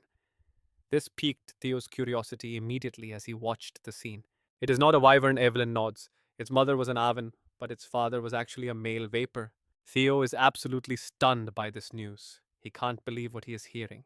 Hold on. Aren't vapors level 1 monsters that live in the deep sea of magic? How could a creature like that even exist here? Evelyn admits it is a complete mystery. It shouldn't have been born at all. Even Theo is struggling to process how this happened. His mind starts racing with the terrifying implications of this discovery. Level 1 monsters are basically natural disasters, as dangerous as massive hurricanes. Just one of them reaching full maturity is enough to cause a catastrophe that no one could imagine. Vapors are shadow monsters. That is it. The Shadow Black Dragon's stealth didn't come from magic, it came from its secret vapor bloodline. Trust me, you and I are about to see the story get wild. When it was born, the white armored dragon cavalry went into a total frenzy. They finally decided to leave it in the nest to observe, but the other Western dragons refused to accept it. It was a massive headache for everyone because simple isolation just was not the right solution here. Alright, you and I are about to see how a simple question about a name changes everything. Hearing the dragon was shunned, he asks for its name. After thinking for a moment, she quickly answers that it is Umbra, which means darkness in the ancient tongue. Hearing this, Theo mutters that darkness is actually a very cool name. Surprised, she turns back and asks, "Young master, what exactly are you doing?" Without any hesitation, he announces he is choosing that dragon as his companion. This leaves Evelyn completely stunned and confused. What? What did you just say? Theo does not even care as he sprints forward. I am going ahead first. His sudden action leaves her incredibly worried. Young master, Theo wears a very confident smile as he thinks to himself, I am going to help you live a completely different life. He is heading straight for Umbra, the poor dragon currently being bullied by the others. His face holds a smug grin just as a sudden bolt of lightning strikes the earth while the other dragons were in the middle of bullying Umbra. Theo suddenly leaps from above and shouts that he is going first. This move leaves Evelyn in total shock, once again wondering what her master is thinking. Now pay attention, this is where the system gets crazy. With a smug smile, Theo reaches out to select a special item from his window. A second later, he hurls throwing stars straight ahead. His eyes light up as a system notification pops onto the screen in front of him. Youngling synchronization complete. You can now use your telekinesis to move and control any designated targets. Theo's weapons fly forward continuously while his agile body lightly touches down on the hilts of the blades. He moves from one direction to another with lightning speed that is almost impossible to track with the naked eye. Looking at this scene, even Evelyn is left totally speechless. My god, when did he learn telekinesis and why on earth is he using it in such a crazy way? Her eyes widen in disbelief. His rate of growth is becoming genuinely terrifying to witness for anyone watching. Meanwhile, poor Umbra is still being surrounded by the pack. It tries its best to keep the other dragons at a distance. You saw that look too, right? Theo watches the dragon and sees his own past self. He remembers being called a careless and pathetic failure, even compared to a low-born child. These painful memories make Theo feel incredibly frustrated and uneasy inside. He suddenly leaps into the air and, in the middle of the vast space, decides to unleash the dragon Chi lightning technique. The look in his eyes shifts completely.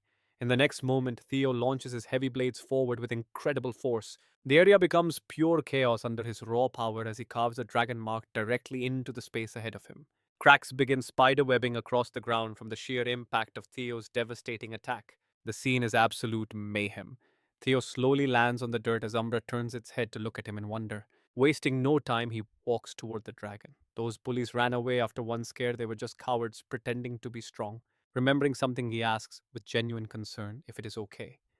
But Umbra seems incredibly uncomfortable with this sudden attention. It does not hesitate for a second, turning around and flying off, leaving Theo feeling totally helpless in the dust. Wait. As he wonders what to do next, Evelyn approaches and says it is too stressed. He should be patient and try again later. Hearing this, Theo just smiles and turns back to answer her confidently. No, that is exactly why it is more important for me to be by its side right now. Why do you think it still hangs around the nest despite being rejected? It is lonely and mental wounds hurt far worse than physical pain. It is injured and cannot go far. Please help me chase it down. These words leave Evelyn completely at a loss for what to say to him. The scene shifts to another vast area where poor Umbra stops to rest after flying quite a distance. Its body is now completely exhausted. A strange sound makes it turn around in a panic. When it sees Theo appear, Umbra can hardly believe its eyes. Evelyn notes that many dragon knights have tried to tame this one before, but not a single person has ever succeeded. It is extremely wary of humans, and in its current state, that defensive instinct is only going to get much worse. Feeling like she is talking too much, Theo cuts her off. Can you bring me something to bait it with? Meanwhile, I will try to learn more. After all, this is his entrance exam. Sensing his intentions, Umbra roars in anger, using the Dragon Fear skill to push him back. Theo does not back down, using his own version of dragon fear to completely overpower the creature's pressure. His powerful aura actually makes Umbra flinch in surprise. Theo's gaze has become more determined than ever before in this fight. Even so, Umbra remains stubborn, letting out continuous piercing screams of defiance against the human. Seeing the chance, he opens his eyes wide and stares at the beast. Umbra is shocked that Theo still refuses to give up. And trust me, that is where we leave it, a moment of true connection. He gently pours healing medicine over its body. Stick with me, you and I are about to watch Theo use a healing potion to pull off a miracle. Umbra is completely stunned by what is happening. Theo steps closer and asks, "How are you feeling? The pain is fading now, right?" Those huge eyes look up at him, and sensing the dragon's deep anxiety, Theo gently reaches out to pet its head. Through the dragon heart, he can finally feel every single emotion Umbra is going through. He feels its rage toward the dragons that abandoned it, along with a deep, lonely sadness and a desperate longing for acceptance. Even though it was cast aside, those long years of isolation have left its feelings for Theo completely conflicted. The dragon remains wary of this human who suddenly appeared and reached out a helping hand, but at the same time, it is terrified that he might actually turn around and leave. Seeing that pitiful look, Theo gives a gentle smile and promises never to turn his back on the beast. Suddenly, he reaches toward the system screen and pulls out a shimmering, glittering stone to show the dragon. Now, pay attention, this is how you bribe a legendary dragon. He knows exactly what it likes. Umbra's eyes light up immediately at the sight of the gem. Seizing the moment, Theo brings the treasure closer. He asks if the dragon wants it, but Umbra stubbornly turns away and squeezes its eyes shut. After a second, the dragon's gaze softens as it slowly looks back at Theo with sparkling eyes. It realizes the beautiful gem is already being used to decorate its own body. As Umbra looks confused, Theo just smiles. "This is a gift for you. Follow me, and you will have plenty more things just like this." Theo's face looks incredibly smug now, leaving Umbra totally torn about what it should do next. He promises that since it hates bridles and saddles, he will instead craft a custom set of armor encrusted with magnificent gemstones that will look absolutely breathtaking and legendary. Secretly, he figures he will just have to borrow a few more gems from Lady Kaysen. At that exact moment, miles away, Lady Kaysen feels a sudden ominous chill down her spine. Her subordinate asks if she is okay, but she just stands there looking completely bewildered and uneasy. You and I both know that feeling. She has a premonition that her bank account is about to take a massive hit. Back at the scene, Umbra suddenly stands up and roars toward the heavens with incredible force. A system alert pops up. Theo is now officially recognized as the master, and a brand new skill has been unlocked. Dragon Taming Grade C reached with 1% proficiency. Trust increases with higher skill, and both the rider and dragon gain 10% extra power while riding. The scene shifts to another location where Evelyn's giant dragon is soaring through the sky. She touches down in the area and wipes out a group of small monsters in the blink of an eye. But then her eyes go wide as she realizes something is very wrong with the situation. Evelyn sees Theo casually petting Umbra and can barely speak. "How on earth did you do that? That dragon has never opened up to anyone before." But Theo is just excited to see her return. He thanks her for the meat, but Evelyn is still in total shock, demanding to know his secret method. Theo just laughs and explains that he simply healed the deep wounds inside the dragon's heart. He claims that once the heart is moved, the right gift seals the deal. Evelyn just stands there totally speechless. She looks at Umbra while Theo tells the dragon to eat as much as it wants because he is already full. Watching them interact, Evelyn finally cracks a smile at the young master's strange charm. He doesn't just win over people, even a legendary dragon can't escape his incredible charisma. But then she blinks and realizes Theo has already climbed onto Umbra's back when she wasn't looking. She starts clapping, noting that the dragon, showing its neck, is a sign of ultimate trust. "Wait, stop, what are you doing?" Theo calmly says the dragon told him to get on, but Evelyn panics because he has no flight training. Her attitude shifts instantly. Even if the dragon accepts him, he is still a complete amateur in the air. Flying without a saddle or reins is basically a death wish, but Theo doesn't look worried at all. He flashes a confident grin and tells her that he has his own way of handling the danger. The system activates his taming skill to compensate for his lack of riding experience and keep him steady. Suddenly, Umbra blasts off into the clouds, leaving Evelyn staring from the ground in total shock. She can barely believe her eyes as his silhouette slowly disappears into the vast blue sky. And that is where we leave it, trust me. You and I are going to want to see where this flight takes them. Alright, you and I are about to see something wild, so let's follow Theo and find out exactly what he's discovered next. He looks on with pure anticipation. Umbra's speed is increasing by the second, almost like it is fueled by pure excitement, but Theo's face tells a different, much darker story. He stares at the creature, utterly confused. Something here feels completely wrong, and the air is getting heavy with tension.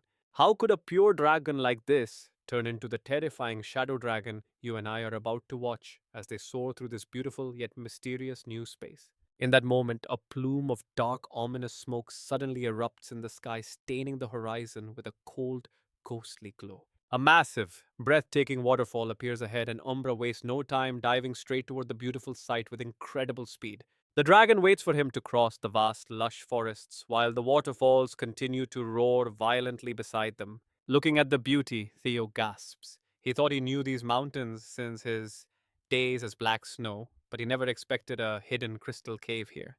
Theo notes that Umbra really loves shiny things, and the dragon chirps back in agreement. But then he notices something very familiar that demands his attention. Wait, is that it? Theo's heart nearly stops as he realizes what he is looking at. Now I see why you became a phantom dragon. You've been eating this, haven't you? I never expected to find demon willow in a place like this. It is a plant overflowing with demonic energy. The system identifies it as demon willow, a species that usually only grows deep within the demon sea. It drinks in pure demonic energy under the moonlight, a priceless elixir for monsters and demons. Theo's expression immediately shifts, becoming incredibly grave at the sight of it. Dragons and the demon race are complete opposites. It makes no sense for a dragon to survive on this kind of power. How could you even absorb this energy? Regardless, it is far too dangerous to leave here. I need to burn every last bit of it immediately. Don't worry, I'll try not to touch your precious crystals. But then Theo freezes. He sees the silhouette of a person tied up in the distance. It looks like this person passed away a very long time ago, left alone in this frozen, silent grave. The body is just skin and bone with terrifying hollow eyes. Theo stays on high alert as he slowly moves in closer to investigate the corpse. A human. It is a corpse that's been dead for at least 10 years, yet it hasn't decayed. The extreme cold must be preserving him. This means that while he was alive, this man must have possessed an incredible amount of magical power to maintain his form like this. For an expert of this caliber to die so miserably here, it's suspicious. I'll come back to investigate later, but first I have to handle this demon willow. Seeing Theo, the corpse suddenly lets out a sudden blood curdling scream of pure rage that echoes through the entire cavern. Hearing that name makes him spin around in shock. Before the corpse can strike, Umbra lunges forward, slamming into the body with everything it has. Theo is caught between relief and pure worry. He watches as Umbra holds its head high, staring down the enemy with a fierce, protective intensity. The dragon shrieks a warning at the corpse, fueling the creature's rage even further, though it remains powerless to strike back for now. His hatred runs deep as he screams that name again. Theo's eyes go wide as he realizes something is terribly wrong. Let's pause for a second because we're about to witness something incredibly dangerous. Theo reaches out his hand, shielding Umbra just in time to stop the corpse's lethal strike from reaching the small dragon.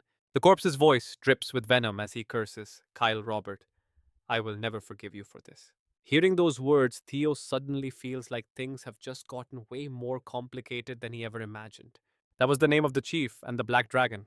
Who is this guy? Evelyn quickly draws her sword, activating her secret technique. She follows up with a rapid fire slash, tearing directly into the corpse with a flurry of blades. In that moment, Theo collapses to the ground. Evelyn rushes to his side, panicking as she asks if he is all right. A strange smile creeps onto his face. Evelyn, I'm sorry, this was my mistake. He coughs up blood as a wave of dizzying, intense pain washes over his entire body. This is a terrifying corpse poison, completely saturated with demonic energy that is eating him from the inside out. My strength is fading. Without an antidote, Evelyn quickly lays him down on the ground, desperate to help him survive the infection. We need to get you to headquarters. Please, just hang on. What are you doing? Stop it, Umbra. I don't want to hurt you. Stop this now, Umbra. Even if you are the young master's companion, I will have to strike you down if you get closer. Theo looks at her with tired eyes. Evelyn, wait, just stop for 1 second. Umbra, you have a way to save me, don't you? All right then, I'm placing my entire life in your hands. Do what you have to do. Eve screams in terror. Young master, if we don't leave right now, we're dead. That's corpse poison, mixed with demonic energy. Sweat pours down Theo's pale face. He replies weakly that even with the right treatment, the survival rate for this poison is less than 30%. I'm going to trust Umbra. It absorbed the demon willow here to evolve into a tier 2 monster, so it knows how to handle that corpse. Through that battle, it learned how to control both demonic energy and the deadly corpse poison. Theo gives a tired, weak smile. We just have to believe and follow what Umbra is doing now.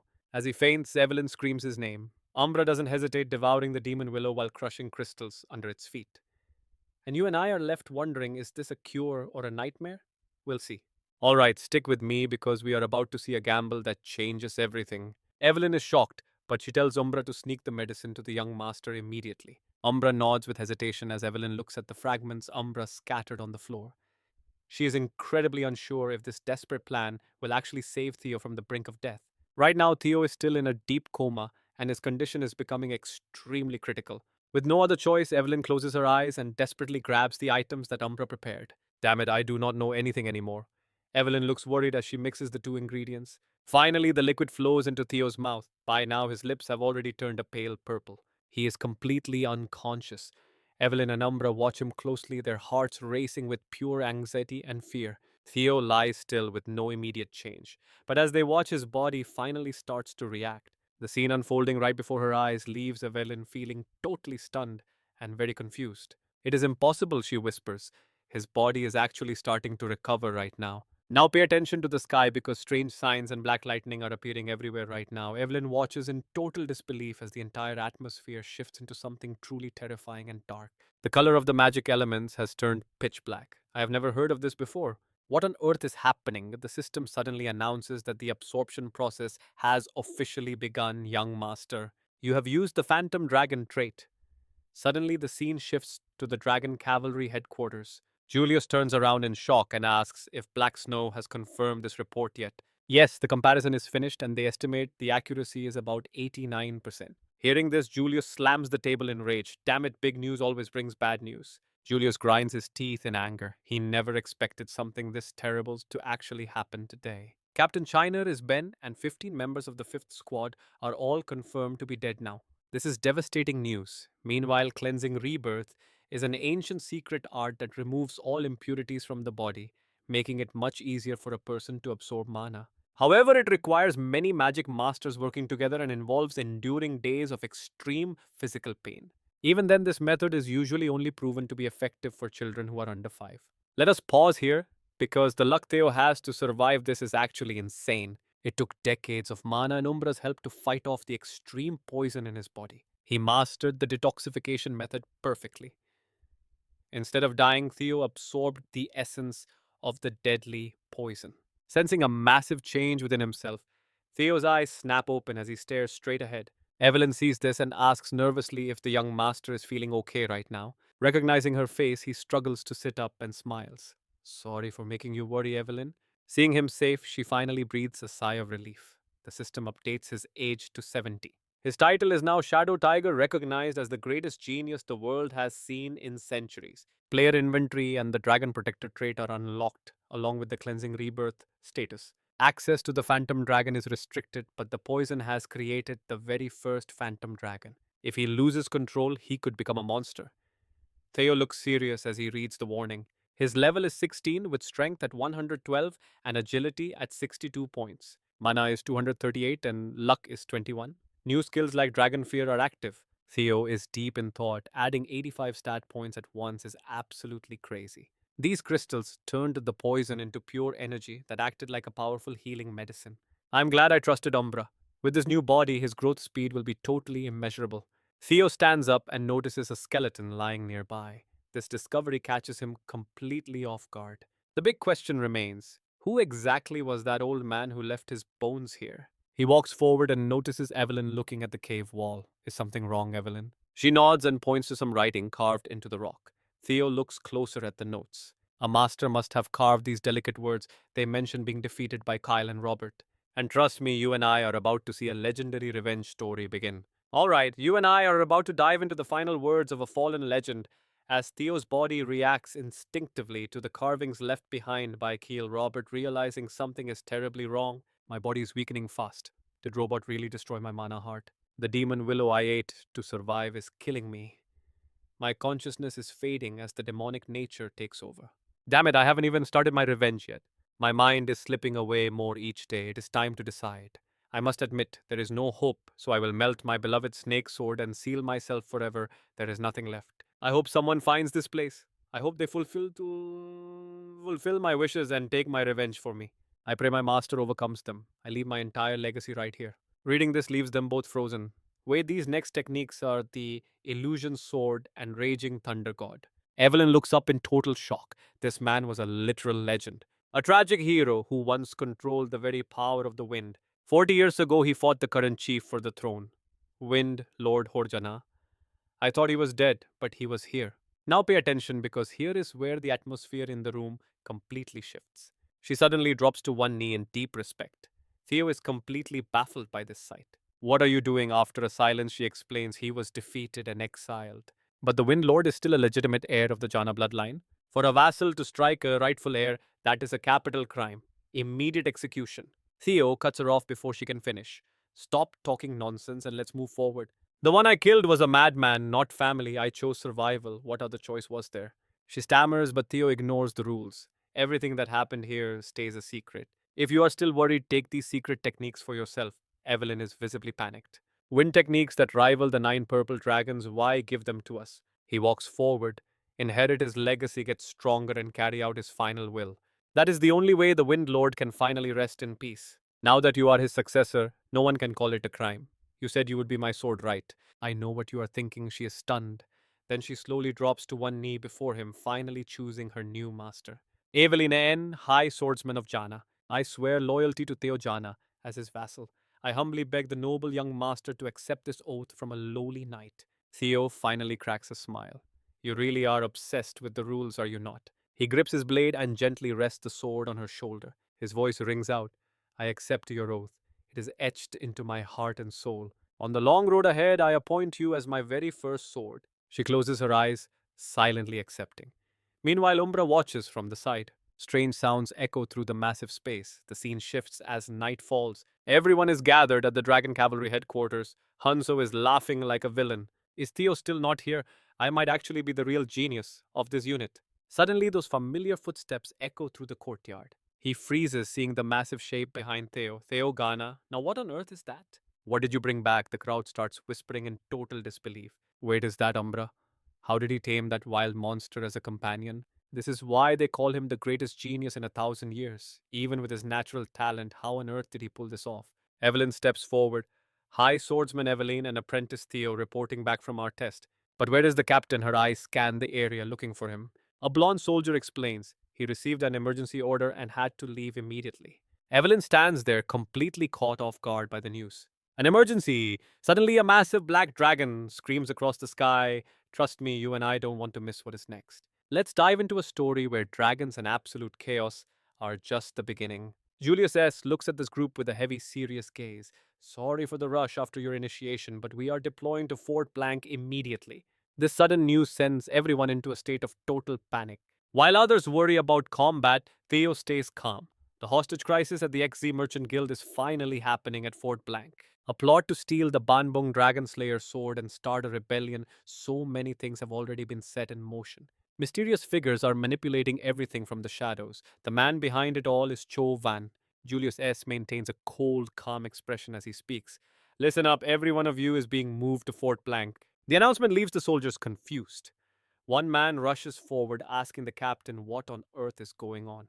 Even the fresh recruits who have not finished training are being deployed. As he speaks, Julius grips his reins tightly, his frustration clear to everyone watching. Now pay attention here. Captain Chiner, Espen, and 14 members have vanished. Silence fills the room. Chiner Esben is a legendary veteran knight. Even a leader like Julius often sought his expert advice. There is no way he was defeated so easily. Could this be another butterfly effect caused by my actions? While Theo lost in thought, the face of Julius S. grows even more furious. Black Snow reports an 89% chance of death. Even if they survive, they cannot finish the mission. We will form a temporary fifth team with current personnel to continue the search. Evelyn or Ever will be your temporary captain. We have 4 hours to prepare. Ensure all new recruits have completed their basic training. I do not believe they are dead, but we must still go and avenge our fallen brothers. After finishing his orders, the commander quickly turns and leaves the area. Theo remembers the Black Skull bandits kidnapping the XZ Guild.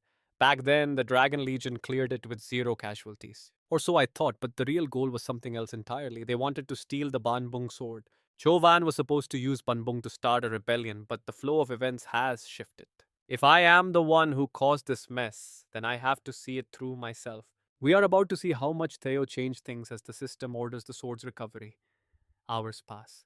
A man stands there shivering and complaining. It is too cold, I can never get used to this weather. Wait, why does the moon look like that? Suddenly he spots a legion of dragons charging through the sky. The white armored dragon legion has arrived and things look bad.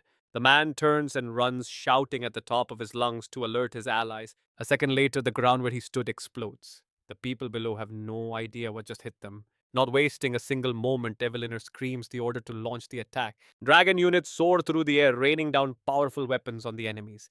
Massive explosions rip through the entire area. Seeing the situation turn south, an enemy commander screams for everyone to get inside before they all die. The entire scene has turned into pure chaos as battles break out everywhere. Bodies are scattered across the ground while red blood splatters through the air. Eveliner points forward, signaling her team. Take them down. Hearing the command, her teammates draw their swords and charge into the fray. Her eyes burn with pure determination. Anyone who dares mess with the white armored dragon legion will pay back every debt. A massive explosion erupts through the thick hazy fog covering the battlefield. A blue-haired man runs desperately while clutching a sword. He curses, wondering why they are fighting the dragon legion. If we had arrived even a little bit later, this would have been a total disaster. Once I deliver this item, my mission is done and I can live a life of luxury. While he celebrates, a sudden lethal slash cuts him down. A mysterious figure stands there, blade in hand. In a flash, blue-haired is dead. Sidega stares coldly at the fresh blood dripping from his blade. He asks where the item is, and a subordinate quickly steps forward. His hand stops on the sword. Good, the item is secured. It is time to prepare for the next phase of our plan. And trust me, you and I are definitely not ready for what happens next. With the preparations finally complete, he turns back to the battlefield. It is time to wipe out these insects once and for all. On the other side, Hunkaso is effortlessly taking down the long-range attackers. He looks back with a grin, reporting mission accomplished. Stick with me because even though they captured half the enemy, Hunchaso starts feeling suspicious. This whole thing feels way too easy. Theo Sai is agreeing with the sentiment. It is almost boringly simple. But deep down, he starts to question the reality of the situation. He cannot believe Unit 5 was wiped out so easily. Suddenly, his system triggers a baby dragon synchronization notification flashing before his eyes. As he reads the target's memories, Theo is hit with a wave of shock. He never expected to see a person like this involved. He knew the Banbung was stolen, but he had never seen it himself. Even the high-ranking officers were kept in the dark. Something is definitely missing here. Ian notices his blank expression and asks what is going on with him. Theo quickly shakes it off, telling her it is nothing. He just has a few heavy things on his mind right now. The blonde guy steps in with a smirk, mocking the rookie. He tells Theo to just admit he is actually incredibly nervous. Einen nods, suggesting they move out. The hostages are safe, so it is time to rejoin the main combat unit. Theo just sighs in response. All he wants is to go home, take a bath, and wash off this heavy gunpowder smell. Now watch closely. That one sentence makes Theo freeze. Without a word, he suddenly sprints forward at full speed. The two left behind are completely baffled by his behavior. The blonde guy asks what could possibly be wrong with him now. Ayn just shakes her head, assuming he is under too much pressure. A heavy silence falls over them as they watch him go. Elsewhere, the young warrior raises his sword high, continuing his sweep and turning this place into absolute chaos. Just then, Theo finally arrives at the location to witness the carnage. It is as I feared. Ayn follows, asking what happened. The sight before them stops both of them dead in their tracks. In an instant, the terrifying reality of the situation hits them. Gunpowder everywhere. Are these bastards really planning to blow themselves up and take us with them? Theo turns and signals the team to move. No time to hesitate. We need to retreat immediately. The others nod and get ready to pull back right this second. Suddenly, a shell comes flying in from out of nowhere. Everyone looks back in pure terror. Theo tries to reach it in time to stop the disaster, but it is too late. A massive explosion erupts. From a safe distance, Sidera stands tall. He calmly signals his subordinates to continue loading the cannons for the next round. The troops immediately fall into their combat stances. As soon as his hand drops, they all focus their aim on the target. You saw that explosion, right? Chaos reigns as the air fills with a thick scent of gunpowder. Sidera just watches with a satisfied smirk. He orders them to wipe out every last soul. Meanwhile, the scene shifts far away to a massive, imposing castle. Inside a quiet room, a woman sits with a frail boy. She holds Eswaima close, her voice filled with a desperate kind of sadness. My dear son, you have suffered far too much. Axion mother is going to make sure they pay for what they did. I promise you I will bring that monster's head back here myself. Back at the main square, the battle is raging on. Evelyn uses her skills to tear through enemies, ordering her team to let no one escape. Her teammates rush to finish the job. Looking at the bodies, Evelyn wonders how Unit 5 could have been defeated by these people. Something is wrong here. While she is lost in thought, something catches her eye. She suddenly snaps out of it and looks toward the side in a panic. Thanks to her lightning fast reflexes, Evelyn manages to dodge the incoming attack.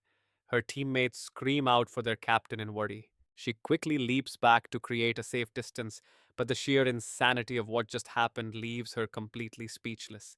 This is pure madness. The sky above is a nightmare. Massive fireballs rain down from above. Evelyn screams at everyone to find cover immediately before the artillery strike hits them. One poor soul tries desperately to find a place to hide, but a second later he is engulfed by the flames and killed. The entire area turns into a sea of fire.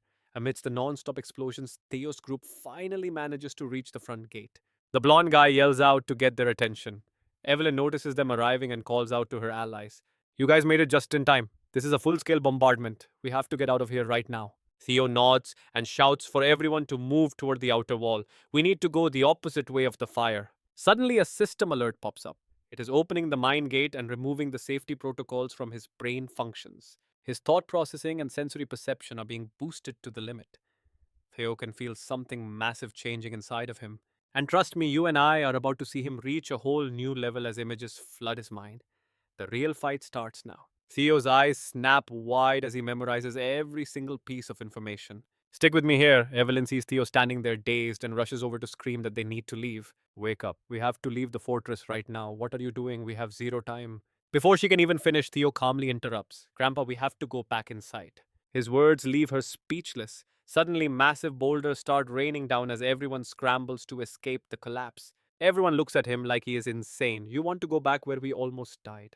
21 lives are in your hands, Theo. Damn it, we should have just run for the exit. Theo does not hesitate. If we run outside now, we are walking straight into a trap. We will be pinned down by heavy artillery or a massive ambush. Now watch this part closely. Theo is using his system to read the remaining thoughts of the target. A crack suddenly splits the basement floor. Theo scans the space, silently running the calculations in his head. The system thought surviving inside was impossible, but Theo is busy analyzing the structural weak points of the room. A plan forms. With this specific ability, we actually have more than enough chance to survive. A system alert pops up. As the mine gate opens, the range of the fledgling synchronization expands significantly. Theo sprints full speed while scanning the entire area. Explosives are on the left and shelling is on the right stairs ahead. His teammates have no choice but to push themselves to keep up with him. Faces filled with pure terror, they bet their lives on Theo. Suddenly, they hit a cramped and narrow space. Everyone freezes. It is a dead end. You told us to trust you and follow you. Theo, tell me you have a plan. We cannot go back. The entire ceiling is coming down. Ein and the rest of the crew are getting seriously nervous now. The blondie and Ein stare in total confusion. The twins think this is the end, but Theo remains completely locked into the strategy he planned. Massive rocks slam into the ground, burying everything in sight. The entire place turns into a fiery, chaotic mess. A subordinate bows to the leader. All the artillery rounds have been spent. He laughs and draws his sword. Remember this moment. This is our true revenge for the young master. I do not care if they are just piles of crushed meat. Bring me their heads. Meanwhile, Theo is nearly fainting. You and I both thought they were toast, right? But against all odds, they are still alive. Exactly as predicted, Theo had a plan. He destroyed the floor at the very last second. The enemies are stunned to see them. What? Who are you? How did you get in here? Theo's expression darkens, the black skulls. Why the hell are these guys even here? We found a section of ground that felt off and came to investigate. Then, Theo realizes something is wrong. Hidden in the back is a group of prisoners. One of them is Chiner and Theo is stunned. Squad 5 Captain Chiner.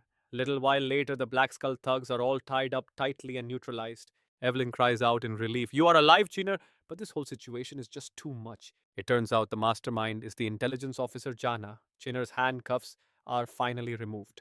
Chiner's team members are badly wounded, but the captain just gives a tired, knowing smile. You guys do not seem surprised at all.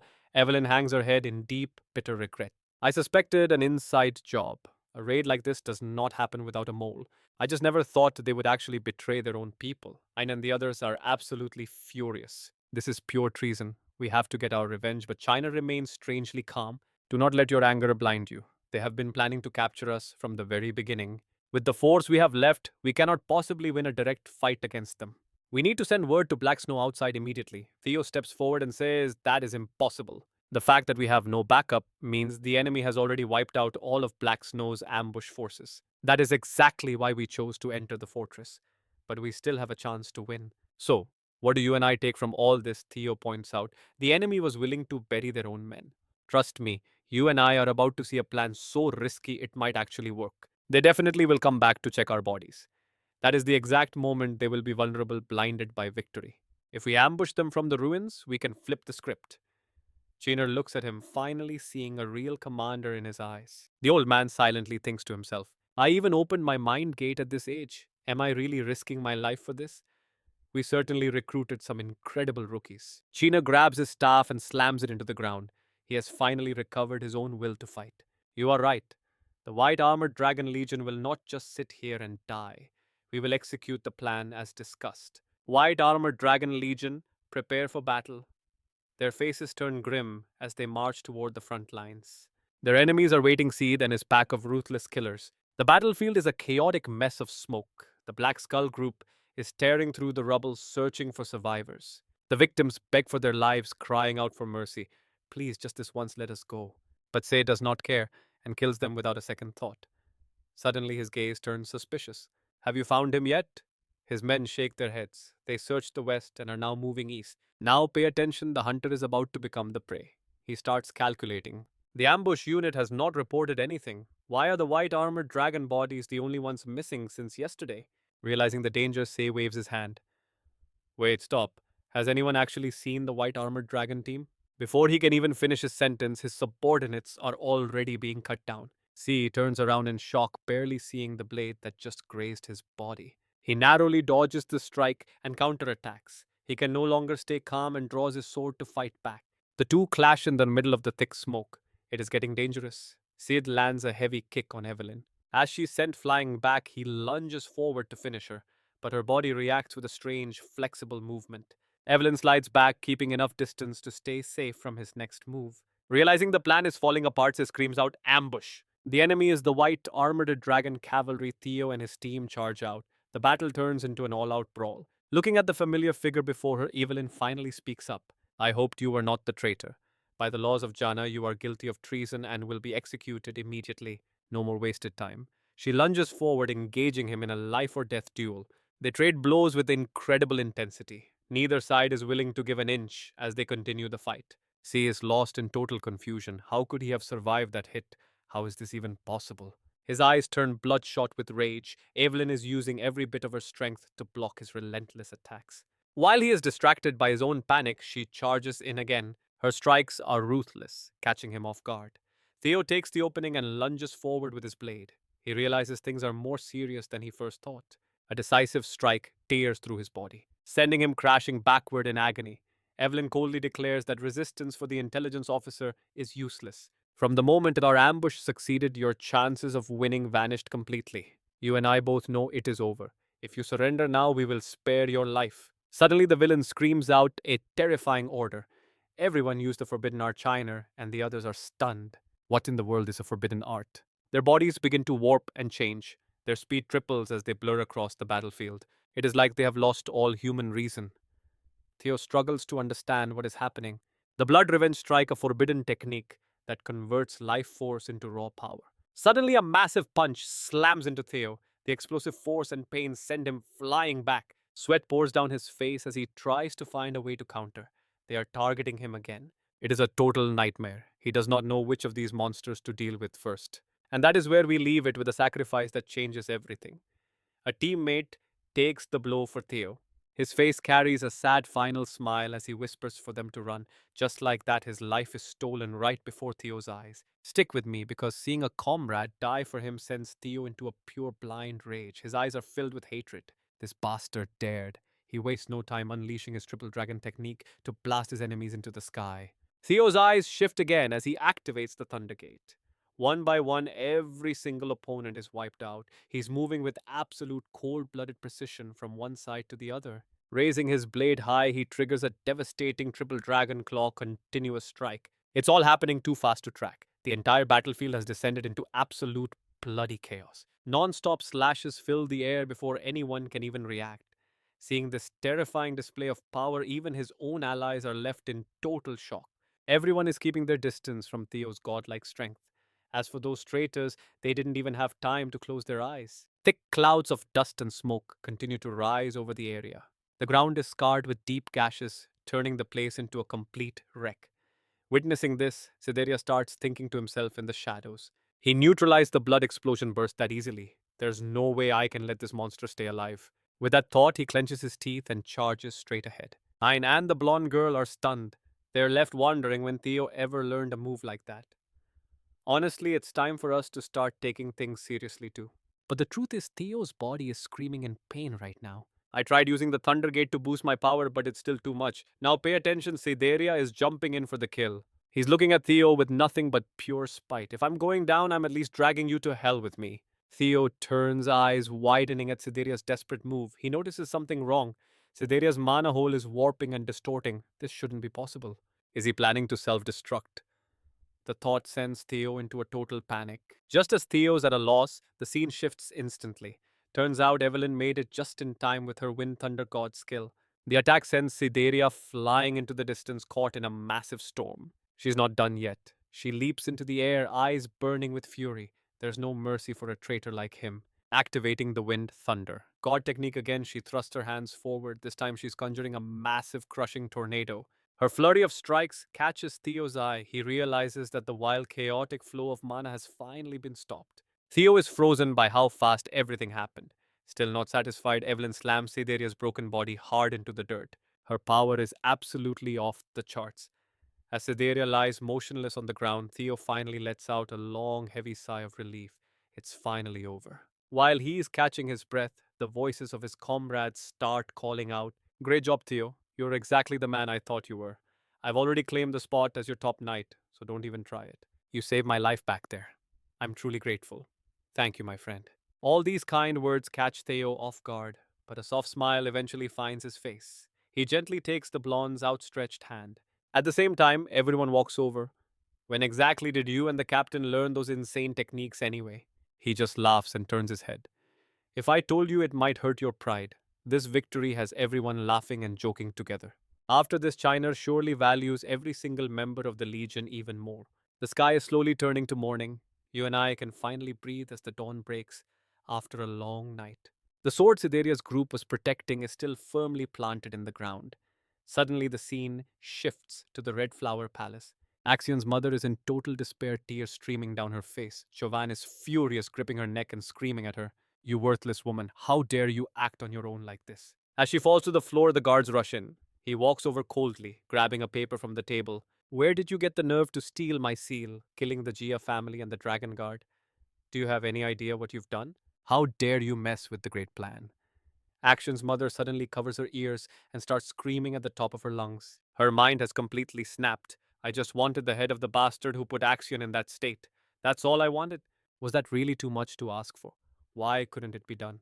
That enemy and everyone connected to him, I want them torn apart. Burn it all down to settle my rage so Axion's soul can finally rest. Hearing this, Chauvin clenches his fist in anger.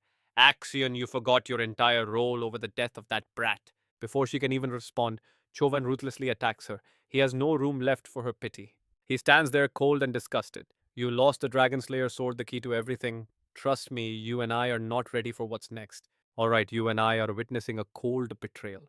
From this moment on, you are no longer Choi-Wan's daughter." This scene leaves her completely frozen. That gaze from her father. Sweat pours down the face of her mother. After finishing his lecture, Choi-Wan walks out. She is useless now. Lock her away and eliminate everyone involved. His subordinate tries to say something more. "Master, please." Suddenly, the mother's desperate pleas ring out. "Please reconsider just this one time. If you spare me, I will do anything. Please, spare my life." But Choivan continues walking without a care. "My rebellion plan turned to ash because of that bastard. Theo, I will kill you with my own hands." Now pay attention because we are about to see Theo's power up. In a large room, he holds a sword. The system screen appears. Dragon Slaying Sword Banbong. Great Sword Type. Mystery Level 82. Requirements unknown. Effects unknown. Currently sealed. You must decode the hidden mystery inside before you can use it. Theo looks closer at the blade. Suddenly, the dragon slaying sword changes, catching him completely off guard. To stay safe, he quickly tosses the weapon to the side. The sword hits the ground with a heavy thud. Theo thinks, as expected, it is a perfect counter for dragons. Just as I thought. I cannot use this unless I unlock its secrets. Suddenly, an image of an ancient mythical legacy flashes like a phantom. It is not meant for mortals, but if someone decodes the mystery, it grants legendary power, a true mythical treasure. In his past life, Choivan definitely unlocked the secrets of Banbung. Recalling what happened back then, a specific place comes to mind. Theo hides the sword away immediately. Until the mystery is solved, it is just a useless piece of iron. Suddenly, a knock at the door. He is surprised to see a familiar face, Evelyn. She bows. Sorry for disturbing you at this hour. Young master, do you have a moment? The commander wants to see you. Later, Julius speaks calmly. It is good that you made it back alive. But his eyes are filled with deep suspicion. He keeps staring at the familiar figure. You want to retire? Chinner sits there, quietly, and sighs. It is embarrassing to admit, but I lost my legs and my dragon mount Sinan in that last battle. Besides, this old body of mine cannot last much longer on the battlefield anyway. I plan to spend my remaining days back home remembering fallen comrades. This leaves Julius completely speechless. Who could stop this old man's stubbornness? Do what you want. He nods and laughs. Thank you. Commander, I have something to say about the recruit, Theo. This surprises Julius. You and I both know this kid is special, but wait for this. At his age, he opened the Thunder Gate. The news makes Julius laugh. That gate is the boundary between a normal human and a superhuman. Then he slams his teacup down. At first, I was shocked too when I saw it. He is not a natural genius. It is like he forced open a door that was meant to stay locked. I could feel it clearly. That door was broken open with sheer, violent force. Either way, his capacity has suddenly expanded. Compared to what he holds now, it is unreasonably massive. Julius looks very interested. Then we will have to fill that expanded capacity ourselves. But then Chinner's face turns sad. That is all a senior like me can say to a junior. The scene shifts. Julius's voice rings out. From now on, you will have to learn and grow alone. These confusing words leave Theo totally lost. Both are standing in a vast space at night. Remembering something, Julius continues, Theo, I heard you played a major role in this mission. He smiles and accepts the praise. It was all thanks to my teammates. His humility pleases the commander. So, how far has your path of the sword progressed? This question startles Theo. The path of the sword. Are you talking about my combat strength? He explains calmly that fighting is easier now, but Julius just shakes his head. No, I am not just asking about techniques. I am asking what world is your sword trying to show? And that is where we leave it. Trust me, you and I are about to see something truly god tier. All right, you and I are about to witness a training session that will redefine what it means to be a legend. Mr. Julius bursts out laughing, hand gripping his sword. He says everyone begins by just trying to mimic the family head. His eyes turn deathly cold in an instant. As he draws his blade, a sharp chill runs right down Theo's spine. Suddenly, the very air around them begins to warp and shift. When Theo looks again, he is standing in a strange, terrifying new world. This is the domain of the magic dragon. It hits him. This is nothing like the domain the sword dragon showed him back in his previous life. Now, pay attention, because the pressure Theo is feeling in this world of pure martial arts is absolutely soul crushingly heavy. Theo stares ahead, completely confused, as Julius's voice rings out, My sword represents the demonic. Inside this space, his power is truly exploding. This raw, brutal force is enough to make anyone second guess themselves. Julius looks like a different person as he strikes. His sword dance is honestly one of the most beautiful things ever. Every move is sharp and decisive. Theo can't even blink because he is so mesmerized by these incredible techniques. You can tell Julius must have spent decades of his life just to master these specific strikes. Theo watches in total shock as the space around them literally begins to crack apart. A deep red void opens up. As the world shatters, the silhouette of Julius emerges from the center of the chaos. He brings down a final crushing strike. Everything breaks as he calmly asks, Well, what did you think? What did you see in the magic dragon's way? Theo thinks for a moment and answers power and destruction. The old man laughs and sheathes his blade. Exactly, demonic intuition is direct. Even if it shatters, it never bends. It is a straight line through the violence, destruction, power, and even death itself. Then Julius looks him in the eye and asks, What do you think about the Plum Blossom Palace Master's sword? After a long silence, Theo says it was elegant and beautiful. That answer definitely gets the old man's attention. Beautiful, huh? Well, the Plum Blossom style is the essence of life, so that makes a lot of sense. Theo's mind starts raising, a seed sprouting, growing, and finally blooming. That is the true meaning of life. You feel that too, right? It is slow and gentle, always changing, but it is a power that never stops growing.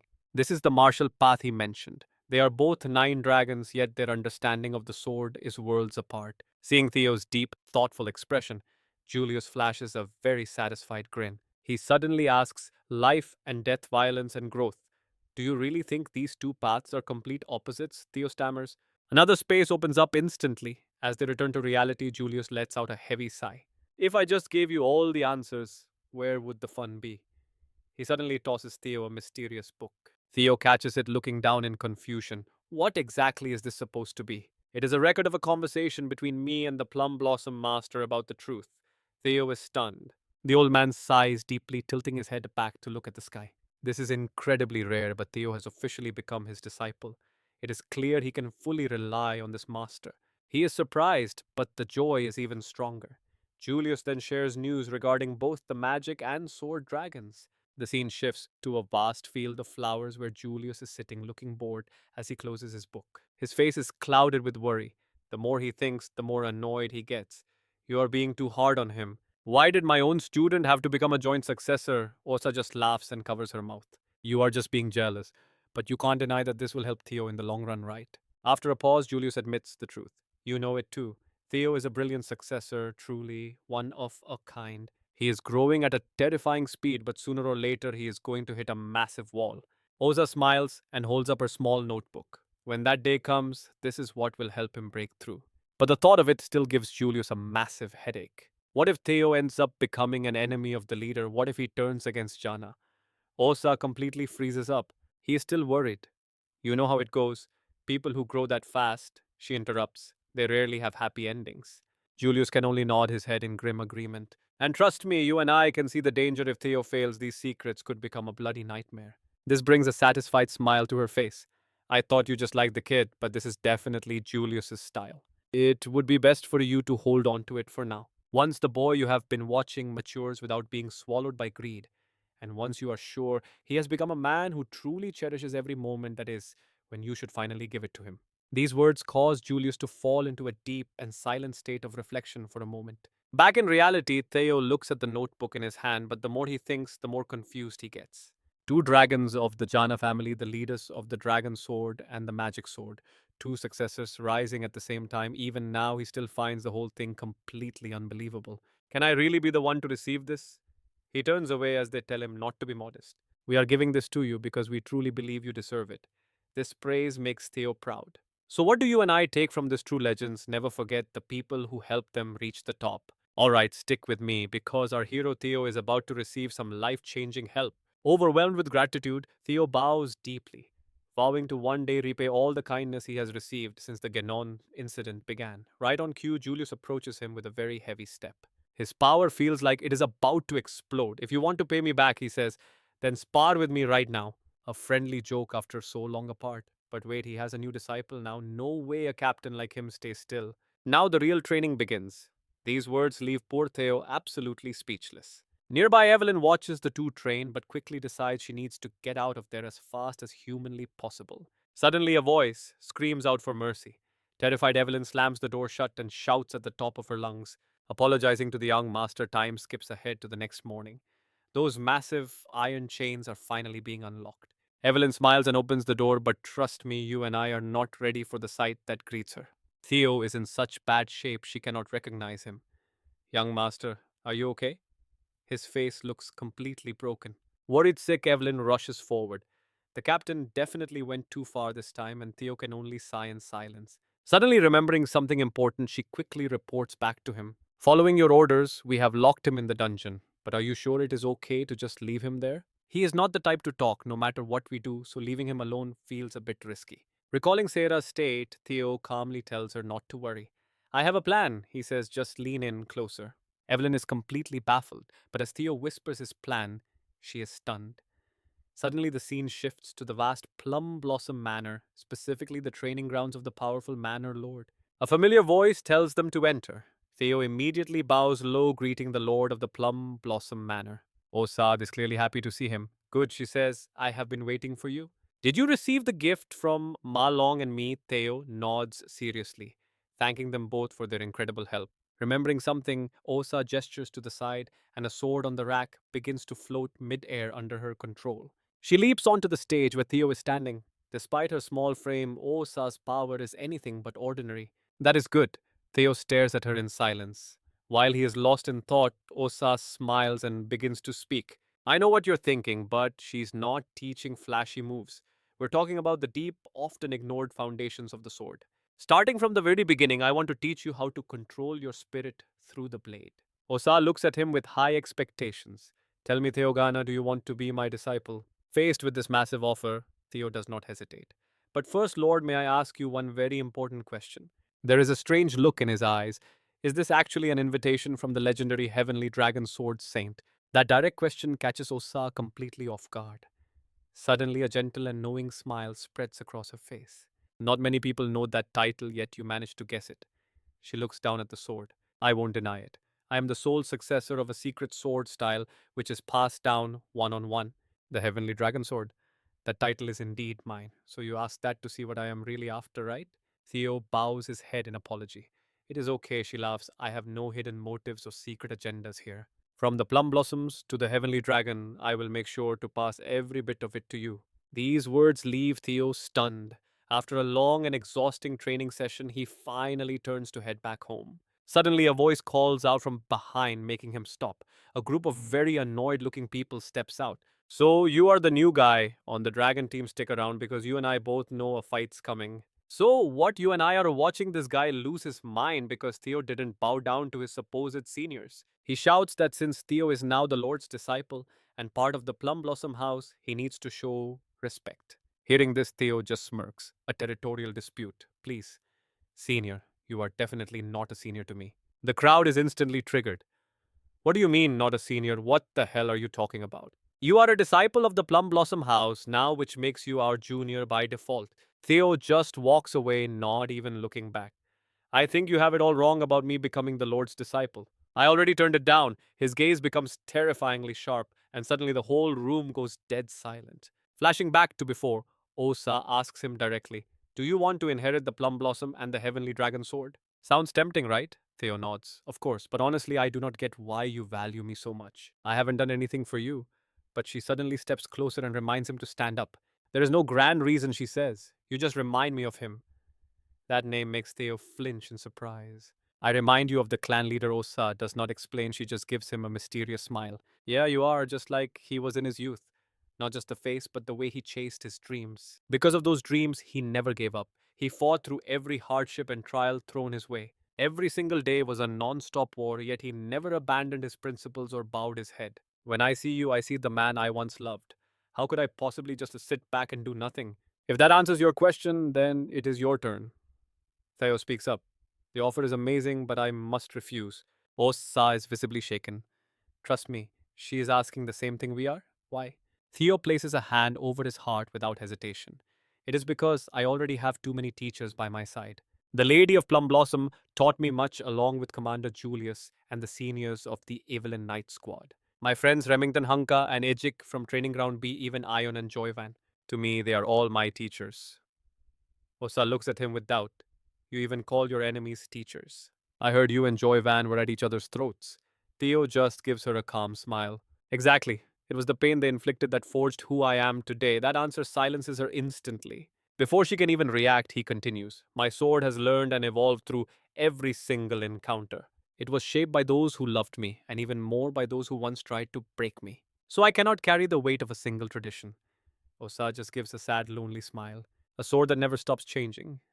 It is both precious and a shame, but Theo is not done yet. I cannot be your disciple, but I will gladly be your son. Now that is a pivot you and I did not see coming. That one sentence makes Osa's heart melt. Back in the present, she is relaxing while her staff waits on her. Thinking back on everything that happened, she can't help but feel a massive surge of pure excitement. Her secretary is curious. Do you really cherish that boy that much, ma'am? Osa raises her glass. Fate never gave me a child, yet a boy just like him wants to call me mother. The secretary just laughs and nods. Seeing you this happy makes me feel happy as well. Osa stares into her red wine. I should really thank Theo for giving me the chance to be a mother. Can you prepare a letter to my husband? The secretary is intrigued. What do you want to say? She wants to discuss Theo's promotion exam. This news sends the secretary into a total state of panic. Forgive me, but he is just a rookie who finished his awakening. Drawing this much attention is dangerous for him. You know that better than anyone, ma'am, but Osa does not care and slowly sets her glass down. That is exactly why we have to move fast. Before the storm from the Gaia clan arrives to sweep everything away, I will give him everything I can. Now to the dungeon. Siddhar Gaia sits there in heavy silence, his eyes slowly filling with nothing but pure dark despair.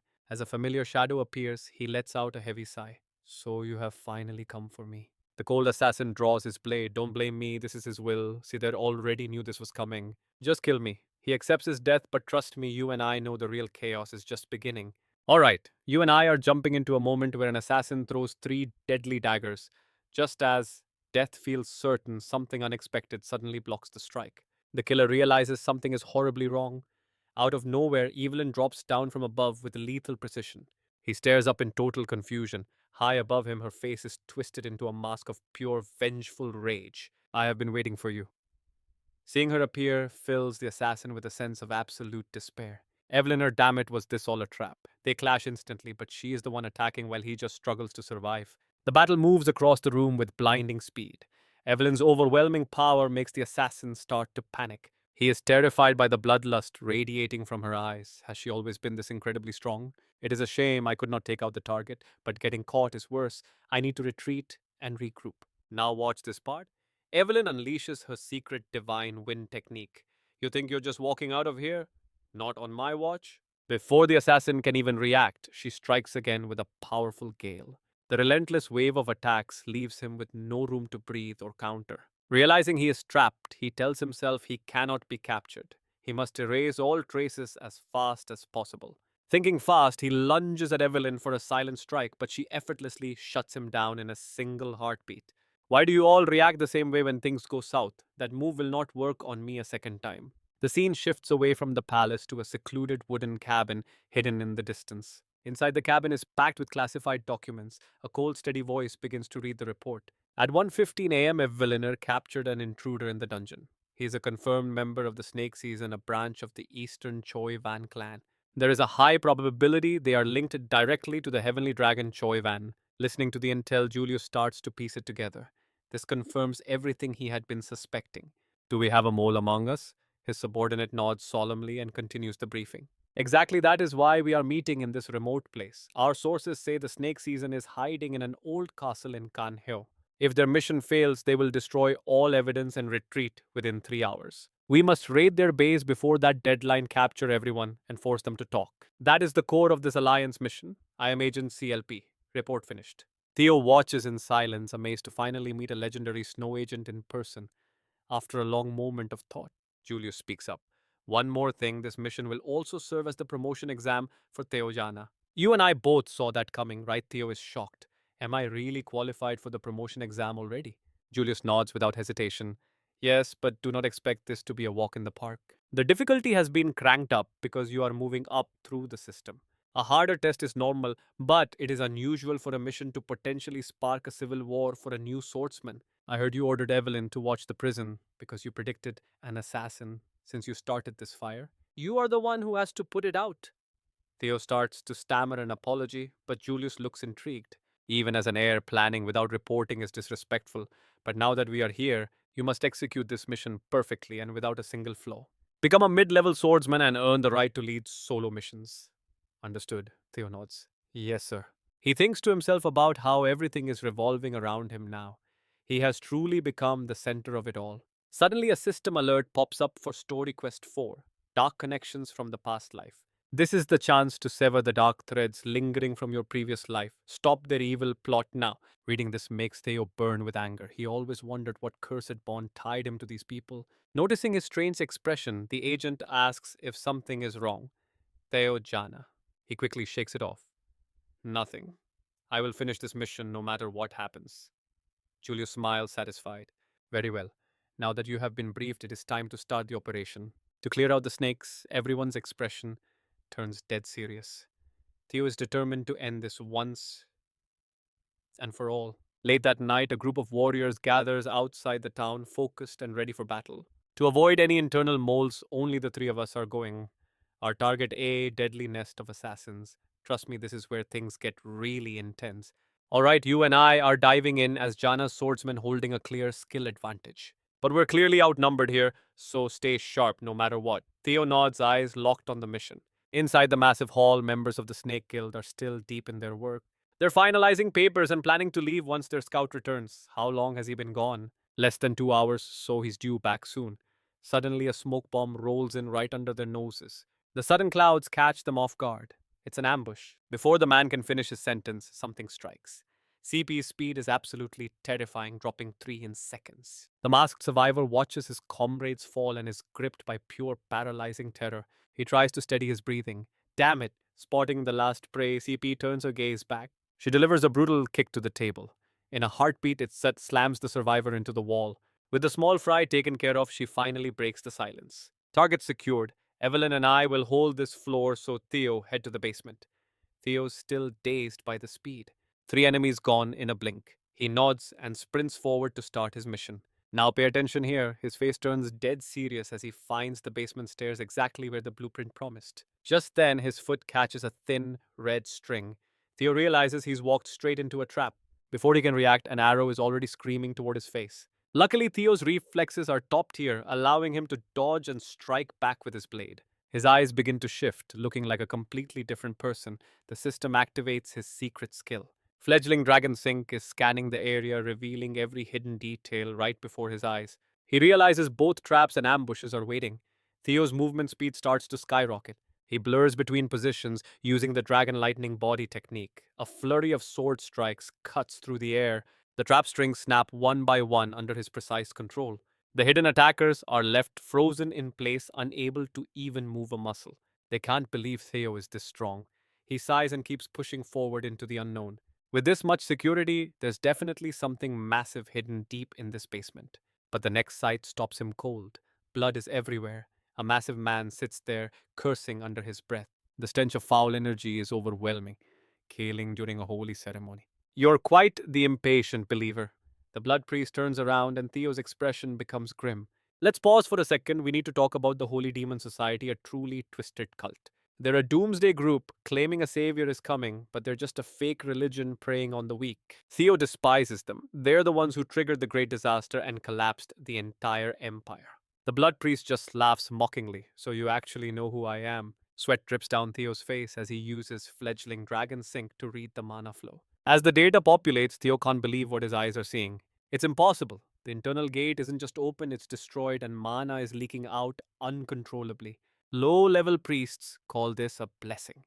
The priest mocks Theo's disbelief, calling him a poor, faithless soul. He suddenly raises his hands and clasps them together in a dark prayer. I'll give you the honor of being a sacrifice to the one true God. Don't reject his grace. The blood priest lunges. Theo is shocked by hands stained red and harder than solid steel. Are these even human hands? They start a deadly game of cat and mouse, blurring across the room. There's no mercy in his eyes.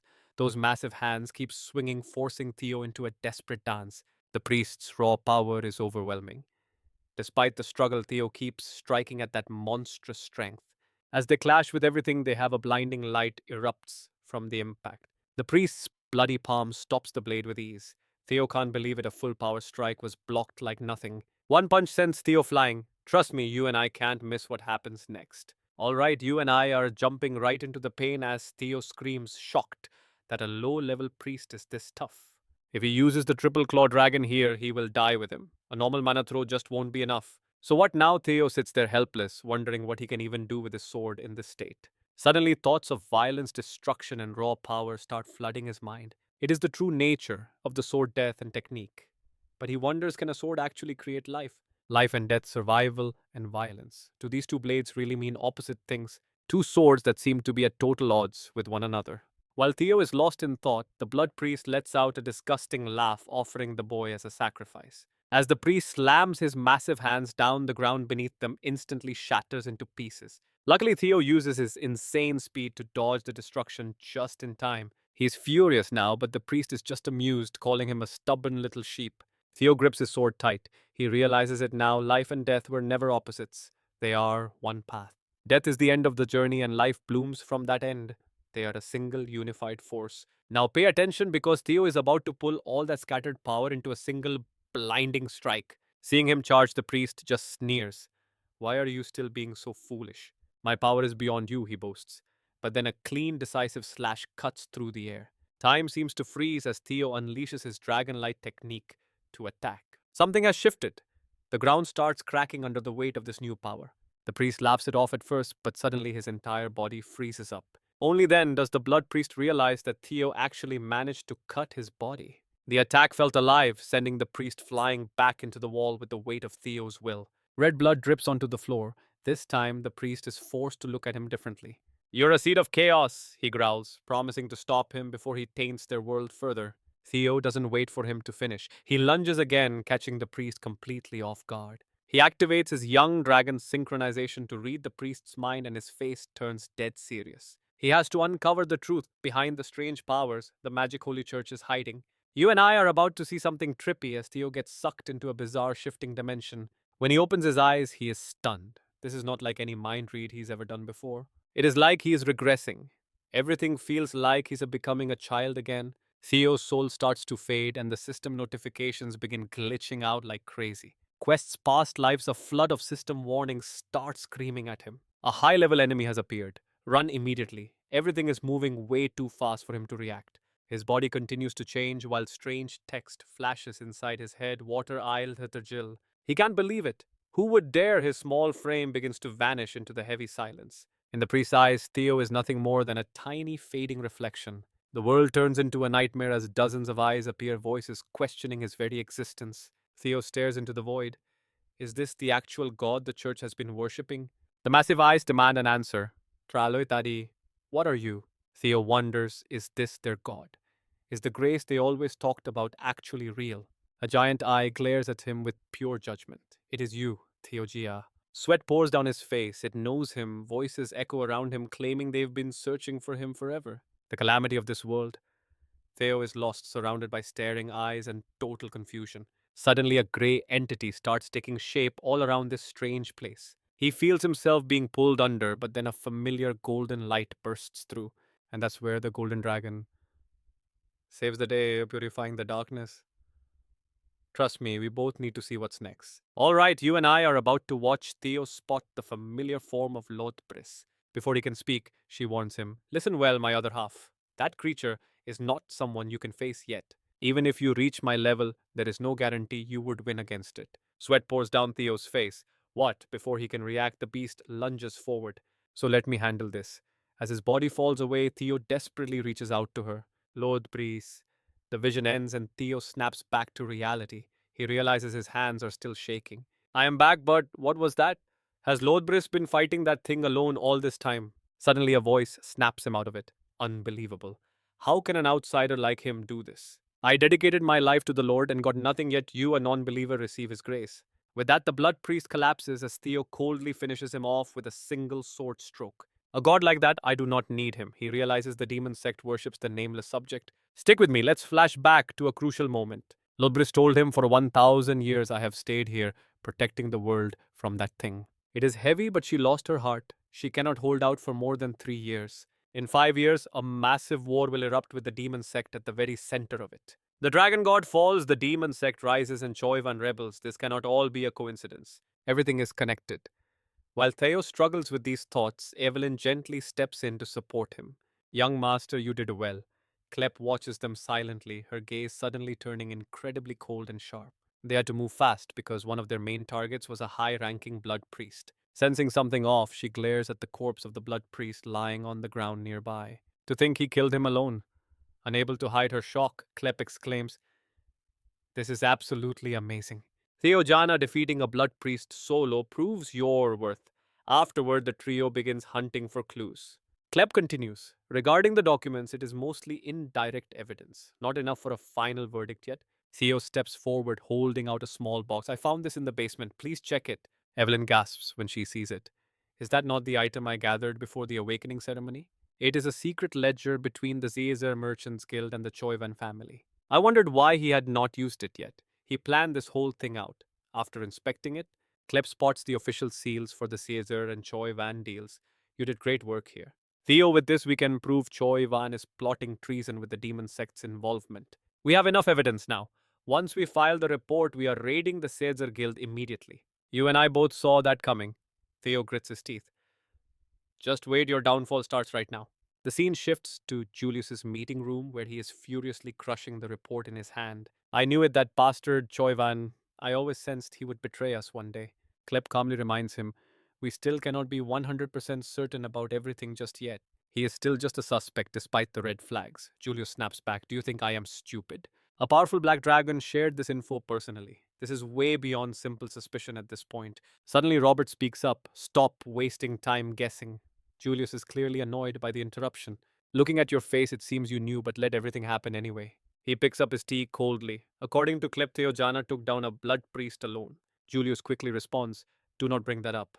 But the other man continues without any hesitation. He is a talent suited for the Black Snow. Hand him over to me.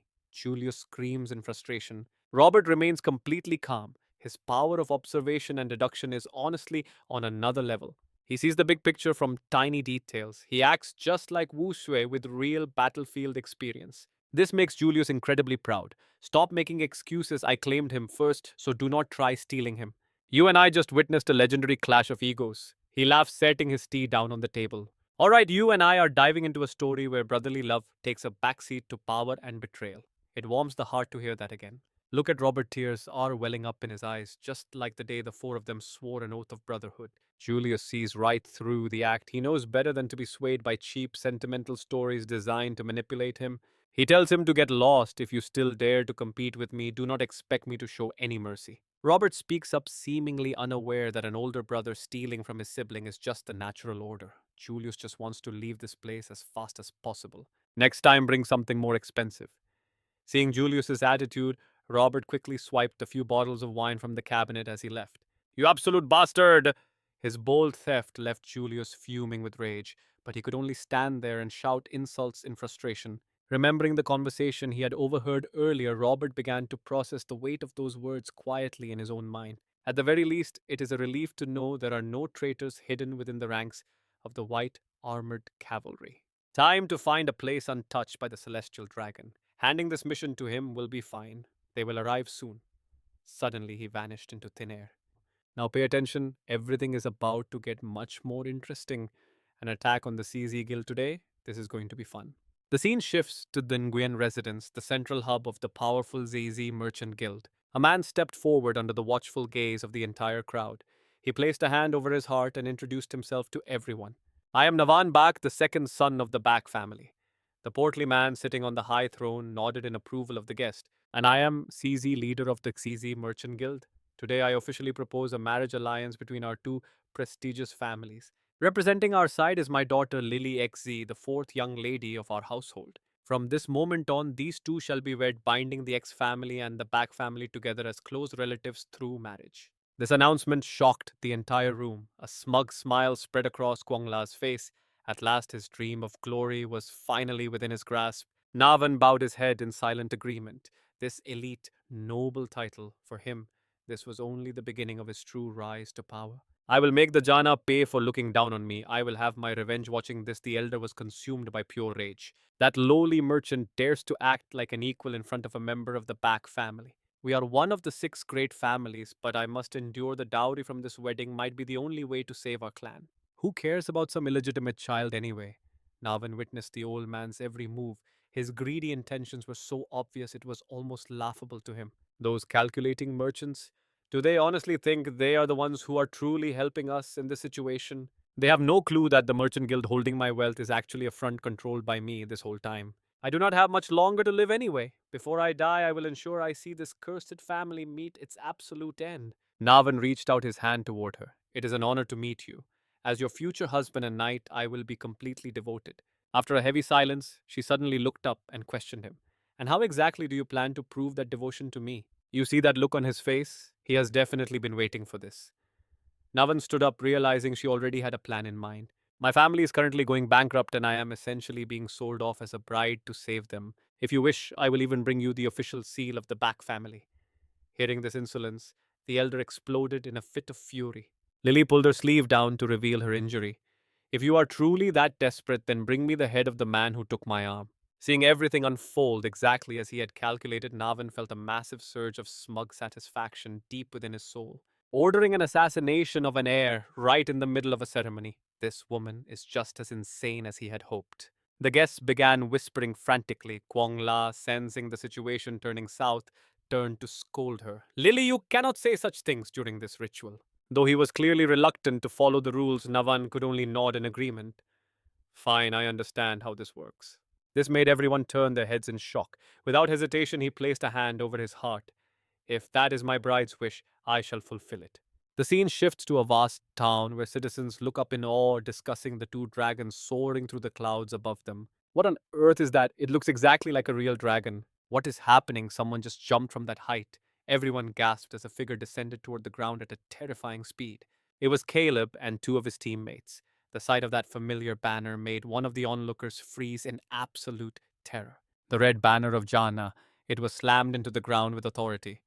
Without wasting a second, Caleb stepped forward and shouted to the crowd. From this moment on, in the name of Jana, I declare that true justice will finally be served here today. We have discovered undeniable evidence at the attacker's hideout linking them directly to the ZZ Merchant Guild. Therefore, we are launching an immediate investigation into your treason. Trust me, you and I are about to see heads roll. Anyone who resists will be branded a traitor and executed right on the spot. You and I are about to watch one word turn everything into a bloodbath. Execution on the spot is the Zer Merchant Guild rebelling. That voice echoes through the massive cathedral. If you people are truly innocent, then step out and cooperate with Jana's official investigation immediately. Hearing this makes Kuoha absolutely furious. Damn it, there is no way they found a lead already. I have to put everything on the line right here. The great elder quickly asks in shock, High treason, what on earth is the meaning of all this? Seeing no movement from inside, the commander shouts out again. Show yourself immediately, members of the Zer family.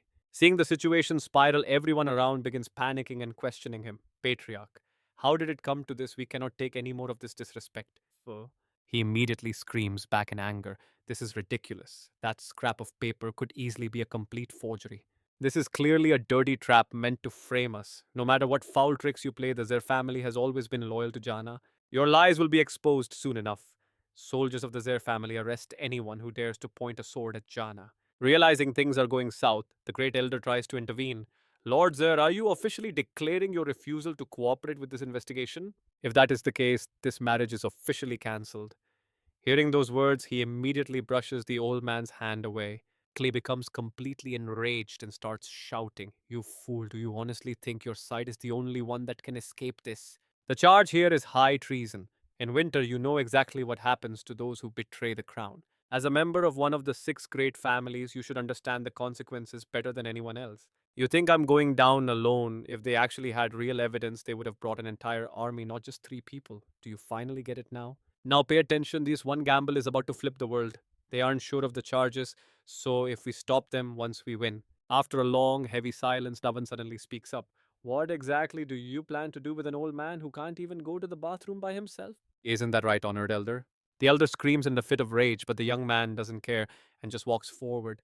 Besides, isn't this a perfect opportunity? We can deliver the wedding gifts a lot earlier than planned. These words immediately send a wave of cold anxiety through the great elder. That brat! When did he even get inside? Right before their eyes, he leaps down from the ceiling with speed that almost no one can track. Seeing him take such a bold action leaves the great elder speechless with pure fury. Damn it, you total bastard. The second that sword is drawn, we all become accomplices in this crime. Realizing there is no turning back, he orders his men to support the Zer family. The subordinates quickly nod in agreement. Understood. Sharp blades are instantly leveled forward. Now the elder's personal guards have completely surrounded the three intruders. Seeing the blades drawn, Klee finally loses her patience. This is your final warning. Move out of the way or face immediate execution for treason. This impossible situation leaves everyone conflicted, not knowing which side to take or what to do next. The room falls into a deathly silence once again. While Clay is distracted, Navan suddenly appears directly behind her. A smug, arrogant smirk spreads across his face. Honestly, you Jana people are far too obsessed with these on-the-spot executions. You and I saw that speed, right? Absolutely unreal. Even Evelyn is left completely dazed by his sudden appearance. He quickly unsheaths his blade to strike. Fortunately, the commander and the others are fast enough to react and dodge in time. Everyone quickly leaps back to maintain their distance. Navan slowly stands up and offers a greeting. It is an honor to meet Jana's guardians, especially you. Theo never imagined their first meeting would happen under these chaotic circumstances. He realizes the truth. During the Great War, this man and the Zir Guild were the ones who threw Javan into total chaos. Go Sword Navan! He is clearly a dangerous opponent. I'm definitely taking your head today. Without another word, he charges forward with explosive speed. This sends Theo into a panic as he realizes the danger. He quickly raises his hand to block the incoming strike. But Navan's raw powers is immense, and Theo is clearly struggling to hold his ground. He stares into the man's mocking face. If I use the knowledge from my past life, this is the perfect chance to turn the tide and seize massive power. He laughs, feeling the thrill. I will take care of this guy myself. Hearing him say that, Evelyn suddenly becomes very worried for him. But young master, despite her concern, the commander stays calm and offers a few reassuring words. It is fine. Let him handle this one. They are likely trying to destroy all the evidence right now. We do not have much time, so we need to end this fast. Theo fights Navan while shouting to the others, I will do everything I can. Facing Theo actually makes Navan feel quite interested. I would really appreciate it if you didn't interfere. Are you actually sure you're going to be okay against me? You and I are about to see him cut loose. I am much stronger than I look. He laughs and strikes back without hesitation. All right, you and I are about to dive into a high stakes standoff where one wrong word means death. Navan nods, his face twisted into a smug, arrogant grin, telling Theo to go ahead and ask his question. Theo points his blade. Pointing a sword at Ganana is straight up treason. Are you really planning to declare yourself a rebel and a traitor to the crown? Is this to destroy the Silver family or specifically to get revenge for your mother? Those words hit hard, making Navan's expression turn dead serious in an instant. He lets out a heavy sigh and grips his sword tighter. How noble of you, young master. You just dragged up the one memory I wanted to bury forever. Now I have one more reason to take your head. I'm going to rip you into 100 bloody pieces for saying that. Theo just laughs it off and quickly counters. Wait, listen to me first. I'm actually here to help you get that revenge you crave so much. That statement freezes everyone in their tracks. Theo smiles, announcing the end of the Silver family as a system window pops up a hidden mission to recruit the Ghost Blade Navan. Here is what we know about Navan B. He is a man with a gaze as cold as ice. He is the strongest, unofficial swordsman in the Silver family. Despite having skills that rival Ki, he has never been acknowledged because he is an illegitimate son born in Hangyo. Things are getting much more complicated now. It was his overwhelming talent that caused his mother to disappear from this world.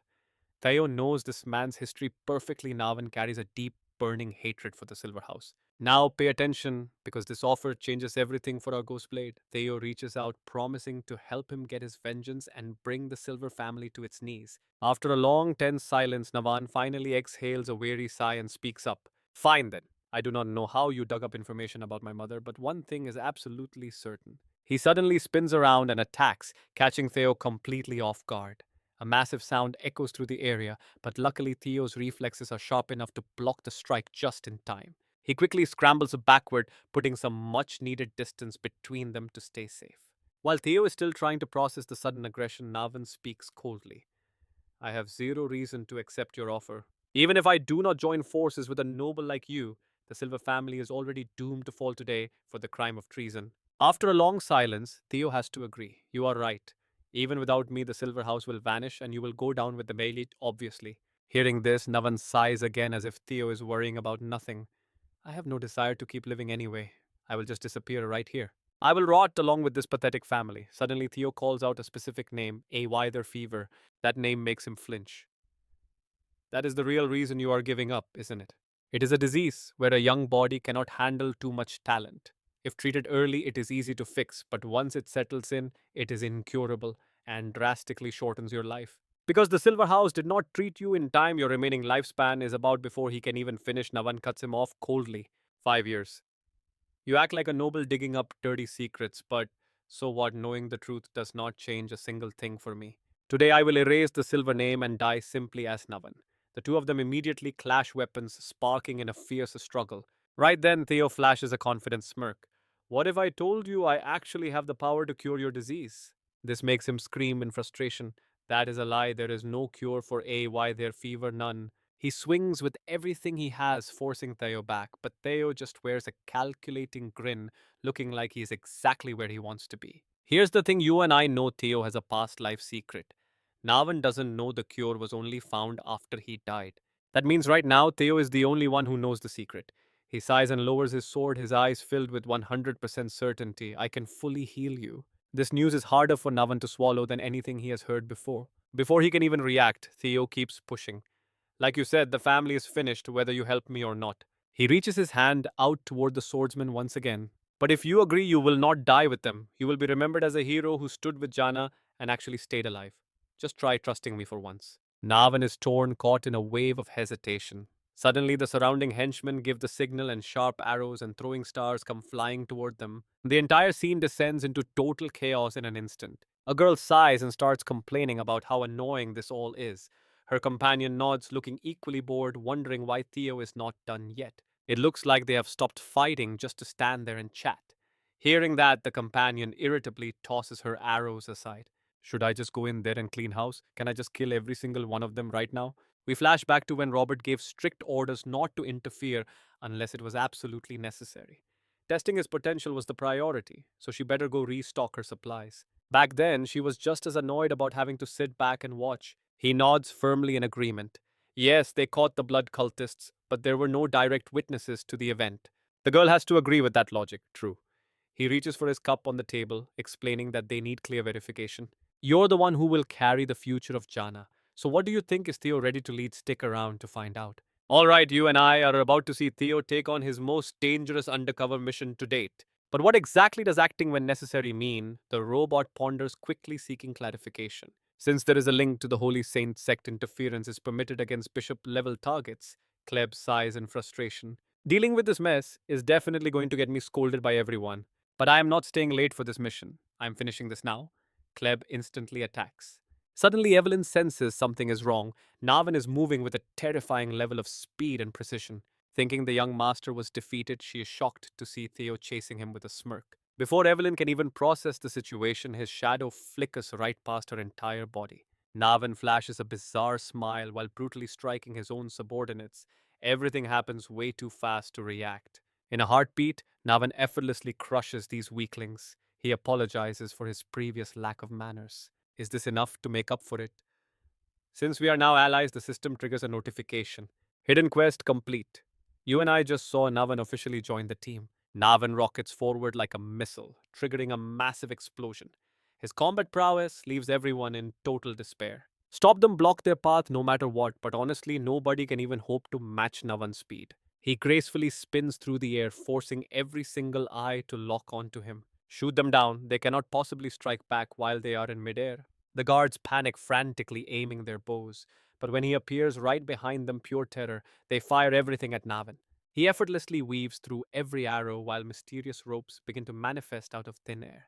Before the enemy can even blink, the ropes have already ensnared their entire squad.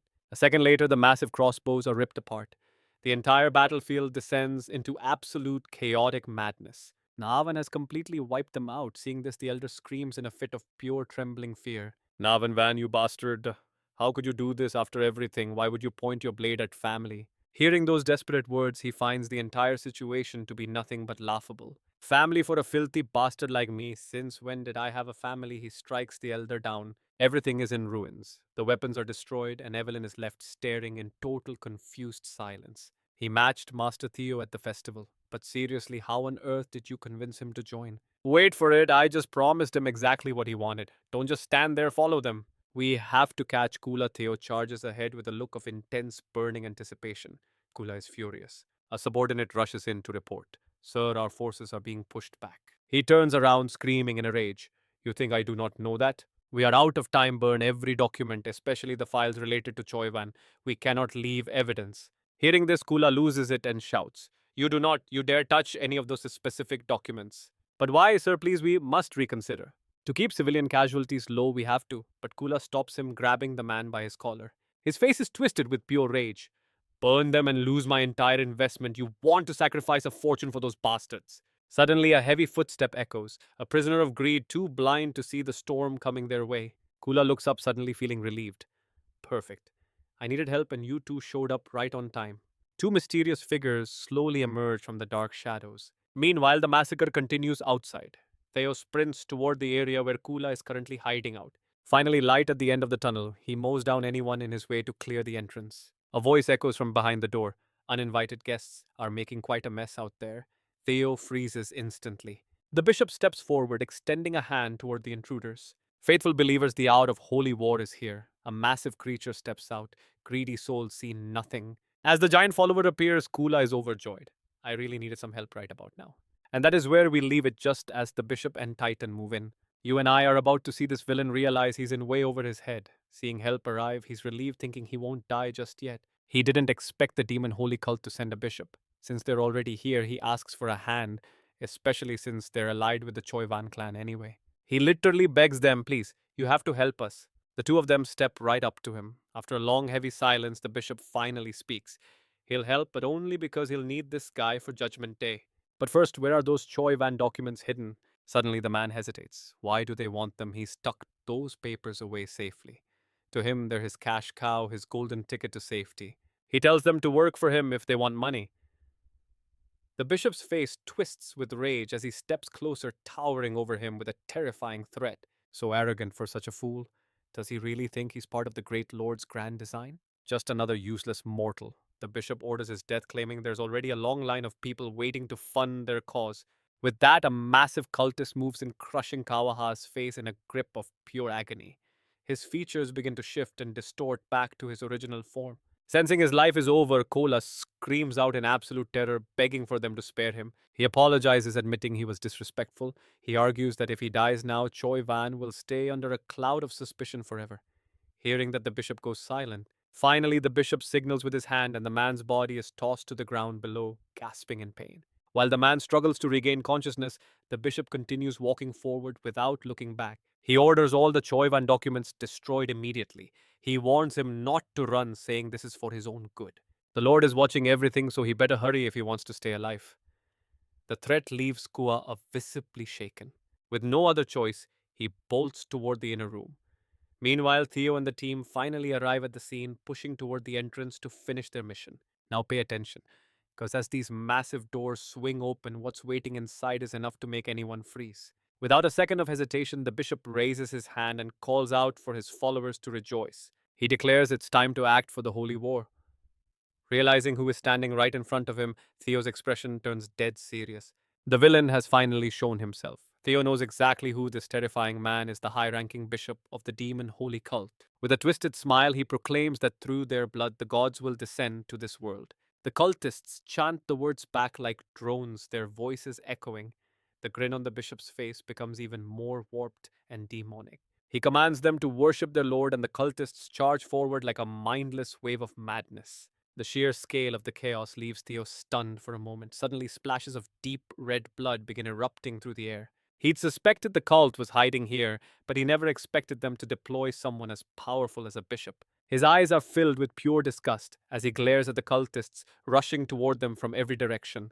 They're all wearing those creepy masks. Unable to stand the sight of them any longer, Theo swings his blade and starts carving them up. He fights without a single moment of rest, dropping cultist after cultist with every precise strike of his sword. He doesn't hold back at all. Nearby, Evelyn is also caught in the thick of it, swinging her sword and cursing the situation. Navan is panicking as they fight, shouting that the enemies just won't stop coming. Meanwhile, CP just stands there in silence, taking in the scene. It looks like she's deep in thought, focusing all her attention on the man standing high above, pulling all the strings. A bishop is here. You and I know this just got way more complicated. Or maybe this is actually the perfect chance. CP prepares herself for the next round, deciding she finally has enough reason to step in. At the same time, Theo thinks seriously. They're finally back at the starting point of this nightmare. Thousands of cultists are staring the three of them down when the air in the room suddenly begins to shift violently. Before anyone can figure out what's happening, Claire leaps into the air right in front of everyone's stunned eyes. She lands softly on the ground and gives a cold warning. She's taking the lead now, and anyone in her way is dead. She's ready to wipe them all out. Seeing things spiral out of control, Theo yells for her to wait, reminding her they need the documents first. She just looks at him and lets out a long, tired sigh. She tells Theo she might have overvalued him.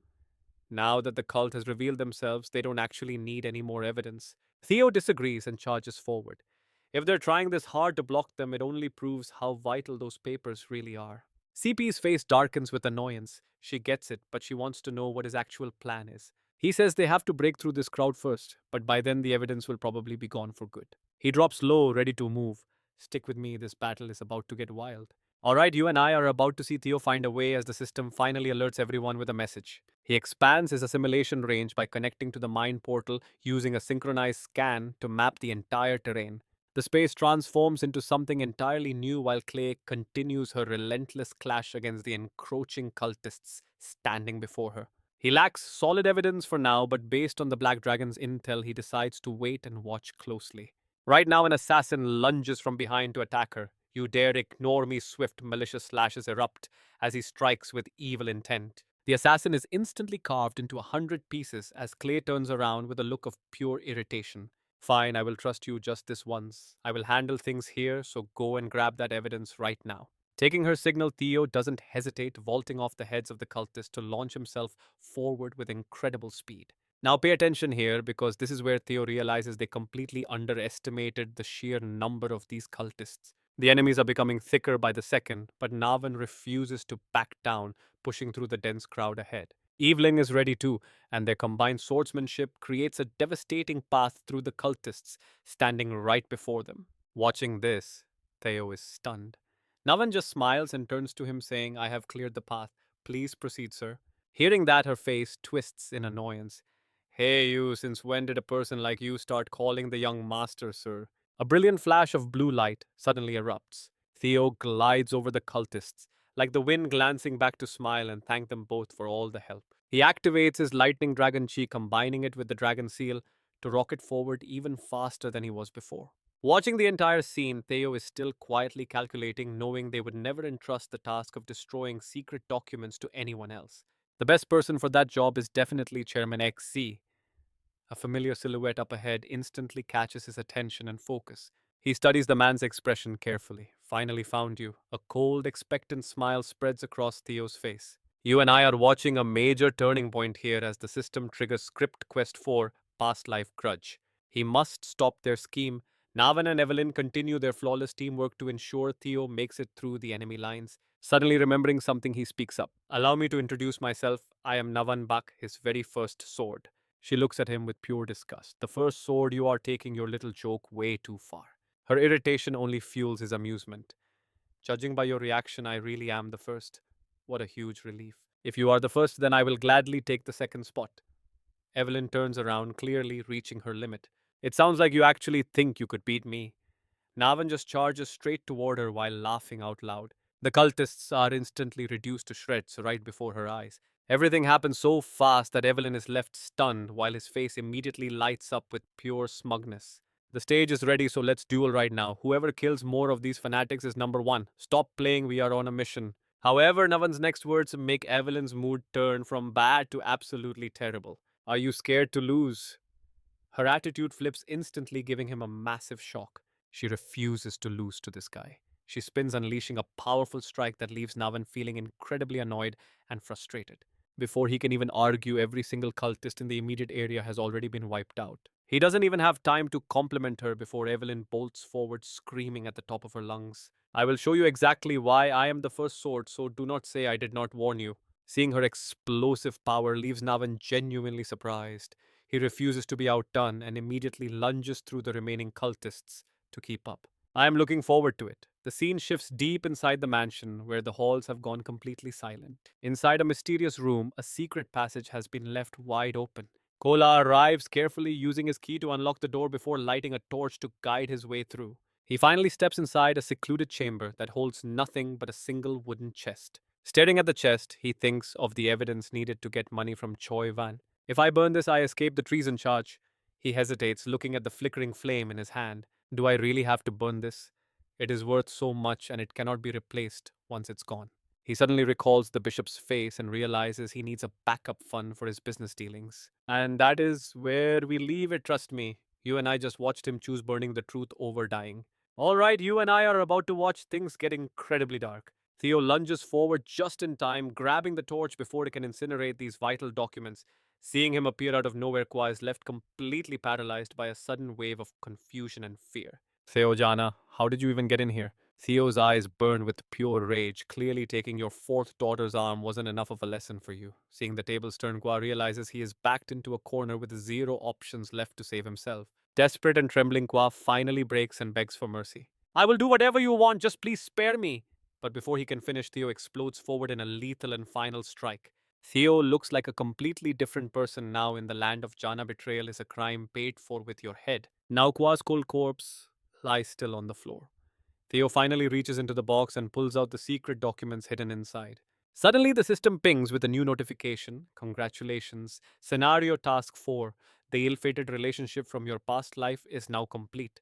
Theo stands in the silence, scanning the files. It is no shock at all that the Dark Demon Holy Sect was behind this. He thinks to himself that the black ledger he gave the captain should be enough to bury Choi Van for good. But Choi Van treats the heavenly dragon like a disposable pawn. We have to take down Choi Van himself, not just his puppets. With these documents, I can finally drag the whole lot of them down. Theo lets out a heavy sigh, so much to do he's not even sure where to start. Suddenly, a specific notebook catches his eye and pulls him back in. Curious, he pulls it out. It is an investigation report on the Red Flower Palace, and the information inside turns his face pale. This is a handwritten report from Choi Van himself, and the details are bone chillingly clear. Police were used by the Black Dragon to track down holy relics. So far, they have found two, and they believe there are no other relics left out there to be discovered. Now, pay attention, this discovery changes everything for our main character. Relics from the Red Flower Palace. What is going on here? Was the entire story just a massive fabrication? All the slander and his own tragic death in his past life happened because of this. He keeps reading, heart pounding. The future plan was to eliminate Cecilia and Theo Jana. Theo's vision starts to blur with pure hatred. All that suffering over a relic that might not even exist. Theo struggles to stay calm, slowly loosening his grip on the crumpled paper in his hand. After forcing himself to accept the truth, he lets out one long, tired breath. Getting angry won't solve a thing now. The only path forward is to continue his revenge one calculated step at a time. To do that, he will steal the precious relics that Choivan worked so hard to collect. As he looks at the two items, the system flashes with a message. You have discovered two ancient dragon relics. Meanwhile, the scene shifts outside to a very different battle in the dark. A mob of cultists is closing in on Navan and Evelyn.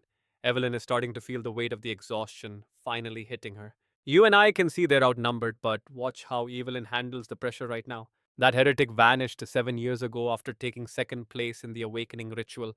He was gone without a single trace. Navan Van just laughs. I am honored you remember a lowly man like me, but do you really have time to be thinking about the past while we are in this situation? If this keeps up, I might just end up taking the bottom spot after all. Right as he finishes speaking, he feels a shift in the air. A massive vortex erupts as Evelyn unleashes her hurricane secret method to blow all these enemies away in a heartbeat. She blows everything away in a violent gust, leaving the man completely stunned and motionless. Sweat drips down Evelyn's face as she quietly declares the match a draw. Navan can only laugh and nod in agreement. You are right. But while he is distracted, a sneaky cultist lunges from the shadows for a backstab. Navan panics for a split second, snapping his head up to track the incoming threat. Luckily, in the nick of time, he manages to dive to the side and dodge the lethal blow. After a heavy silence, the giant suddenly speaks, You cowards, do you really think you can interfere with God's great plan? Annoyed by the guy's arrogance, Navan smiles and suggests they just kill him and get it over with. Evelyn doesn't hesitate for a second.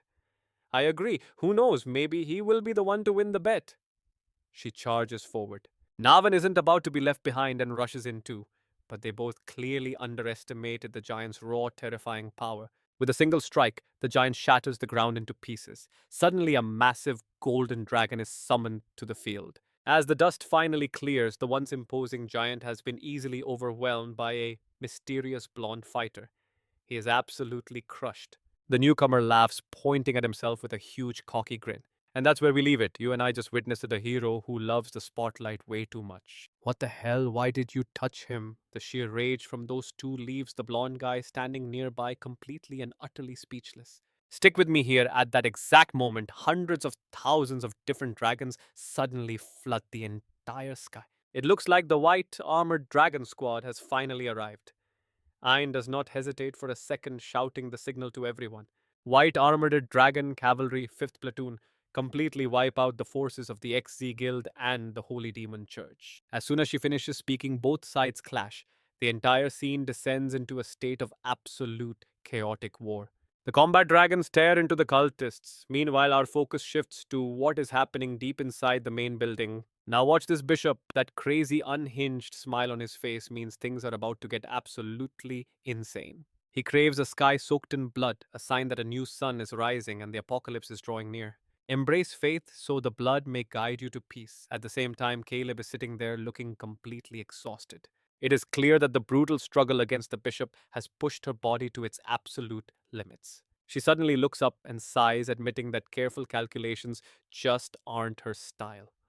After going completely wild and beating the bishop to a bloody pulp, she finally feels like a massive weight has been lifted off her chest. Shortly after all the chaos settled, all the believers and traitors have finally been rounded up. Suddenly, a voice rings out as Evelyn, looking annoyed while holding a stack of papers, asks if she can finally leave. Just show your guild membership card and you are done.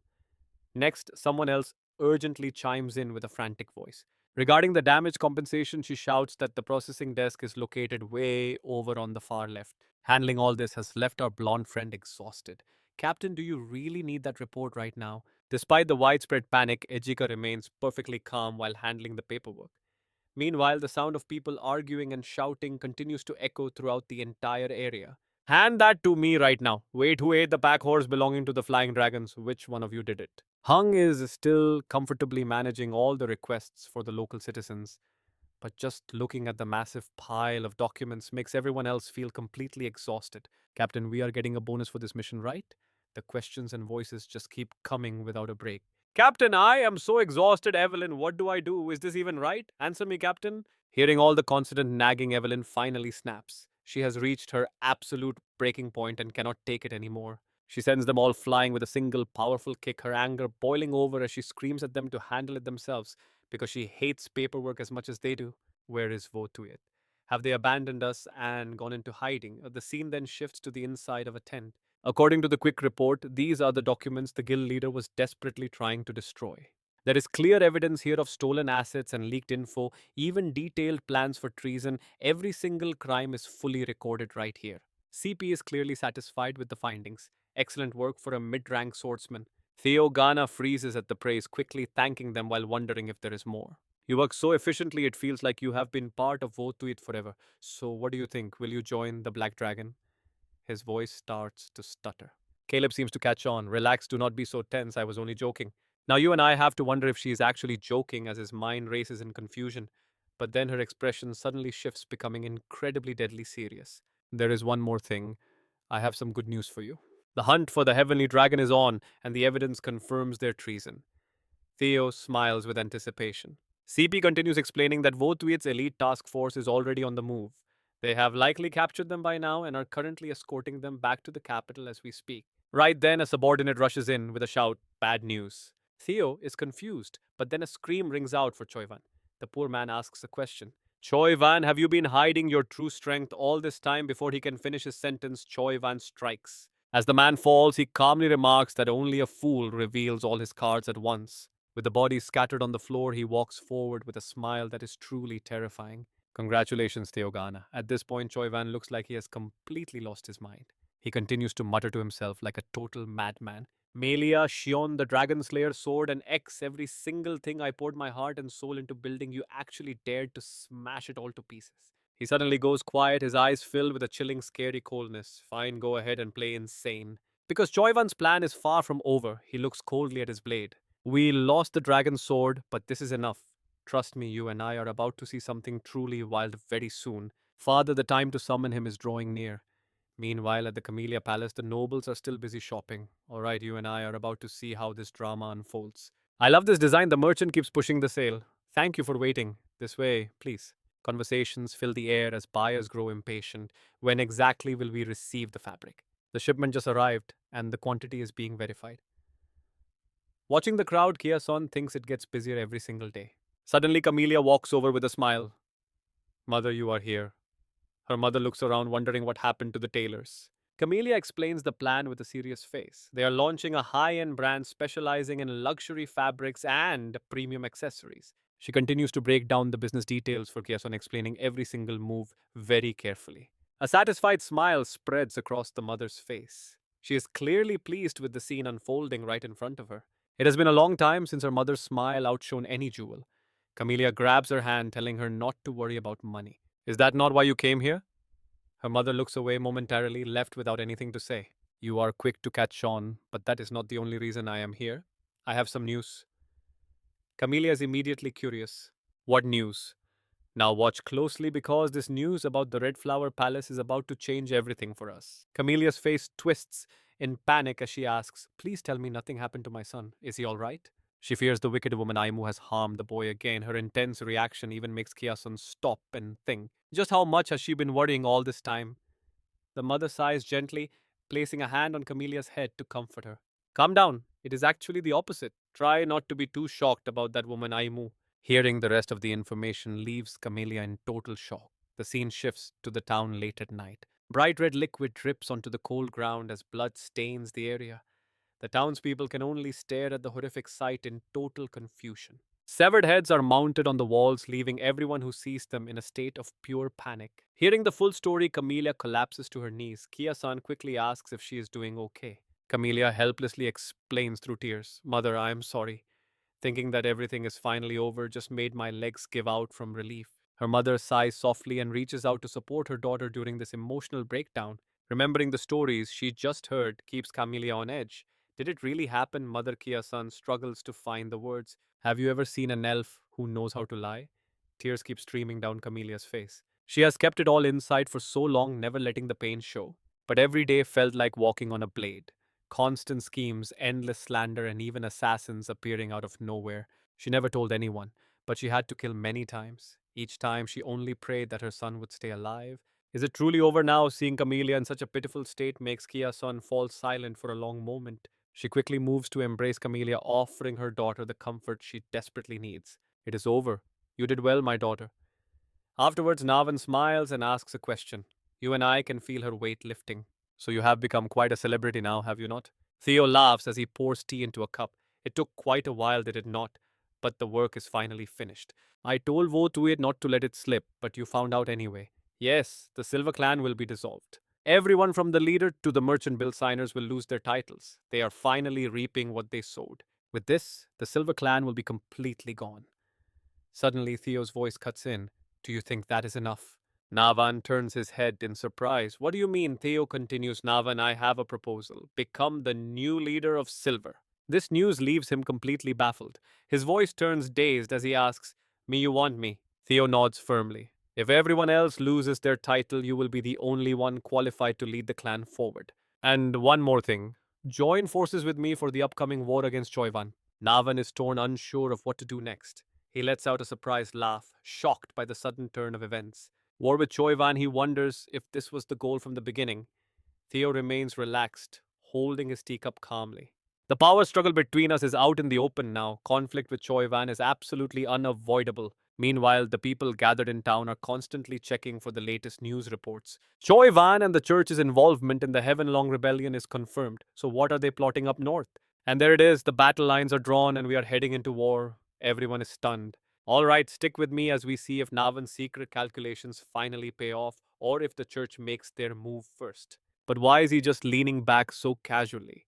A war means nothing to someone with no time left like me, but I still deserve to get something out of this, right? Picking up on the man's intentions, Theo calmly raises his teacup. Suddenly, he slides a device across the table, catching him off guard. Navan just stares at it, looking totally dazed. Theo gives him a confident smile. "Like I said, I've already figured out how to cure your condition. The formula and the ether core are still secret. Your mana is just out of whack, and this will stabilize the entire flow." Navan can't hide his shock anymore. "I really didn't see this coming. I thought you'd keep me barely alive just to use me as a puppet. What if I take this and just run away?" Theo doesn't even blink. "Honestly, I wouldn't even mind if you did. This obsession with power is a disease, and we're both victims. I'm not here to rule by force, I want to build real trust." That actually gets Navan's attention as Theo continues to explain with a grin. "I don't want to force anyone. I want loyalty." Navan goes silent, lets out a long sigh, and picks up his tea. "Man, I tried not to judge you for being so young, but you're a hopeless romantic, aren't you?" This reaction definitely makes Theo feel a bit curious about what he'll do. Navan takes a slow sip, then slams the cup down hard. Theo is left standing there, completely confused by the strange move. Finally, Navan stands up and grips his sword, which is exactly what Theo wanted to see. After a heavy silence, he makes his vow. "I, Navan of the Silver Tribe, swear to serve as the sword of Theo Jana." Theo is beyond satisfied with that oath. Once the formalities are done, Navan turns back to face him. "Is that enough for you?" Theo just smiles and sips his tea. "It's more than enough." A bit later, Navan makes his exit. Theo is left alone in the middle of his massive, quiet office. He stands up, lost in thought. This war is moving way faster than my past life, but everything is still on track. Now, watch this. You and I both know the system rewards are always top tier. Subquest to conquer 2 relics. Let's go. Theo grips the box tight and prepares to open the treasure. So far, I've already absorbed the ancient dragon relics, Laser Z and Gien, both turned into incredible weapons. I'm betting this next one is going to be just as broken.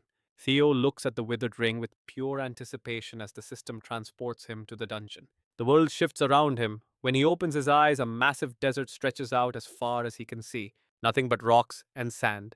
Is this the desert from the history books? Man, it's way hotter than I ever imagined. What am I supposed to do here? The system pings. You have entered the territory of the Guardian. Survive for 72 hours. Theo looks tiny against the endless empty horizon. What 72 hours in this place where I feel like I'm literally melting? I have to survive here for 3 whole days. While he's complaining, the ground starts shaking. A massive explosion rocks the sand as a giant figure rises up. I know what you're thinking, that thing is way too big to fight, right? The system confirms it. The boss, the desert dragon, has arrived. Its scale is absolutely terrifying. It looms over him in silence before finally speaking. Intruder, I have found you.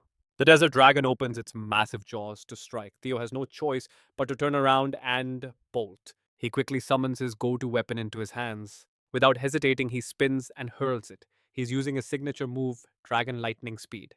A massive bolt of white lightning tears through the air, but the desert dragon doesn't even flinch. Theo feels a wave of helplessness. It took a direct hit from the dragon gate and didn't feel a thing. Lightning starts sparking everywhere. Realizing he's in deep trouble, Theo looks back and sees the dragon glowing with energy. He puts everything he has into running as fast as his legs can carry him. It hits him then he's no match for this monster. Does it have the same lightning attribute as me? While he's thinking, the dragon lets out a deafening roar. I will kill you. Trust me, you're going to want to see how Theo survives this absolute monster. Alright, stick with me because this battle is about to get absolutely insane. Moments later, the desert dragon cuts off his escape, leaving him cornered. It unhinges its massive, disgusting jaw, revealing rows of razor sharp teeth that could crush stone. Theo thinks his time is finally up. As the beast lunges for a killing bite, the very ground beneath them shatters completely under its weight. Luckily, Theo is surprisingly agile and quick on his feet. Theo leaps frantically between rocks to stay ahead of the pursuit. To stay safe, he keeps his distance while glaring at the monster with pure intense annoyance. Checking the countdown timer on his ring, panic starts to set in. Only 5 minutes have passed and he is already exhausted. The beast keeps burrowing, making it impossible for him to land a precise hit. Suddenly, a massive shadow looms. The desert dragon launches itself into the air, and Theo can only watch in total helpless frustration. He is stuck.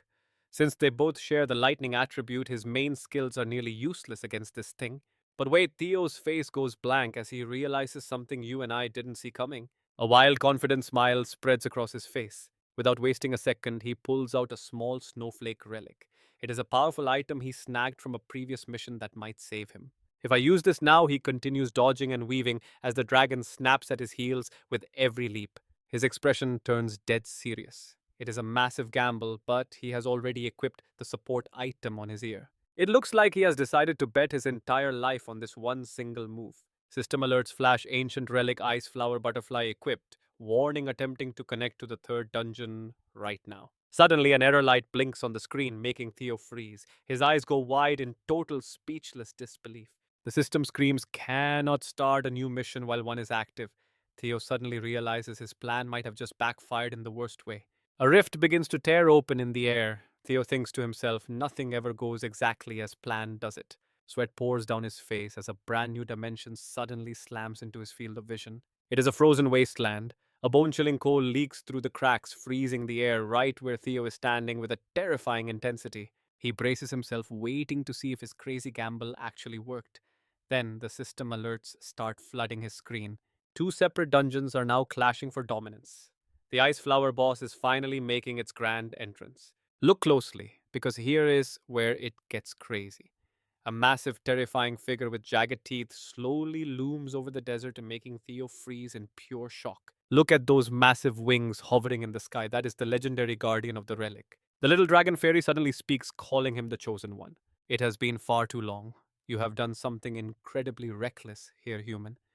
It spreads its wings like a giant snowflake as if preparing to unleash a power.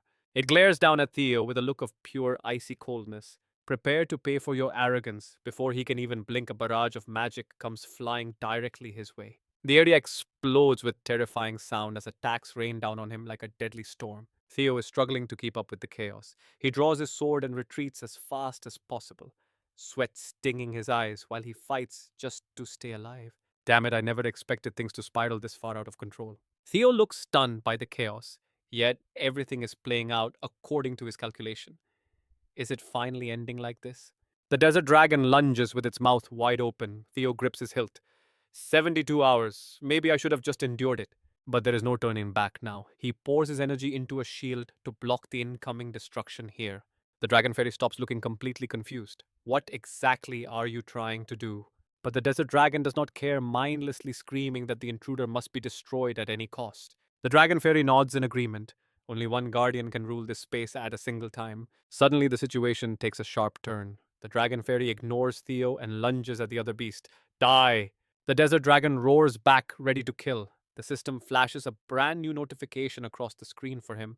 Two ancient relics are now fighting for total priority. The dragon snaps its toothy, mirror like jaws at its new opponent. It uses its massive bulk to crush everything in its path, but the dragon fairy strikes back with equal frozen force. Watching this legendary war unfold right in front of him, Theo is left completely and utterly speechless. Just being in the middle of this clash is enough to make anyone shiver. Suddenly, his sword begins to transform. A familiar figure finally appears before him, and trust me, you and I just witnessed a massive twist. Alright, you and I are about to watch Theo pull off a genius move as he tells his light flash sword to wait, turning his eyes back to the brutal battlefield. It seems like he already has this entire game won and everything is about to end.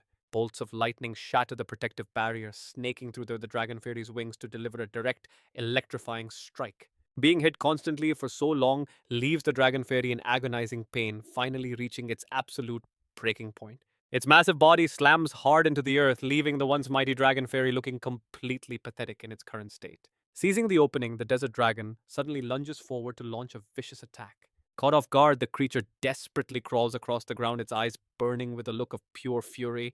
At the critical moment, the dragon fairy forces the area into a frozen wasteland, making the temperature drop lower than ever before. Simultaneously, sharp ice crystals erupt from the ground, stabbing deep into the desert dragon's massive scales-covered body. It screams in hopeless despair while its dark red blood sprays across the battlefield, staining the frozen landscape. Now pay attention because these two ancient beasts are clashing so fast and with such terrifying intensity that even Theo is left stunned. After a long, grueling struggle, the desert dragon finally releases the dragon fairy from its deadly crushing grip. Its face is twisted with rage as it finally realizes just how difficult this opponent is going to be. The dragon fairy refuses to back down, and both sides charge back into an equal struggle where neither one is willing to give even an inch. With fury in its eyes, the dragon fairy is determined not to let its rival win. Suddenly, its claws rip long gashes across the desert dragon's body. Before a massive crash echoes through the air, the dragon fairy has slammed its foe into the dirt.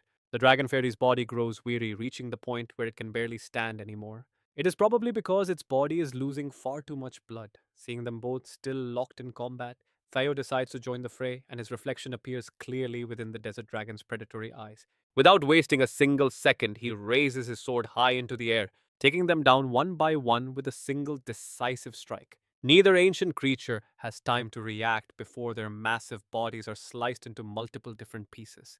Theo lets out a satisfied comment, clearly pleased with how interesting the whole situation turned out.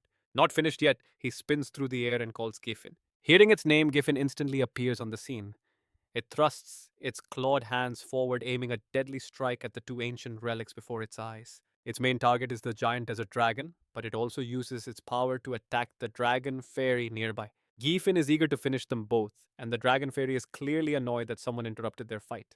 What on earth? In just a few seconds, the desert dragon is completely absorbed by Giffen. Seeing the situation improve, Theo steps forward as several system notifications begin to pop up right before him. Congratulations, you have successfully hunted the desert dragon.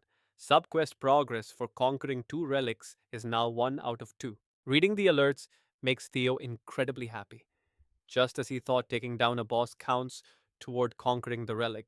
You and I both know Theo isn't done yet. Sensing the danger, the dragon fairy quickly speaks up.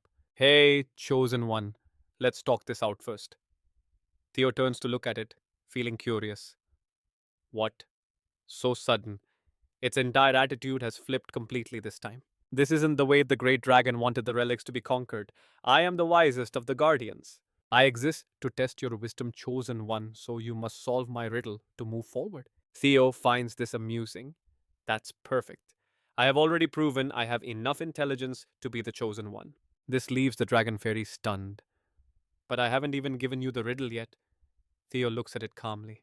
After all, I'm the one who made you two fight. It tries to say more, way chosen one. Giefen's massive silhouette suddenly appears again. Theo turns around, looking coldly at the dragon fairy as he gives his final verdict. If you really are the wisest of the guardians, then you should just accept your total defeat. Seeing that powerful attack, the dragon fairy is terrified. Sir, please, why don't we just use the riddle? A massive explosion rocks the area and another system notification pops up in front of him. Congratulations, you have successfully hunted the dragon fairy. When Theo opens his eyes again, two relic boxes are sitting there. He rests his hand on the table, reflecting on everything that just happened. Theo is exhausted, but a bright smile spreads across his face. I took down both of them without any real trouble. The system alerts him that the mission is complete. Both relics have been conquered. Theo lets out a long sigh of relief. Finally, I can rest a bit, but wait, you and I see it too. Dark energy is suddenly swirling around Theo's sword. Let's dive in, as our main character realizes his own weapon is actually a traitor. Confused by Theo's reaction, the moonlight sword suddenly speaks, declaring its hunger for his very flesh. His hand grips the hilt tightly as black, sinister energy begins to crawl across his entire skin. Sensing the situation spiraling out of control, the main character starts to feel a sense of desperation. Damn it, I got careless after winning once. Moonlight Sword is a monster sword that craves flesh and is now absorbing the power of the Star Guardian. Dark, ominous mist continues to swirl through the air, creating a heavy and oppressive atmosphere. Before he can react, Theo's body is completely bound. He feels totally helpless in this terrifying situation. Now, watch this part carefully. The stakes just went through the roof as he faces certain death. While Theo is trapped in thought, the swordkin growls that it will swallow him whole right now. His face twists with rage as the sword smiles at his fear and begins its final strike. Everything fades to black. Inside his pupils, a vast room is reflected as he stares blankly forward. The reflection shows a completely different dimension. He realizes something is very wrong with this place. Suddenly, Theo snaps his eyes open. The massive space around him is confusing, but a mysterious voice begins to whisper in his ear. He realizes he is trapped inside the monster's stomach as the desert dragon speaks again. The desert dragon notes that Gin finally swallowed even you, the one who was chosen. It seems he waited for this exact moment to consume your heart. Theo realizes he is being eaten alive. Longtian looks down coldly, calling this the price for seeking power he could not even control yet. Calling him a fool, the dragon waits as the main character asks a very curious question. What happens after he eats my heart? The dragon calmly replies that Theo will die all alone. We are guardians, so we cannot die, but you will perish by yourself in this dark place. He adds that waiting for the next chosen one will be boring, but they will simply become relics again. You and I both know he has a plan, and it starts with this suspicious look. He asks if they forgot the mission given by the ancient dragon. Guardians must help the chosen one fight the nameless monarch, or this world will fall apart again. I never expected two legendary guardians to be so incredibly irresponsible and cowardly. Longtian's face turns sour. Theo shows no fear, saying they are just as bad as the sword. Are you really just selfish and stupid guardians who do not care about anything? Longtian screams in fury, asking how he dares to use the ancient dragon's name to threaten them. Powerful attacks fly toward him as the dragon claims they can easily wait for a better person. Theo stands his ground without flinching, telling them to go ahead and just kill him then. The dragon freezes in shock. Theo tells them to stop with the pathetic threats and just do it. Kill me if you want to be helpless relics while the entire world collapses into ruin around you. Hearing this bold declaration, the mighty Longtian suddenly falls into a deep silence. The desert dragon stays silent as the ice crystals around them shatter. Both dragons approach him, admitting they are impressed by the sheer guts of this chosen one. Theo continues to stare them down with unwavering and intense focus. Finally, Longtian admits he likes the kid's confidence and offers to open the exit for him. With a nod, the desert dragon turns and mutters the secret words to open the path. The space shifts again as the two dragons merge, telling him this is the limit of their help. Theo stands tall and smiles. He has what he needs. Do not worry about me. He sprints forward at full speed, his determination burning brighter than it ever has before.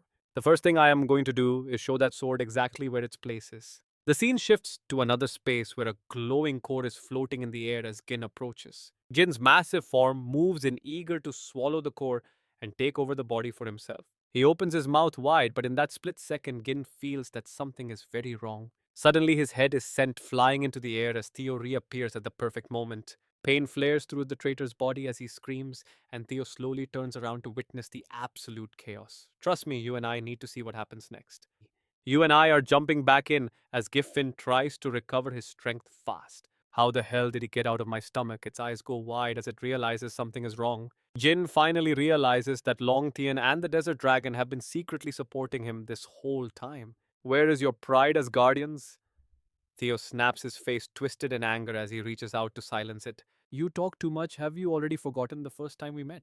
Seeing the situation, Gin shoves his hand away and tells him to calm down and talk reasonably. I never asked for cooperation, but being on the same boat with one side holding all the power is exhausting. Suddenly, Long Tien's eyes ignite with a sharp and brilliant light. The desert dragon shifts into a combat stance as Jifi realizes the situation has turned for the worse. Stay sharp, do not cause trouble. Now pay attention, a familiar figure appears, making a very wise choice. Theo is stunned to see that familiar face. Blacker, you are here too. Blacker turns to him and speaks slowly.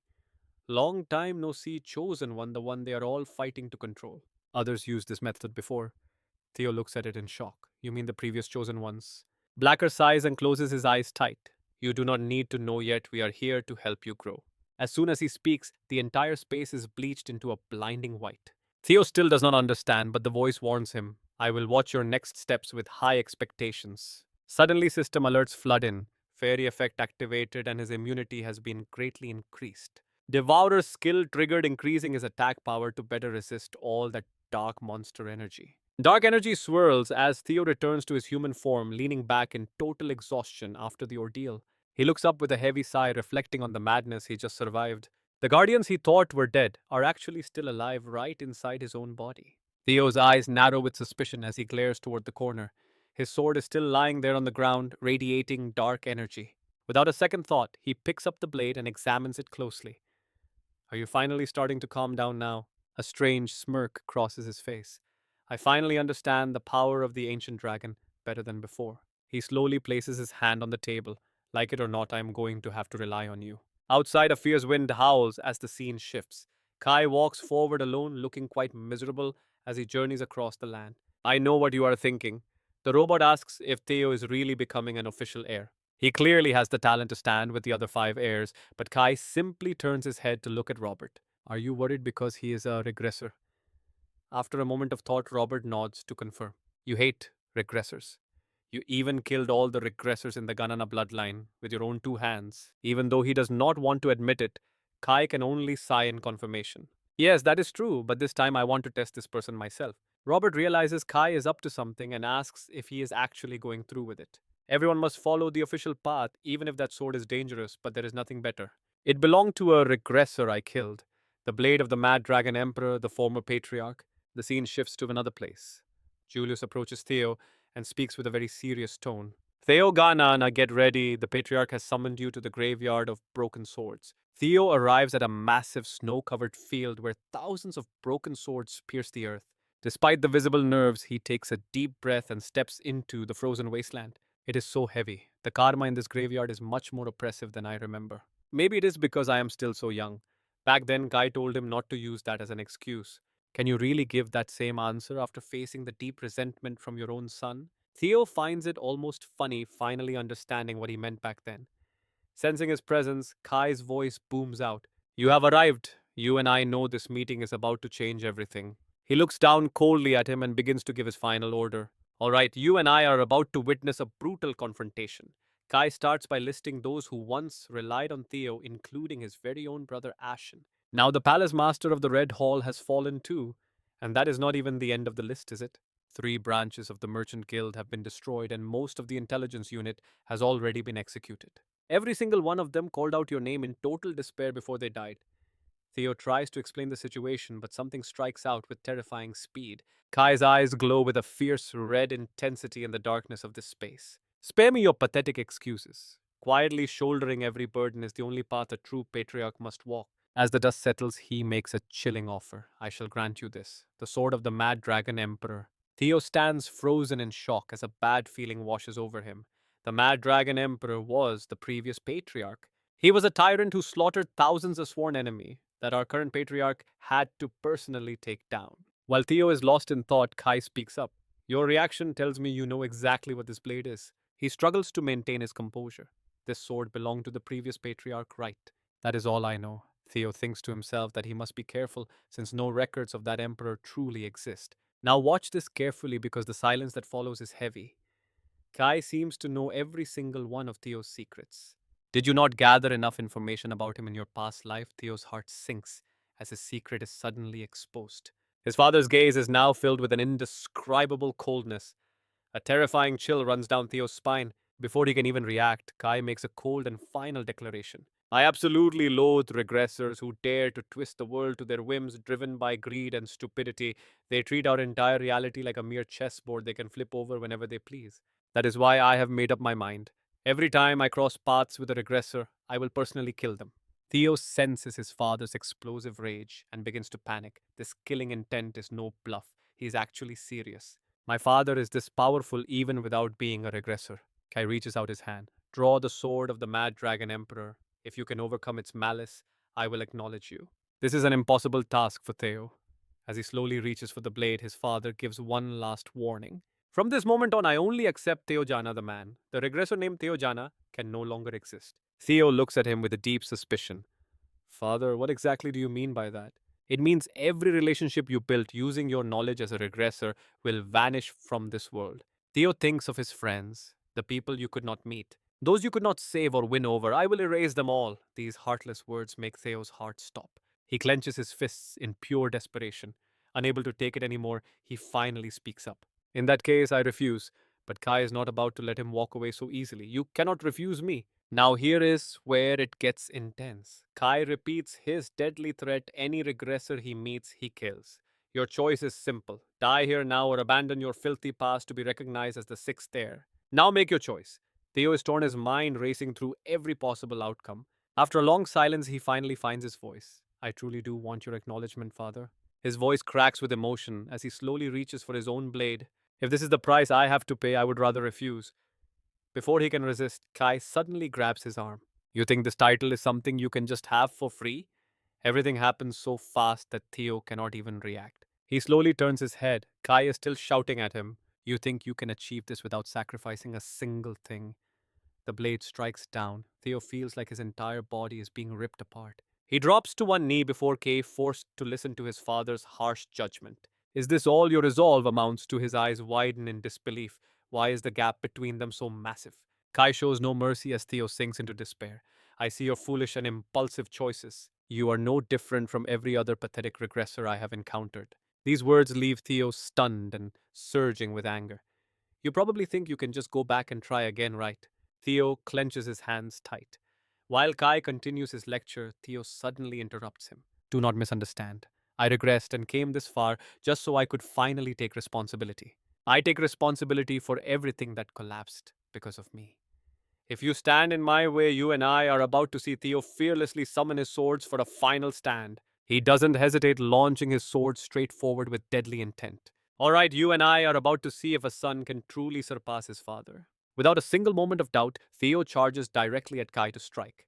But as Kai raises one hand toward the sky, Theo's entire body suddenly senses something is horribly wrong. It is painfully clear that his current power just isn't enough to face this monster. Kai slams his arm down, triggering a series of earth-shaking explosions. Theo is forced to scramble, desperately dodging one blast after another. Even though he has lost an arm, his burning determination has never been stronger. All he wants is to reclaim his life once more, but while Theo is busy dodging, Chai's dragon has already closed in for a silent strike. Watch closely now because everything is playing out exactly as Kai planned. Right at the critical moment, an arrow suddenly whistles through the air, piercing Theo before he can react.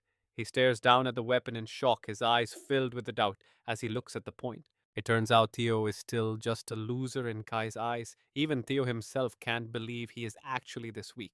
Seeing Theo collapse, Kai turns back for one final cold look at him. After a brief pause, Kai suddenly changes direction. Even the robot nearby is stunned to see him charging from that unexpected angle. Kai remains eerily calm. It's been a long time since anyone dared to challenge him head on. To me, he is truly special. Every other aggressor I have faced until now was the type to treat others like mere sacrificial pawns. Yes, he is different. A satisfied, menacing smile suddenly spreads across Kai's face. He recalls Theo's face during that wild struggle, a regressor fighting with his own sword to shoulder the weight of his own consequences. How interesting. You have actually managed to pique my curiosity. Theo Jana the regressor. I officially recognize you as the sixth heir to this family, and as proof of your power, I grant you the legendary sword of the Mad Dragon Emperor. This sword once belonged to my father, who was a regressor just like you. You share his path, yet you walk it in a completely different way. I wonder, will your ending turn out any different from his? A blinding light erupts from Theo's body, causing him agonizing pain. Kai's gaze has shifted completely as he watches the boy. I'll be watching. Golden light continues to pour out of Theo's body as a mysterious orb begins to hover in the air. Let's pause for a second. This modern scenery is confusing Theo just as much as it's confusing us. Surrounded by massive skyscrapers and bustling crowds, this place looks like a world far more advanced than his own. After a moment of thought, Theo places his hand against the glass window. Seeing his own ragged reflection and remembering everything that led here, he lets out a tired sigh. It's finally over.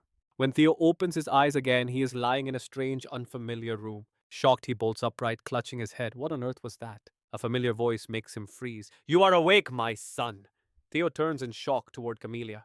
Mother, she chats happily, asking if he slept through the whole day. You must be exhausted.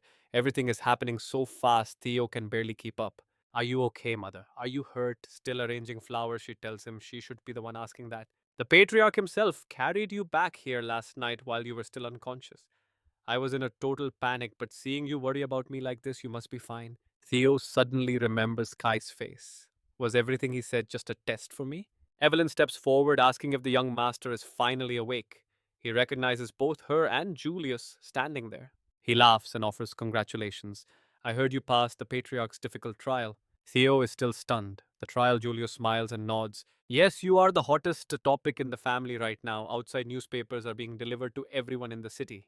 Shocking news, the official sixth heir of the Jana family has emerged. The man reading the paper is surprised. The sixth heir, that means our family has a new little brother. The woman beside him nods. That actually sounds pretty interesting. Another candidate for the heir position has appeared. Some who hear the news immediately fall into a heavy, thoughtful silence.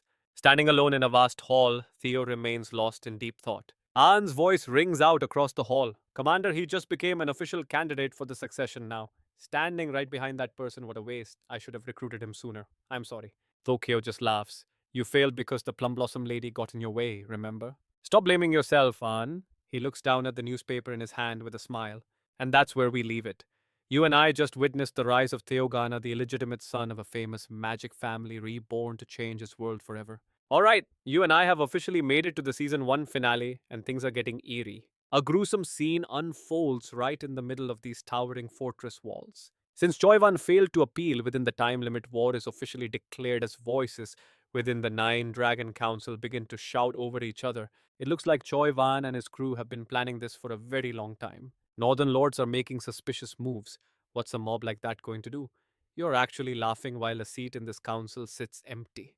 The family head remains silent for now, but we can't delay the talk of succession forever. Isn't it a bit too early to be discussing that? A white-haired man suddenly speaks up from the side. You're wrong, this is the perfect time. If a conflict breaks out among the heirs right before a major war, that would be the real disaster for us. The room explodes into noise. Shut your mouths, we need to keep every single variable to a minimum. Was I wrong? How disrespectful. Seeing the tension, one man steps forward to stop the bickering. Enough. You two clearly need a formal meeting. I'll arrange it soon. Now pay attention here. They're planning an event that will finally let everyone see the truth. In a massive open space, a man trains relentlessly while candles glow all around him. Theo's familiar silhouette appears, sweat pouring off his body, revealing the scars earned from his journey. A sudden gust of wind snuffs out the flames. He lunges forward, slicing through the air to cut the fire's memory. A strange voice suddenly echoes, kill them. Kill them all. Snatch everything away and take whatever it is that you want. That voice only fuels his resolve. With a single decisive strike, every single candle in this place is completely extinguished. Theo removes his blindfold, lost in thought, until a very familiar voice rings out. Still troubled, the Mad Dragon Emperor's grudge remains. Looks like Rosebridge has finally appeared. He turns to look at her in surprise. After a moment of silence, Theo finally nods. Yeah, it's been a long time since my father gave me this sword. Those memories keep trying to haunt me. It's not unbearable yet, but knowing it belonged to the Mad Dragon feels disgusting. But thanks to it, I can catch a glimpse of the Mad Dragon Emperor's true power. Rosebridge slowly picks up a candle. The Mad Dragon Emperor is a name I'll never forget. She sweeps her candle across the ground, leaning in cold and close to Theo to whisper that he's the one who stole her heart. Hearing this, a look of pure confusion washes over his face. Don't look at me like that. I'm just wondering why my father would give me his sword. Unlike his worry, Rosebridge remains completely calm and collected. Don't be impatient, Barnaios. If you rush too far ahead, you'll just end up facing something way beyond your limits again. By the way, has your severed arm fully healed yet? Theo nods, saying he only recovered thanks to getting medical treatment just in time. He feels a bit awkward at her sudden concern. Are you actually worried about me? In an instant, Rosebridge snaps back. Looks like you're fine. Why are you staring at me? Enough. That's it for today. Get out, someone else is looking for you, and stop messing up my nest every time you visit. Theo is startled. You saw that too, right? She's basically calling him a mess and reminding him that others always have to clean up after him. He lets out a heavy sigh. No excuses for that.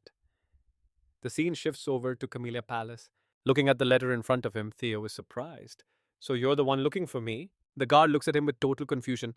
Did you say something, young master? Theo just shakes his head. It's nothing, I'm just talking to myself. Damn it. An invitation. He nods as he realizes what it is. That's right. As you can see, it's an invitation to a banquet at Daffodil Palace, celebrating Lady Diana's 18th birthday. A grand party when war is right around the corner, all this for a birthday right now. And it's quite a grand event, too. Theo just laughs and shakes his head. In chaotic times, you have to make the loudest noise possible. Hearing this leaves the guard completely baffled. What? But Theo remains composed, looking exactly like a man who's already calculated every single move. Choi Wan's betrayal is completely wrecking the internal balance of Ghana. Instead of Eon, the one he backed, I have now become the sixth successor in line. And even worse, one of the 9 dragons lost their seat due to that betrayal. This banquet isn't just a simple birthday party. It's to show the outside forces that Ghana is still strong while the successors and 9 dragons scout each other out. You and I just saw Theo's genius at work. This guy is definitely playing the long game. Alright, you and I are watching young Master Theo as he prepares to prove his true worth. Right, if that's how they want to see me, I'll just show up. Time passes as we move to the banquet hall. Inside the gala, a massive crowd has gathered. The whispers are non-stop because he has finally arrived. The brand new heir young master Theo slowly steps inside this place. Sensing the heavy gaze of the crowd, he silently realizes that everyone's eyes are locked onto him. This birthday party is just an excuse they came to see the heir. I need to make a lasting impression here. Navan suddenly appears, looking as restless as ever. You sure caused a scene. I've been waiting for you, young master. Navan doesn't forget to give Theo a quick, playful wink. Theo smiles and turns back to chat happily, joking that he barely recognized Navan because he didn't even bother to shave for the wedding. That day was just pure chaos. He laughs. Hearing them talk, the crowd begins to whisper even louder. Navan, the only survivor of the Silver family purge. So you're the family head now, aren't you? Their family fell, but they are still one of the 6 pillars, yet the head calls the 6th successor young master. The gossip leaves Navan speechless. All the talk is about us, especially since you arrived so perfectly. Theo just laughs. Because the atmosphere is already set, now pay attention because the real show is starting.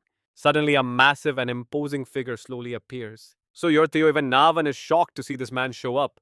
Theo just smiles and gestures forward. This must be our first time meeting face to face, right? Let me introduce myself properly. I am the 5th successor. Recognizing him, Theo silently realizes this man has approached him much faster than expected. With a terrifying smile, he introduces himself as Tokyo, the commander of the Black Iron Cavalry. Time seems to stop as he reaches out. Everyone is watching the intense conversation between these two. We finally meet. The former top successor and the new rising heir, no need to be that guarded around me. I came to see the 6th heir myself, and I'm glad it's not that brat Yon over there. Theo thinks to himself that this guy makes a strong textbook impression. But here in Jana, where only strength earns respect, would they really welcome a rival with open arms? Thinking this, Theo reaches out for a handshake with a friendly smile and introduces himself. It's an honor to meet the commander. I am Theo Jana from the White Dragon Squad. He looks intrigued. So you're the type who likes drawing clear lines like that, I see? Seeing him move so suddenly leaves Theo in a state of total confusion as Tokyo's power completely explodes in this room. My little brother cares so much for etiquette, Drop the formalities and just be comfortable around me. Just call me brother, he says. You and I can feel that overwhelming pressure that's the true Jana style.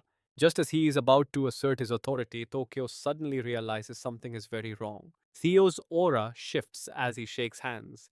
If that's what you want, then fine, big brother. His eyes are cold. The scene shifts to the grand banquet hall. Hunka is visibly annoyed, sighing and complaining as he walks. This is so annoying. I just want to rip this thing off. Aika quickly warns him to endure it unless he wants more rumors about their family being total barbarians. A voice from behind catches their attention. It looks like everyone has finally gathered. They turn toward the Mintan. Gun has arrived! He laughs while walking forward, asking how everyone has been doing lately. He smiles and turns to chat, mentioning how he heard Gun became quite famous out in the West. They say you even made the Tanglong flinch. Gun feels shy, saying rumors are always blown out of proportion. By the way, has anyone seen Theo? I wanted to ask him how the White Dragon Squad is doing. Hearing that familiar name, Day looks over with a look of pure surprise. Seeing the situation, Dimintan quickly apologizes to Day for asking about someone else at her own party. It's fine, I already know exactly what the real purpose of this gathering is. But the wine glass in her hand starts shaking as two massive powers suddenly clash right in the middle of the room. Everyone turns in shock. Is that Theo? Trust me, you've got to see what happens next. Alright, you and I are jumping into some serious drama. Who else but Theo would cause a scene here? Theo and Tokyo are still standing there, shaking hands with a smug, satisfied grin plastered across his face. Their powers begin to blend and clash. After testing Theo's true strength, Tokyo quickly raises his hands in surrender. I am no match for you, I give up. Hearing this, Theo does not look proud at all. What are you saying, brother? You were clearly holding back? He shrugs casually. I will not deny it, but being too humble is an insult to your opponent. But what I said is the truth.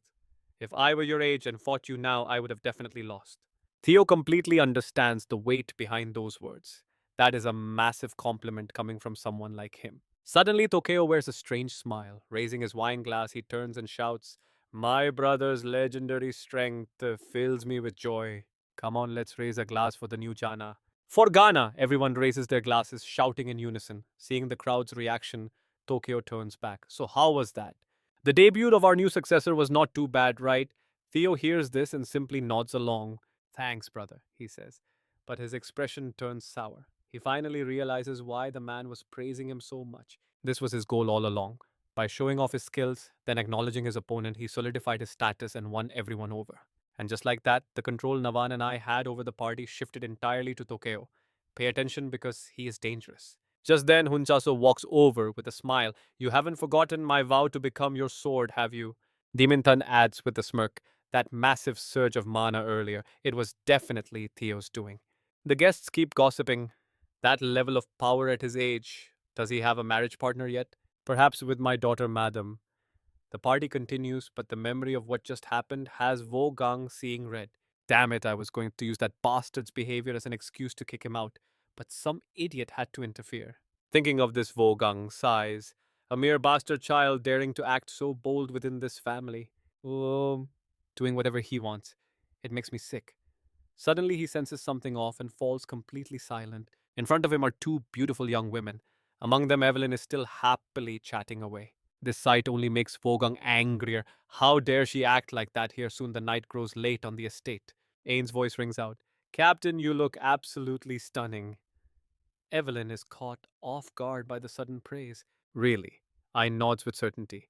Have I ever given you fake compliments? You look incredibly cute and beautiful. Hearing those words makes the captain's face turn bright red. Cute, she whispers to herself. This isn't right. I need to change back into my uniform. Ayn stops her. Captain who wears a uniform to a banquet. I'm not letting you go anywhere. Just stay with me. Suddenly, a glass of red wine is splashed right into Evelyn's face. An angry voice continues to growl. Just seeing that brat's face is enough to make me want to vomit. Vogang's disgusting behavior leaves Evelyn trembling with a mix of pure rage and total helplessness. His face twists with fury as he demands, Why are you here? Ayn bites her lip, turning around to lash out in anger. Even if you are one of the 9 dragons, treating someone like this is. Luckily, Evelyn stops her just in time. Ayn, I am fine, she says as the girl tries to speak. Captain Evelyn struggles with everything she has to stay calm. I am okay, really, I am fine. Please, I beg you, do not do anything. I am literally begging you. Ayn is completely stunned. You and I have never seen the captain this terrified. Just what happened between her and that monster. At that exact moment, Vogang slowly approaches them. He glares coldly at the two of them. I thought I told you to never show your face before me again. His gaze becomes judgmental and sharp. Evelyn's body seems to physically shrink under his cruel scrutiny. Seeing him go too far, Ayn screams, Lord Dragon, but it is too late. He brutally rips Evelyn's mechanical arm right off. He slams the mechanical limb onto the ground, but for Vogang, even this is not enough to satisfy his rage. You think wearing that makes you human again, trash, like you belongs under my feet where you can be trampled. The next time you dare to appear before me, I will tear you into 1,000 pieces. Watching Evelyn limp away, Ayn is filled with worry. She simply cannot believe what she just witnessed with her own eyes. Vogang laughs, claiming the stench of trash is finally gone. Ayn snaps and screams, I am reporting this to the Judicial Bureau. He does not care at all. The Bureau interesting. And that is where we leave it. You and I know this is not over.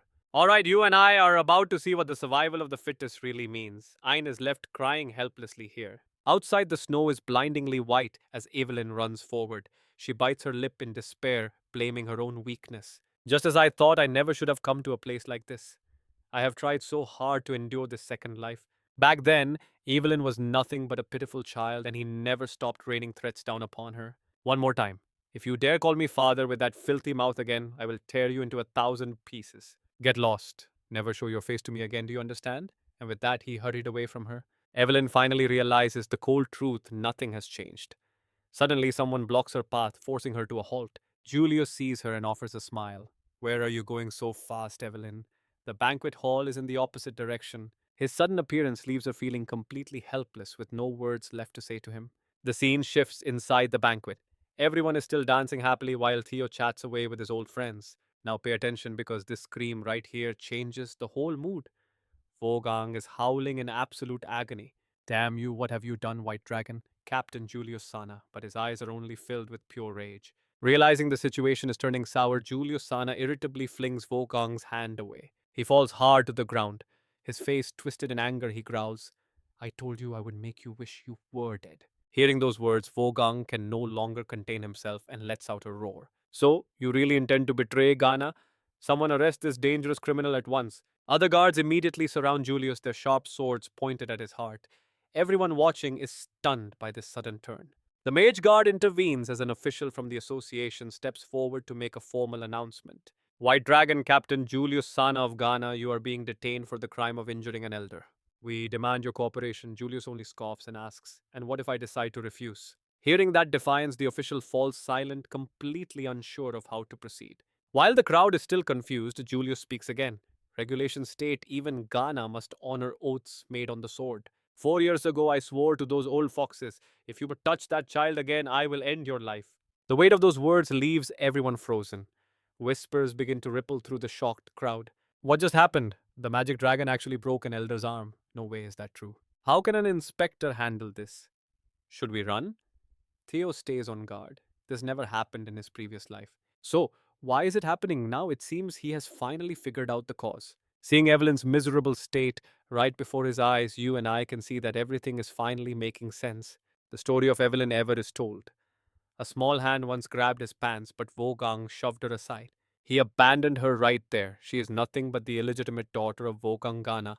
To Vogang, who values blood purity above all, Evelyn's existence is a shame he wants hidden forever. He tried to exile her, but the magic dragon saw her potential and brought her into the White Dragon squad. Later, as Evelyn's fame grew, even as a unit captain, Vogang feared his secret would finally be exposed. He tried to murder his own daughter. She survived the accident but lost her left arm and was forced to retire. After that, she only managed dojo number 4, never even knowing that these banquets took place. And now all of this is the direct result of my actions after traveling back through time. Theo looks toward the side. He has made his choice. He will be the one to set everything right. Meanwhile, a furious Julius Sana marches forward.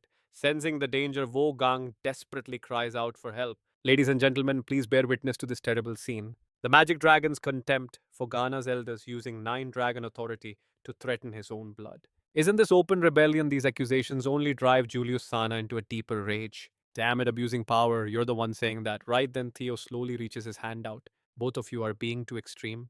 This birthday party should be joyful, but you have filled it with fear. Hearing those calm words, sweat begins to pour down Julius Sana's face. And Vogang is fuming. Trust me, you're going to want to see what happens next. Stick with me, you and I are about to see how Theo handles this mess. Theo proposes settling this with Jana's oldest tradition, a one-on-one duel. He looks calm, but the villain across from him just scoffs in pure contempt. Ridiculous. Malong clearly hurt me, so why even fight? It's all his fault. Theo just nods without a second thought. True, but we can't let this chaos spread any further. Do you agree, Lord of the Dapo Palace? A woman steps out from the back. Seeing her makes Vogang flinch because things are getting serious now. Niho slowly walks forward, her voice cutting through the air. What are you doing at my daughter's birthday party? This woman with the cold, piercing gaze is none other than the Frost Dragon, Nihuatan Lord of Dapo Palace. Now that she's finally here, Vogang scrambles to explain himself. My lady, surely you saw the mess Julius caused. She coldly turns away. I have no interest in hearing another word. Petty squabbles are beneath me, so let's end this fast. That boy's suggestion, that is my final act of mercy. I'm even allowing a duel, which is honestly a massive advantage for you elders, isn't it? Even in retirement, they were all high level inspectors. Hearing this, Vogang starts calculating his odds. Exactly.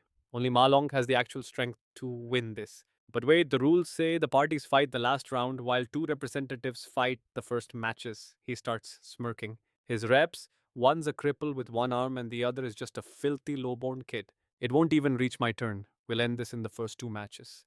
Fogang suddenly speaks up. Fine, then a pure trial of blades will prove who is right and who is wrong. Now here's where it gets interesting. Watch as the whole banquet heads out to witness the drama. Even Tokyo is loving this. Theo Jana knew Ma Long's temper would explode sooner or later. If he hadn't stepped in, the elder would have used this chance to destroy Ma Long for good. In an instant, he found a solution both sides could accept. This is going to be epic. The referee steps forward. From this moment on, under the watch of the Lord, the match begins. Everyone is staring at the stage. The referee reminds them of the rules to keep things fair. No magic allowed. Everything here is protected by Jana law. No revenge and no holding on to grudges after the dust settles. Both Julius and Vogang immediately swear their oaths. Hearing them, the referee turns back toward the fighters. Very well, let the first two duelists step into the ring. Theo walks out looking more imposing than ever, but seeing his opponent E gets a bit worried. Theo, are you sure about this? Timintan also nods, sensing that the opponent looks extremely dangerous. Hunka looks over in surprise. Is he really that strong? Looking at the man, he starts explaining. That's the right hand of the Wind Sword Elder Beta. Among the high-level inspectors, he's elite. His skills are top tier, but honestly, it's still better than fighting the elders directly. Vogang walks over and puts a hand on his shoulder. Beta, use every lethal strike you've got. The man flinches. You mean kill him? But he's a successor candidate. The elder doesn't care about that at all. Don't worry. You know the rules. Anything that happens in a duel is forgiven. At least bring me one of his arm. Things are getting tense. Seeing Theo actually step onto the stage makes Julius look extremely worried. Is Theo really going to be okay? Let's take a quick look back at what happened earlier. I'm sorry, Theo. My reckless actions dragged you into this. Are you sure you'll be alright? You said a representative can fight multiple times, but Theo cuts him off. Just trust me. Throughout this, the two men listen in silence. Theo's expression is now completely set in stone. I'm going to end this year's long grudge between you two. Back in the present, Theo draws his blade. The sky has slowly turned into a deep, late evening. The lights flicker on as Theo takes his stance. The referee raises the whistle to his lips. Beta grips his sword tight, remembering the brutal orders Vogang just gave him.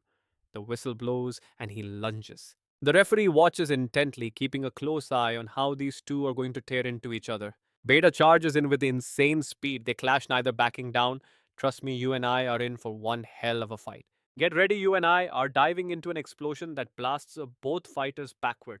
Beta realizes his opponent is no joke, and his speed starts reaching an unbelievable level. Debris flies as the ground shatters beneath them. As Wugang's disciple, Beta's power is terrifyingly real. This starts putting Theo in a bit of a tight spot. Beta looks frustrated. He cannot believe Theo is not backing down. Is this the power of a successor? But right at this moment, he kicks dirt at Theo. As Theo covers his eyes, Beta lunges forward with his blade ready. He lacks experience. For the successor's honor, Beta vows to end this as mercifully as possible. But he underestimated Theo. With a simple duck, our main character effortlessly dodges the lethal blow. Beta is stunned. Was that opening intentional? As Theo prepares to counter, time seems to stop. Beta senses danger. As Theo strikes, Beta barely manages to retreat and maintain a safe distance. Sweat pours down Beta's face. He knows if he had not stopped, he would be dead. But why? Why did he stop? Pay attention because a dark storm is brewing inside Theo. Kill them. Kill those who mocked and abandoned us. The voices scream in Theo's head, demanding a total slaughter. Exhausted, he finally lifts his head to look at his opponent once again.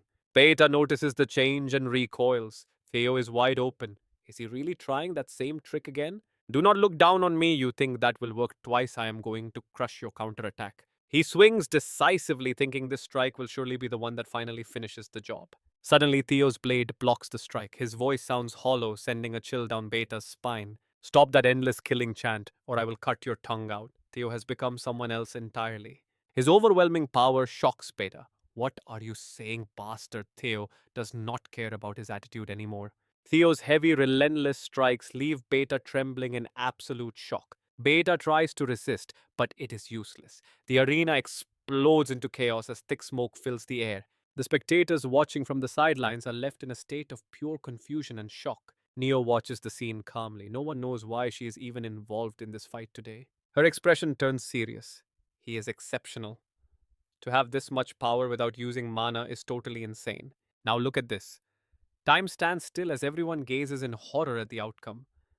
Beta lies there, completely broken and missing an entire arm. It is a brutal sight that you and I will not forget. The referee stares in stunned silence for a long, heavy moment. He finally points to the winner. Round one of the duel belongs to Theo Jia. Theo looks like he is losing his mind, then his eyes clear. What was that strange sensation? It was not the usual hatred. It was something new, something that felt like it was guiding me. By surrendering to that feeling, I can unleash power on a whole different level. Giving in to hate is dangerous, but if used correctly, it could double my current strength. Not wasting time, the ref announces round two. Both warriors step up, Theo locking onto his opponent. The defense declares a consecutive fighter change. Theo will continue as their champion for round two. Wugong seethes. That arrogant brat, fine. This time I'm going to make sure he dies. A cold figure steps onto the stage. This is the mysterious former West Dragon Gate swordsman Grayson. I am counting on you, young blood of the Gia clan, he says. Ache watches with pure fascination. Can he really swing a blade like that without any mana hung? Also chimes in immediately. That sword is absolutely massive. I love it. The crowd cannot stop buzzing about the match together. This is getting serious. I am worried Theo might not win, but at least he will not die. Hearing this, Dimintan voices her own deep anxieties about the current situation. I think my fears might come true. Unlike round one, where they sent a senior, an actual elder has appeared. That means they intend to kill Theo at all costs. The enemy takes his steps onto the arena. The ref raises his whistle. Trust me, you and I are going to want to see what happens next. All right, you and I are about to see a revenge story that hits differently. He suddenly withdraws, completely infuriating Vogang. What Theo just smirks, like he planned this entire situation from the very beginning. How can a mid-tier examiner like me possibly face a powerful elder? The winner was clear from the start. Even a baby knows that.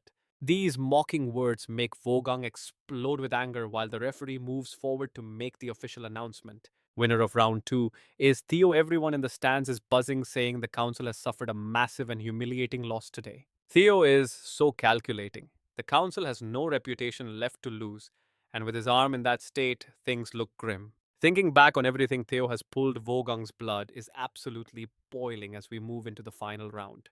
That bastard, did he predict all of this? Even Evelyn is shocked. She has never seen him this rattled before. She steps forward, apologizing. I am sorry, this is my fault. Theo just smiles. Do not be. Teammates always have each other's backs. Julius speaks up too. That is right, Evelyn. Watch closely this time. We are going to crush them completely.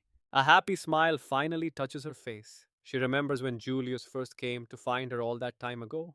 Evelyn joined the white armored dragon cavalry. Your talent is too great to waste. So what if you cannot ride a dragon? Retiring is not the answer. Come back and force the person who brought you into this to take responsibility. Theo was always sincere with her. You said you would be my sword. Evelyn, I plan to fulfill both of your wishes today. This makes Evelyn feel truly valued for the first time in her life. They care about me. Since they care, how can I stay trapped in the past? It is time for me to play the villain. Thinking this, Evelyn calls out, Captain! Without hesitation, she sheds her coat. I will cut him down with my own hands. Now watch closely because this is where the real payback starts. The referee announces the start of the final third round. Both warriors step forward. Her opponent pair advances with an imposing and majestic aura. Vogang watches with a grimace. Damn it all comes down to the third round after all. Because of that successor bastard, my reputation is ruined. Even if I die, I am taking Julius's arm with me. Suddenly, the referee announces a change. The defense has requested a fighter substitution for this final match. Evelyn calmly walks onto the stage. Seeing this, Vogang lets out a smug, mocking laugh. This is just ridiculous. Are you that reckless? What is next? Are you going to beg for mercy here? She just raises her cold blade. The one who needs to beg is you. Her eyes are full of steel as she suddenly calls him father. Just those two words are enough to send him into a total murderous frenzy. The crowd starts whispering instantly. Wait, Vogang is her father. They do not look anything alike at all. Is she an illegitimate child? I met his legal wife and everything she said was true. This is just too much. Vogang screams in rage. You shameless brat father, how dare you say that? Evelyn does not even bother arguing. She just snaps back. If I knew you would be this happy, I would have called you that sooner. Can you believe this A father trying to end his own daughter just to save face? Let me tell you more about our past. You almost beat me to death for calling you father. You even tried to kill me within the White Dragon Squad just to hide your secret. Vogang roars, losing his mind. Shut up! What is wrong with being a member of the Jana family? Realizing he just messed up, he panics. The crowd erupts again, so she is actually his legitimate daughter. Abandoning a child like that, and he always preaches about noble bloodlines. What a total joke. You went too far. Now look what happened. I warned you to be careful, yet you let this child live to see this day. The constant insults drive Vogang insane. Behind the scenes, Theo and Julius watch the spectacle in silence. Julius looks worried and calls out, Evelyn, you do not have to push yourself this hard. Theo cuts him off. Just wait. Look at her determination. Vogang suddenly charges forward like a wild beast. Evelyn does not back down for a single second. They clash head on with dangerously equal power. They trade devastating blows back and forth across the entire arena, and neither of them is giving an inch. During the fight, a strange and powerful transformation suddenly ripples through Evelyn's entire body. Julius cannot hide his shock. That technique, it is the legendary wind god stone lightning. The whole area turns into pure chaos as the enemy is forced back by her overwhelming pressure. And trust me, you and I are about to witness the true power of the wind god in this next strike. Alright, you and I are about to see Eve unleash the legendary lost arts of the storm. Look at the ground cracking as she pushes the unstoppable Vogang back. The crowd is losing it. Not only did she block his blade, she's actually overpowering him. It is absolutely incredible to watch. How did she learn the forgotten storm style? She's going toe to toe with a top tier swordsman like Hun Stong right now. Compared to her, Vogang's skills look like amateur work. Theo is just over there smiling because he knew she had this in her. Remember, this duel has a strict ban on using mana. Pure, raw swordsmanship is the only thing allowed in this circle. That means all his massive magic power counts for nothing. It is a battle of skill and nothing else. Look at him. Without that noble bloodline backing him up, a guy like Vogang would never have reached this high status. After a flurry of attacks, Vogang screams in a blind rage, calling her a bitch. Evelyn just leaps back to a safe distance. Her eyes are filled with pure contempt. She sees his next move coming as he tries to crush her with brute force and shouts. He roars out, Do you really think you can get away from me? You better think twice. I will break you until you are begging for mercy and wake up. But her hidden power stops him dead in his tracks. Now watch this. Evelyn stares him down with ice in her veins and shouts, Then just try it. That challenge makes his head explode with rage, but Evelyn, she isn't that scared little girl anymore. She used to fear him because he was her whole world, but now she has people she can actually trust. Hung and the entire stadium are stunned into silence hearing her stand up for herself like this. She remembers every second of that past pain. She is not his weak daughter anymore. She has people who believe in her. With one final burst of energy, she strikes. Vogang doesn't even see it coming as he's sent flying backward. His mind is a total mess. His body is covered in wounds from her powerful strikes. The great elder is failing. Evelyn lets out one last shout of defiance. Seeing the result, the referee finally calls the match and announces her name. The audience is in total shock. Nobody expected the underdog to pull off a victory this dominant and clean. You and I can see the relief on Julius and Theo's faces.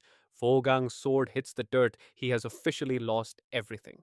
The referee officially declares her the winner. Furious and humiliated, Vogang slams his fist into the ground. He growls that the fight isn't over yet, but before he can move, he realizes someone is blocking his path. It is Neo. She warns him that if he is really one of the 9 dragons, he should stop acting like a clown. Accept the result. Everyone is looking at her now. Third match goes to you, Evelyn. You win. She is officially declared innocent. As the crowd cheers, she turns and starts walking toward a very specific direction. A huge, radiant smile breaks across her face as she goes straight to report her victory to Julius. You did a great job, he says. She freezes for a second, then beams with the purest happiness I have ever seen. It was all thanks to everyone's support. Meanwhile, Vogang's men rush over to pick their leader up. Elder, stay calm. We have your sword back. Your wounds are deep. We need to treat them first. But the humiliation is too much for him. Vogang loses his mind and screams her name at the top of his lungs. He has completely snapped. You little brat, I will cut you down with my own hands right here. Suddenly, a pair of hands catch his blade mid swing. Vogang stops, realizing he has messed up big time. Julius isn't playing games anymore. He's standing right there, trying his best to stay calm despite his boiling rage. Julius looks like he wants to tear him apart. Do you want me to chop off your other arm too? The threat freezes everyone. Time itself seems to stop as the air gets heavy with killing intent and silence. The people in the stands are speechless. They can't believe the scene unfolding right in front of them. Suddenly, a scout rushes in with a frantic report. The Choi Van clan has launched a full scale attack. Everyone back to your posts immediately. Julius is fuming that he can't finish off Vogang right now. He turns to leave. Theo, Evelyn, the war has started. Get back to the White Dragon unit right now. Behind them, Vogang is still screaming like a total lunatic. Get back here, I said. Stay right there. The fight isn't over. Neo stands behind him looking totally disgusted. Vogang, I am only going to say this once. She tells him to stop bringing shame to the 9 dragons. Seeing her step in makes him even angrier. Ice Dragon, are you mocking me or are you mocking the entire council? He roars at her. She doesn't even care. Who knows, but trust me, everyone here probably thinks the exact same thing I do. Alright, you and I are diving into a moment where Jana's council steps in with cold authority. Even if their honor is trashed, they won't let a failed challenger keep swinging his blade. Everything moves so fast that he just collapses onto the dirt in total despair. Watching the chaos unfold, Julius S. thinks to himself, finally, it's all over. Under the still midnight moon, the three of them depart. It's a pathetic sight for the greedy old man before the scene shifts elsewhere. Meanwhile, Choi Van sits in silence, listening intently as his subordinates deliver their reports. We've seized the central plateau and Heyman Castle will fall soon. Something suddenly sparks Choi Van's curiosity as he remembers a vital detail. What about the Jia forces? The scout reports that the Lord's cavalry and 6 private pillars are gathering at the plateau right now. Hearing this, he flashes a mocking grin. Jana's fools are moving exactly as I predicted. I'll make them realize this entire war is just one small piece of a much larger plan. While they focus there, this is where we strike. Now pay attention because this trap is absolutely lethal. His expression turns more terrifying than ever. We move now to the territory of the Silver family. 3 guards are slumped over, bored out of their minds. Suddenly, one of them speaks up. That new lord who just arrived? Ever since he took over, he just locks himself away and drinks all day. Does he even realize he's supposed to be leading our entire family? The man beside him just laughs. Anyone with half a brain has already left this place. What can a lord do in a land drowning in debt? Even the knights who served for generations have abandoned him. He's got no talent. Drinking is the only thing he's good for. Wait, weren't reinforcements supposed to arrive? The blond man looks over in surprise. Reinforcements. You mean those useless parasites over there? He's looking right at the Jana reinforcement captain Sidai and Eldon Nan, who are currently passed out and comfortably drowning in their own booze. Seeing this pathetic sight, the 2 guards can't help but sigh in frustration. They claim to be on night patrol, but every time I check, they're completely wasted. Reinforcements. What a joke. Jana just wants to throw us away. The blond man glares at the group. As night falls, a mysterious voice asks if it's true. We're about to uncover something massive. The blond man nods his report. Morale here is at rock bottom. This whole campaign is basically over. This makes Choi Van's subordinate incredibly smug. He turns to his men and asks, Did you all hear that? A counterattack force appears behind him. He leads them forward, ready to finish this job quickly so they can all just go home. A little while later, Sibo is still drinking, totally oblivious. He has no idea what's coming. A shadow looms over him as a cold-blooded assassin narrows his eyes and grips a deadly blade in his hand. So comfortable. Drunk guards make my job way too easy. Go ahead and finish that last drop of wine. We flash back to the past. Julius slams the table, his anger reaching a boiling point. You won. Independent command as a mid-tier doctor in war strategy comes first. You don't get any special treatment here. Theo calmly holds out a stack of files for him. This is about the war. Just take a look at the information inside these documents. Julius is skeptical. Is this for real? Theo moves the pieces on the map. Choi Van is targeting Haman and the plateau. But those are just decoys. The real targets are the floating islands and the silver territory. Hearing this, Julius S. is stunned. He realizes the logic behind the whole plan. Theo continues his analysis. Based on the Zikar kidnappings and Black Skull's moves, they're clearly working with Choi Van. Plus, the Black Skull predecessor was the island's transport union. That's how the Imperial money flows in. That explains where Choi Van gets his massive funding. Theo nods, confirming the dark truth. Exactly. And with the island's strategic position, it's going to become an even bigger threat. Our priority is reinforcing the neglected silver territory, but Choi Van has gathered his full strength at the plateau and Haman Castle. Jana has already deployed their troops in response, so we have no other forces available. Julius nods in agreement. We can't abandon those points. Theo reaches for a piece on the board. That's why I need independent command. From reinforcing the Silverland to investigating those islands, funding Choi Van, let me be the one to end this. His face is full of absolute confidence and pride. You and I can see it in his eyes. Julius is beyond satisfied. All right, you and I are about to see a plan unfold that absolutely nobody saw coming. Without hesitating for a single second, he nods in total agreement. Fine, I allow it. War is one thing, but do not go too far. He nods, understanding perfectly, and promises to keep that advice in mind. Suddenly, he glances at the documents on the desk and his face turns to pure shock. This intelligence is top tier, high quality stuff.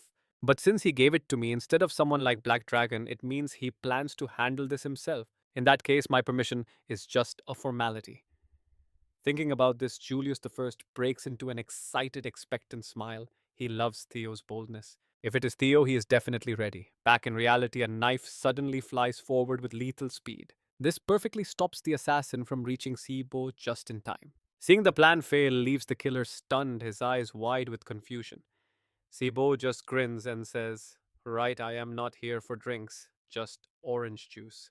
And just like that, the assassin is taken down by our hero in the blink of an eye. Shortly after, the rest of the killers are neutralized.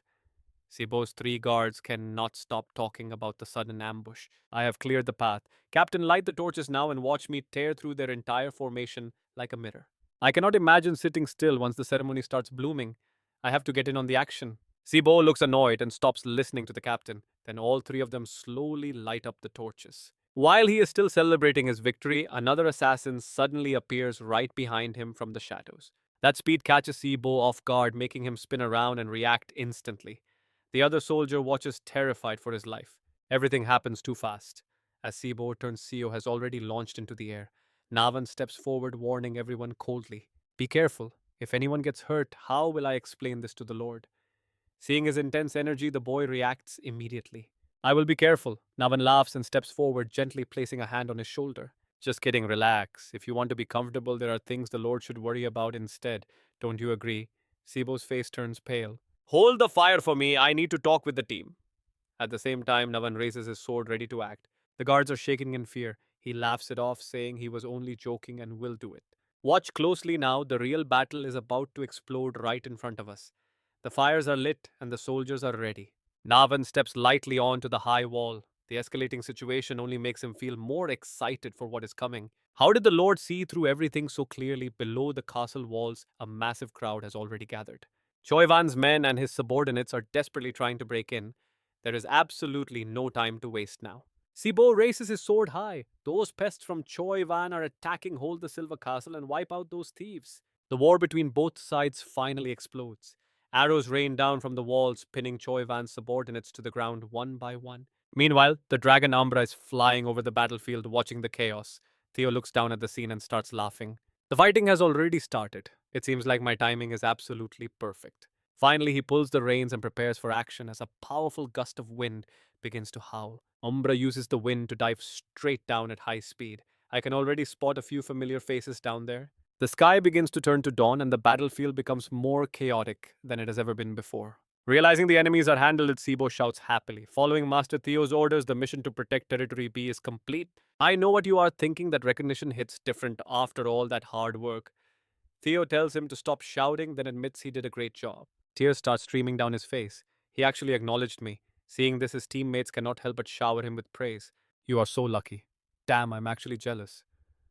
Navan just smiles as he walks over to join the conversation. I did not expect you to come all this way. Theo nods, saying he just stopped by to be sure, but it looks like they did not need help. He turns around in surprise, looking at the group of soldiers. They did all the work. But where did you find people like this?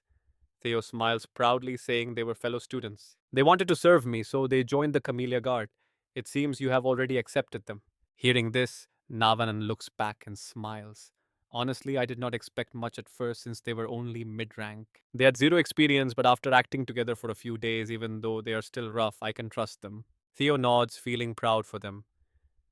Now I have a request for you. Hearing this, Navan immediately goes silent. Theo just smiles and continues talking quickly. And that is where we leave it. Trust me, you and I are going to want to see these new knights in action as they fill the silver rank positions. Alright, you and I are about to see our hero get more excited than he's been in a long time. Theo smiled in satisfaction and turned to leave without wasting any time. I'll leave this part to you then. Curious, he looked back and asked, Are you leaving already? Theo just sighed and kept walking. I've seen everything I needed to see. This was just a stop along the way. I have another objective. Hearing this made the man wonder what he was truly after. With a grin, Theo turned back to announce he was heading to the floating islands. Navan was left completely speechless by his audacity. You might think I'm used to this by now, but your bravery still catches me off guard. Isn't that place famous for being hostile to outsiders? Theo just hummed in response, looking up at the clear blue sky. I have my own way in. In a flash, we moved to the bustling port city of Dion. In Dion, the familiar silhouette of a massive man slowly made his way through the crowd. He accidentally bumped into an even bigger guy who snapped at him. Hey, watch where you're going, open your eyes. The man sighed. My bad, I guess I didn't see you down there. Fine, let me lower my gaze to your level. The tall man just froze, realizing the tavern was currently a chaotic mess of people brawling and shouting. Who do you think's gonna win? I'll bet on you that fight looks pretty intense. Damn it, you guys are dead meat. You okay? The drinks tonight are incredible. All right, let's go. The server kept rushing over with fresh mugs of beer for everyone. Hey, when did you get here? Out of the way. From deep within the room, a voice rang out with a sharp summary of demands. Starting on the 15th, the floating islands will regularly provide gunpowder and steel as tribute. The cost will be rent for the Azure Dragon Sword. Listening to these outrageous terms, the successor of the S. Pinola family. Antonil Sino shouted in rage. This is ridiculous. It's nothing but a threat. Why do we have to pay rent for something they stole? It's laughable. The secretary tried to speak up, but just thinking about it made Antonil's blood boil with fury. I know we have no other choice.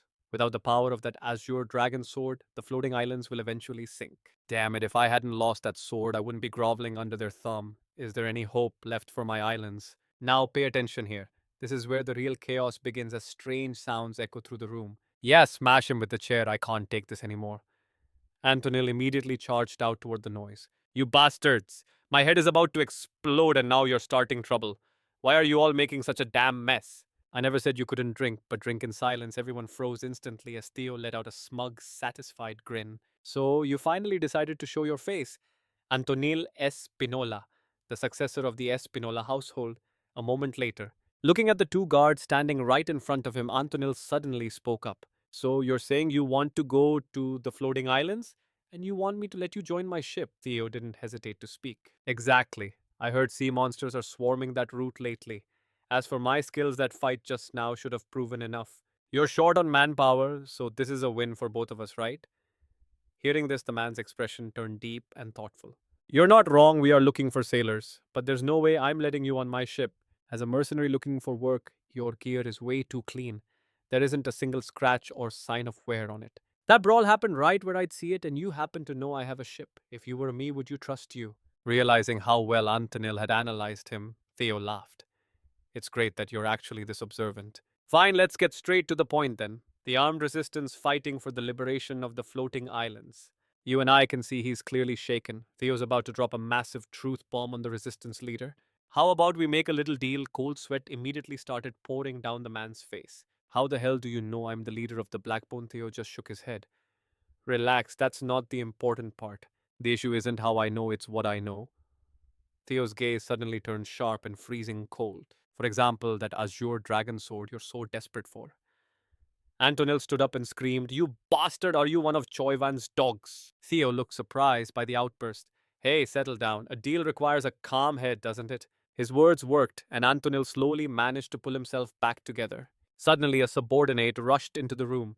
Antonil raised a hand to stop him, thinking that this whole situation was just absurd. If he's not with Choi Van, how could he possibly know about the sword? Theo replied. What if I told you I have the Azure Dragon sword? Nonsense.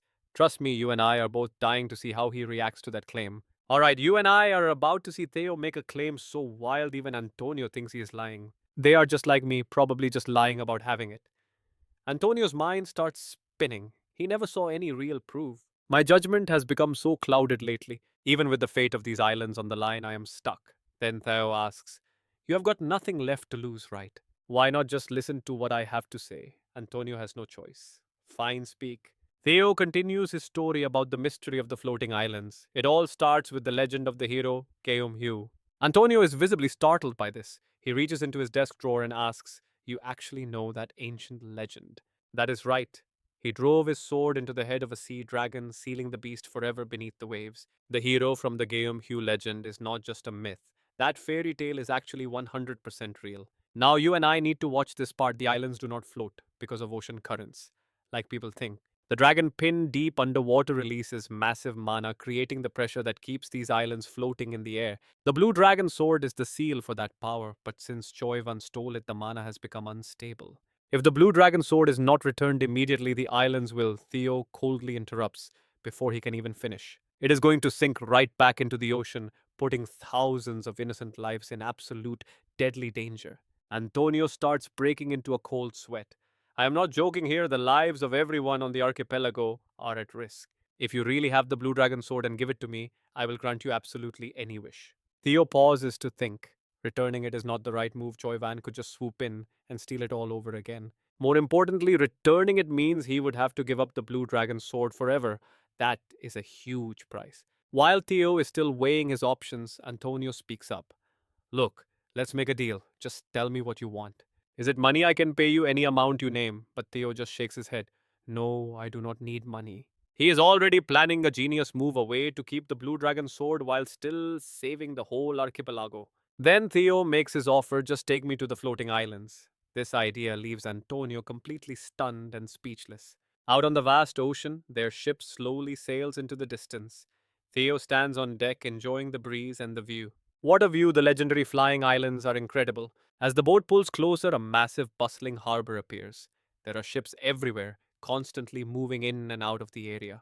Let's look at this place together. It is an autonomous merchant alliance with its own deep history and traditions. But during the Great War, Choi Van occupied the islands and turned the whole place into a factory for military supplies. By the end of that war, the entire island chain sank and completely vanished from every map in the world. Theo looks serious now. For Jana and the islands, he knows he has to kick Choi Van out for good. Suddenly, Antonio breaks the silence. You are not just talking big, are you? You really promised to save this entire island. After thinking for a moment, Theo speaks up to make sure the floating islands do not sink any deeper into the ocean. I am going to move the entire archipelago myself. He flashes a confident smile. Yeah, I can definitely pull this off. He starts planning every single step out in his head. That sea dragon is the guardian of the primordial dragon ruins. Theo asks, So what do you think of this sword? After observing it for a while, Blacker finally speaks up. This is definitely an ancient artifact. The desert dragon nods. It is definitely a primordial relic. But Theo wonders, why does it feel so hostile towards me? The dragon priest shares his thoughts. I'm not sure, but it seems the guardian abandoned its duty and fled the ruins. Theo hears this and gets curious. Wait, it actually ran away. Even if I ignore that someone once forgot their duty, Jin is clearly shaken because he is the one who did it. You said it fled the ruins. Does that mean if I pay the price, I can escape from there too? G5's expression turns incredibly serious. Only a monster like that could escape those ruins and still be alive today. Theo looks a bit curious and asks, Really, is that something not just anyone can pull off? But it has enough mana to lift islands just by breathing. If I subdue it, could I move the archipelago myself? Standing right beside him, Blacker says, Theoretically, yes, but first you would have to find a way to seal it again. And trust me, you and I are about to witness him face off against one of the strongest guardians in existence. Alright, you and I are watching closely as G5 asks if there is any way to reach the seabed. He nods with total confidence. Tini and I have prepared everything from the approach to interviewing that creature. Can that massive beast really save the islands? It is a power unknown even to those born and raised here. Even after I have shown you the Dragon Slayer sword, you still choose to have your doubts. Antonu shakes his head, looking anxious. It is not doubt, but worry. My homeland's entire destiny is at stake. Though surprised, Theo nods. Fine, just take me there and I will save this place no matter the cost. In that exact moment, a system notification flashes before his eyes. Side quest Dragon Slayer. Banbung must return home, find its place, and subdue the Guardian to claim mastery. Night falls, and under the pale moonlight, all final preparations are finally complete within the dark secret chamber. Antonio steps forward to introduce Theo. Our mission is actually quite simple for all of us. Escort this man to the beast Geojim Hugh, and then he will handle the rest of the work alone. Most lords are bribed by Choi Van, and the area is guarded, so we must use our secret route. His men nod in agreement. For the islands, Antonu turns back to Theo, trusting him with everything. Now watch this guy closely. You and I both know that evil smile means nothing but trouble. Later, the scene shifts to a heavily guarded area where soldiers ensure not even a single fly enters. Strange, haunting sounds echo constantly through the darkness of this place. Theo appears inside. He stares up at the massive blue dragon stone statue coiled tightly around the mountain. The man continues his report. We have successfully reached the inner sector of this area. The waterfall masks our noise, but stays sharp. Theo smirks and summons his weapon from the system. You did well. I can handle it from here. The others stare at his blade with intense interest. That really is the Dragon Slayer's sword. Theo feels the blade reacting stronger as they approach the beast. Over there. He looks up at the towering stone statue standing right before him. His face is a mask of stone. A second later, Theo leaps high and rushes forward at full speed. You truly have the sword. Finally, there is a glimmer of real hope for our islands. Before he can react, the assassin strikes. We are taking back the stolen Dragon Slayer blade right now. The group moves forward together, each person secretly calculating their next treacherous and deadly move. Theo spots a statue with its foot planted deep. He reaches the top of the dragon's stone head. Something feels off. The reaction is strongest right here. There is no doubt about it anymore. The next step, everything. He stabs the blade into the ground. Still no response. No matter how I try, there is no feedback. Now pay attention here. While Theo is still lost in thought, the assassin right beside him prepares his lethal strike. He swings a devastating blow, aiming to end it right then and there. But Theo is far faster. He vanishes instantly, leaving the shocked assassin grasping at thin air. The killer frantically looks around the area. He is gone. Where did he disappear to? Theo counters from the shadows.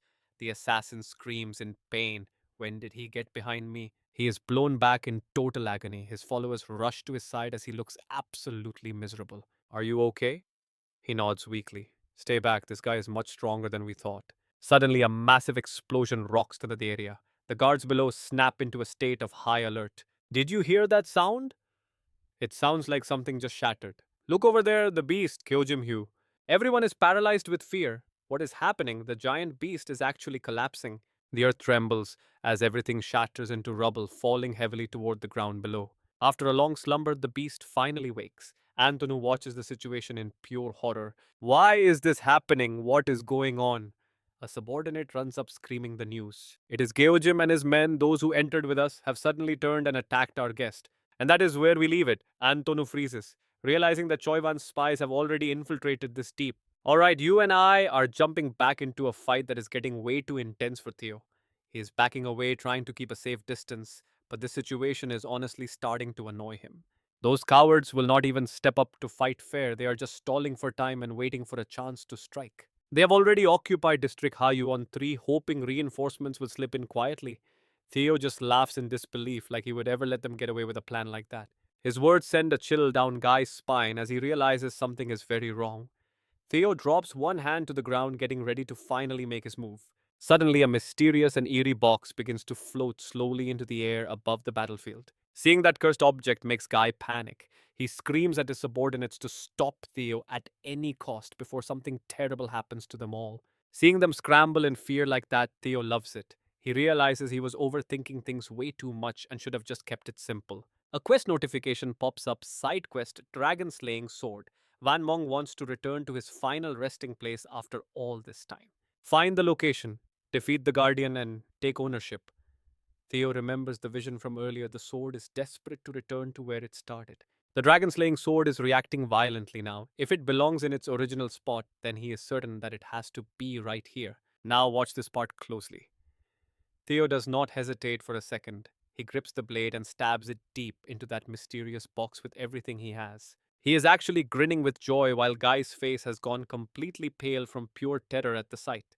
A massive explosion rocks the entire area, and the ground beneath them instantly shatters into a million pieces. Everything happens so fast that even Theo is stunned, but that thunderous sound grabs the attention of the guards nearby. They were not expecting a blast of that scale.